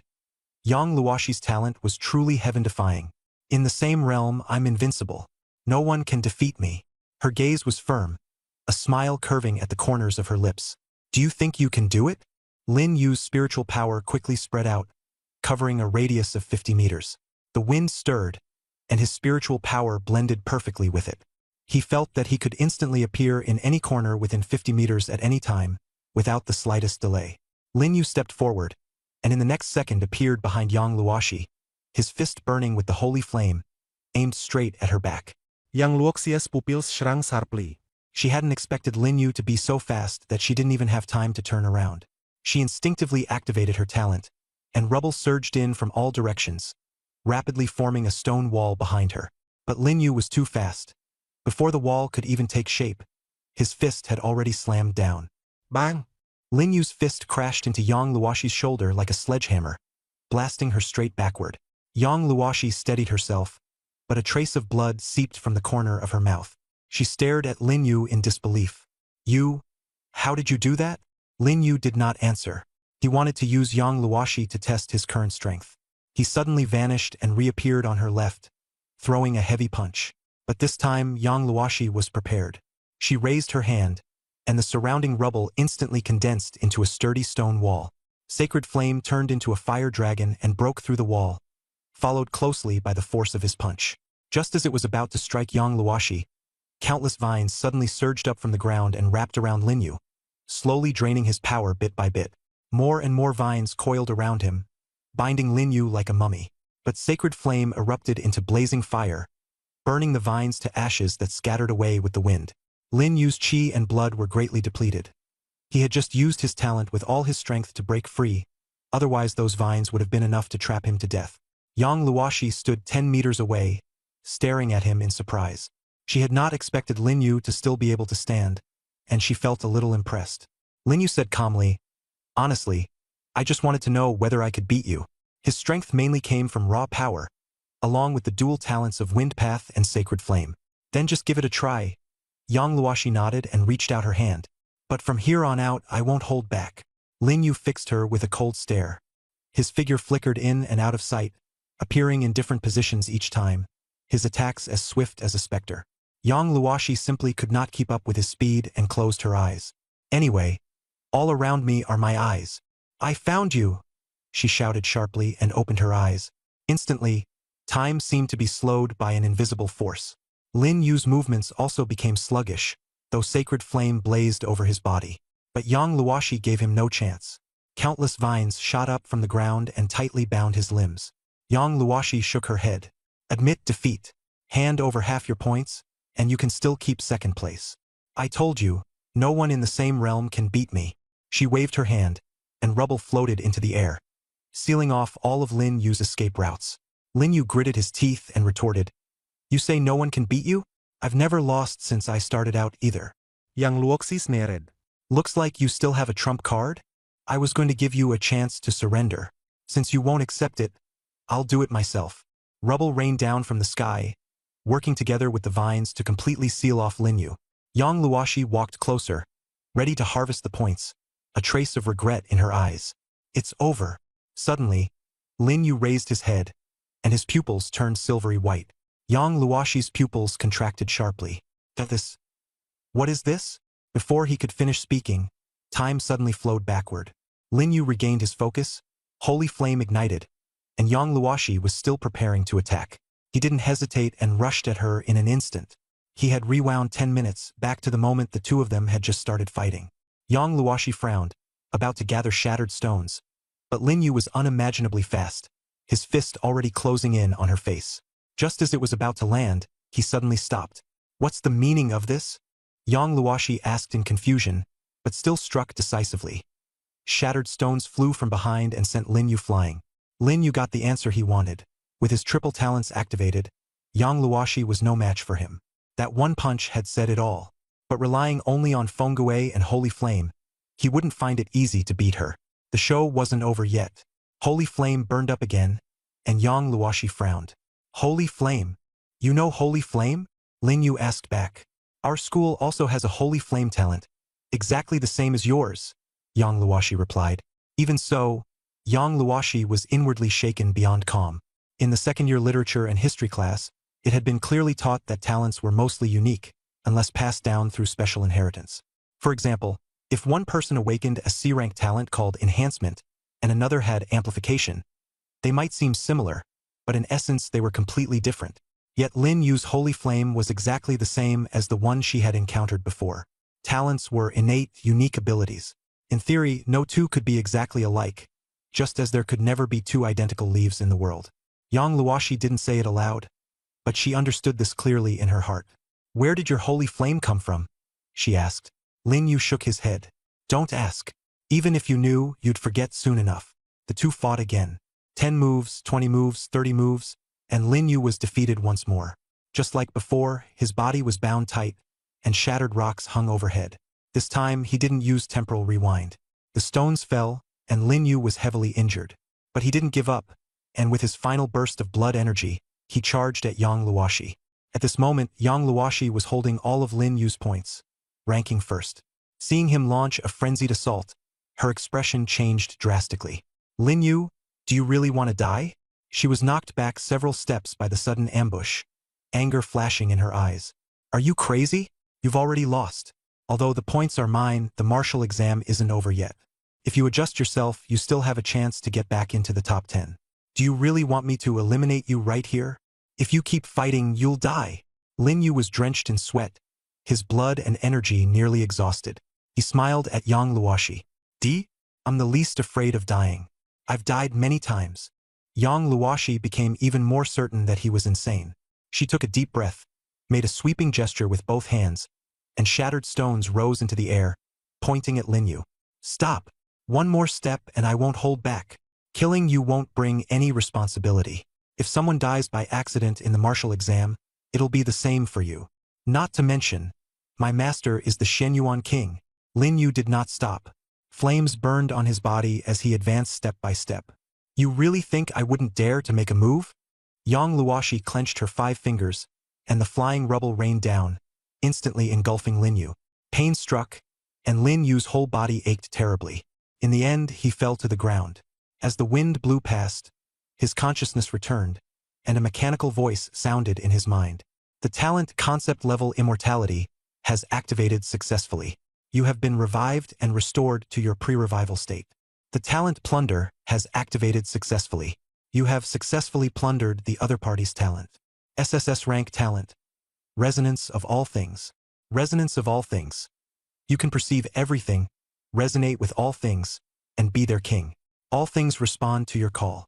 Lin Yu rose from the rubble, sacred flames burning in his palm. Yang Luoshi looked at him from afar, her eyes full of astonishment. At this moment, everything had changed completely. Lin Yu stepped forward, and the rubble in the ruins automatically spread into a road. He felt the wind, the rubble, and the trees around him. Not hostility, but submission. Yang Luoshi widened her eyes. That's impossible. She lowered her head and tried to activate her talent, only to find it had completely failed. The bridge between her and all things had been severed. You? She looked up, disbelief all over her face. How could this be? Lin Yu smiled. Tell me, in this era, would there be a place for you among the kings? I only want to say, if there is a king, there can only be one, and that's me. His words struck Yang Luoshi's heart like a heavy hammer. She looked at the road automatically unfolding beneath Lin Yu's feet, then at the sacred flame in his palm, her mind in turmoil. That sentence just now had stunned her. If there is a king in this era, it will be me alone. Not one seat at the table, but the only one. How arrogant. In the past, Yang Luoshi would have only thought Lin Yu was joking.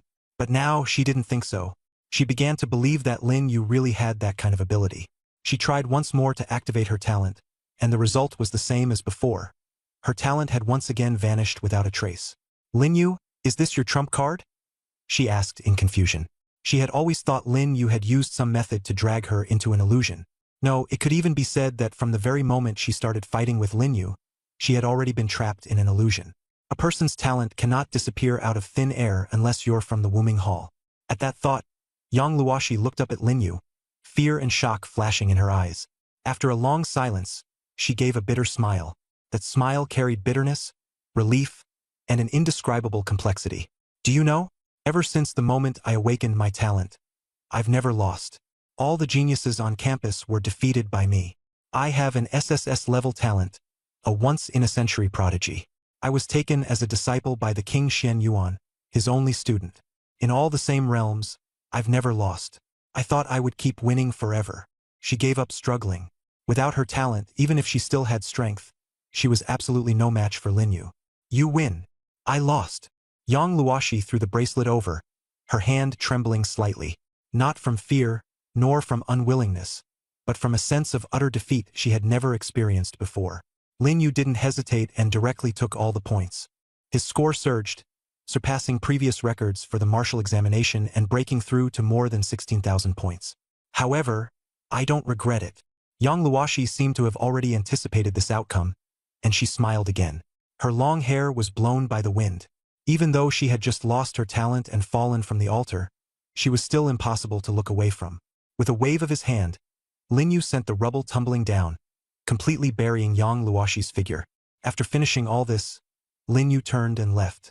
Ever since he learned that Yang Luoshi was a disciple of King Xian Yuan, he had no intention of letting her leave easily, even if this was only the martial examination.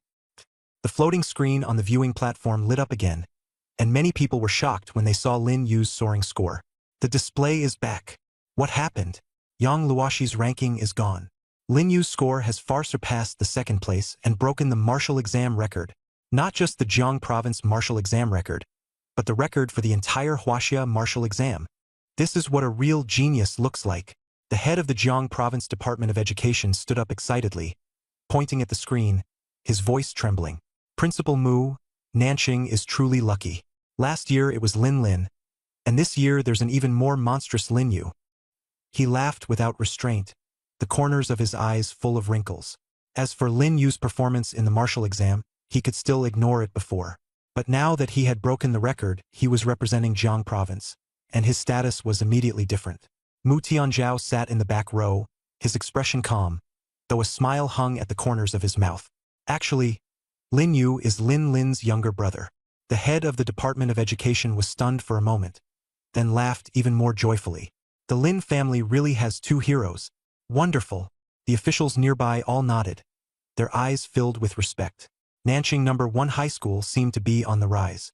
Perhaps very soon it would no longer lose to those top schools in Jiang City. The martial exam was entering its final stage, with only a few hours left. Time in the small town passed quickly, but outside it moved very slowly.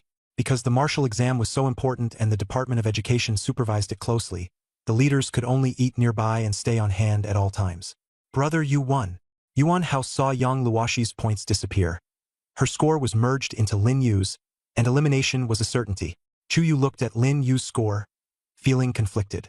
She had killed a few more demonic beasts, raising her points to second place. But the gap between her and Lin Yu was enormous, making it almost impossible to catch up. With a score like that, even the top universities in the country would probably be fighting to recruit him. During the remaining time, Lin Yu didn't idle.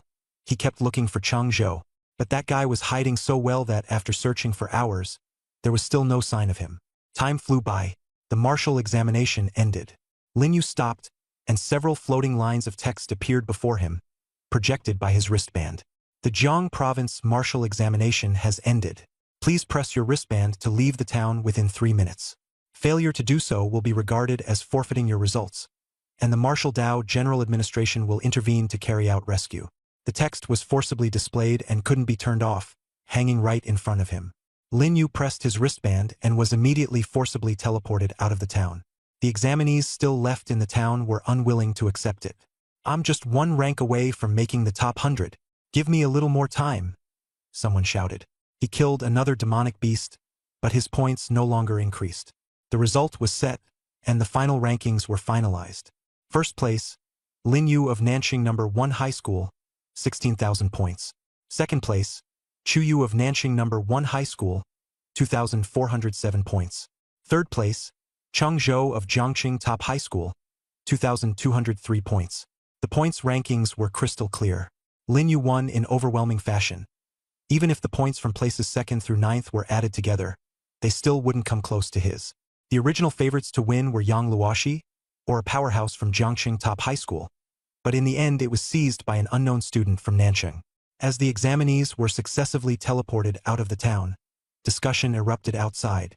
That first-place guy is basically a bandit, snatching points everywhere. I've been hiding in the outer area and my points still aren't enough to equal 1 demonic beast of his. 16,000 points? Didn't that break the provincial record? Not just the province. It's broken the national record too. Seriously. I'm from Nanqing No. 1 High School too. Lin Yu awakened the worst talent. Believe it or not. Nonsense. I saw it myself. He has a fire element talent, and the lowest element rank is A grade. Don't you know such basic common sense? Most people on the scene were talking about Lin Yu with mixed opinions. Only the candidates from Jiangqing's top schools were cursing him endlessly. Because of the earlier Shuiqing incident, Jiang Province had been largely ignored by the authorities and fell behind in resources. Now, several SSS-grade geniuses had appeared in succession, and Lin Yu had even broken the record. It was destined that Nanqing, and even Jiang Province, would become famous for this name. The viewing stands had already emptied, and the leaders had come to the entrance of the town early, waiting for Lin Yu's return. In the open area, students from Nanqing No. 1 High School were bragging to one another that they had once been Lin Yu's friends. Some believed it and rushed to curry favor. Others sneered in disdain. Yuan Hao, who had just come out of the town with minor injuries, heard everyone talking about Lin Yu and couldn't help straightening his back, as if they were discussing him instead. Yuan Hao, don't take what happened before to heart. We're all brothers. A plain-looking boy stepped forward with a flattering smile. Yuan Hao glanced at him. This guy had often spoken ill of Lin Yu in the past, yet now he had come over smiling. Yuan Hao gave a cold laugh. Got it, bro. I'll take good care of you from now on. The boy didn't notice anything unusual and nodded happily. Thanks, Hao Ji. Some students who had no connection with him on ordinary days learned of Yuan Hao's identity and immediately moved closer, surrounding him tightly. Yuan Hao became the center of attention in everyone's eyes. However, the glory didn't last long before a shout cut through the excitement. Lin Yu is out! The crowd that had originally been surrounding Yuan Hao immediately dispersed and rushed toward the town entrance. A figure suddenly appeared at the gate of the town. Along with him, several other candidates were teleported out as well, but everyone else had become mere background. The only protagonist was Lin Yu. Lin Yu's combat suit was undamaged, but his body was covered in blood, and not a single drop of it was his. Jiang Province Education Department Minister Liao Zhong was the first to step forward and proactively extended his hand. "Student Lin Yu, it's a pleasure to meet you." Lin Yu looked at him in confusion. "And you are?" "I am Liao Zhong, Minister of the Jiang Province Department of Education." This man controlled Jiang Province's educational resources and the martial examination rules, and Lin Yu had heard this name a long time ago. Now, Liao Zhong was standing right in front of him, extending his hand personally. Lin Yu shook his hand and nodded in response. "Hello, Minister Liao." Liao Zhong looked Lin Yu up and down, admiration brimming in his eyes. "Good, very good." He was extremely impressed with Lin Yu, and the smile on his face spread fully, impossible to suppress. "Lin Yu, do you know that your score has broken the martial examination record for Jiang Province? And even for all of Huaxia?" Lin Yu shook his head. Although he knew he had scored 16,000 points, he wasn't clear on whether that was a record. Liao Zhong's voice trembled with excitement. "The national martial examination record, one that has stood for over a decade without being broken, has actually been shattered by you in one fell swoop, and by nearly 3,000 points at that. That number is simply terrifying. It'll be very hard for anyone to catch up in the next 10 years. There was an uproar all around, and everyone stared at Lin Yu. Lin Yu remained calm and merely nodded lightly. "I just got lucky." Liao Zhong froze for a moment, then burst out laughing. "Lucky? Lin Yu, you're being too modest. Luck is certainly important, but the most crucial thing in all of this is still your own strength." He paused, then leaned in and asked quietly, "Yang Luoxi, you eliminated her, didn't you?" He didn't state it outright because with her points at 0, she couldn't be found on the rankings, and she hadn't been teleported out either. That meant she hadn't been eliminated. Most likely, she had died in the town. Lin Yu neither responded nor denied it. To Liao Zhong, that was already the answer. He patted Lin Yu's shoulder in comfort. "Don't worry, it's normal for there to be deaths and injuries in the martial examination. They're all accidents."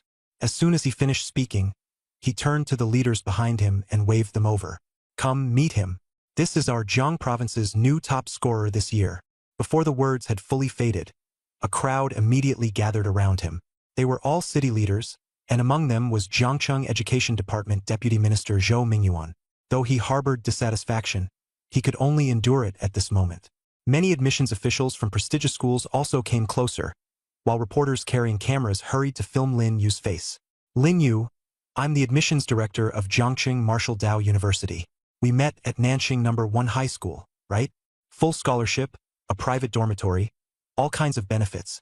Just say the word, and we can satisfy every one of your demands. Lin Yu, we are from Nanxing's top academy. Lin Yu, look over here. Smile for the camera. Lin Yu." Lin Yu was surrounded by the crowd like an exhibit. He frowned slightly, very uncomfortable with the scene. In the end, it was Liao Zhong who stepped forward, chased everyone away, and led the way to open a path through. At some point, Teacher Li appeared and patted Lin Yu on the shoulder. "Good kid, 16,000 points. Barring any accident, you're the top scorer in the province. You did it. You really did it." Lin Yu looked at Teacher Li's face, twisted with excitement, and smiled. "I said I would become the top scorer in the province." Teacher Li froze for a moment. Recalling what Lin Yu had told him back then, he hadn't taken it to heart at the time. Now that he saw the result, he was instantly shaken. "Right, you said it. Top scorer in the province. You did it.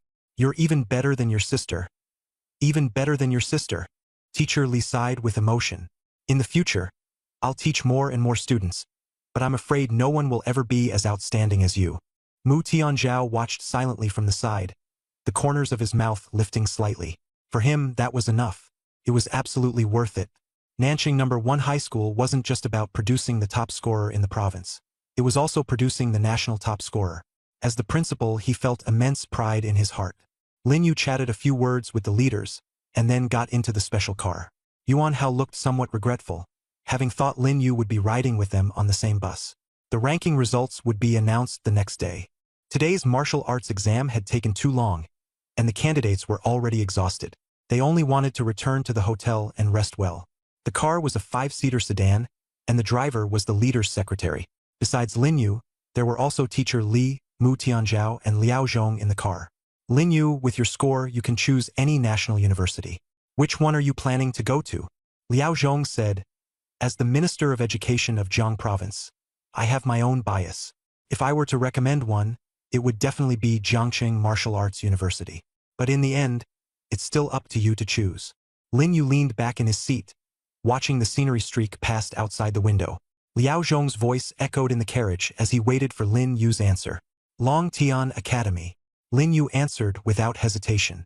Liao Zhong was stunned for a moment, then smiled and said, one of the 3 top academies in the capital. It's not surprising that you chose this place. After all, your older sister is also in the capital. Lin Yu nodded. Liao Zhong sighed and said with some regret, to be honest, I would rather you stayed in Jiang Province. Although Jiangqing Martial Arts Academy isn't on par with those 3 in the capital, it's still a well-known school nationwide, and it's close to home, so your parents could see you often. He glanced at Lin Yu. But young people are meant to go far and make their mark. Longtian Academy is indeed a good choice. Jingqing Academy is highly competitive. One careless move and you're eliminated. Are you really ready? Liao Zhong asked. Lin Yu closed his eyes and replied, my sister can do it, so I definitely can too. Liao Zhong laughed. That's the spirit. Then go to Longtian and let the people of Jingqing know that the students from Jiang Province are no worse than theirs. Teacher Li sat in the front passenger seat, listening to the 2 of them talk without chiming in, but he had long expected Lin Yu's determination. Lin Yu had already told him that his goal was Longtian Academy, and it would hardly change. Let's head back to the hotel and rest first. Liao Zhong told the driver to speed up. At tomorrow's evaluation conference, you're the top scorer, so you should say a few words on stage, right? These words almost confirmed Lin Yu's status as the top scorer. After all, they came from the Minister of Education. Forget it. I'm not good with words. Lin Yu refused. Just as Liao Zhong was about to say something, Mu Tianzhao interrupted. Minister Liao, if he doesn't want to, then don't force him. Some people don't need to stand on stage and speak. Simply standing there is already the best answer. Besides, the Wuming Hall is still watching from the shadows. Liao Zhong nodded and smiled. That makes sense. Then we'll do as you say. The car stopped at the hotel entrance. Lin Yu got out and nodded to Liao Zhong, Mu Tianzhao and Teacher Li. Thank you, Minister Liao. Thank you, teacher. Liao Zhong waved his hand. No need to be polite. If you need anything in the future, come to me anytime. This is what you deserve. He added, I hope you'll be even better than you are now. The country needs a talent like you. Lin Yu nodded and walked into the hotel. Not long after, Yuan Hao returned to the hotel too. Upon seeing Lin Yu, he immediately stepped forward, threw an arm around him and laughed. Brother Yu, you remember, right? Class Beauty Chu said that if you got the top score in the province, she'd treat you to a meal. Don't forget it. Lin Yu froze for a moment, then remembered that Chu Yu had indeed said that. He hadn't taken it to heart and thought it was just a meal. Looking at Yuan Hao's silly grin, Lin Yu patted his shoulder. Ow, ow, ow, Yuan Hao said, pretending to be in pain. You didn't even get treated to a meal. So what are you grinning about? Lin Yu's mouth twitched. Yuan Hao's acting was exaggerated, and his injuries had basically healed already. In fact, it was the healing medicine that had taken effect. Besides, I still haven't confirmed that I'm the top scorer in the province yet. Yuan Hao said excitedly, 16,000 points. That's a new provincial record. If that doesn't make you the top scorer in the province, who does? If it isn't, then there's definitely something shady going on. If I don't get full marks at tomorrow's assessment conference, I'll just blast them all with lightning on the spot. Who dares to tamper with anything? Lin Yu rolled his eyes at him. Can your brain hold anything else? Stop thinking about who's causing trouble all the time and think more about how to improve yourself. You're always daydreaming. Yuan Hao grinned. My score will definitely get me into Nanxing First University. As long as I don't rank below a tomorrow, I'm set. What if they give me an S? After all, that scene where I heroically saved the beauty was pretty cool. I wonder if anyone outside saw it. Lin Yu mercilessly exposed him. You didn't win at all. You were sprawled on the ground like a dog. If that got seen on a live stream, it'd be unbelievably embarrassing. Yuan Hao's expression darkened. You bro, stop undermining me all the time. I risked my life saving your future wife. Sure, I didn't win, but my courage was commendable. The corner of Lin Yu's mouth twitched. Enough, enough. Nothing's even started yet, and you're already rattling on non-stop. Yuan Hao laughed loudly. I'm just worrying on your behalf. You've got to find a wife early. Haven't you heard? You should start looking for a wife when you're still a kid. Once you really step into society, it gets hard to find good girls. By then, when it comes to dating and marriage, you can only settle and get by. Lin Yu was speechless and simply quickened his pace, walking farther ahead. You bro, wait for me. Seeing Lin Yu walk off, Yuan Hao hurried after him. At night, with time still to spare, Lin Yu sat up, took out his notebook, and began looking into the 7 kings of the capital. He had heard of the 7 kings of the capital, but knew very little about them. Since returning to Shuiqing, Lin Yu had rarely used his notebook to predict the future, and those words still lingered in his mind. He opened the notebook and asked, "What exactly are the 7 kings of the capital?" The writing slowly appeared and began to answer. Heavenly Dragon King, Long Xiaoyao, founder of Dragon Heaven University, graduated from Capital University, strength unfathomable. Ning Heavenly King, Ning Yuan, the youngest among the 7 kings of the capital, crowned king at 30, a dual awakening talent user, graduated from Capital University, strength unfathomable. Jiang Heavenly King, Jiang Poyu, founder of the Jiang family, ruler of the northern frontier, graduated from Capital University, strength unfathomable. Yi Heavenly King, Yi Zhiqiu, graduated from Qingbei University, strength unfathomable. Jade Heavenly King, Yu Qing, the only woman among the 7 kings, graduated from Wan Tian Academy, and her strength is unfathomable. Nameless Heavenly King, identity mysterious, never appeared in true form before the public, now deceased. Xiao Heavenly King, Xiao Zhanyun, graduated from Qingbei Academy, and his strength is unfathomable. Lin Yu twitched the corner of his mouth. This answer was too vague. It didn't reveal any substantive information at all. What surprised him even more was that nearly half of the 7 kings actually came from the Capital Academy. That proportion was terrifyingly high. There were already very few 7 kings to begin with, and for half of them to come from one academy showed just how strong the Capital Academy was. No wonder so many awakeners tried their hardest to get in. Among the 3 top academies, the Capital Academy was undoubtedly the strongest. Whether in resources, heritage, or faculty, it was unmatched. The other 2 were also impressive, but they still fell a little short compared to the capital. The first few years after awakening were when resources were needed most, but at that time one's own strength was limited and one simply couldn't rely on oneself, only on the school. A top academy could provide far better resources than other schools. At that moment, Lin Yu had the thought of changing schools. If he transferred to the Capital Academy, his cultivation would definitely be faster. But after thinking about it for a while, he decided to give up and stay at Longtian Academy. He remembered Captain Fong saying that as long as one was strong enough, Longtian Academy's resources were just as plentiful. Because the notebook contained too little information, he even looked it up online. The result was even more outrageous. Online, he could only find the names of the 7 heavenly kings. Their deeds were all blank, and there was not even any information on age, gender, or profile pictures. At least the notebook had given the schools they graduated from. Lin Yu put the notebook away and decided not to rely on it anymore in the future. This thing was becoming harder and harder to understand. Just as he was getting ready to sleep, a sudden knock sounded outside the door. Who could it be so late at night? Lin Yu frowned, thinking it was Yuan Hao, so he went to open the door. As soon as the door opened, a top-tier beauty was standing there. She looked to be in her 20s, a few years older than Lin Yu, with long hair draped over her shoulders, wearing a beige trench coat. A thin leather belt at her waist outlined her slender figure, and her long legs were wrapped in black stockings. Her features were so delicate she looked like a figure in a painting. There was even some resemblance between her eyebrows and eyes and Lin Yu's, though she carried a bit more mature charm. "Uge," she called sweetly. "Long time no see. You've grown so much." Lin Yu frowned and said nothing. He didn't know her at all. The woman didn't mind Lin Yu's coldness in the slightest.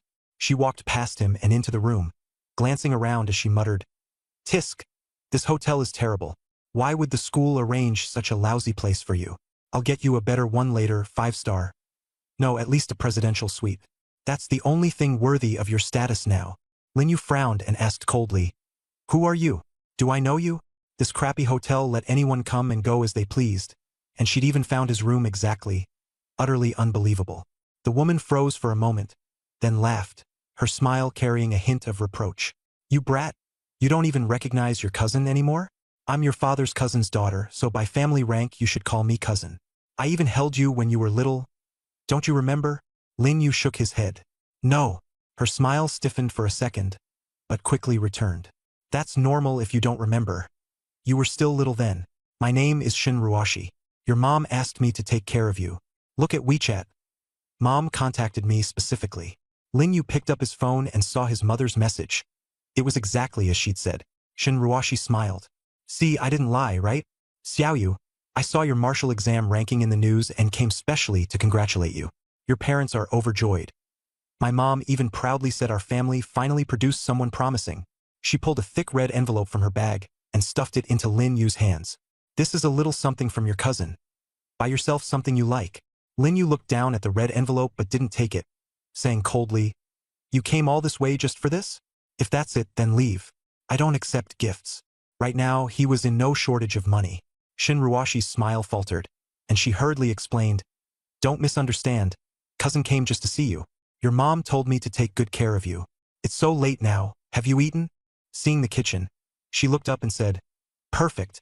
I bought the dishes you loved when you were little. I'll make you a meal, and I can also tell you something. Lin Yu knew very well that her real purpose wasn't to eat. He looked at her and smiled, a cold smile. Shin Ruashi froze, her heartbeat quickening. No need to cook. Just say what you want. In the end, Lin Yu still didn't kick her out of consideration for his parents' dignity. The elders valued that family bond no matter how bad the relationship was.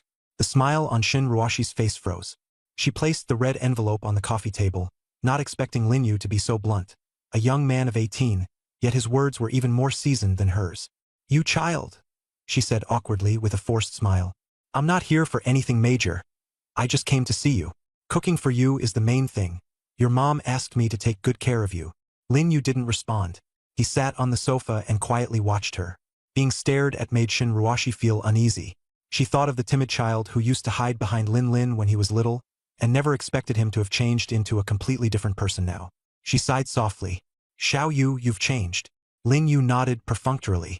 Shin Ruashi bit her lip and sighed. Fine, let's not beat around the bush. To get to the point, your cousin Shin Haoming will awaken his talent next year and take the martial arts exam.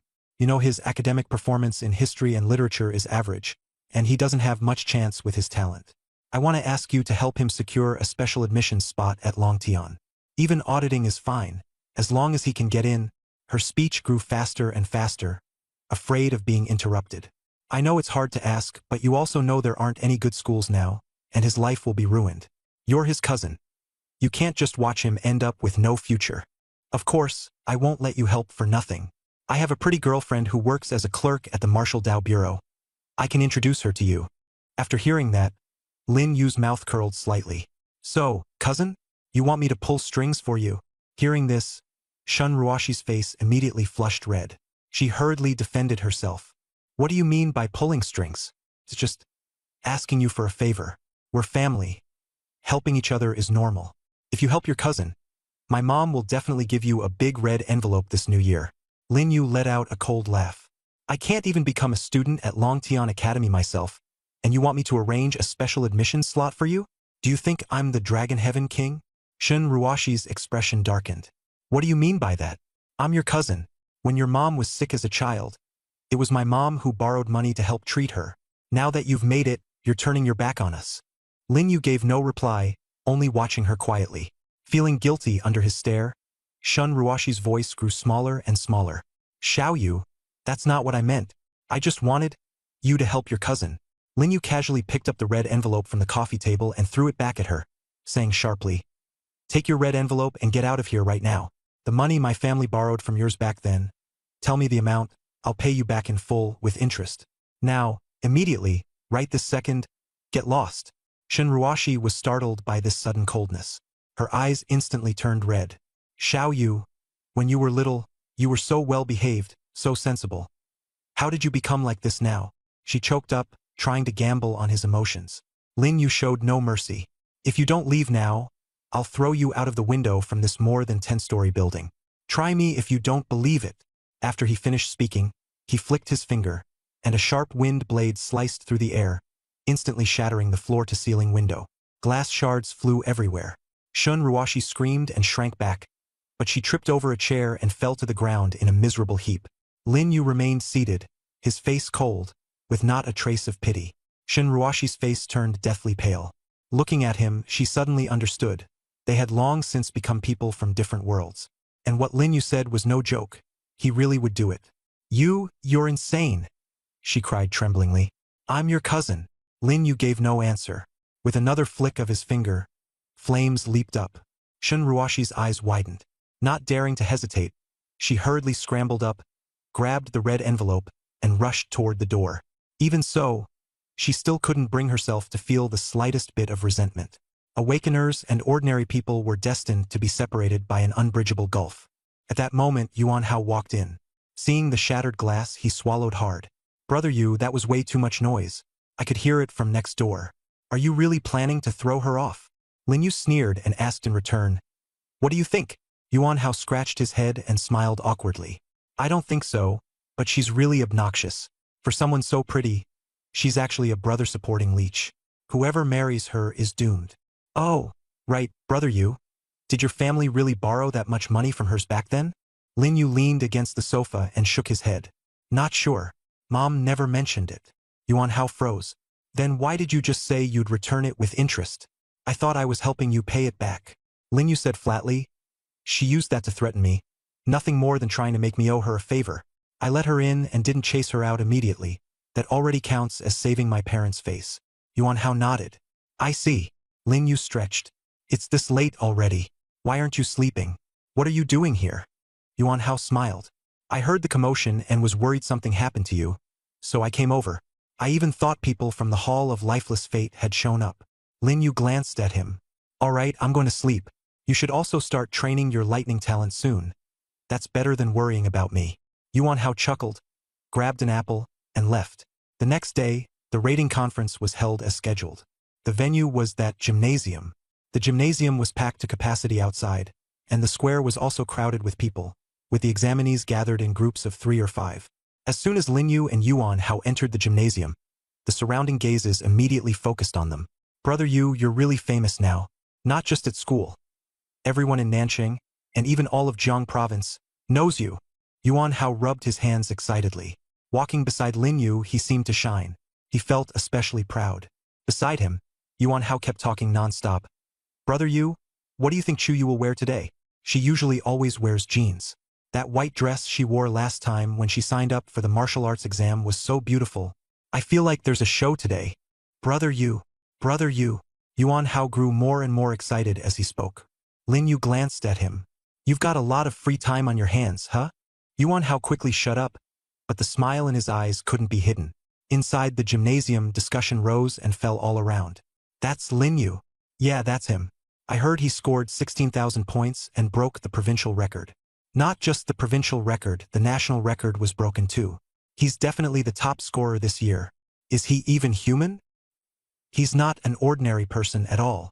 Lin Yu paid no attention to these voices at all, and simply found an empty seat with Yuan Hao and sat down.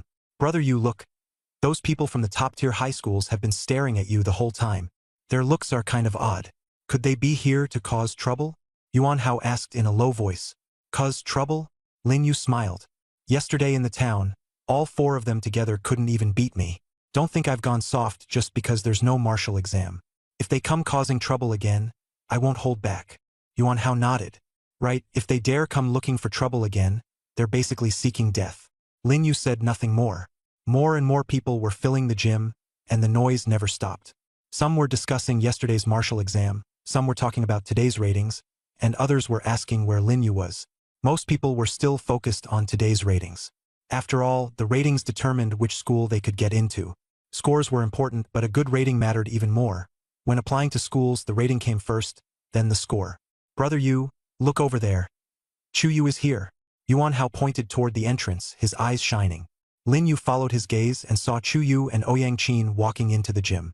She was wearing a light blue jacket, her long hair tied up, with a blue skirt below that matched her top very well. She walked briskly, chatting with Ouyang Qin from time to time, the hem of her skirt swaying gently with her steps. Yuan Hao stared wide-eyed. I knew it. She'd definitely wear a skirt today. Brother Yu, look. Then he sighed. Too bad it's not a white skirt. It doesn't look as good as last time. Before long, every seat in the gym was occupied. On the high platform in the center of the square, the judges' seats were full. Lu Zhong, the head of the Jiang Province Department of Education, sat in the middle, with education leaders from various cities and admissions officers from universities on both sides. The rating conference officially began. The host gave a brief opening speech, then invited Lu Zhong to make remarks. Lu Zhong picked up the microphone, scanned the audience and said, "This year's Marshall exam is the most exciting one I've hosted, especially one student, who scored 16,000 points, not only breaking the provincial record, but also the national record." His voice rang out loud and clear, and the entire venue fell silent for a few seconds. Then thunderous applause erupted throughout the gym. Lu Zhong continued, "That student is Lin Yu from Nanchang No. 1 High School." As soon as he finished speaking, the entire venue fell silent at once, and everyone's eyes turned in unison toward Lin Yu. Yuan Hao took the opportunity to nudge Lin Yu's shoulder. "Brother Yu, Minister Lu is calling you up to show your face." Lin Yu stood up and gave a simple nod. "Hello, everyone. I'm Lin Yu." Just those few words. The crowd erupted in an uproar. If they hadn't known his score, they would definitely have been buzzing with discussion. Yuan Hao was helpless too. If it were him, he would definitely have said something astonishing. But Lin Yu was very low-key. The results were right there. No one was qualified to question them. On the high platform, seeing Lin Yu's performance, Liao Zhong smiled faintly. He had already known about it in his heart. After all, they had already exchanged words yesterday. It seems Lin Yu is very modest and doesn't like to show off. He turned to the crowd and paused. "Then I'll show off for him." The whole venue burst into friendly laughter and applause. Liao Zhong continued, "After discussion, Lin Yu has been rated SSS+. At the same time, considering his outstanding performance in the Marshall exam, Lin Yu has been named the 2091 Marshall exam." Before he could finish, he was suddenly interrupted. At the same time, an incongruous voice suddenly came from the judges. Wait! The entire venue fell silent in an instant, and all eyes turned to the judge's seat. The speaker was a middle-aged man in a dark suit, with a stern face and a gloomy gaze. He stood up, picked up the microphone, and stared at Lin Yu. "I am Zhou Mingyuan, Deputy Minister of Education of Jiangqing." He first introduced himself, then said bluntly, "I have objections to Lin Yu's rating." The crowd erupted in an uproar. Liao Zhong slightly frowned. "Deputy Minister Zhou, what is your opinion?" Being interrupted, he was clearly unhappy. But the other party's identity was special, so he did not dare be careless.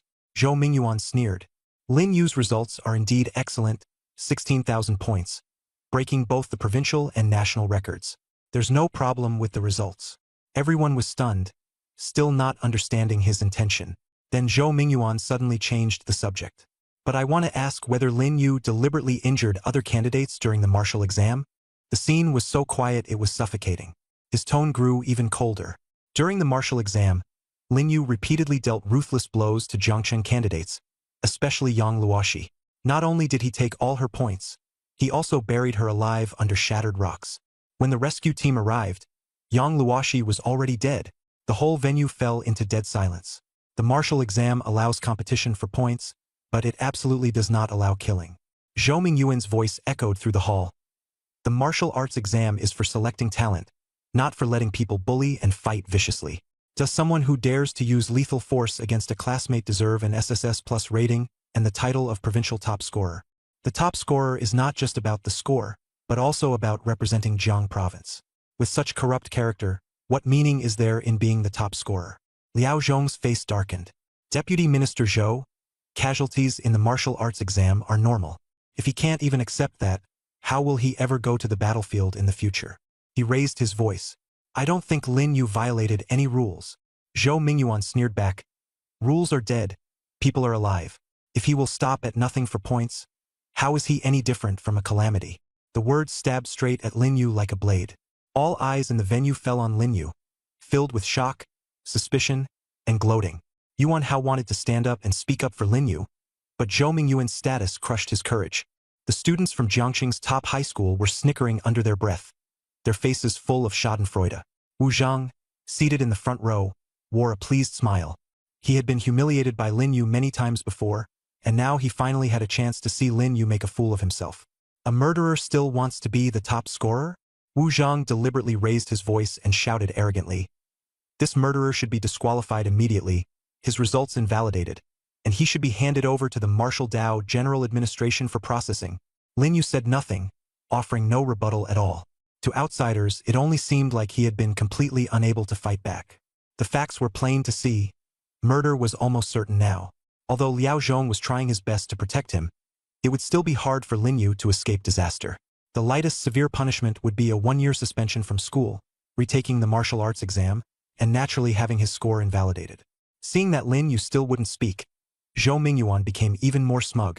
He turned to Liao Zhong and said in a booming voice, "Minister Liao, Lin Yu committed intentional homicide and violated the rules seriously. I suggest invalidating his score and transferring the case to the Martial Dao General Administration." Liao Zhong's face was livid. Just as he was about to argue, the gymnasium doors were suddenly shoved open. Everyone's attention was instantly drawn over as 3 figures walked in at a leisurely pace. 1 woman and 2 men. Leading them was a short-haired woman in a black business suit, her gaze sharp as a blade. She moved swiftly, and every step carried an imposing presence. No one recognized her, but the 2 middle-aged men in plain clothes behind her were the 2 top power holders of the Jiangxing Martial Dao General Administration. The man on the left was Zhao Taisheng, director of the Jiangxing Martial Dao General Administration, and the one on the right was Sun Mingyuan, its deputy director. These 2 should have been the pillars of the Martial Dao General Administration, yet at this moment they were following closely behind the short-haired woman like attendants. Sun Mingyuan's expression changed drastically. The development of events was completely beyond his expectations. Why would the higher-ups of the Martial Dao General Administration suddenly appear? The short-haired woman was unknown to most people present, but Lin Yu recognized her, Fang Xian. She had helped Lin Yu quite a lot before at the Nanqing Martial Dao General Administration. Fang Xian walked into the gymnasium, cast a cold glance over the crowd, and finally let her gaze settle on Sun Mingyuan. She said lightly, "Student Lin Yu's actions fully comply with the martial arts exam rules." The entire venue erupted in uproar. No one had expected Fang Xian to be so domineering, stepping forward to back up Lin Yu the moment she spoke. She said nothing more and turned her gaze to Zhao Taisheng nearby. "Leave the rest to you. I don't want to see this person, Zhou Mingyuan, ever again." Zhao Taisheng immediately replied, "No problem, Captain Fang." Then Zhao Taisheng turned to Sun Mingyuan, his tone icy. "Zhou Mingyuan, you are suspected of disrupting the rating order. Come with us."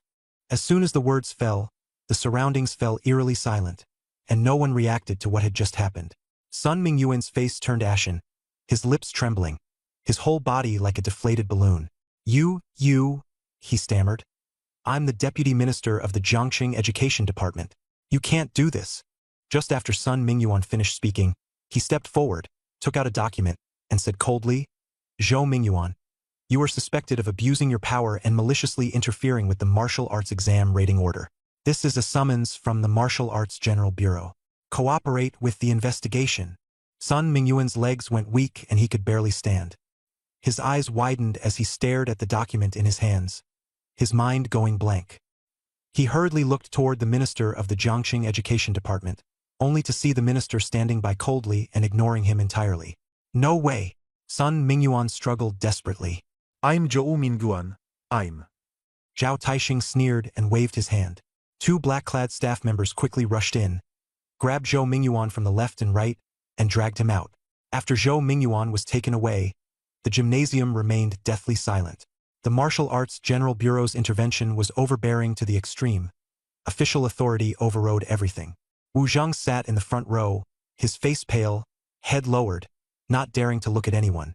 Fang Xian was right in front of him, and when his gaze brushed over the Martial Arts General Bureau badge on her chest, those 4 words were deeply etched into his mind. His whole body was trembling, and he kept thinking of the risk he had almost been held accountable for just now. If he were suspected, would the one going abroad instead be him? But Fang Xian seemed not to have noticed him. Fang Xian's gaze met Lin Yu's in the air. She smiled and nodded, then turned and left. Zhao Taisheng and Sun Mingyuan followed closely behind, and the 3 disappeared at the entrance of the gymnasium. The scene remained silent for a long while, and no one dared to speak first. Previously, those who had been snickering all lowered their heads, like they were playing hide and seek. At last, Liao Zhong stood up, a smile on his face, and swept his gaze across the room. That was just a minor episode earlier, nothing to take to heart. Lin Yu's actions didn't violate any rules. His results are genuine and valid.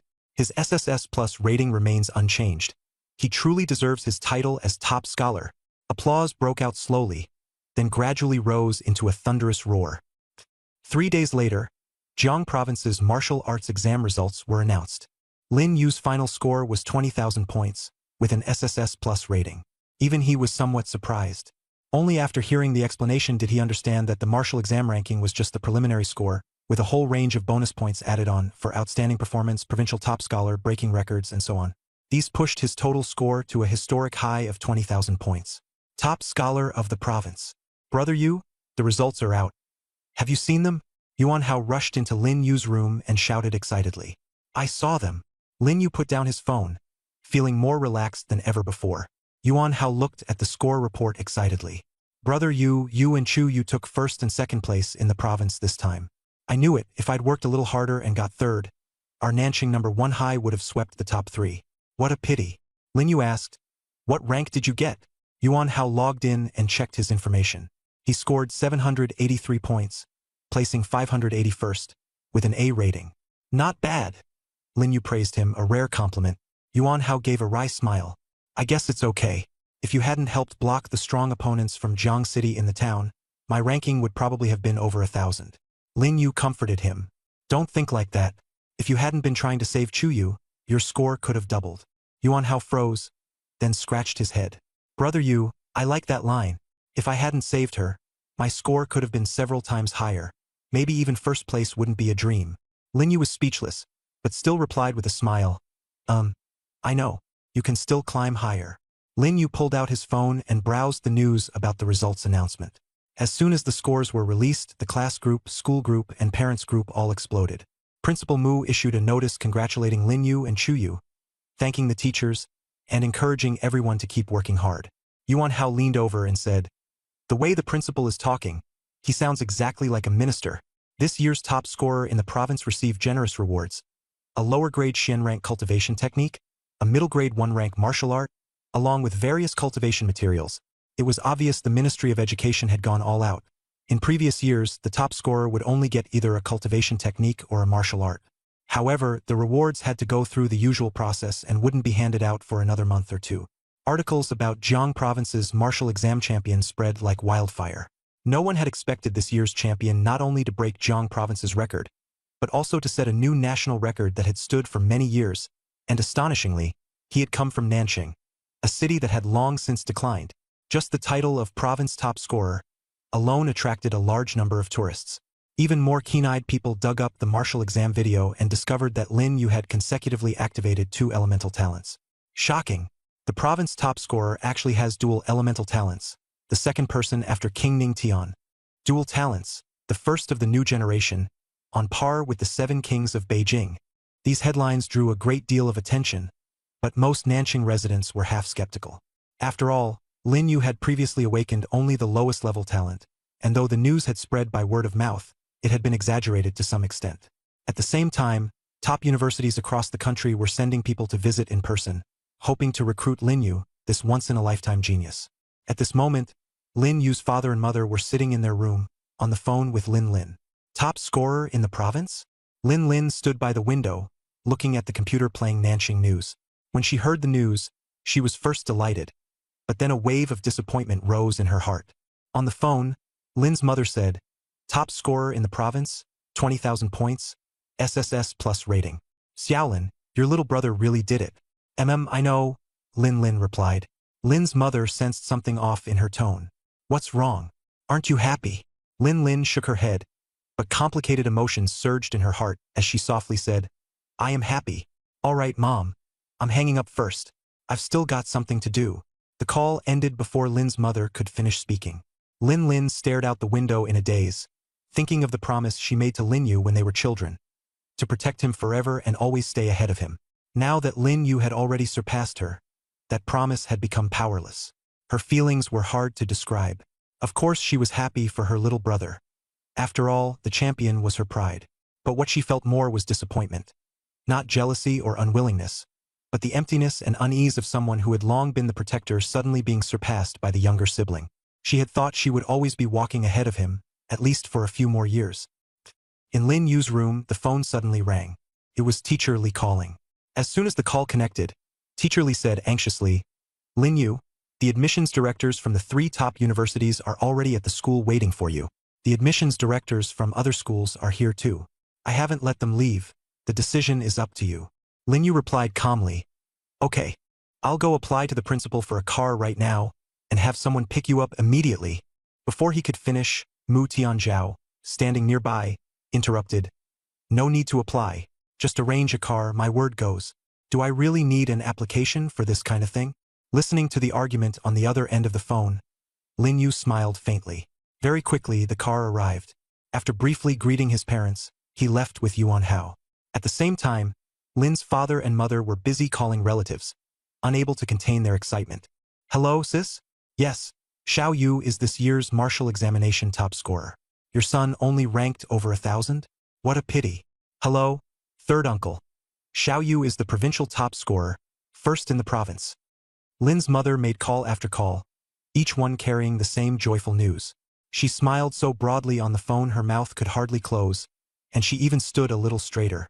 Just like last year, except last year Lin had entered through special admission, so the impact wasn't nearly this great. Now, just searching Lin Yu online would bring up the top score news. On the other side, at Nanxing No. 1 High School, the heads of the major top universities all said they wanted to see Lin Yu. Mu Tianzhao took the admissions directors to the reception room first, arranged for teachers to host them, and said that the message had already been passed on to Lin Yu, who was on his way to the school. Then, he personally led the heads of the 3 top academies into the principal's office and received them personally. He also took out a few packets from his treasured tea leaves and brewed several cups of warm tea. Although he was a lower-tier awakener, the 3 in front of him were either lower-tier or mid-tier awakeners, all renowned figures in the capital.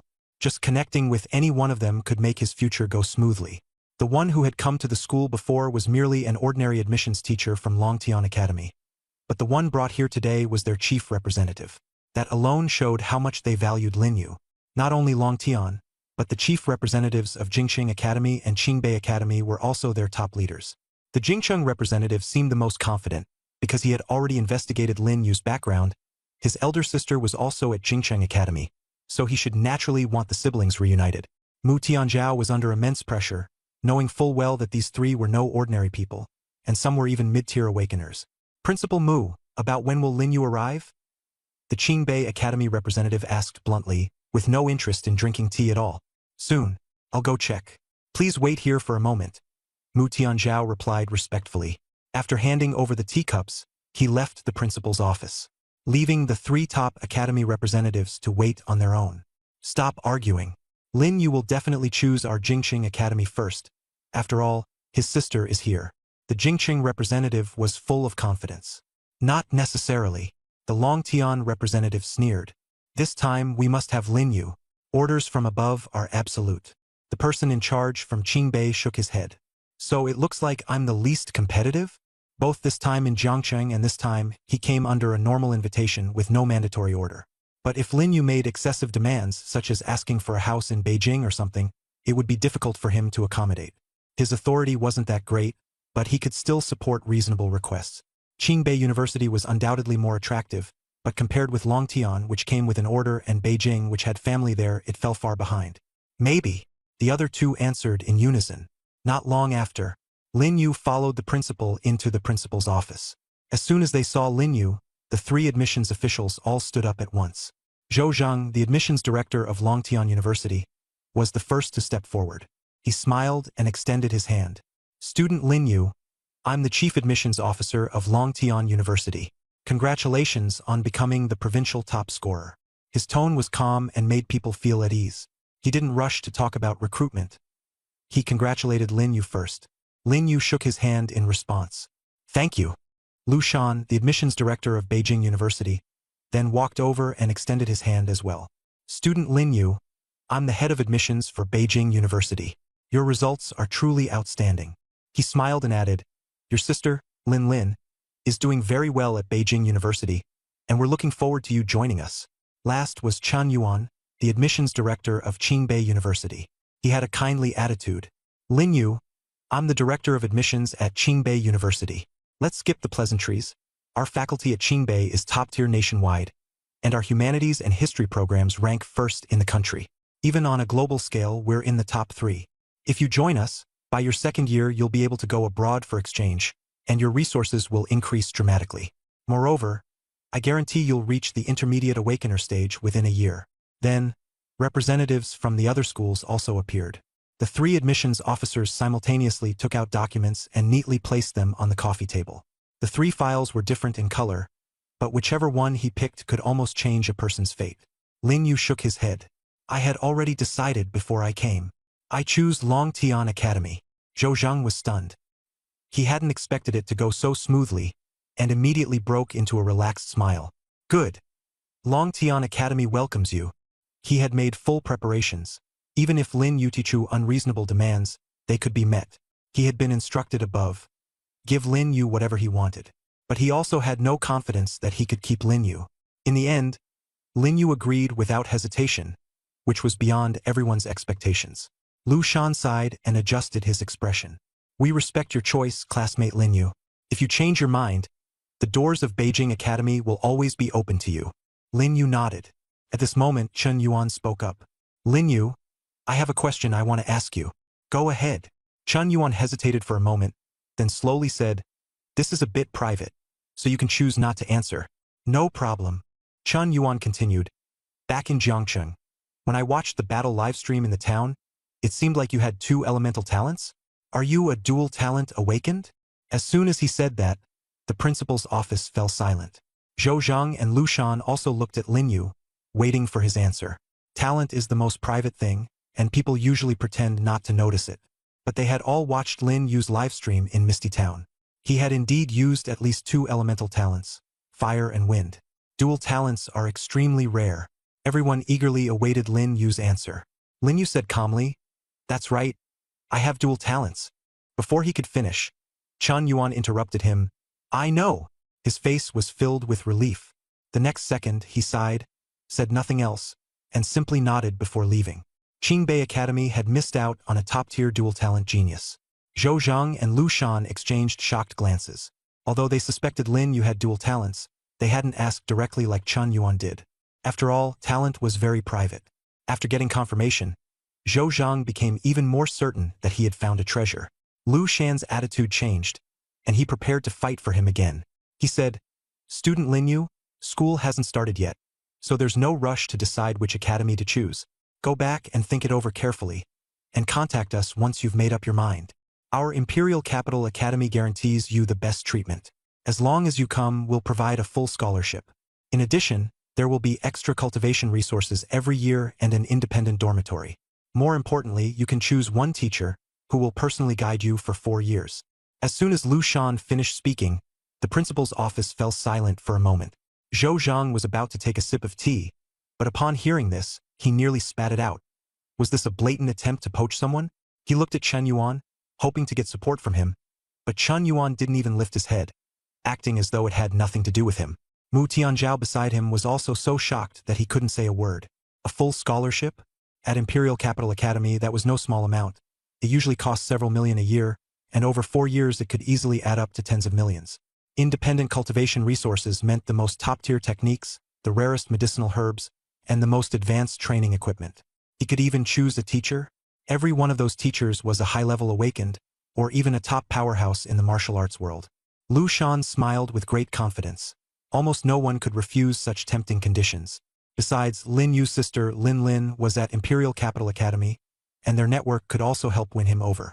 Even if Lin Yu didn't agree on the spot, as long as he didn't immediately sign the enrollment notice for Dragon Sky Academy, there was still a chance to lure him back through his sister. Zhou Zhang set down his teacup, knowing that if he didn't speak up now, this genius Lin Yu would really be snatched away. He stared at Lu Shan and said evenly, Old Lu, snatching someone right in front of me like this is a bit too dishonorable. Lu Shan smiled and said, It's not snatching someone. It's giving the student more choices. Lin Yu's Chengji deserves better conditions, and what you can't give him, we can. Zhou Zhang didn't get angry. He only asked calmly, Director Lu, are you done? Lu Shan froze for a moment, then nodded. I'm done. Zhou Zhang nodded and turned to Lin Yu. No matter which academy you choose, we'll respect it. Wherever you go is fine. I'll be happy either way. Then he continued, however, if you come to our Longtian Academy, we'll give you a house in the capital and double your full scholarship every year. Most importantly, the principal will personally guide your martial cultivation, especially in the direction of dual talents. As soon as those words were spoken, the entire principal's office fell deathly silent. Lin Yu didn't know who the current principal of Longtian Academy was. He only knew the previous one was Dragon King Longtian. But Lu Shan and Mu Tianzhao knew clearly, the current principal was AI Fan. AI Fan was not only the #1 martial artist in the capital, but also ranked just below the 7 kings, only one step away from becoming a king. Lu Shan's smile froze instantly. He hadn't expected Zhou Zhang to be this ruthless, directly bringing out such a trump card. A house in the capital and double scholarships might be something they could afford, but AI Fan personally guiding him was something their capital academy simply couldn't do. It wasn't a matter of money at all. At AI Fan's level, no one could easily get his personal guidance. Director Zhou, are you sure Principal AI will personally guide him? Lu Shan asked in disbelief. This made the atmosphere in the principal's office even more tense. Even Mu Tianzhao felt doubtful inside.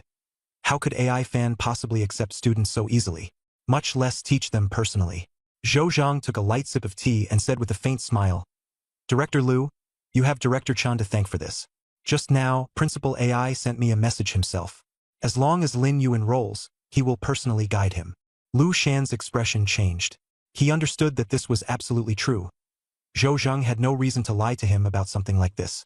If AI Fan really were to personally guide Lin Yu, thanks to Director Chan? Lu Shan's mind raced, recalling how Chan Yuan had just asked Lin Yu about his dual talent. Right, it had to be because of the dual talent that AI Fan had taken interest.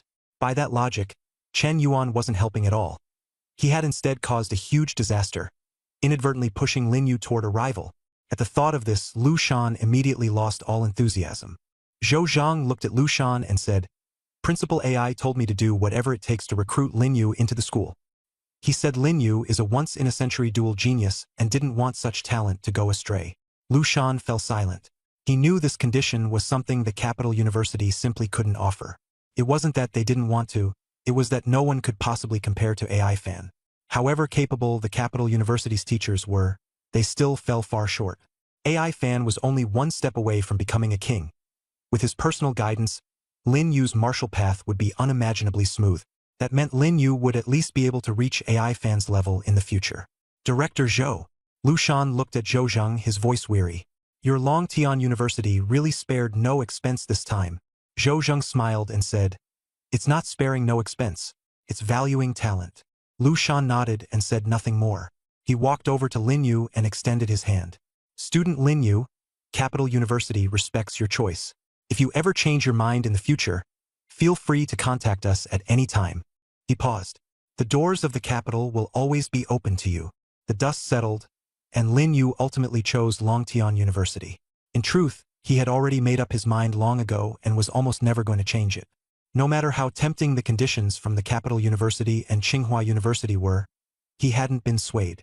He just hadn't expected Longtian's offer this time to be so tempting, with AI Fan personally guiding him. From Zhou Zhang, he had also learned about AI Fan. AI Fan's martial cultivation had already broken through to extraordinary awakening, making him a top-tier powerhouse. Freshman registration was on September 1st, and it was only June now, so there was still plenty of time. Zhou Zhang said he could enroll early to adapt to the environment, or he could arrive on time. Either way, it was entirely up to the student. Lin Yu walked out of the principal's office, and Yuan Hao had already been waiting for a long time. Brother Yu, what a pity. My grades aren't good enough to get into Longtian. Yuan Hao sighed. The invincible duo is going to be split up. You'll be making a name for yourself in the capital in the future, while I'll be drifting around in South City. Thinking about it makes me kind of sad. Lin Yu had originally wanted to comfort him, but after hearing the latter half of his words, that carefree attitude left him in no mood to speak. Yuan Hao said seriously, I actually considered 2 universities. My first choice is South City First University, and my second choice is Jiangcheng University. My score is enough, an A-level rating. So I just hope nothing unexpected happens. By the way, I'm pretty curious where Chu Yu will go. Lin Yu shook his head. I don't know. Yuan Hao smiled. Aren't you even a little concerned? She ranked second in the whole province, and she also had that thing with you. That's enough, stop talking nonsense. I need to go back and tell my parents this news. Lin Yu patted his shoulder. That's fine, Yuji. I'll go with you. I also need to go back and tell Mom and Dad about applying to the academy. Yuan Hao scratched his head and stopped walking. Let's go. Bye-bye. Bye-bye. Later, Lin Yu turned down invitations from Principal Mu Tianzhao and several leaders from Nanqing. He declined all the requests for him to appear publicly and speak to draw popularity for the school. He didn't want to become the center of attention. Lin Yu opened the door with his key, only to find 3 unexpected visitors. Mom and Dad, why are they here? Lin Yu frowned. Lin's mother said with a smile, Xiao Yu, come here. Let me introduce them to you. This is your uncle and aunt's family, and this is your cousin. He knew his cousin. She had taken the initiative to look for him before in Jiangqing. He hadn't expected her to become even harder to deal with now, and she had even shown up at his door. Just as Lin Yu was about to speak, Lin's mother pulled him aside and lowered her voice. Your cousin Shin Ruoshi is very beautiful now, and she has a beautiful best friend too. When the time comes, let your cousin help set you up. As if she had guessed Lin Yu was going to object, she quickly added, whether it's suitable or not can wait until you meet. Your cousin is willing to help you. Lin Yu said helplessly, Mom, I'm only 18. Lin's mother waved her hand. What's wrong with 18? When your sister was 18, I introduced her to plenty of people. I'm not asking you to get married right away, just to get to know each other and see if you're a good fit. She lowered her voice again. That cousin's best friend. I've seen photos of her. She's really beautiful. Lin Yu said nothing. Lin's mother thought he had been tempted, so she hurriedly pushed him into the living room. Go on, chat with your cousin. Only then did Lin Yu realize things weren't that simple. Why had his sister chosen to go to a school in the capital back then? Nanqing was 3,000 to 4,000 kilometers from the capital. Aside from invitations from top schools over there, that distance alone was enough to make those overenthusiastic relatives give up. Lin Yu sat on the sofa, his expression icy. Shin Ruoshi looked up at him, a deliberately gentle smile on her lips. Xiao Yu, congratulations. You're the top scorer in the province. Her voice was sugary sweet, as if nothing had ever happened in Jiangqing. Lin Yu nodded perfunctorily. Thanks. Shin Ruoshi was stunned for a moment, then smiled. Auntie, look, Xiao Yu's even getting shy. Lin's mother beamed from ear to ear. He's never been one to talk much since he was little. Shin Ruoshi leaned closer, and the scent of perfume hit him full in the face. Lin Yu quietly edged a little to the side. Xiao Yu, do you still remember the girlfriend I mentioned before? I even brought her photo. She's pretty, young too, and her talent is B-rank. You two are truly a perfect match. Her family conditions are pretty good too. She smiled sweetly, but the smile on Lin Yu's face gradually faded. Shin Ruoshi sensed the atmosphere turn stiff, and her smile became forced as she fell silent. Lin Yu's voice was slow and cold. Cousin, thanks for your kind intentions, but I'll handle my own affairs. He had originally wanted to go home and share the joy of being admitted to Dragon Sky Record with his parents. But when he saw the 3 guests from his aunt's family, his mood immediately cooled by half. He didn't have much ill will toward his aunt's family. At most, it was just ordinary relatives. But that day in Jiangqing, Shin Ruoshi's true colors were too clear, and it had deeply stung him. If his parents hadn't been there, he would have thrown all 3 of them out long ago. Seeing the awkward atmosphere, Lin's father hurried to smooth things over. Don't say that. Your cousin and the others mean well. Lin Yu didn't look at Lin's father, only stared at Shin Ruoshi, his gaze growing colder and sharper. Cousin, what I said last time in Jiangqing, do you still remember? Don't keep challenging my bottom line. The last trace of goodwill he had toward Shin Ruoshi vanished completely. She had been trying to guilt-trip him under the guise of family all along. Shin Ruoshi's expression changed, and she hurriedly apologized. Xiao Yu, last time it was my fault. I shouldn't have been so blunt. But I know how difficult things are for your cousin. After thinking about it later, I figured he should just rely on his own efforts. Her voice lowered a few notches. Xiao Yu, you're not still angry, are you? Lin Yu did not answer. He stood up, turned his back to the others and said, Auntie, uncle, cousin, I appreciate your kindness. My affairs are mine to handle. Not even my parents can interfere, let alone you.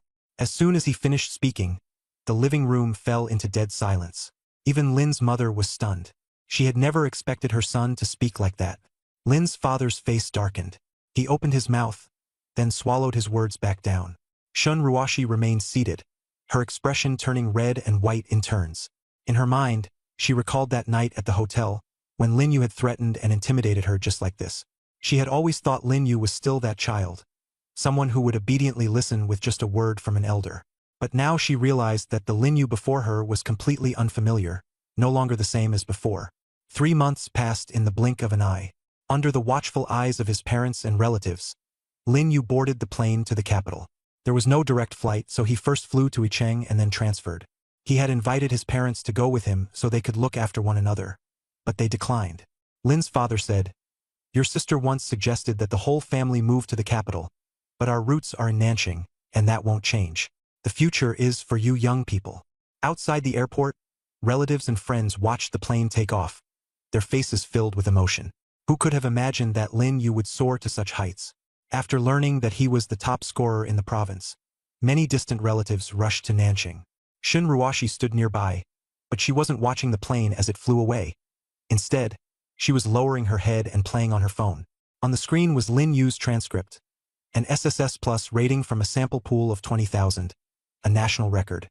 She looked at it over and over again, and each time she still found it unbelievable. On the plane, Lin Yu quickly found his seat and sat down. The seat was a bit cramped. He thought to himself that if he had known this would happen, he might as well have spent more money to book first class. Suddenly, someone beside him exclaimed excitedly, "Hey, bro, are you Lin Yu?" The boy's voice was very loud, and the passengers around them all turned to look. Lin Yu turned his head to look. Seeing Lin Yu, the boy confirmed his identity and immediately sat down next to him. "Holy crap, you really are Lin Yu? I was just saying how familiar you looked," he said excitedly. "I saw you in the news. 20,000 points. Highest in the country, SSS Plus rating." His voice grew louder and louder, and even the flight attendants were sneaking glances over. Lin Yu asked in confusion, "Who are you?" The boy smiled. "It's normal that you don't know me. My name is Xiang Yang from Lingnan, and I'm going to Beijing just like you. But I'm not going to Longtian Academy. I took the exam for Beijing Martial Arts University, and I was just a bit short, so I got transferred there. I'm nowhere near as good as you, top scorer in the province." Lin Yu nodded. "Beijing Martial Arts College is pretty good too. It's considered a top-tier institution, just not as good as Longtian." Xiang Yang's eyes lit up. "I like the way you put it." He leaned closer. "A lot of people at our school idolize you. 20,000 points. Our school's top scorer only had a little over 1,000 points, not even half of yours. Genius Lin, would it be convenient to give me your contact info? I promised someone that if I ran into you in Beijing, I'd ask you for it." Lin Yu looked at him.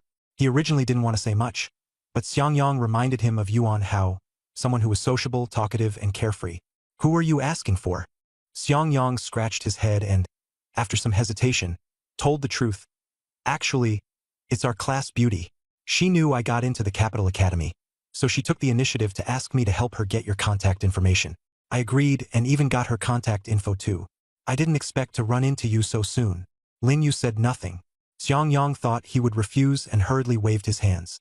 "It's fine. If it's inconvenient, then forget it. I was just asking. This is my contact information." Lin Yu handed over a note. Xiang Yang had just reached out when Lin Yu pulled it back. "Are you sure you want it?"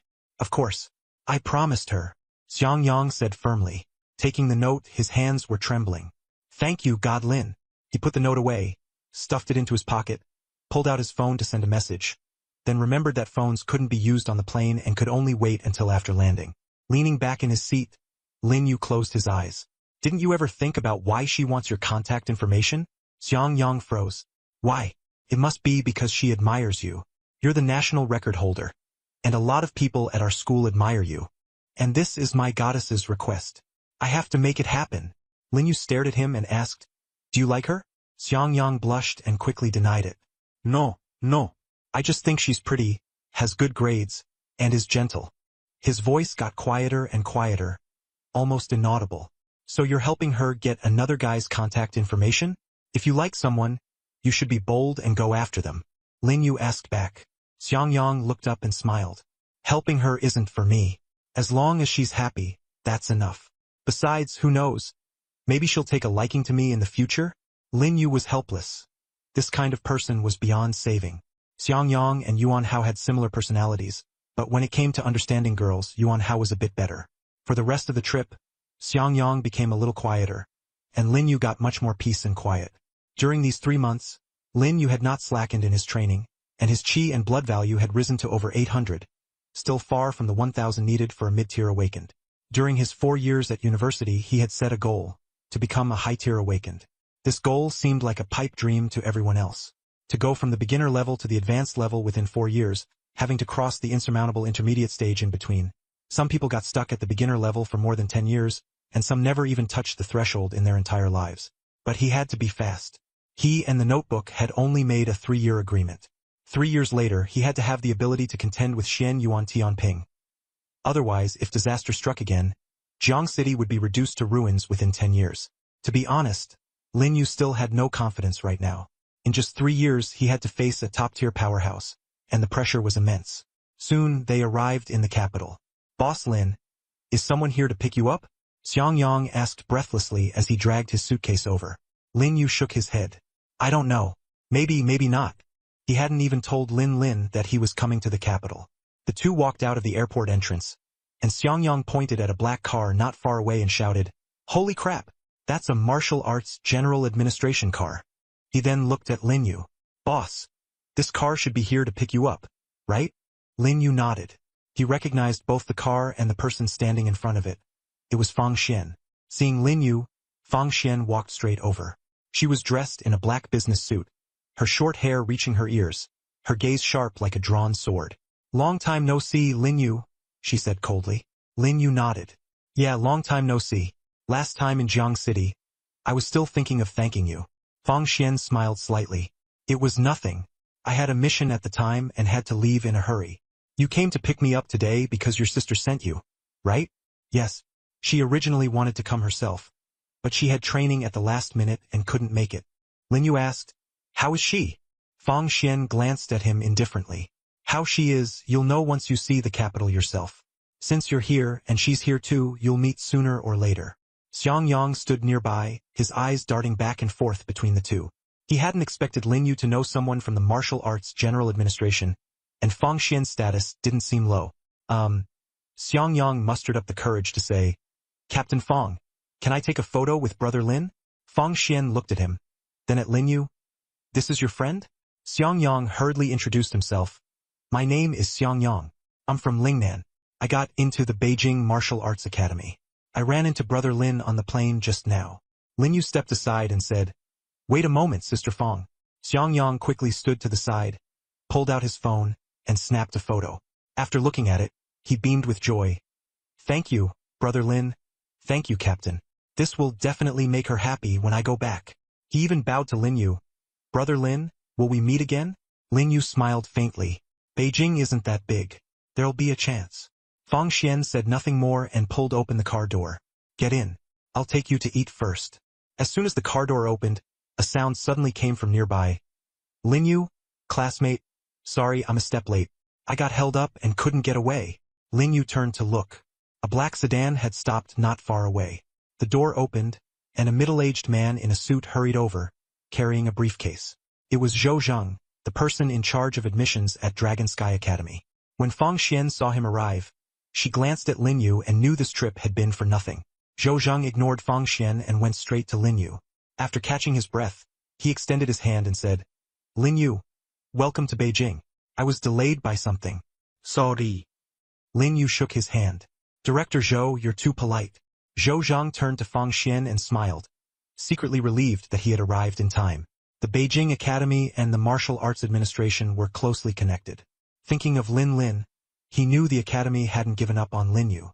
"You, Captain Fang, you came to pick up Lin Yu too? Since when has the Martial Arts Administration cared so much about our Dragon Sky Academy?" He deliberately emphasized Lin Yu's identity. Fang Xian's attitude toward Zhou Zheng was indifferent. At someone's request, Zhou Zheng didn't engage further and handed over the briefcase. "Lin Yu, your student ID and the things you asked for are all in here. Take a look yourself." Lin Yu opened it and saw a brand new key, a bank card, and a student ID inside. He closed the briefcase and Zhou Zheng smiled. "By the way, Principal AI asked me to ask when you're free. He wants to see you. Anytime. Let's go take a look at Longtian Academy together." Lin Yu picked up the briefcase and looked at Fang Xian. "Sister Fang, I'll head off first. Let's make an appointment next time." Fang Xian nodded. "Go ahead." She looked at Lin Yu and, after a pause, reminded him, "Beijing is not like Nanxing. There's danger behind all the prosperity too. There are people from the Wuming Hall, so you need to be careful." "I know," Lin Yu replied. After saying goodbye, Lin Yu and Fang Xian went their separate ways. Fang Xian watched Lin Yu's departing figure, feeling somewhat regretful.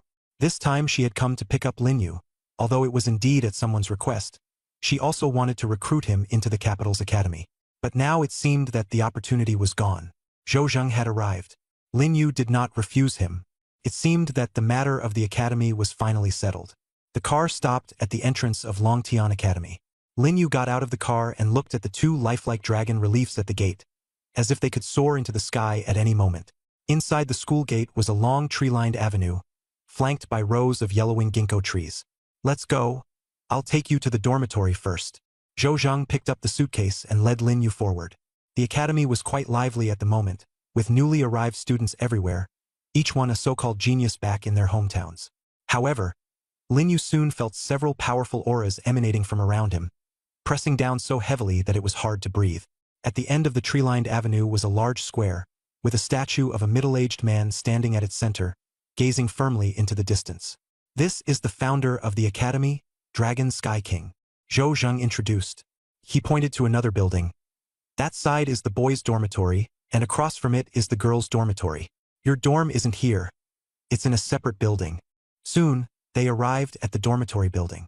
It was a small standalone building. This is it. Zhou Zheng stopped, took out a key and handed it to Lin Yu. This is the dormitory prepared for top students. Your room is on the 3rd floor. The room number is on the key. Go up yourself. I'm not a teacher after all, so I'm not qualified to go upstairs. I can only take you this far. Lin Yu nodded, took the key and suitcase and said, Thank you, Director Zhou. You're welcome. Go in first. I have something to take care of. By the way, Principal AI's contact information is in your briefcase. Reach out to him when you have time. Okay. Lin Yu agreed. As soon as Lin Yu entered the building, he ran into someone who was about to leave. Seeing him carrying luggage, one person said in confusion, It's already the 2nd, and someone's only just arriving now? Geniuses are always a little unconventional. Didn't you see how many people there were today? Stop staring at him only. Another retorted. At that moment, a refined young man in a white t-shirt took the initiative to strike up a conversation. Classmate, where are you from? I'm Xiechen, from Zhonghai. I'm Chao Quan, also from Zhonghai. Xiechen is awesome. 2nd place in Zhonghai this year. The boy in the black t-shirt beside him added. Lin Yu glanced at the two of them and smiled faintly. My name is Lin Yu, from Nanqing. Nanqing? Xiechen raised an eyebrow. Never heard of it. Lin Yu added, in Jiang Province. Oh, Xiechen nodded. He hadn't heard of Nanqing, but Jiang Province was familiar enough. Looks like Nanqing's education isn't too bad. To make it in here through the martial arts exam, Brother Lin must be pretty impressive. Huh. Lin Yu didn't answer. Cao Quan got acid. Military training is about to start. Lin Yu, put down your luggage and come with us first. Since you just got here, you definitely aren't familiar with the place. We'll show you around and, by the way, form a team. Military training? Form a team. Lin Yu didn't understand. It's normal that you don't get it since you just arrived, Chao Quan explained. This military training isn't ordinary. All freshmen have to go to the northern border for it, and in essence it's an entrance exam. Only after passing it do you become a formal student. I only found out after I came too, Lin Yu said with a frown. The northern border? He asked. Xiechen replied, It's the place guarded by Heavenly King Jiang. Our class is going there for combat drills. They call it military training, but it's really live combat. Simply put, it means going to the battlefield. When do we leave? Lin Yu asked. Chao Quan checked the time. Tomorrow morning. We registered yesterday and today, and tomorrow we'll gather and take a bus straight to the northern border. If you came a day late, you might not even make it. Okay, thanks. Lin Yu said his thanks and pulled his suitcase upstairs. Xiechen and Chao Quan exchanged a glance. Almost certain they wanted to team up with Lin Yu. Someone who could get into Longtian Academy from a small place was definitely no ordinary person. Chao Quan hurried to help him with his luggage. Let me help you. Which floor? Xiechen asked. 3rd floor. Lin Yu's expression showed a hint of surprise at their enthusiasm. Xiechen followed beside him, asking as they climbed the stairs, By the way, Lin bro, what was your martial arts exam score and rating? Lin Yu answered without the slightest concealment. 1st place in Nanqing. Rating SSS+. SSS+? Xiechen frowned. I know the highest is SSS. When did a plus sign get added? Chao Quan also turned to look at Lin Yu, his face full of confusion. Lin Yu said calmly, The national record was broken by me. So the Ministry of Education specially added a plus, because my score exceeded the rating cap. Xie Chen's steps faltered, and his mind was filled with all those news headlines. Shocking! The National Martial Exam record has been broken. First to score over 20,000 points. Rating SSS+. Nanqing, Jiang Province, a nameless little place, produced a genius. When he first saw the news, he had thought it was exaggerated. After all, the previous record had been set by King Ning, so breaking it was normal. But this time, the Zhonghai top scorer was outrageously strong, leaving even him far behind. Although he had been wary in his heart, he had always wanted to meet the one who broke the record. He never expected it to be Lin Yu in front of him. Chao Quan set down his luggage and sized Lin Yu up and down, his voice changing as he spoke. "You're the Nanqing genius who broke the record?" Lin Yu smiled. "That's right." Chao Quan took a deep breath. Damn. Someone from a small place making it into Longtian is definitely no ordinary person. Brother Chen, we really hit the jackpot this time. No matter what, we've got to pull Lin Yu into the group. We'll be a 3-person team from now on. Xie Chen silently looked at Lin Yu, his gaze complicated. Not jealousy, not admiration either, but more like he had just been hun slapped in the face.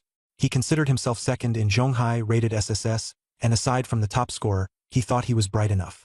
But now he understood what "there is always someone better, and beyond the heavens there is yet another heaven" meant. At first, he had not taken Lin Yu as the one who had broken the record. After a few seconds of silence, Xie Chen said with a faint smile, "All right, then we'll be a 3-person team. Brother Lin, you be the team leader." Before he could finish speaking, Chao Quan was already carrying his luggage up to the 3rd floor. On the 3rd floor, Lin Yu found his room, and Chao Quan moved his luggage inside. "Brother Lin," Xie Chen said warmly from the doorway, "there's a freshman gathering tonight. Want to come along? Everyone's from all over the country, so it's good to get to know more people. It'll also make military training easier to handle." Lin Yu had originally planned to have dinner with his sister that night, so he had to put that plan on hold for now. Chao Quan leaned in and said, "It's just at the cafeteria. The gathering is basically just for getting to know people.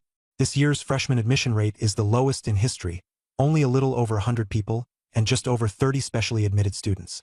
Every one of them is a monster. Better to get familiar early than be clueless later." He grinned and lowered his voice. "I heard there are a lot of pretty girls in this batch, more than last year. For events like this, the chances of finding a girlfriend are the best. The 3 of us definitely have to go." Lin Yu didn't refuse. "All right, we should get to know people anyway." That night, the 3 of them went to the cafeteria together. "I heard the strongest one in this batch is already a mid-tier awakened," Chao Quan said. Xie Chen immediately objected. "Are you kidding? A mid-tier awakened? Where did you hear that, Quanzi? Even the people above me haven't advanced that fast." It had been less than a year since awakening. Going straight from awakened talent to mid-tier was nearly impossible. Lin Yu also felt it didn't sound very reliable. From starting at 0 to becoming a beginner awakened, hard work could indeed make progress quickly, but from beginner to mid-tier the difficulty increased sharply. Even his sister Lin Lin had taken more than a year to cultivate herself to the mid-tier awakened stage. And yet now, someone had become a mid-tier awakened in less than a year after their talent awakened. At this speed, fast, doesn't even begin to describe it. It's downright monstrous. "Hey!" Chao Quan stepped forward, waved his hand and said, "You two don't get it. I may not necessarily outdo you in cultivation, but when it comes to gathering intelligence, if my Longtian Academy claims to be number 1, no one dares claim to be second." Xie Chen immediately objected. "Impossible. Advancing from the beginner level to the intermediate level depends not on basics, but on comprehension, as well as strong vitality and combat experience. It can't be done by simply piling up resources. It should take at least half a year to break through." Chao Quan interrupted. "Just listen to me first. Let me tell you, this guy is a descendant of the King Jiang Tian. Do you believe it?" Lin Yu and Xie Chen fell silent at the same time. If that was the case, then it all made sense. Xie Chen opened his mouth, wanting to say something, but faced with the descendant of the King Jiang, he had nothing to say. He looked at Lin Yu and found that Lin Yu only slightly furrowed his brows, as if thinking. "How do you know that?" Xie Chen asked. Chao Quan said smugly, "This afternoon while you were cultivating, I took a walk around Longtian and asked around for news. I heard that the most impressive person in this class is the descendant of the King Jiang. They didn't take the martial exam and directly enrolled." Xie Chen fell silent. One day, 2 heavy blows. First was Lin Yu's astonishing strength. Then came the bloodline talent of the King Jiang. He was second in Zhonghai, rated SSS, and considered himself dazzling. Only now did he understand that some people have not only talent, but also bloodline, which determines that they are born standing at a height others can never reach. Lin Yu asked, "What's his name?" "Jiang Qian. I heard she's quite good-looking, and she also has an older brother, Jiang Liunian." Jiang Liunian is even more outrageous. He was once ranked first on Longtian Academy's top 9 genius list, and now he's an advanced awakener, about to graduate. These two names dealt Xie a third blow. 3 successive blows in a single day. An advanced awakener? Xie voice lowered. Chao Quan noticed his mood and said softly, "Yeah, Jiang Liunian was already an intermediate awakener when he enrolled, and this is only his final year. There's no comparison between him and us. Age alone is a big factor." Xie fell silent. Graduation is usually at 22 to 24 years old. He was only 18 now. Reaching the advanced level from the beginner level within 4 years would be extremely difficult. "You okay, Brother Chen?" Chao Quan asked carefully. Xie shook his head and smiled. "I'm fine. I just feel like this world is way too big. When I was in Zhonghai, I only saw one person above me and thought I was a genius. Only after coming to Longtian did I realize that there are geniuses above geniuses. And now I know there are also the Jiang family above geniuses." Cao Quan was Spiegel. He had been with Xie for many years, and didn't know how to comfort him. He looked toward Lin Yu, only to see Lin Yu expressionless, as if he didn't care about these two people. That made sense. After all, Lin Yu was the most dazzling genius in the entire country, breaking the national record, setting a new record, 20,000 points, SSS plus rating. Each one alone was heavyweight. Given enough time, he could. Xie suddenly asked, "Will Jiang Qian take part in the military training?" Chao Quan thought for a moment. She probably will. If she doesn't attend the military training, it doesn't count as formal enrollment. But she didn't take the martial arts exam, so maybe she won't attend the training either. "We'll see tomorrow." Seeing that Xie was a little dejected, he comforted him. "Brother Chen, don't take it to heart. A family like the Jiang family is not something ordinary people like us can compare to. You're Zhonghai's runner-up, and Jiang Qian wants to compare with you just because of her family background. After all, in terms of talent, she's not as good as you." Xie nodded. "Forget it. Let's go. Let's check out those geniuses in the cafeteria," he said. As the saying goes, learn from the experience of those who came before. 3rd time's the charm. Today, I don't believe I'll get struck down a 4th time. They arrived at the cafeteria. The cafeteria of Longtian Academy was astonishingly large. Lin Yu was shocked at first glance. It was completely different from the rows of benches and the few long queues at the windows in an ordinary university from his previous life. Seeing his reaction, Chao Quan smiled, because he too had been shocked the first time he came here. He explained, "It's like this when you first arrive. I was shocked yesterday too. I heard that Longtian Academy's cafeteria is the best in the country, with chefs from 5-star hotels. You just take a plate and help yourself to whatever you want. No need to pay at all." Xie smiled and decided to relax for a bit, temporarily forgetting what had happened earlier. There were already quite a few people in the cafeteria, almost all in pairs with only a few alone. They were all awakeners with strong vitality and blood. Conservatively speaking, they were all at least low-tier awakeners. Some were even comparable to Yang Luoshi, whom Lin Yu had seen before during the martial examination. "So this is the capital, so this is Longtian Academy? A true gathering place of geniuses," Lin Yu said with emotion. In Nanqing, it was almost impossible to see so many low-tier awakeners, but here they were everywhere. As soon as the 3 entered the cafeteria, someone came up to strike up a conversation. "Classmate, would it be convenient to leave a contact method?" A girl wearing glasses walked over with her phone in hand. Her smile was gentle, but her eyes had been fixed on Xie the whole time. Lin Yu frowned, noticing that she had no vitality and blood value at all. She was completely an ordinary person. Just as he was about to figure out what was going on, Xie had already turned her down. "Looks like I still have some charm, huh? Brother Lin, you're just too impressive. You stole my spotlight. No matter what, I'm still ranked 2nd in Zhonghai," Xie said proudly, touching his hair, feeling much better. The girl with glasses left in disappointment. Lin Yu couldn't help asking, "Longtian Academy actually admits people like that who don't have vitality and blood?" Xie and Chao Quan both froze for a moment. Chao Quan explained, "Brother Lin, you don't even know that?" Lin Yu shook his head. He really didn't know.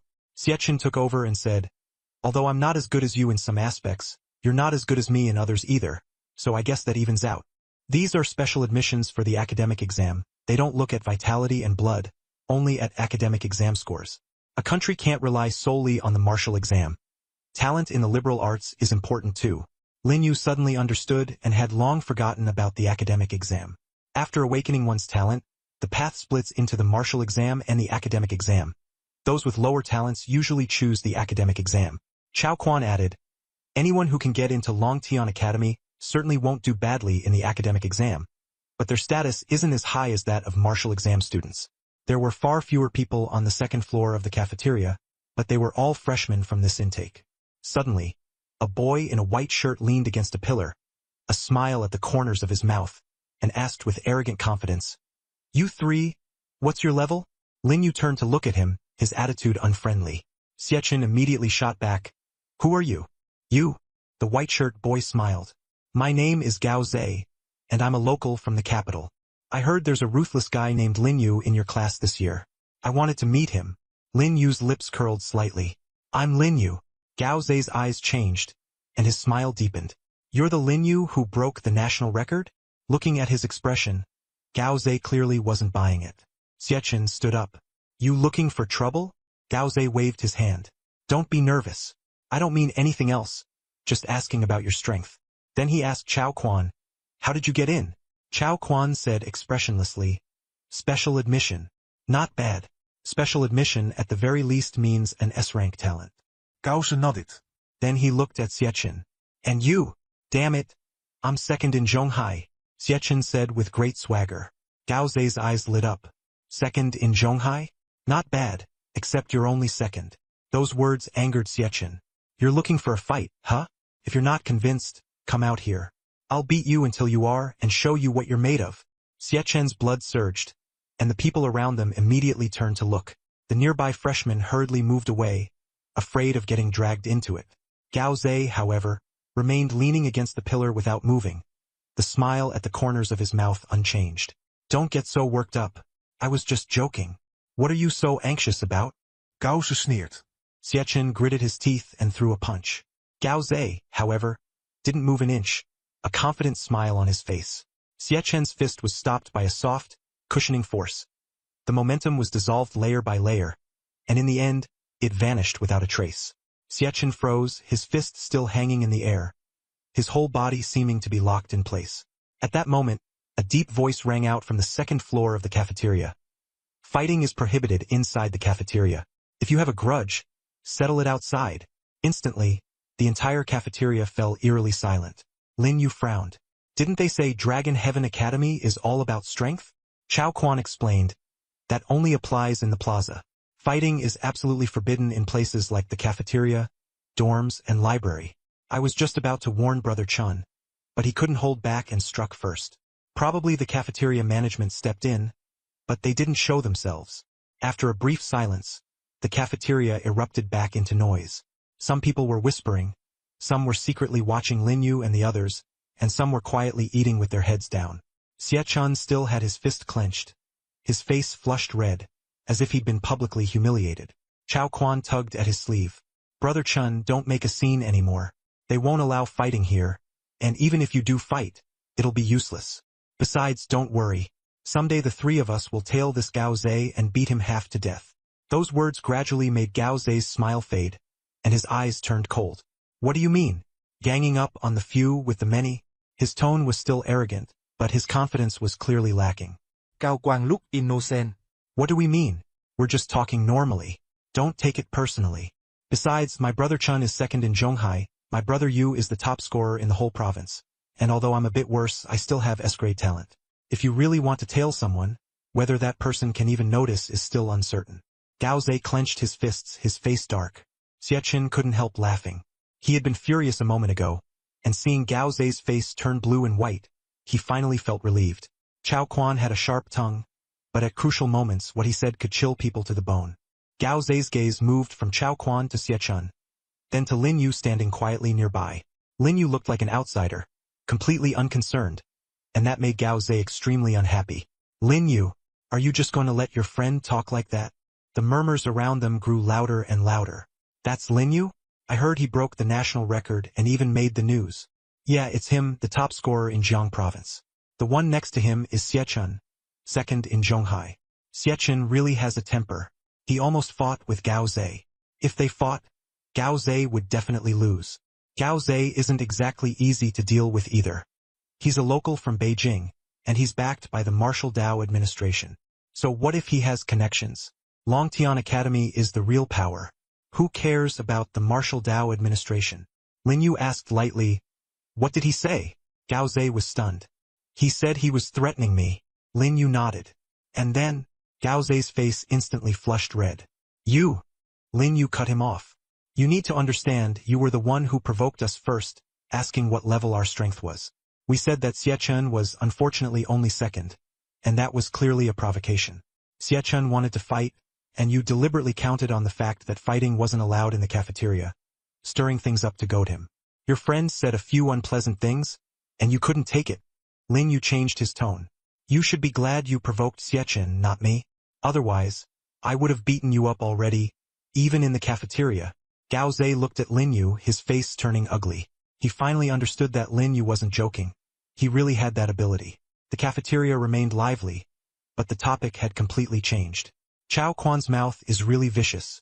That S-rank talent wasn't obtained for nothing. Lin Yu is even more impressive. He shut Gao Zhe down with just a few words. Gao Zhe is only backed by family. Once he's really in the northern frontier, what do those connections count for? The murmurs grew louder and louder. Shame and anger mingled on Gao Zhe's face, and in the end he fled in embarrassment. "Brother Lin, that was so satisfying just now," Chao Quan said with a laugh, patting Lin Yu. "You." Xiachen followed beside Lin Yu, feeling much better than before. Gao Zhe was truly infuriating, always nitpicking. The Minghai second place he kept talking about sounded like an honor to outsiders, but Xiachen himself knew full well the bitterness behind it. As long as that Minghai first place was still there, he could only ever be second. Cao Quang Linux over. "Brother Chun, Brother Yu, was what I said just now too much? If he holds a grudge, will he deliberately cause trouble when we get to the northern frontier?" Xiachen sneered. "Afraid of him? The three of us are afraid of just one of him? What tricks could he possibly pull? The three of us together don't even take Minghai's number 1 seriously, let alone that Jiang Qian of his." "Jiang Qian?" Cao Quang ác đét. Xiachen nodded. "Right, her. The three of us, no one to fear." Lin Yu hurriedly waved his hand. "I never agreed to team up with you two. Don't be like that, Brother Yu." Chao Quan grabbed Lin Yu's arm, his eyes turning pitiful. "If you don't team up with us, then once we get to the northern frontier we'll be total noobs. Can you bear to watch Brother Chun get chased around by Gao Zhe? Can you bear to watch me get schemed against by him?" Xiachen was speechless. "Quanzi, the way you put it makes it sound like the two of us are just useless." Chao Quan said with perfect righteousness. "We're not useless, but compared to Brother Yu, there's really no difference. You're second in Zhonghai, and he's first in the whole province." Xiachen couldn't even force a smile. The corner of Lin Yu's mouth twitched, but he still replied coolly, "I can't bear to." Xiachen quickly eased the mood. All right, Brother Lin is just teasing you. If you don't want to team up, then in the northern frontier going alone is indeed more comfortable." Lin Yu didn't explain. He didn't like teaming up. His talent was special and he had to go it alone. Having companions around would only affect his judgment, and it might even lead to melodramatic life and death scenes. If they were rescued again, then it would just be no fun. Before, when he went to the martial exam to find Yang Luoshi, he had also refused to let Chu Yu and Yuan Hao go with him. Just after sitting down, Chao Quan suddenly tugged at the sleeves of the two of them.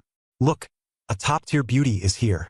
Following his gaze, they looked over and saw a girl in a light purple long coat walking in through the entrance to the second floor of the cafeteria. She had a small face and delicate features, unlike Yang Luoshi and Chu Yu. If the latter two had an older sister, mature vibe, then this girl, Jiang Qian, looked more like a cute little loli, adorable at a glance. After a brief moment of silence in the cafeteria, the atmosphere grew lively, though everyone lowered their voices and didn't make as much noise as before. Some pretended to eat while sneaking glances, while others took out their phones to snap covert photos. Jiang Qian? She's even prettier than in the photos. The photos don't even capture 1/10 of her beauty. Her skin is outrageously good. I want to ask what skincare products she uses. Come on, those kinds of skincare products are all custom-made. We're just struggling to even afford cultivation resources. She's like someone who walked straight out of an anime. The murmurs rose and fell all around. Jiang Qian was used to this. When she walked into the cafeteria, She glanced at Lin Yu and paused slightly. Chao Quan was so shocked his mouth wouldn't close. Brother Chun, Zhang Qian is even prettier than Zhonghai's #1 beauty. She's exactly my type. Xie Chen covered his face and said angrily, "Stop bringing up Zhonghai's #1 beauty. Can't you just say her name? I really want to hit you." Cao Quang Huriden correct himself. Brother Chun, in my heart you're Zhonghai's #1 beauty. What is that person worth? She didn't even dare come when Long Tian was around. At the end of the day, she's just afraid of you. Xie Chen was speechless. She didn't go anywhere else to study either. Quanzi, shut up, or I'll really start throwing hands. Chao Quan was tongue-tied and couldn't say a word. At that moment, Jiang Qian walked over and took the initiative to greet Lin Yu. "Hello, classmate Lin Yu." Chao Quan froze and secretly edged sideways. Just moments ago, he had said Jiang Qian was exactly his type. But now that the real person was standing right in front of him, he didn't even dare speak. After all, she had an absurdly strong brother, and that scared him. Lin Yu hadn't expected Jiang Qian to greet him first either, and a trace of surprise showed in his eyes. From her tone, Jiang Qian clearly had already recognized Lin Yu. "Hello." Lin Yu greeted her with a smile. Jiang Qian smiled and asked, "Can I join your table?" "Of course we don't mind. It's our honor to have Sister Qian sit with us." Chao Quan hurriedly chimed in from the side, habitually addressing familiar people as brother or sister. Jiang Qian looked at Lin Yu. "Would it be convenient to add contact info?" The atmosphere at the table instantly fell silent, and even the people eavesdropping nearby stopped making a sound. Everyone, as if they had just heard breaking news, began murmuring, "What?" Jiang Qian is Dudong asking an opposite-sex student for contact info. After the cafeteria was quiet for a few seconds, it immediately exploded into an uproar. "Who's that guy? 3 minutes. I want his full profile." Lin Yu, the top scorer of Jiang Province, who broke the national martial exam record that had stood for years. "Oh, then there's nothing more to say.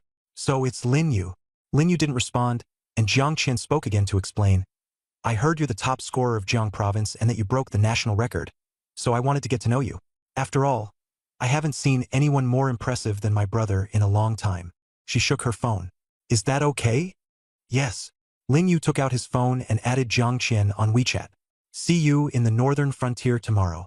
Jiang Qian had come to the cafeteria for Lin Yu. During this period, the Jiang family had been flooded with news about her brother's accomplishments, and recently all the headlines had been about Lin Yu, breaking the national record, top scorer of Jiang Province, all of which made her intensely curious about him. Meeting him in person, he didn't disappoint. Lin Yu did carry a bit of her brother's aura. "UGE, Jiang Qian added you on WeChat. Why aren't you responding?" Chao Quan urged in a low voice. The crowd around them was still buzzing with discussion. Lin Yu picked up a piece of spare rib with his chopsticks. "I know." Chao Quan waited a moment. "Aren't you curious why she added you? Didn't she just say she hadn't seen anyone more impressive than her brother for a long time? That was actually her complimenting you." Xie Chen added, "Quanzi, you got it wrong. What Jiang Qian meant was that her brother is very impressive, and she hadn't seen anyone who could compare with her brother for a long time. Lin Yu is the first." She was actually praising her brother while also praising Lin Yu. Chao Quan nodded in a half-understanding way. "So she's counting as praising Yu too, right?" Xie Chen sneered. "She wasn't praising you. That title of second in Zhonghai doesn't mean anything here." As soon as Chao Quan spoke, Xie Chen's expression darkened, and with one squeeze he snapped his chopsticks in half. "Quanzi, you're really asking for trouble. This is the cafeteria. You'd better not act so arrogant," Chao Quan said with a smile. Xie Chen took a deep breath and put down his chopsticks. "Don't keep bringing up the second place in Zhonghai. I'm getting sick of hearing it." Chao Quan shook his head, then nodded. "Brother Chun, this is a psychological shadow. I'll help you break it." "All right, stop talking. I'm about ready to be pissed to death just listening to you," Xie Chen interrupted. At that moment, Lin Yu's phone vibrated a few times. "Bro Yu, it looks like Sister Qian sent you a message."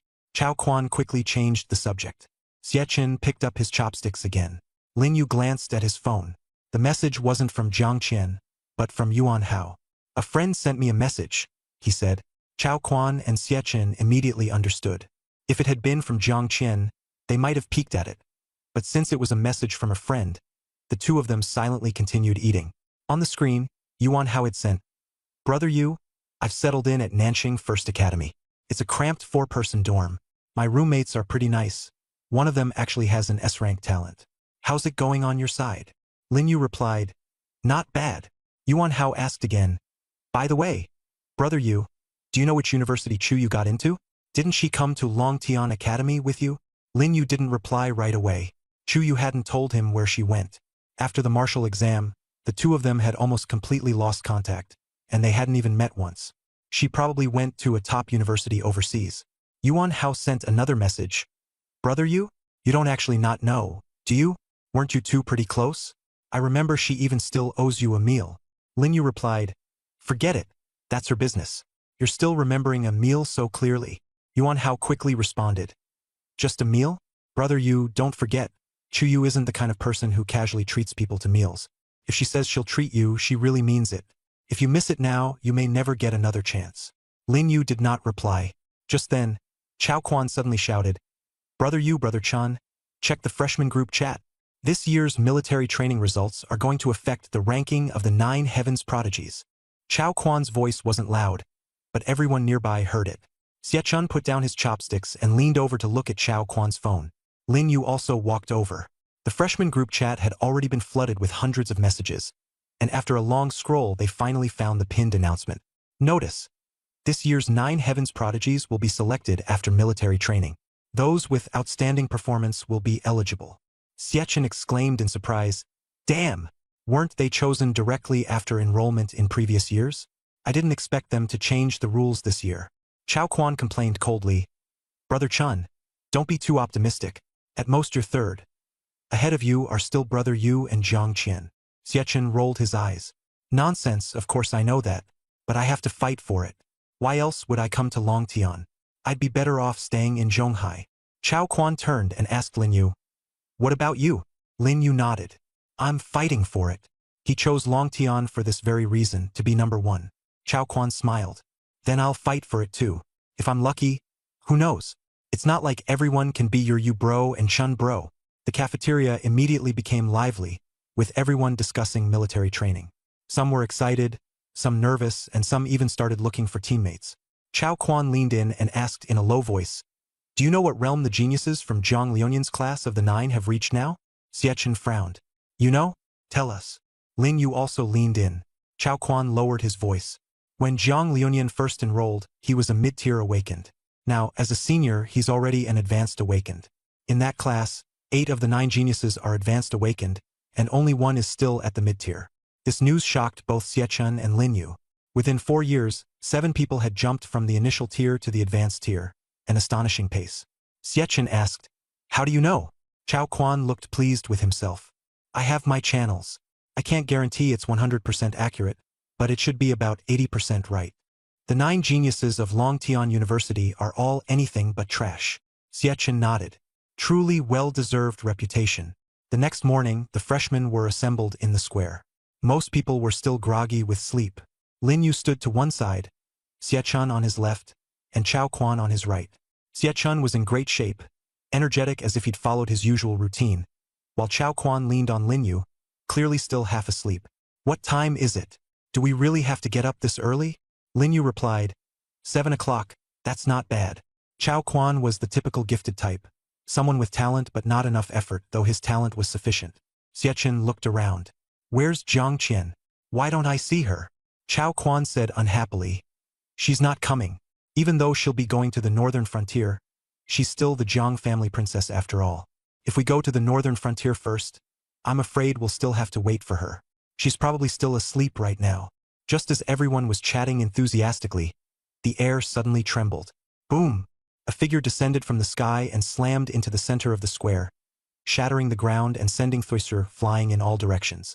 A few freshmen who were standing nearby were startled back several steps, instantly jolting awake.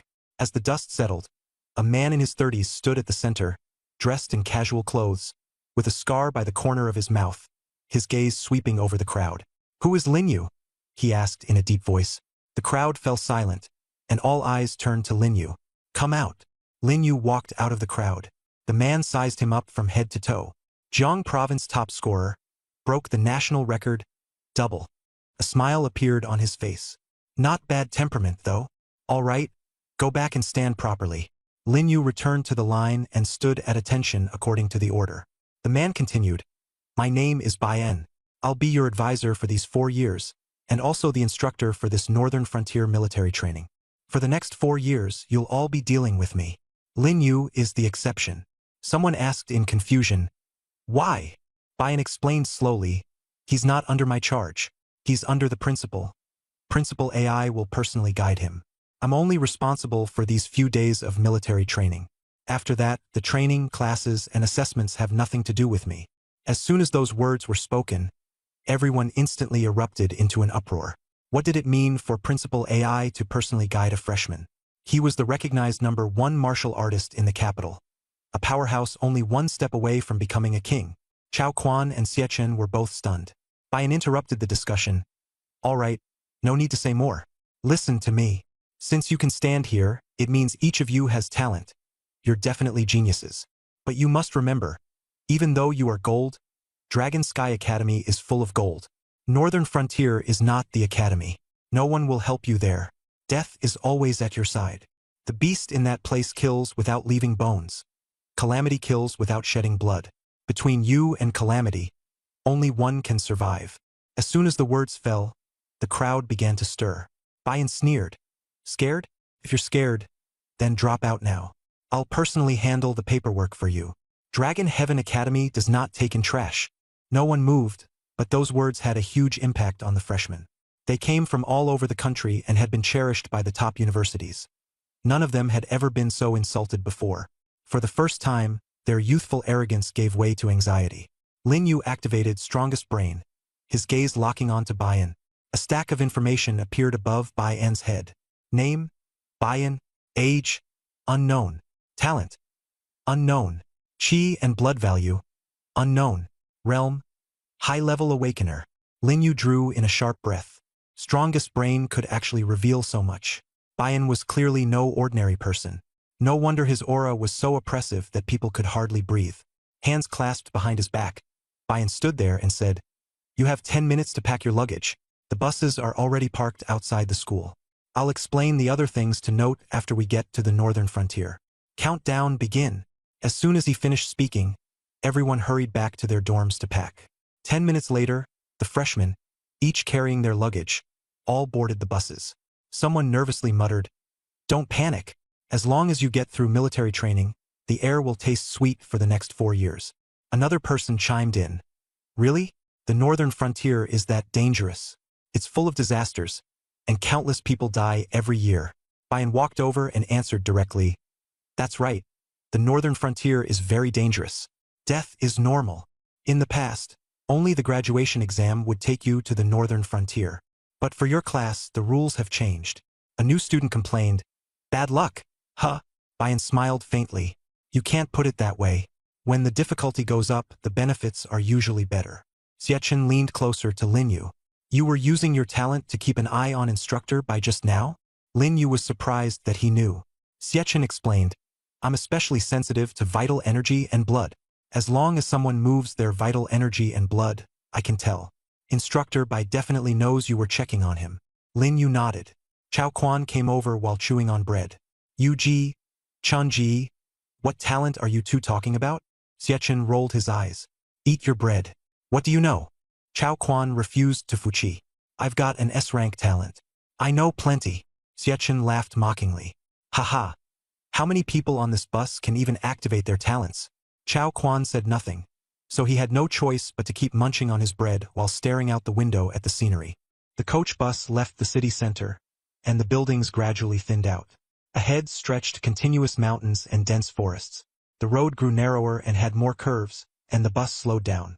Bayan sat in the front row with his eyes closed. Everyone thought he had fallen asleep, but in fact he was sensing the surroundings. As long as there was danger, he could react immediately. What worried him most was the Wuming Den. This place gathered the nation's top geniuses. If something happened, the consequences would be severe, and he would find it hard to bear. Not only Bayan, but even the bus driver on this trip was a high-level awakened. In order to hide their identities and secretly protect the students, the journey was extremely grueling. Most of the people in the carriage had their eyes closed to rest, when suddenly a loud boom rang out, the vehicle shook violently, and the bus leaned sharply to the left. Everyone immediately became alert. It's a flat tire. Everyone sit tight. I'll go change it. The driver steadied the bus, got out, and reassured everyone. Everyone's tension finally eased a little. But Bayan's order made them tense again. Get down immediately! Before the words had even faded, the bus window glass shattered, and fragments flew in like rain. Someone failed to react in time and was cut by the broken glass, dying on the spot. Bayan stood up, blood and chi surging throughout his body, and an invisible barrier immediately appeared around him, blocking the glass shards. Don't come out. Stay in the bus, he ordered. After Bayan got off the bus, a light curtain as thin as an ice layer covered the entire vehicle. This was the protection of a high-level awakened. Ordinary people could hardly break it. Damn, what happened? Cao Quan cry ô út. The girl in front of him had actually been reduced to a headless corpse. Don't know. Xiachen also looked blank. Lin Yu frowned and guessed. Maybe it's people from Wumingdan. Only they would dare openly attack a Longtan Shifu vehicle. Someone on the bus chimed in. Suddenly, the light curtain shattered with a boom. Everyone on the bus quickly got off. Instructor B. Cao Quan sa pupin strang sapi. Seeing Bayan lying on the ground, his body split in two by a single slash, already lifeless and dead. The driver had also died miserably. Bayan was a high-level awakened, yet he was killed so quickly. Everyone was shocked. Run! Someone shouted. Several figures in the distance were slowly approaching. They wore black suits, carried knives and guns, and had expressionless faces, with smiles at the corners of their mouths, like cats toying with mice. You guys go first. I'll hold them off, Lin Yu said softly. Xiachen and Cao Quan both heard him. Xiachen refused, grabbing Lin Yu's arm. Brother Lin, our squad leaves together. Cao Quan echoed. Brother Yu, King Jiangtian is incredibly strong. He sensed we're not far away and will come save us. Even high-level awakened can't beat him. There's no way you can hold them off alone. Let's go together. Go? Not a single one of you will get out alive. The black-clad man smiled faintly and stepped forward, a short blade flashing out at high speed. The blade cut into Xiachen's neck, blood spraying everywhere. Brother Chen, Cao Quan cried out, urging his power. A layer of pale gold light covered Xiachen, stopping the injury, but it was not enough to save his life. A genius? I don't see it. The black-clad man sneered. At this moment, he alone was facing the three of them, while the others had gone to chase the scattered students. Who is Lin Yu? He asked. Getting no answer, he said with disdain. Doesn't matter if you don't say. I'll find out with a glance. His gaze fell on Lin Yu. Dual talents, once you grow up you'll definitely be troublesome. I really want to kill you, but the higher-ups want you alive. And you have a healing-type talent too. Not bad. But the order is to leave only Lin Yu alive. As soon as he finished speaking, the short blade shot out again, and blood flowers exploded. Lin Yu reacted too slowly. Cao Quan fell to the ground, dead with his eyes still open, blood splashing all over him. Without protection, Xiachen also collapsed. Lin Yu clenched his fist, and holy flame ignited in his palm. Seeing this, the black-clad man's smile deepened. Still dare to resist? Lin Yu's face darkened, but he gave no answer. He knew this man was by no means an ordinary opponent. His strength was so overwhelming it was despairing. It was highly likely a senior figure from the Hall of No Fate. Even his blood and chi were suppressed. This had never happened before. Sacred flame burst out, transforming into a fire dragon. But before it could get close to the man in the suit, it rapidly dispersed, leaving only a cloud of steam. The man in the suit casually struck out with a palm, his movement slow. But in Lin Yu's eyes, the palm was extremely swift, with almost no time to react. Even if Lin Yu activated Wind Track at the first instant, he still could not dodge. A palm landed on his chest, his ribs snapped instantly, and his whole body was sent flying, crashing into a tree, drenched in blood. This was already the result of the man in the suit holding back. Otherwise, Lin Yu would have been dead by now. Clenching his teeth, Lin Yu struggled to his feet, covered in blood. This time, sacred flame did not ignite, and everything around him was under the other man's control. The man in the suit stared at Lin Yu, the surprise in his eyes gradually turning into shock. Wrong. You're not a dual-gifted talent. You're a triple-gift awakener. I've lived 50 years, and this is the first time I've seen someone with 3 talents. The ones above want me to spare your life. No, you're the first triple-gift awakener in history. Given time, you'll surpass the kings of this era. He put away the dagger and shook his head. But my selfish side tells me you can't live. Even if you join us, In the future you'll still want to kill me. Me. He stepped forward, and Lin Yu retreated a step. Gravel, dead branches, leaves, and flying sand slammed toward the man in the suit like raindrops. He casually waved his hand, and the dust shattered and dispersed with the wind. The man in the suit took another step forward, and a colossal pressure instantly bore down, as if a mountain rested on his back. He wasn't killing Lin Yu, but tormenting him. Time passed. Lin Yu was dead. The body was a gruesome sight. The concept-level immortal talent activated, reviving and restoring the previous state. Plunder successful. Obtained 3 points of vitality from the other party. The time-space rewind talent activated successfully, returning to 2 hours ago. A mechanical voice sounded in his mind. Lin Yu was once again back at the moment he had just boarded the bus. He was puzzled. Why hadn't he plundered a talent, but instead the other party's vitality? By reason, the probability was extremely low.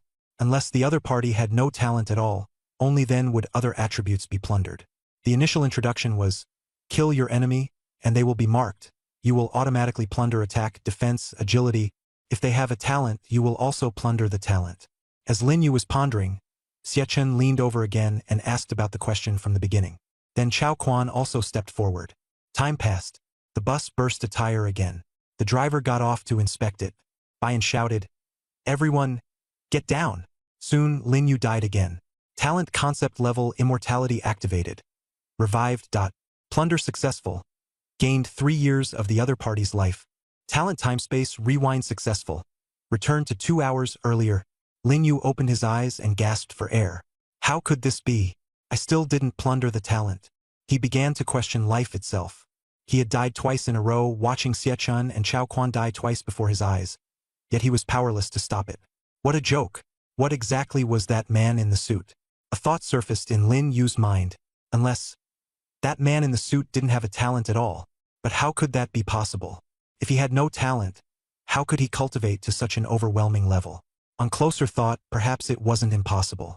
He had never once seen the man in the suit use a talent. It was also possible that the man in the suit was so powerful that he didn't need to use a talent at all to easily crush them. At this moment, Xie and Chao Quan were still alive. One had his eyes closed, resting, while the other was chewing on a bun, completely unaware of what was about to happen. "Brother Lin," Xie said, pulling Lin Yu back to reality. "Why do you look so awful? Did you use your talent to look at Instructor Bai?" Lin Yu frowned. The words were the same, but the tone and wording were slightly different. Before long, Chao Quan came over again, and time slowly passed. As expected, Lin Yu died again at the hands of the man in the suit. You have successfully activated the concept-level immortality talent. You have been revived, and your condition has been restored to what it was before death. Successful plunder. You have stolen 10 attack power from the other party. You have successfully activated the time reversal talent. You have returned to 2 hours ago. Once, twice, 8 times. Lin Yu had already lost count of how many times he had died. What he managed to steal each time were only trivial things. He still hadn't gotten the most important talent. His mind was getting a little foggy now, all because of the side effects of dying and reviving repeatedly, and of time reversal. If this went on a few more times, he was afraid he'd really go crazy. This time, he didn't return to 2 hours ago, but instead went straight back to September 2nd. Lin Yu was not a selfish person. He couldn't just ignore Chao Quan and Xie, but the current him couldn't save them. He wasn't strong enough, and would only cause trouble if he forced himself in. Even a high-tier awakened being like Bian couldn't beat those men in suits, let alone Lin Yu, who had only just begun to grow stronger. That day, everything proceeded as usual. Zhou Zhang brought Lin Yu to the detached building, where he met Xie and Chao Quan. The three of them agreed to go to the cafeteria together at night. After they split up, Lin Yu didn't go back to the dorm with the two of them this time, but instead found Zhou Zhang and asked him to take him to see Principal AI. Zhou Zhang had some questions in his mind, but still agreed. Under Zhou Zhang's guidance, Lin Yu arrived at the door of the principal's office. Zhou Zhang knocked. "Principal AI, Lin Yu is here." There was silence inside for a moment, as if it was a little unexpected that Lin Yu would come at this time. After a while, a deep voice came from within. "Let him in." Lin Yu pushed the door open and went in, while Zhou Zhang left outside. The principal's office wasn't large. A desk, a chair, a bookshelf, and a window. By the window stood a person with his back to him.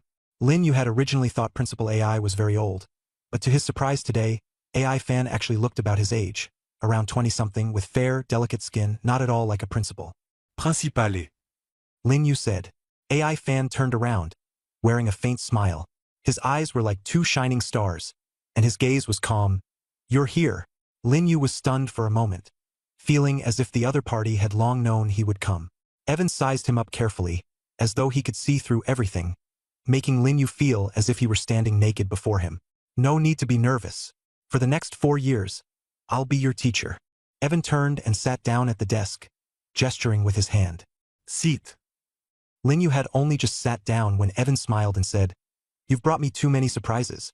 Recruiting you into Longtian Academy was the best decision I've ever made. Lin Yu remained silent, feeling as though all his secrets had been laid bare before Evan. Say it. You didn't come looking for me in the middle of the night just to see me. Evan leaned back in his chair slightly, smiling faintly as he urged him on. Lin Yu opened his mouth, but found it hard to speak. Having trouble saying it? Evan asked softly. After hesitating for a long moment, Lin Yu finally said slowly, Principal Evan, tomorrow, I need your help. Sure, no problem. Evan stood up, walked to the window and pushed it open. The night breeze drifted into the room. He didn't ask why. He agreed immediately, so quickly that Lin Yu was stunned. Go back first. Rest well tonight. I'll be there tomorrow. With Principal Evan's support, tomorrow's matter finally had some confidence behind it. No matter how strong those men in suits were, they could never be stronger than Principal Evan. The next day, as usual, the students gathered in the plaza. Bayan appeared, and Lin Yu was called out of the line alone. Time passed, luggage was packed, and they got on the bus. Just as the bus was driving along, it suddenly shook violently. The driver hurriedly pulled over and said to everyone, We've got a flat tire. Don't move. I'll go change it. As soon as he got off the bus, Bayan suddenly opened his eyes and shouted, Everyone, lie down immediately. Bayan also got off the bus and told everyone not to get out. The students reacted quickly, but a few were still a step too slow. The bus windows suddenly shattered, and the glass fragments flew out like blades. The students who hadn't reacted in time were instantly cut to pieces. What kind of people are these? They actually dared to attack Longtian Academy. Chao Quan was terrified. Good thing Coach Bai is still here, or the consequences would be unimaginable. Lin Yu said calmly, Let's get off and see what's going on. Xie Chen frowned. It's too dangerous outside. Coach Bai already told us not to get off. Acting rashly isn't appropriate. Lin Yu replied in a deep voice, If Coach Bai can't hold on, staying in the bus will just mean waiting to die. Getting off might still give us a chance. After saying that, he stood up and walked toward the door. Though Xie Chen and Chao Quan were doubtful, they still followed him down. Seeing this, the other students also hurried after them. No one was willing to sit and wait for death. The scene outside the bus shocked them. The driver was already dead, while Bayan was still struggling. Seeing everyone get off, he shouted hoarsely, Run! Escape north, it's closer to the northern border. Go find reinforcements. Bayan seemed to have already sensed his defeat, and he weakly collapsed to the ground. At that moment, a thunderclap boomed. A bolt of lightning struck the leading man in a suit with pinpoint accuracy, blasting him to pieces. Seeing this, the students screamed, and some seized the opportunity to sneak away. Bayan looked at that bolt of lightning, a glimmer of hope appearing in his eyes, and shouted upward, Principal Evan is here. Everyone looked up and saw a young man in a white shirt hovering in the air, his hem fluttering in the wind, his bearing cold and aloof. He looked like a recent college graduate, yet his presence was enough to suppress the entire scene. Lin Yu was also shocked. He was naturally able to sense every change in his surroundings, and he noticed that Principal AI seemed to have awakened the all things resonance talent as well. Principal AI! The crowd gasped. For many, this was the first time they had seen him in person. No one was afraid at this moment. Instead, they simply felt that with him here, their sense of security had increased immensely. AI Fan's appearance gave everyone tremendous confidence. With Bien Enroi down, the crowd would probably have a hard time surviving. AI Fan stared at the enemy on the ground and said coldly, It's been a long time since I last confronted the Hall of No Life head-on. A bunch of human traitors, you dared to hurt my students. None of you will leave alive today. His words were not loud, yet every one of them rang like thunder. An old man in a white-haired suit slowly stood up and said in a hoarse voice, You, AI Fan, do you know what happened to your master Long Xiaoyao when he opposed the Hall of No Life? Do you really want to follow in his footsteps? As soon as he spoke, the surroundings fell completely silent. Long Xiaoyao was one of the 7 kings of the capital and the founder of Dragon Sky Academy. His ending was obviously entangled with the Hall of No Life. AI Fan's eyes were icy. What my master didn't finish, I will finish. Wu Ming Hall. Today all of you will be wiped out, and the Hall Master will be killed without mercy. The white-haired old man sneered. AI Fan, Long Xiaoyao said the same thing back then. And what happened? Where is he now? Are you really stronger than him? Let's each take a step back. Today, let's count it as our loss. You haven't suffered any damage, and we've lost a top-tier combat power. Let's end it here. How about that? AI Fan gave no reply, only a cold smile. I said it before. No one gets to leave here alive today. He waved his hand, and several bolts of lightning descended from the sky. A curtain of silver thunder poured down, illuminating the entire sky. The people of Wu Ming Hall had no chance to escape. They were struck into clouds of blood mist.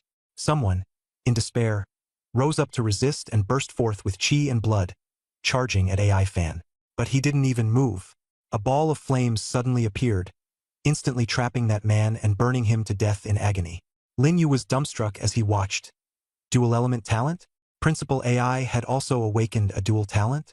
In less than a minute, only the white-haired old man remained from Wu Ming Hall, all alone, while AI Fan still hadn't used his full strength. AI Fan, you can't kill me, the white-haired elder said calmly. And you don't dare to kill me. If you do, the Hall of Life and Death will send even stronger people. By then, it won't just be you, your students and your academy will suffer too. No one can protect you, not even the authorities. AI Fan's lightning froze in midair.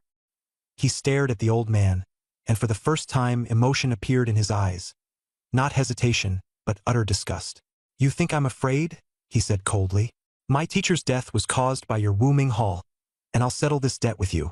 One day, I'll find Wu Ming Hall's lair and kill all of you. One day. I mean what I say. The white-haired old man stood there with his arms spread wide, then suddenly burst into wild laughter. Ha ha ha ha ha. AI Fan, I see through you. You're scared in your heart. Admit it, you're scared. The lightning crashed down violently. Countless raging bolts of lightning came surging at him. The old man didn't dodge, and he couldn't dodge at all. The lightning struck his body, and his body began to split apart in all directions, cracks appearing like on porcelain, extending from the top of his head to the soles of his feet. Yet he kept laughing, his smile growing more and more frenzied. Wu Ming Hall will never let you go. AI Fan, your good days are over. As soon as the words fell, boom! A huge crater was blasted into the ground by lightning. This was the true power of lightning. Compared to Yuan Hao, it was worlds apart. The scene was in utter ruins. Principal AI, this was my fault. I shouldn't have let him get off the bus alone. Bien gritted his teeth and stood up, enduring the pain. AI Fan remained silent. Looking at the several bodies and the driver in the car, he let out a soft sigh. It wasn't you. It was me, the principal, who failed to do my job. I should have anticipated that Wu Ming Hall would make a move, but I was still a step too late. He walked up to Bien and touched his wound and said, It's not a serious injury. A few days of rest will be enough. During the 7 days in the northern border, recuperate properly. I'll go change the tire. The rest of the road isn't far. I'll drive them there. Bien lowered his head, looking at the bodies in the car, and remained silent for a long time. I failed to protect them. AI Fan didn't respond. He turned around and looked at the students. Some were crying, some were furious. Because they weren't strong enough, they hadn't rushed out immediately to fight the people from Wu Ming Hall. Remember, this world is cruel. AI Fan said coldly. The strong prey on the weak. If you want to change it, you must first become stronger. Someday, if any of you become unimaginably powerful enough to overthrow this chaotic world and wipe out the traitor Calamity, perhaps the world will get better. For now, don't complain and don't lose heart. Life has to go on. Northern border, let's go. Everyone got on the bus. The bus was filled with the smell of blood, and the sight was bleak and miserable. The bus kept driving. Brother Lin, are you okay? Xiachen asked with concern. Lin Yu shook his head. It's fine. This kind of scene had already become all too common in Water City. There would be even more dead people. Damn it. I really feel like I'm about to die. Cao Quan Wipet he sweet. Thank goodness for Principal AI. After this trip back from the northern frontier, I'm really planning not to go out again. Who knows whether the Hall of No Destiny will secretly kill me. It's terrifying. He had completely changed his view. Even someone as strong as the awakened Bian had no ability to resist. If AI Fan hadn't come to the rescue, he couldn't even guarantee he'd still be alive. By the way, how did Principal AI suddenly show up? Xie asked in confusion. He must have been afraid something would happen to us, so he escorted us to the northern frontier, Chao Quan replied. Xie shook his head. No, he didn't save us right away. He came midway. Those words snapped Chao Quan to his senses. You're right, Brother Chen. All of this had actually been arranged by Lin Yu, but he had no intention of explaining it to the two of them. After all, he couldn't say that everyone had actually died many times already. Especially Xie, who had died horribly. It was Lin Yu who had rewound time and found AI Fan to help. 20 minutes later, the bus finally stopped. Lin Yu and the remaining students got off together. Before them stood towering city walls, at least 100 meters high and stretching for tens of thousands of li, tightly encircling the capital. Everyone stood silently beneath the high wall, looking up at it without making a sound. Even their breathing had grown much lighter. This high wall was the northern frontier's final line of defense. Once disaster struck, this would be the first barrier to hold the line. This is the northern frontier defense line, personally guarded by King Jiang, someone whispered nearby. This is the northern frontier, Evan said from behind the crowd. Every city has its own defenses. You should know that. Not far away, a heavy gate had opened in the high wall, surrounded by mountains, forests, and dense camps. The environment here was extremely harsh. In the distance, Jiang Qian had been waiting for a long time. Sigh, I really envy Sister Qian. If I had her background, I'd have been able to come to the northern frontier early, and I wouldn't have had to worry the whole way on that crappy vehicle. Chao Quan complained in a low voice. Xie kicked him. Quit the nonsense. Isn't Principal AI here to save us? Besides, Sister Qian didn't do anything to you. Chao Quan still refused to let it go. Sister Qian is Sister Qian, but she doesn't know how much danger we were just in. We almost died. Seriously, almost. Xie didn't bother with him anymore, feeling somewhat dissatisfied with Longtian Academy as well. After all, this time the Academy's protection measures really hadn't kept up. But he didn't blame Evan either. After all, the man had personally come to rescue them, and no one had been injured. Lin Yu, come with me for a moment. Principal AI's voice rang out. The crowd immediately fell silent, all eyes turning to Lin Yu. Earlier, when they had gathered at Longtian Academy, Bianen had mentioned that Lin Yu was personally mentored by Principal AI, and that had shocked everyone. Jiang Qian also glanced at Lin Yu. Thinking about it, it made sense.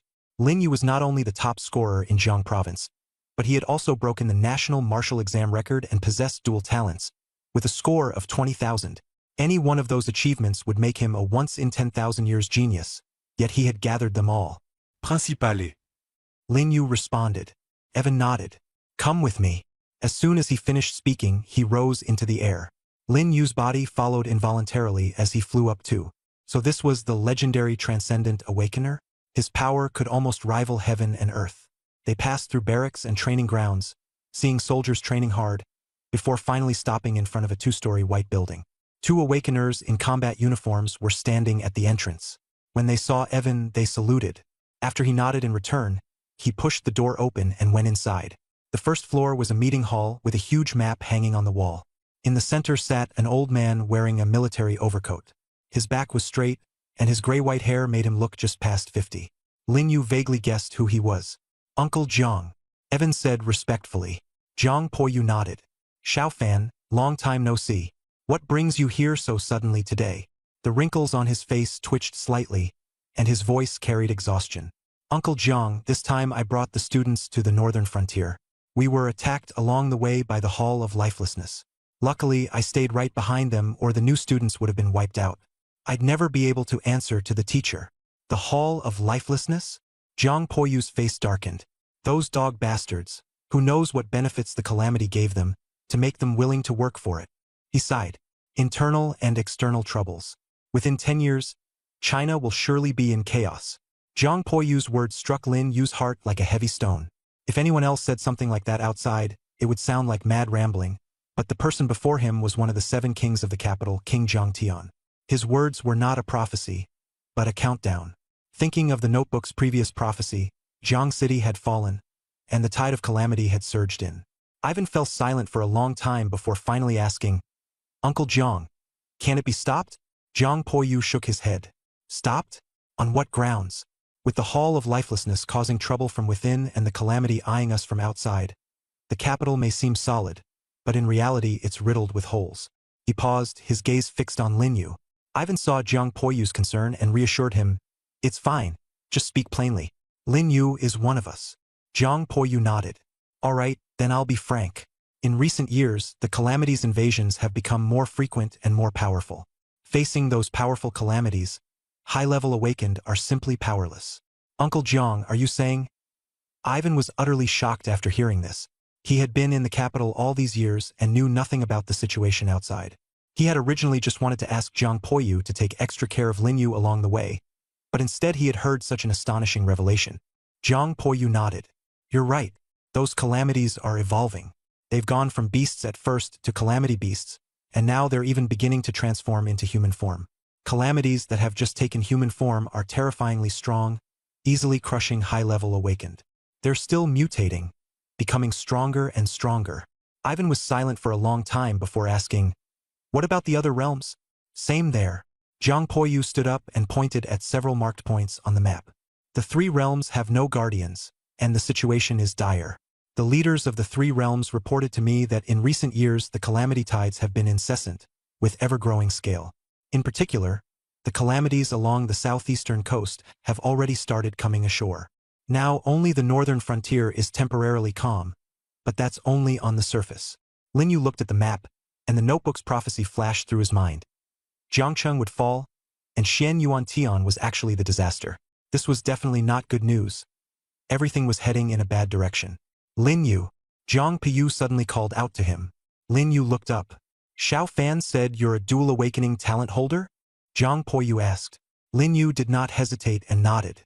"Yes, I have dual fire and wind talents." He didn't reveal all his secrets. After all, the other party was a king, and saying too much wouldn't be good.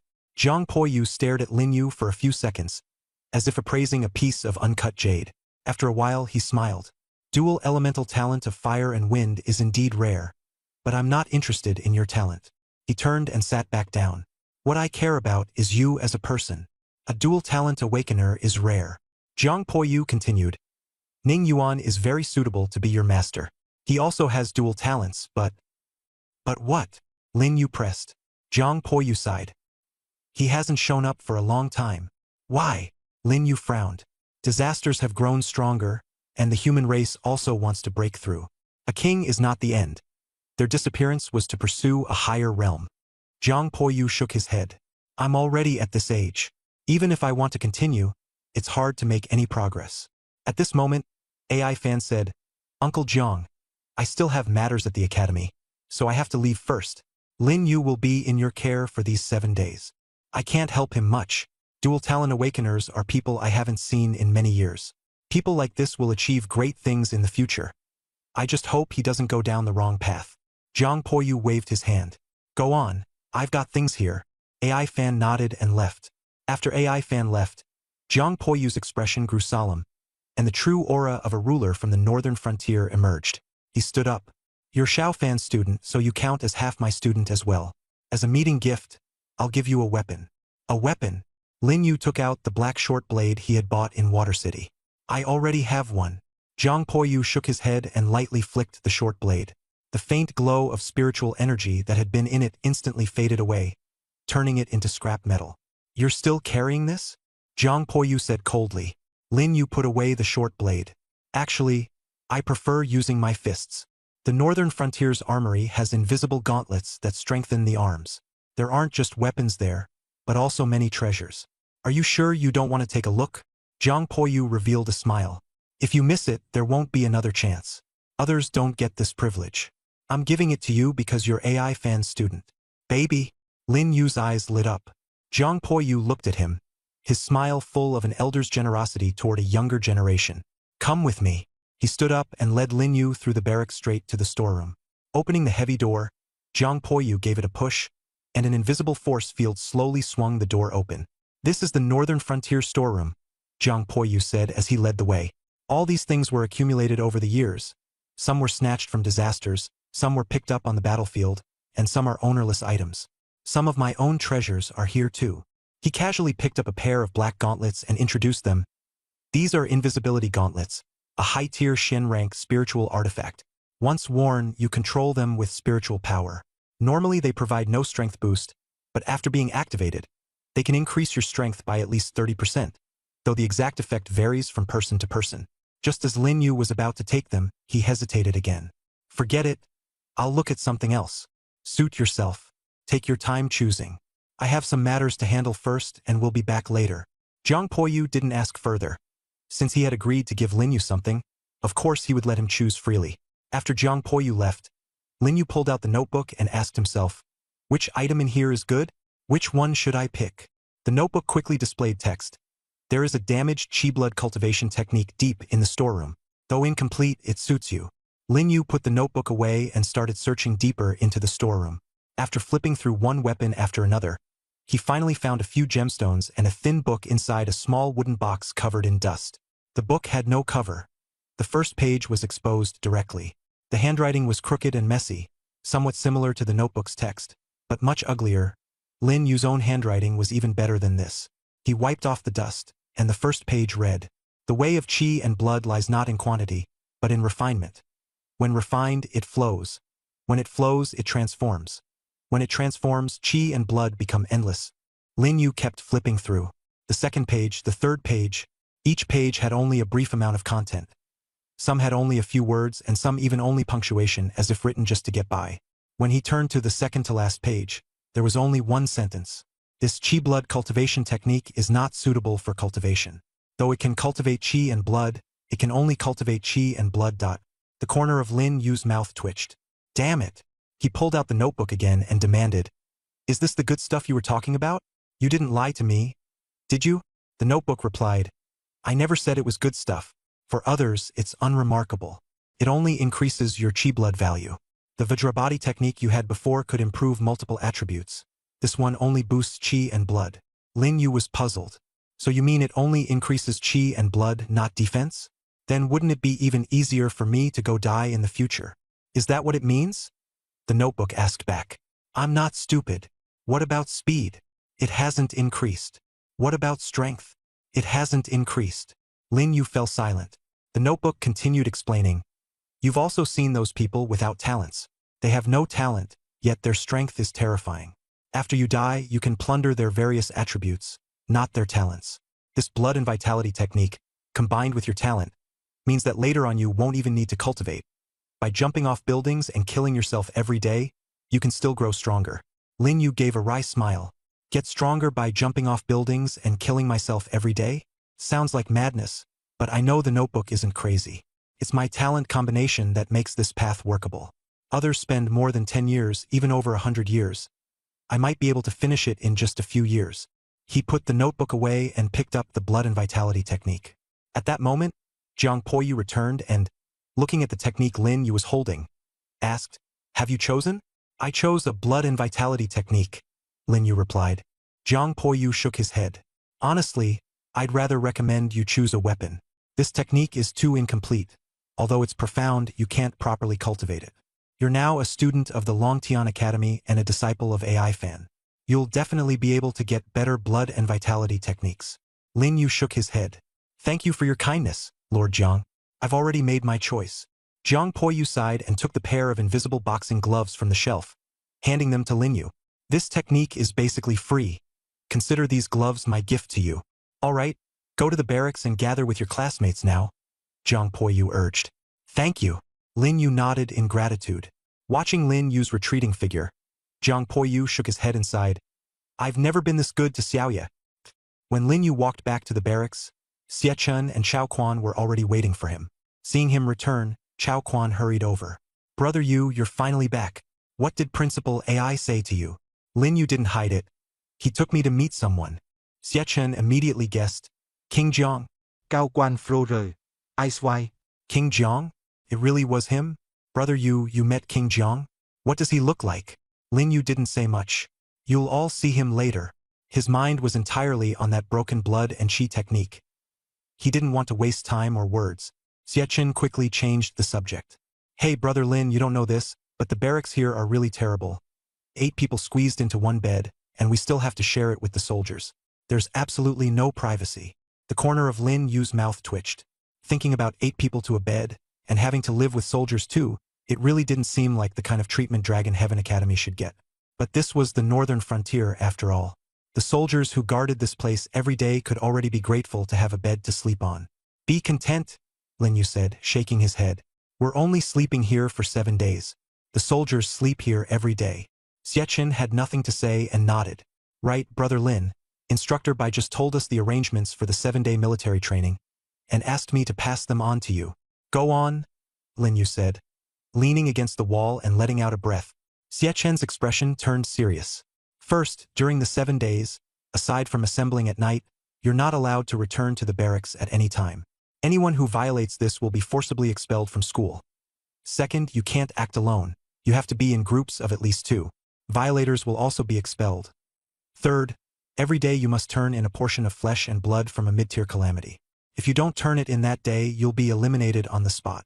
Chao Quan added, also, unless you're on the verge of death or completely unable to hold on, you're not allowed to call for help with the wristband. If you use it, that counts as elimination too. Listening to this, Lin Yu thought back to the time in Water City, when he hardly rested at all, either cultivating or hunting demons. This time, it had become a battle against calamities, and the difficulty was even greater. What troubled him the most was the mandatory teaming up. Going solo was not allowed. That was a major blow to him. Anything else? Lin Yu asked. Xiachen shook his head. That's it. Instructor Bai said we assemble by the wall at 5 tomorrow morning. Lin Yu nodded. It really is tough. It's fine. With the 3 of us in one team, we don't have to worry about Gao Zhe stabbing us in the back. We can definitely get through these 7 days without any problem, Chao Quan said rather casually. After all, 7 days would pass quickly, and killing 1 mid-tier calamity each day would let them scrape by. But Lin Yu and Xiachen knew very well that this was only enough to pass. If they wanted to achieve greater things, it was far from enough. Killing just a few high-tier calamities would not be enough, but the enemies corresponding to that level were all high-tier awakeners, far beyond the strength of beginners. At 5 o'clock the next day, everyone got up early and gathered in the plaza. Lin Yu, Xiachen, and Chao Quan stood in the middle of the crowd. Jiang Qian stood at the front, while Bayan leaned against the wall, his face pale, though his voice was stronger than yesterday's. You all know the rules. 7 days, at least 1 demonic beast inner core must be turned in each day, and no one is allowed to act alone. The outside world is full of danger. Remember, come back alive. Everyone, come collect your gear. Everyone promptly received combat suits, weapons, and healing medicine. After taking their gear, no one said a word, and they quickly formed teams. Open the gate, Bayan roared. The heavy gate slowly opened, revealing a wasteland beyond it. The soil was dark gray and barren, with not a blade of grass growing. The distant forest was also pitch black, completely unlike an ordinary forest, with all its leaves black. The crowd walked into the wasteland, and the heavy gate slowly closed behind them. Standing in the wasteland, Lin Yu looked toward the nearby urban area, his mood heavy. This stretch of wasteland had long been abandoned, occupied by calamities, with no trace of life left. Suddenly, Lin Yu sensed an extremely powerful aura. The moment he touched it with his spiritual power, it instinctively recoiled. A high-tier calamity? He thought, his heart stirring. No, this calamity is much stronger than Instructor Bai. Lin Yu frowned tightly. Bayan was a recognized high-tier awakener, yet his sense of oppression was nowhere near this aura. Normally, beings above the level of high-tier calamities had no low intelligence, did not easily show themselves, and would not leave their territory. What's wrong? Xiachen noticed Lin Yu's unusual reaction. Lin Yu said bluntly, there's an extremely terrifying existence in the forest. A high-tier calamity? Chao Quan pressed. Xiachen frowned. A high-tier calamity wouldn't make Lin brother react like this. As long as the 3 of us join forces, even a high-tier calamity wouldn't be able to beat us. Unless Brother Lin has encountered a more advanced calamity, he said. Lin Yu nodded. That's right. That calamity was at least at the initial stage of the high tier. Those words instantly left Xiachen and Chao Quan silent. An initial stage high-tier calamity meant an enormous threat. Look over there. Gao Zhe. Chao Quan suddenly pointed into the distance. Everyone around knew that Lin Yu and the other 2 had conflicts with Gao Zhe, and they all watched curiously. Xiachen followed the direction of the point and saw that beside Gao Zhe were 2 freshmen from Longtian Academy whose strength was not weak. He's here too, Xiachen sighed. Chao Quan said disdainfully, he's a freshman too. Who wouldn't come to military training? Don't just keep staring at him. This batch of freshmen is all here, just in different groups. Still, his group doesn't look that impressive. Lin Yu shook his head. The one in black is very strong. Seriously, Xie Chen teased. So strong. And he can still be stronger than you? Lin Yu sneered. Among those of the same tier, I am invincible. As soon as the words fell, everyone nearby heard him and turned to look. Cao quan sợ mau thở hung open. Brother Yu, you're way too arrogant. Xie Chen knocked him on the head. That's called confidence. Those words seemed to be said to Chao Quan, but also like a warning to Gao Zhe not far away. Lin Yu led the way. Come on. Let's kill a few calamities first to warm up. Xie Chen and Chao Quan followed. In the distance, the man in black spoke up. Brother Zhe, they're leaving. Should we make a move? Gao Zhe rolled his eyes. Are you stupid? One is the top scorer in Jiang province. The other is second in Zhonghai. Who do you think we can beat? Another one in white said in a low voice. I can beat Chao Quan. Gao Zhe shot him a cold look. I'll take care of Chao Quan. You go deal with Lin Yu and Xie Chen. Don't talk nonsense. I want to deal with them too, Gao Zhe said darkly. What happened in the cafeteria yesterday, those three mocked me. I haven't forgotten. As long as he had the chance, he wanted to kill Lin Yu and the others. The man in black suggested, the three of us aren't enough. Let's find three more. Even if they're strong, they can't hold out against a 2-on-1. Gao Zhe's eyes flickered. How do we find them? The man in black smiled. You left early yesterday at the cafeteria, but Jiang Qian showed up and even took the initiative to ask for Lin Yu's contact information. Everyone's attitude toward Lin Yu changed. If we pull a few people together, someone will definitely be willing to teach Lin Yu a lesson. Besides, Lin Yu said he's invincible among those of the same rank. He's bound to have stirred up plenty of resentment. Gao Zhe confirmed with his eyes. Really? The man in black smiled. Why don't you ask him yourself? That's true. Jiang Qian did take the initiative to ask for Lin Yu's contact information yesterday. The man in white also confirmed it. Then it's simple. A meaningful smile appeared on Gao Zhe's face. He and Jiang Qian were high school classmates, and he knew how many powerful suitors she was surrounded by. As long as he spread the word, he wouldn't even need to personally deal with Lin Yu. Even if those people might not be able to beat Lin Yu, Jiang Qian also had an older brother, Zhang Lionian. If he had to describe Zhang Lionian in 4 words, Gao Zhe would say without hesitation, a siscon. If Zhang Lionian found out that Lin Yu was pursuing Jiang Qian, then whether it was true or not, Lin Yu would definitely have to take a beating. No matter how strong Lin Yu was, he absolutely wouldn't be a match for Zhang Lionian, who was already an advanced awakened. Lin Yu, oh Lin Yu, don't blame me. The smile on Gao Zhe's face slowly twisted and distorted. Lin Yu's trio had long since split from the main force. Along the way, they encountered quite a few low-level calamities, but with the 3 of them working together, those calamities had no chance to fight back at all. At this moment, they had just slain a mid-tier calamity. Chao Quan sat on the ground, panting heavily. He wiped away a handful of sweat. His body was splattered with black blood, but it wasn't his, it was the calamity's. This calamity is basically no different from a human. It can even use weapons and knows how to take advantage of the terrain. We almost got set up. The calamities in the martial exam are just a bit tougher and no different from beastfolk.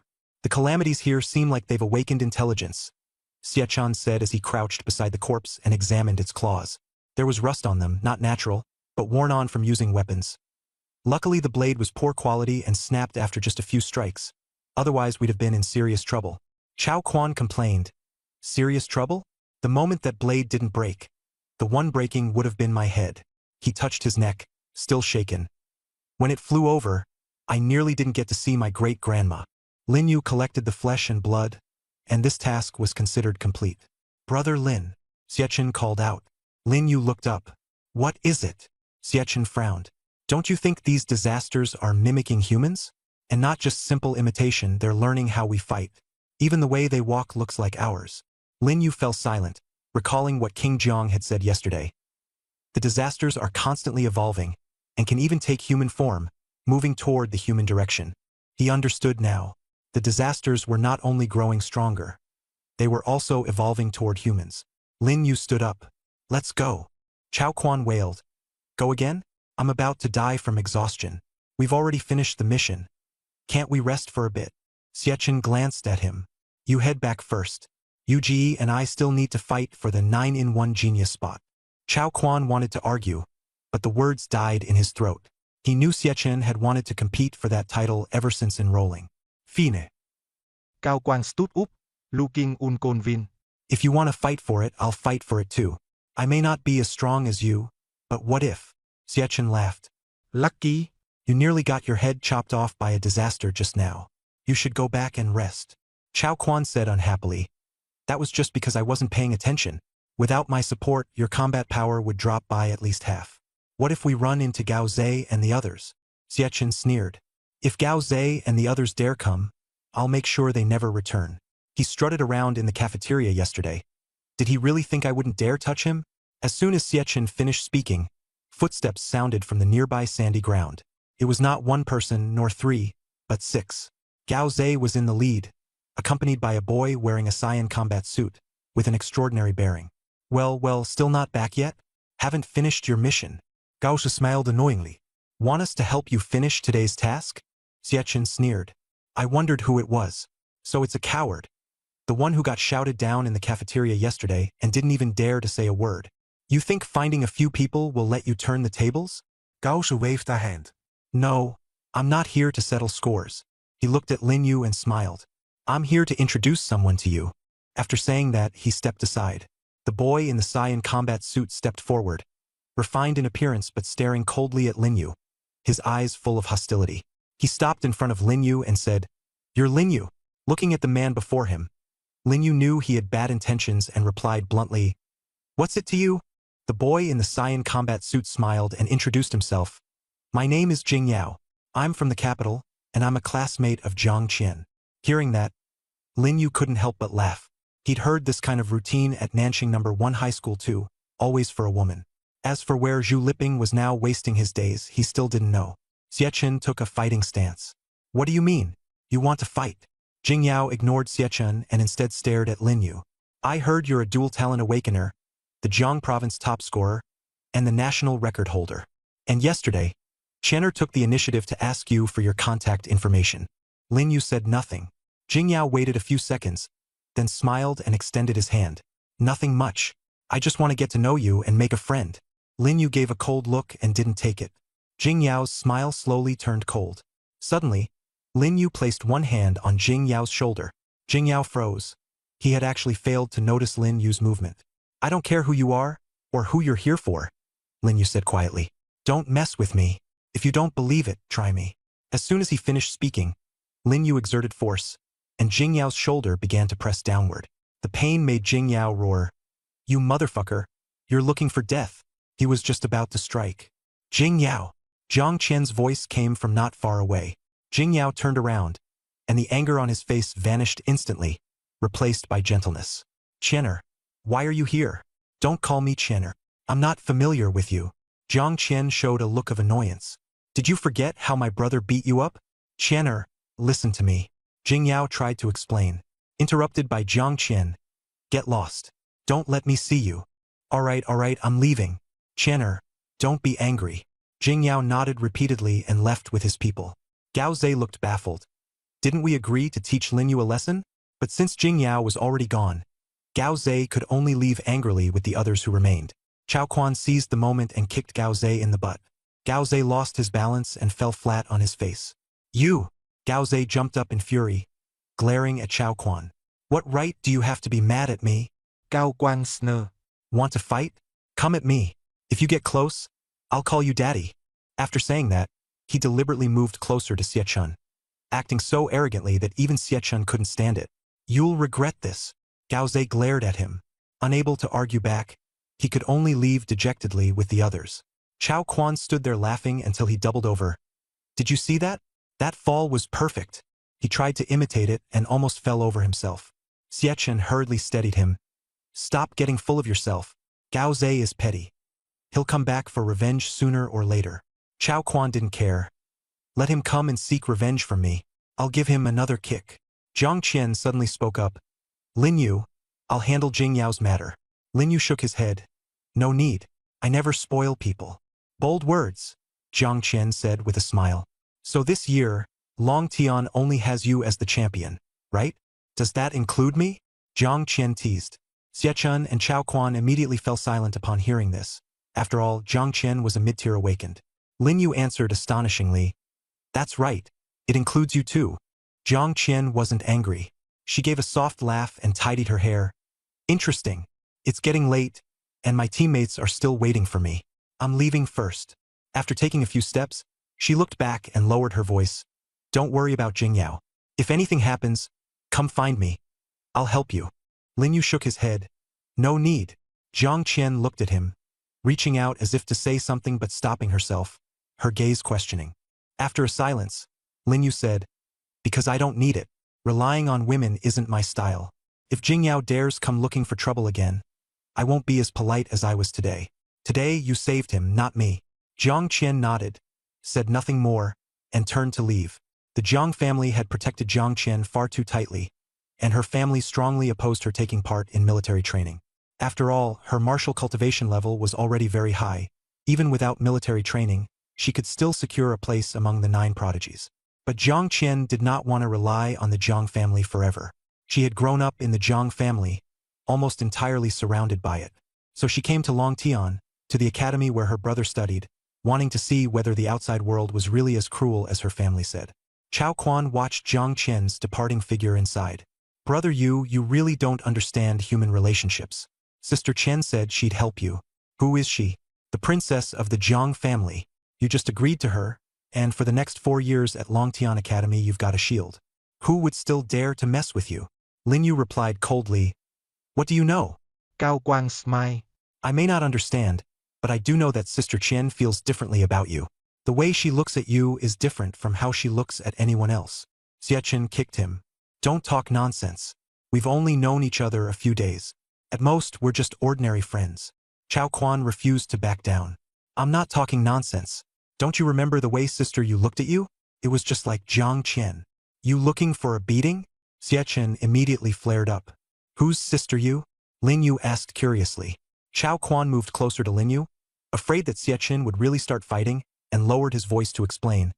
Brother Chan is impressive, sure, but he's only second in Zhonghai. The number 1 in Zhonghai is a girl named Xiao Yu, the school belle.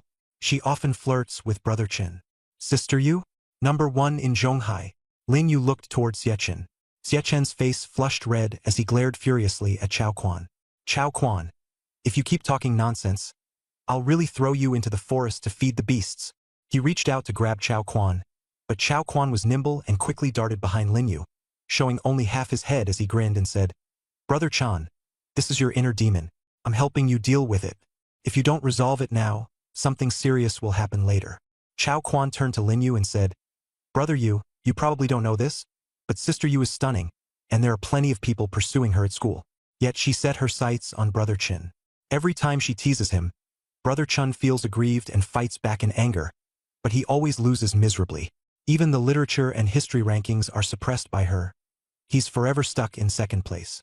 If it were me with a beautiful woman chasing me, I'd be thrilled. Shut up. Xie Chen was livid. Seeing how angry he was, Chao Quan hurriedly fell silent. Lin Yu said nothing more. He knew that when awakening their talents, many people said his talent was trash and classified it as the lowest F rank, specially tailored just for him. He could understand Xie Chen's mentality. It wasn't that he refused to lose. He was simply unwilling to remain second forever. Back at the barracks, Jingyao kicked the door open, and it slammed into the wall with a dull thud. Gao Zhe and a few others followed him in closely, none of them saying a word. Jingyao sat on the edge of the bed, his face dark as ink. Brother Yao. Gao Zhe looked at him carefully and deliberately exaggerated. This Lin Yu is way too arrogant. Just because he's from out of town and got the top score, he thinks he can do whatever he wants. He's only a top scholar from a small city, and I don't think he's taking you seriously at all. Jingyao didn't answer, his gaze growing even colder. Gao Zhe moved closer. Brother Yao, say something. The few of us are willing to help you deal with him. No matter how capable Lin Yu is, he's still an outsider. There will always be times when he's alone. When that happens, we can just kill him off. The general administration will at most investigate a bit, and then this will be over. They'll never be able to trace it back to us. Jingyao looked up at him, his eyes cold and sharp as a snake's. Gao Zhe shivered and took a step back. Though he was a genius, he was still far inferior to Jingyao. He's very strong. The few of us may not be able to beat him, Jingyao said calmly. Gao Zhe clearly didn't believe it. Impossible. Lin Yu is only one person. How could the six of us not beat him? From Lin Yu's moves just now, Jing Yao had completely confirmed that his strength was no ordinary thing. The top scorer in the martial exam wasn't something just anyone could become. Not only had Lin Yu taken first place, he had also broken the national record for the highest martial exam score. More importantly, he was also an extremely rare awakened one with dual talents. No one would ever underestimate such a genius.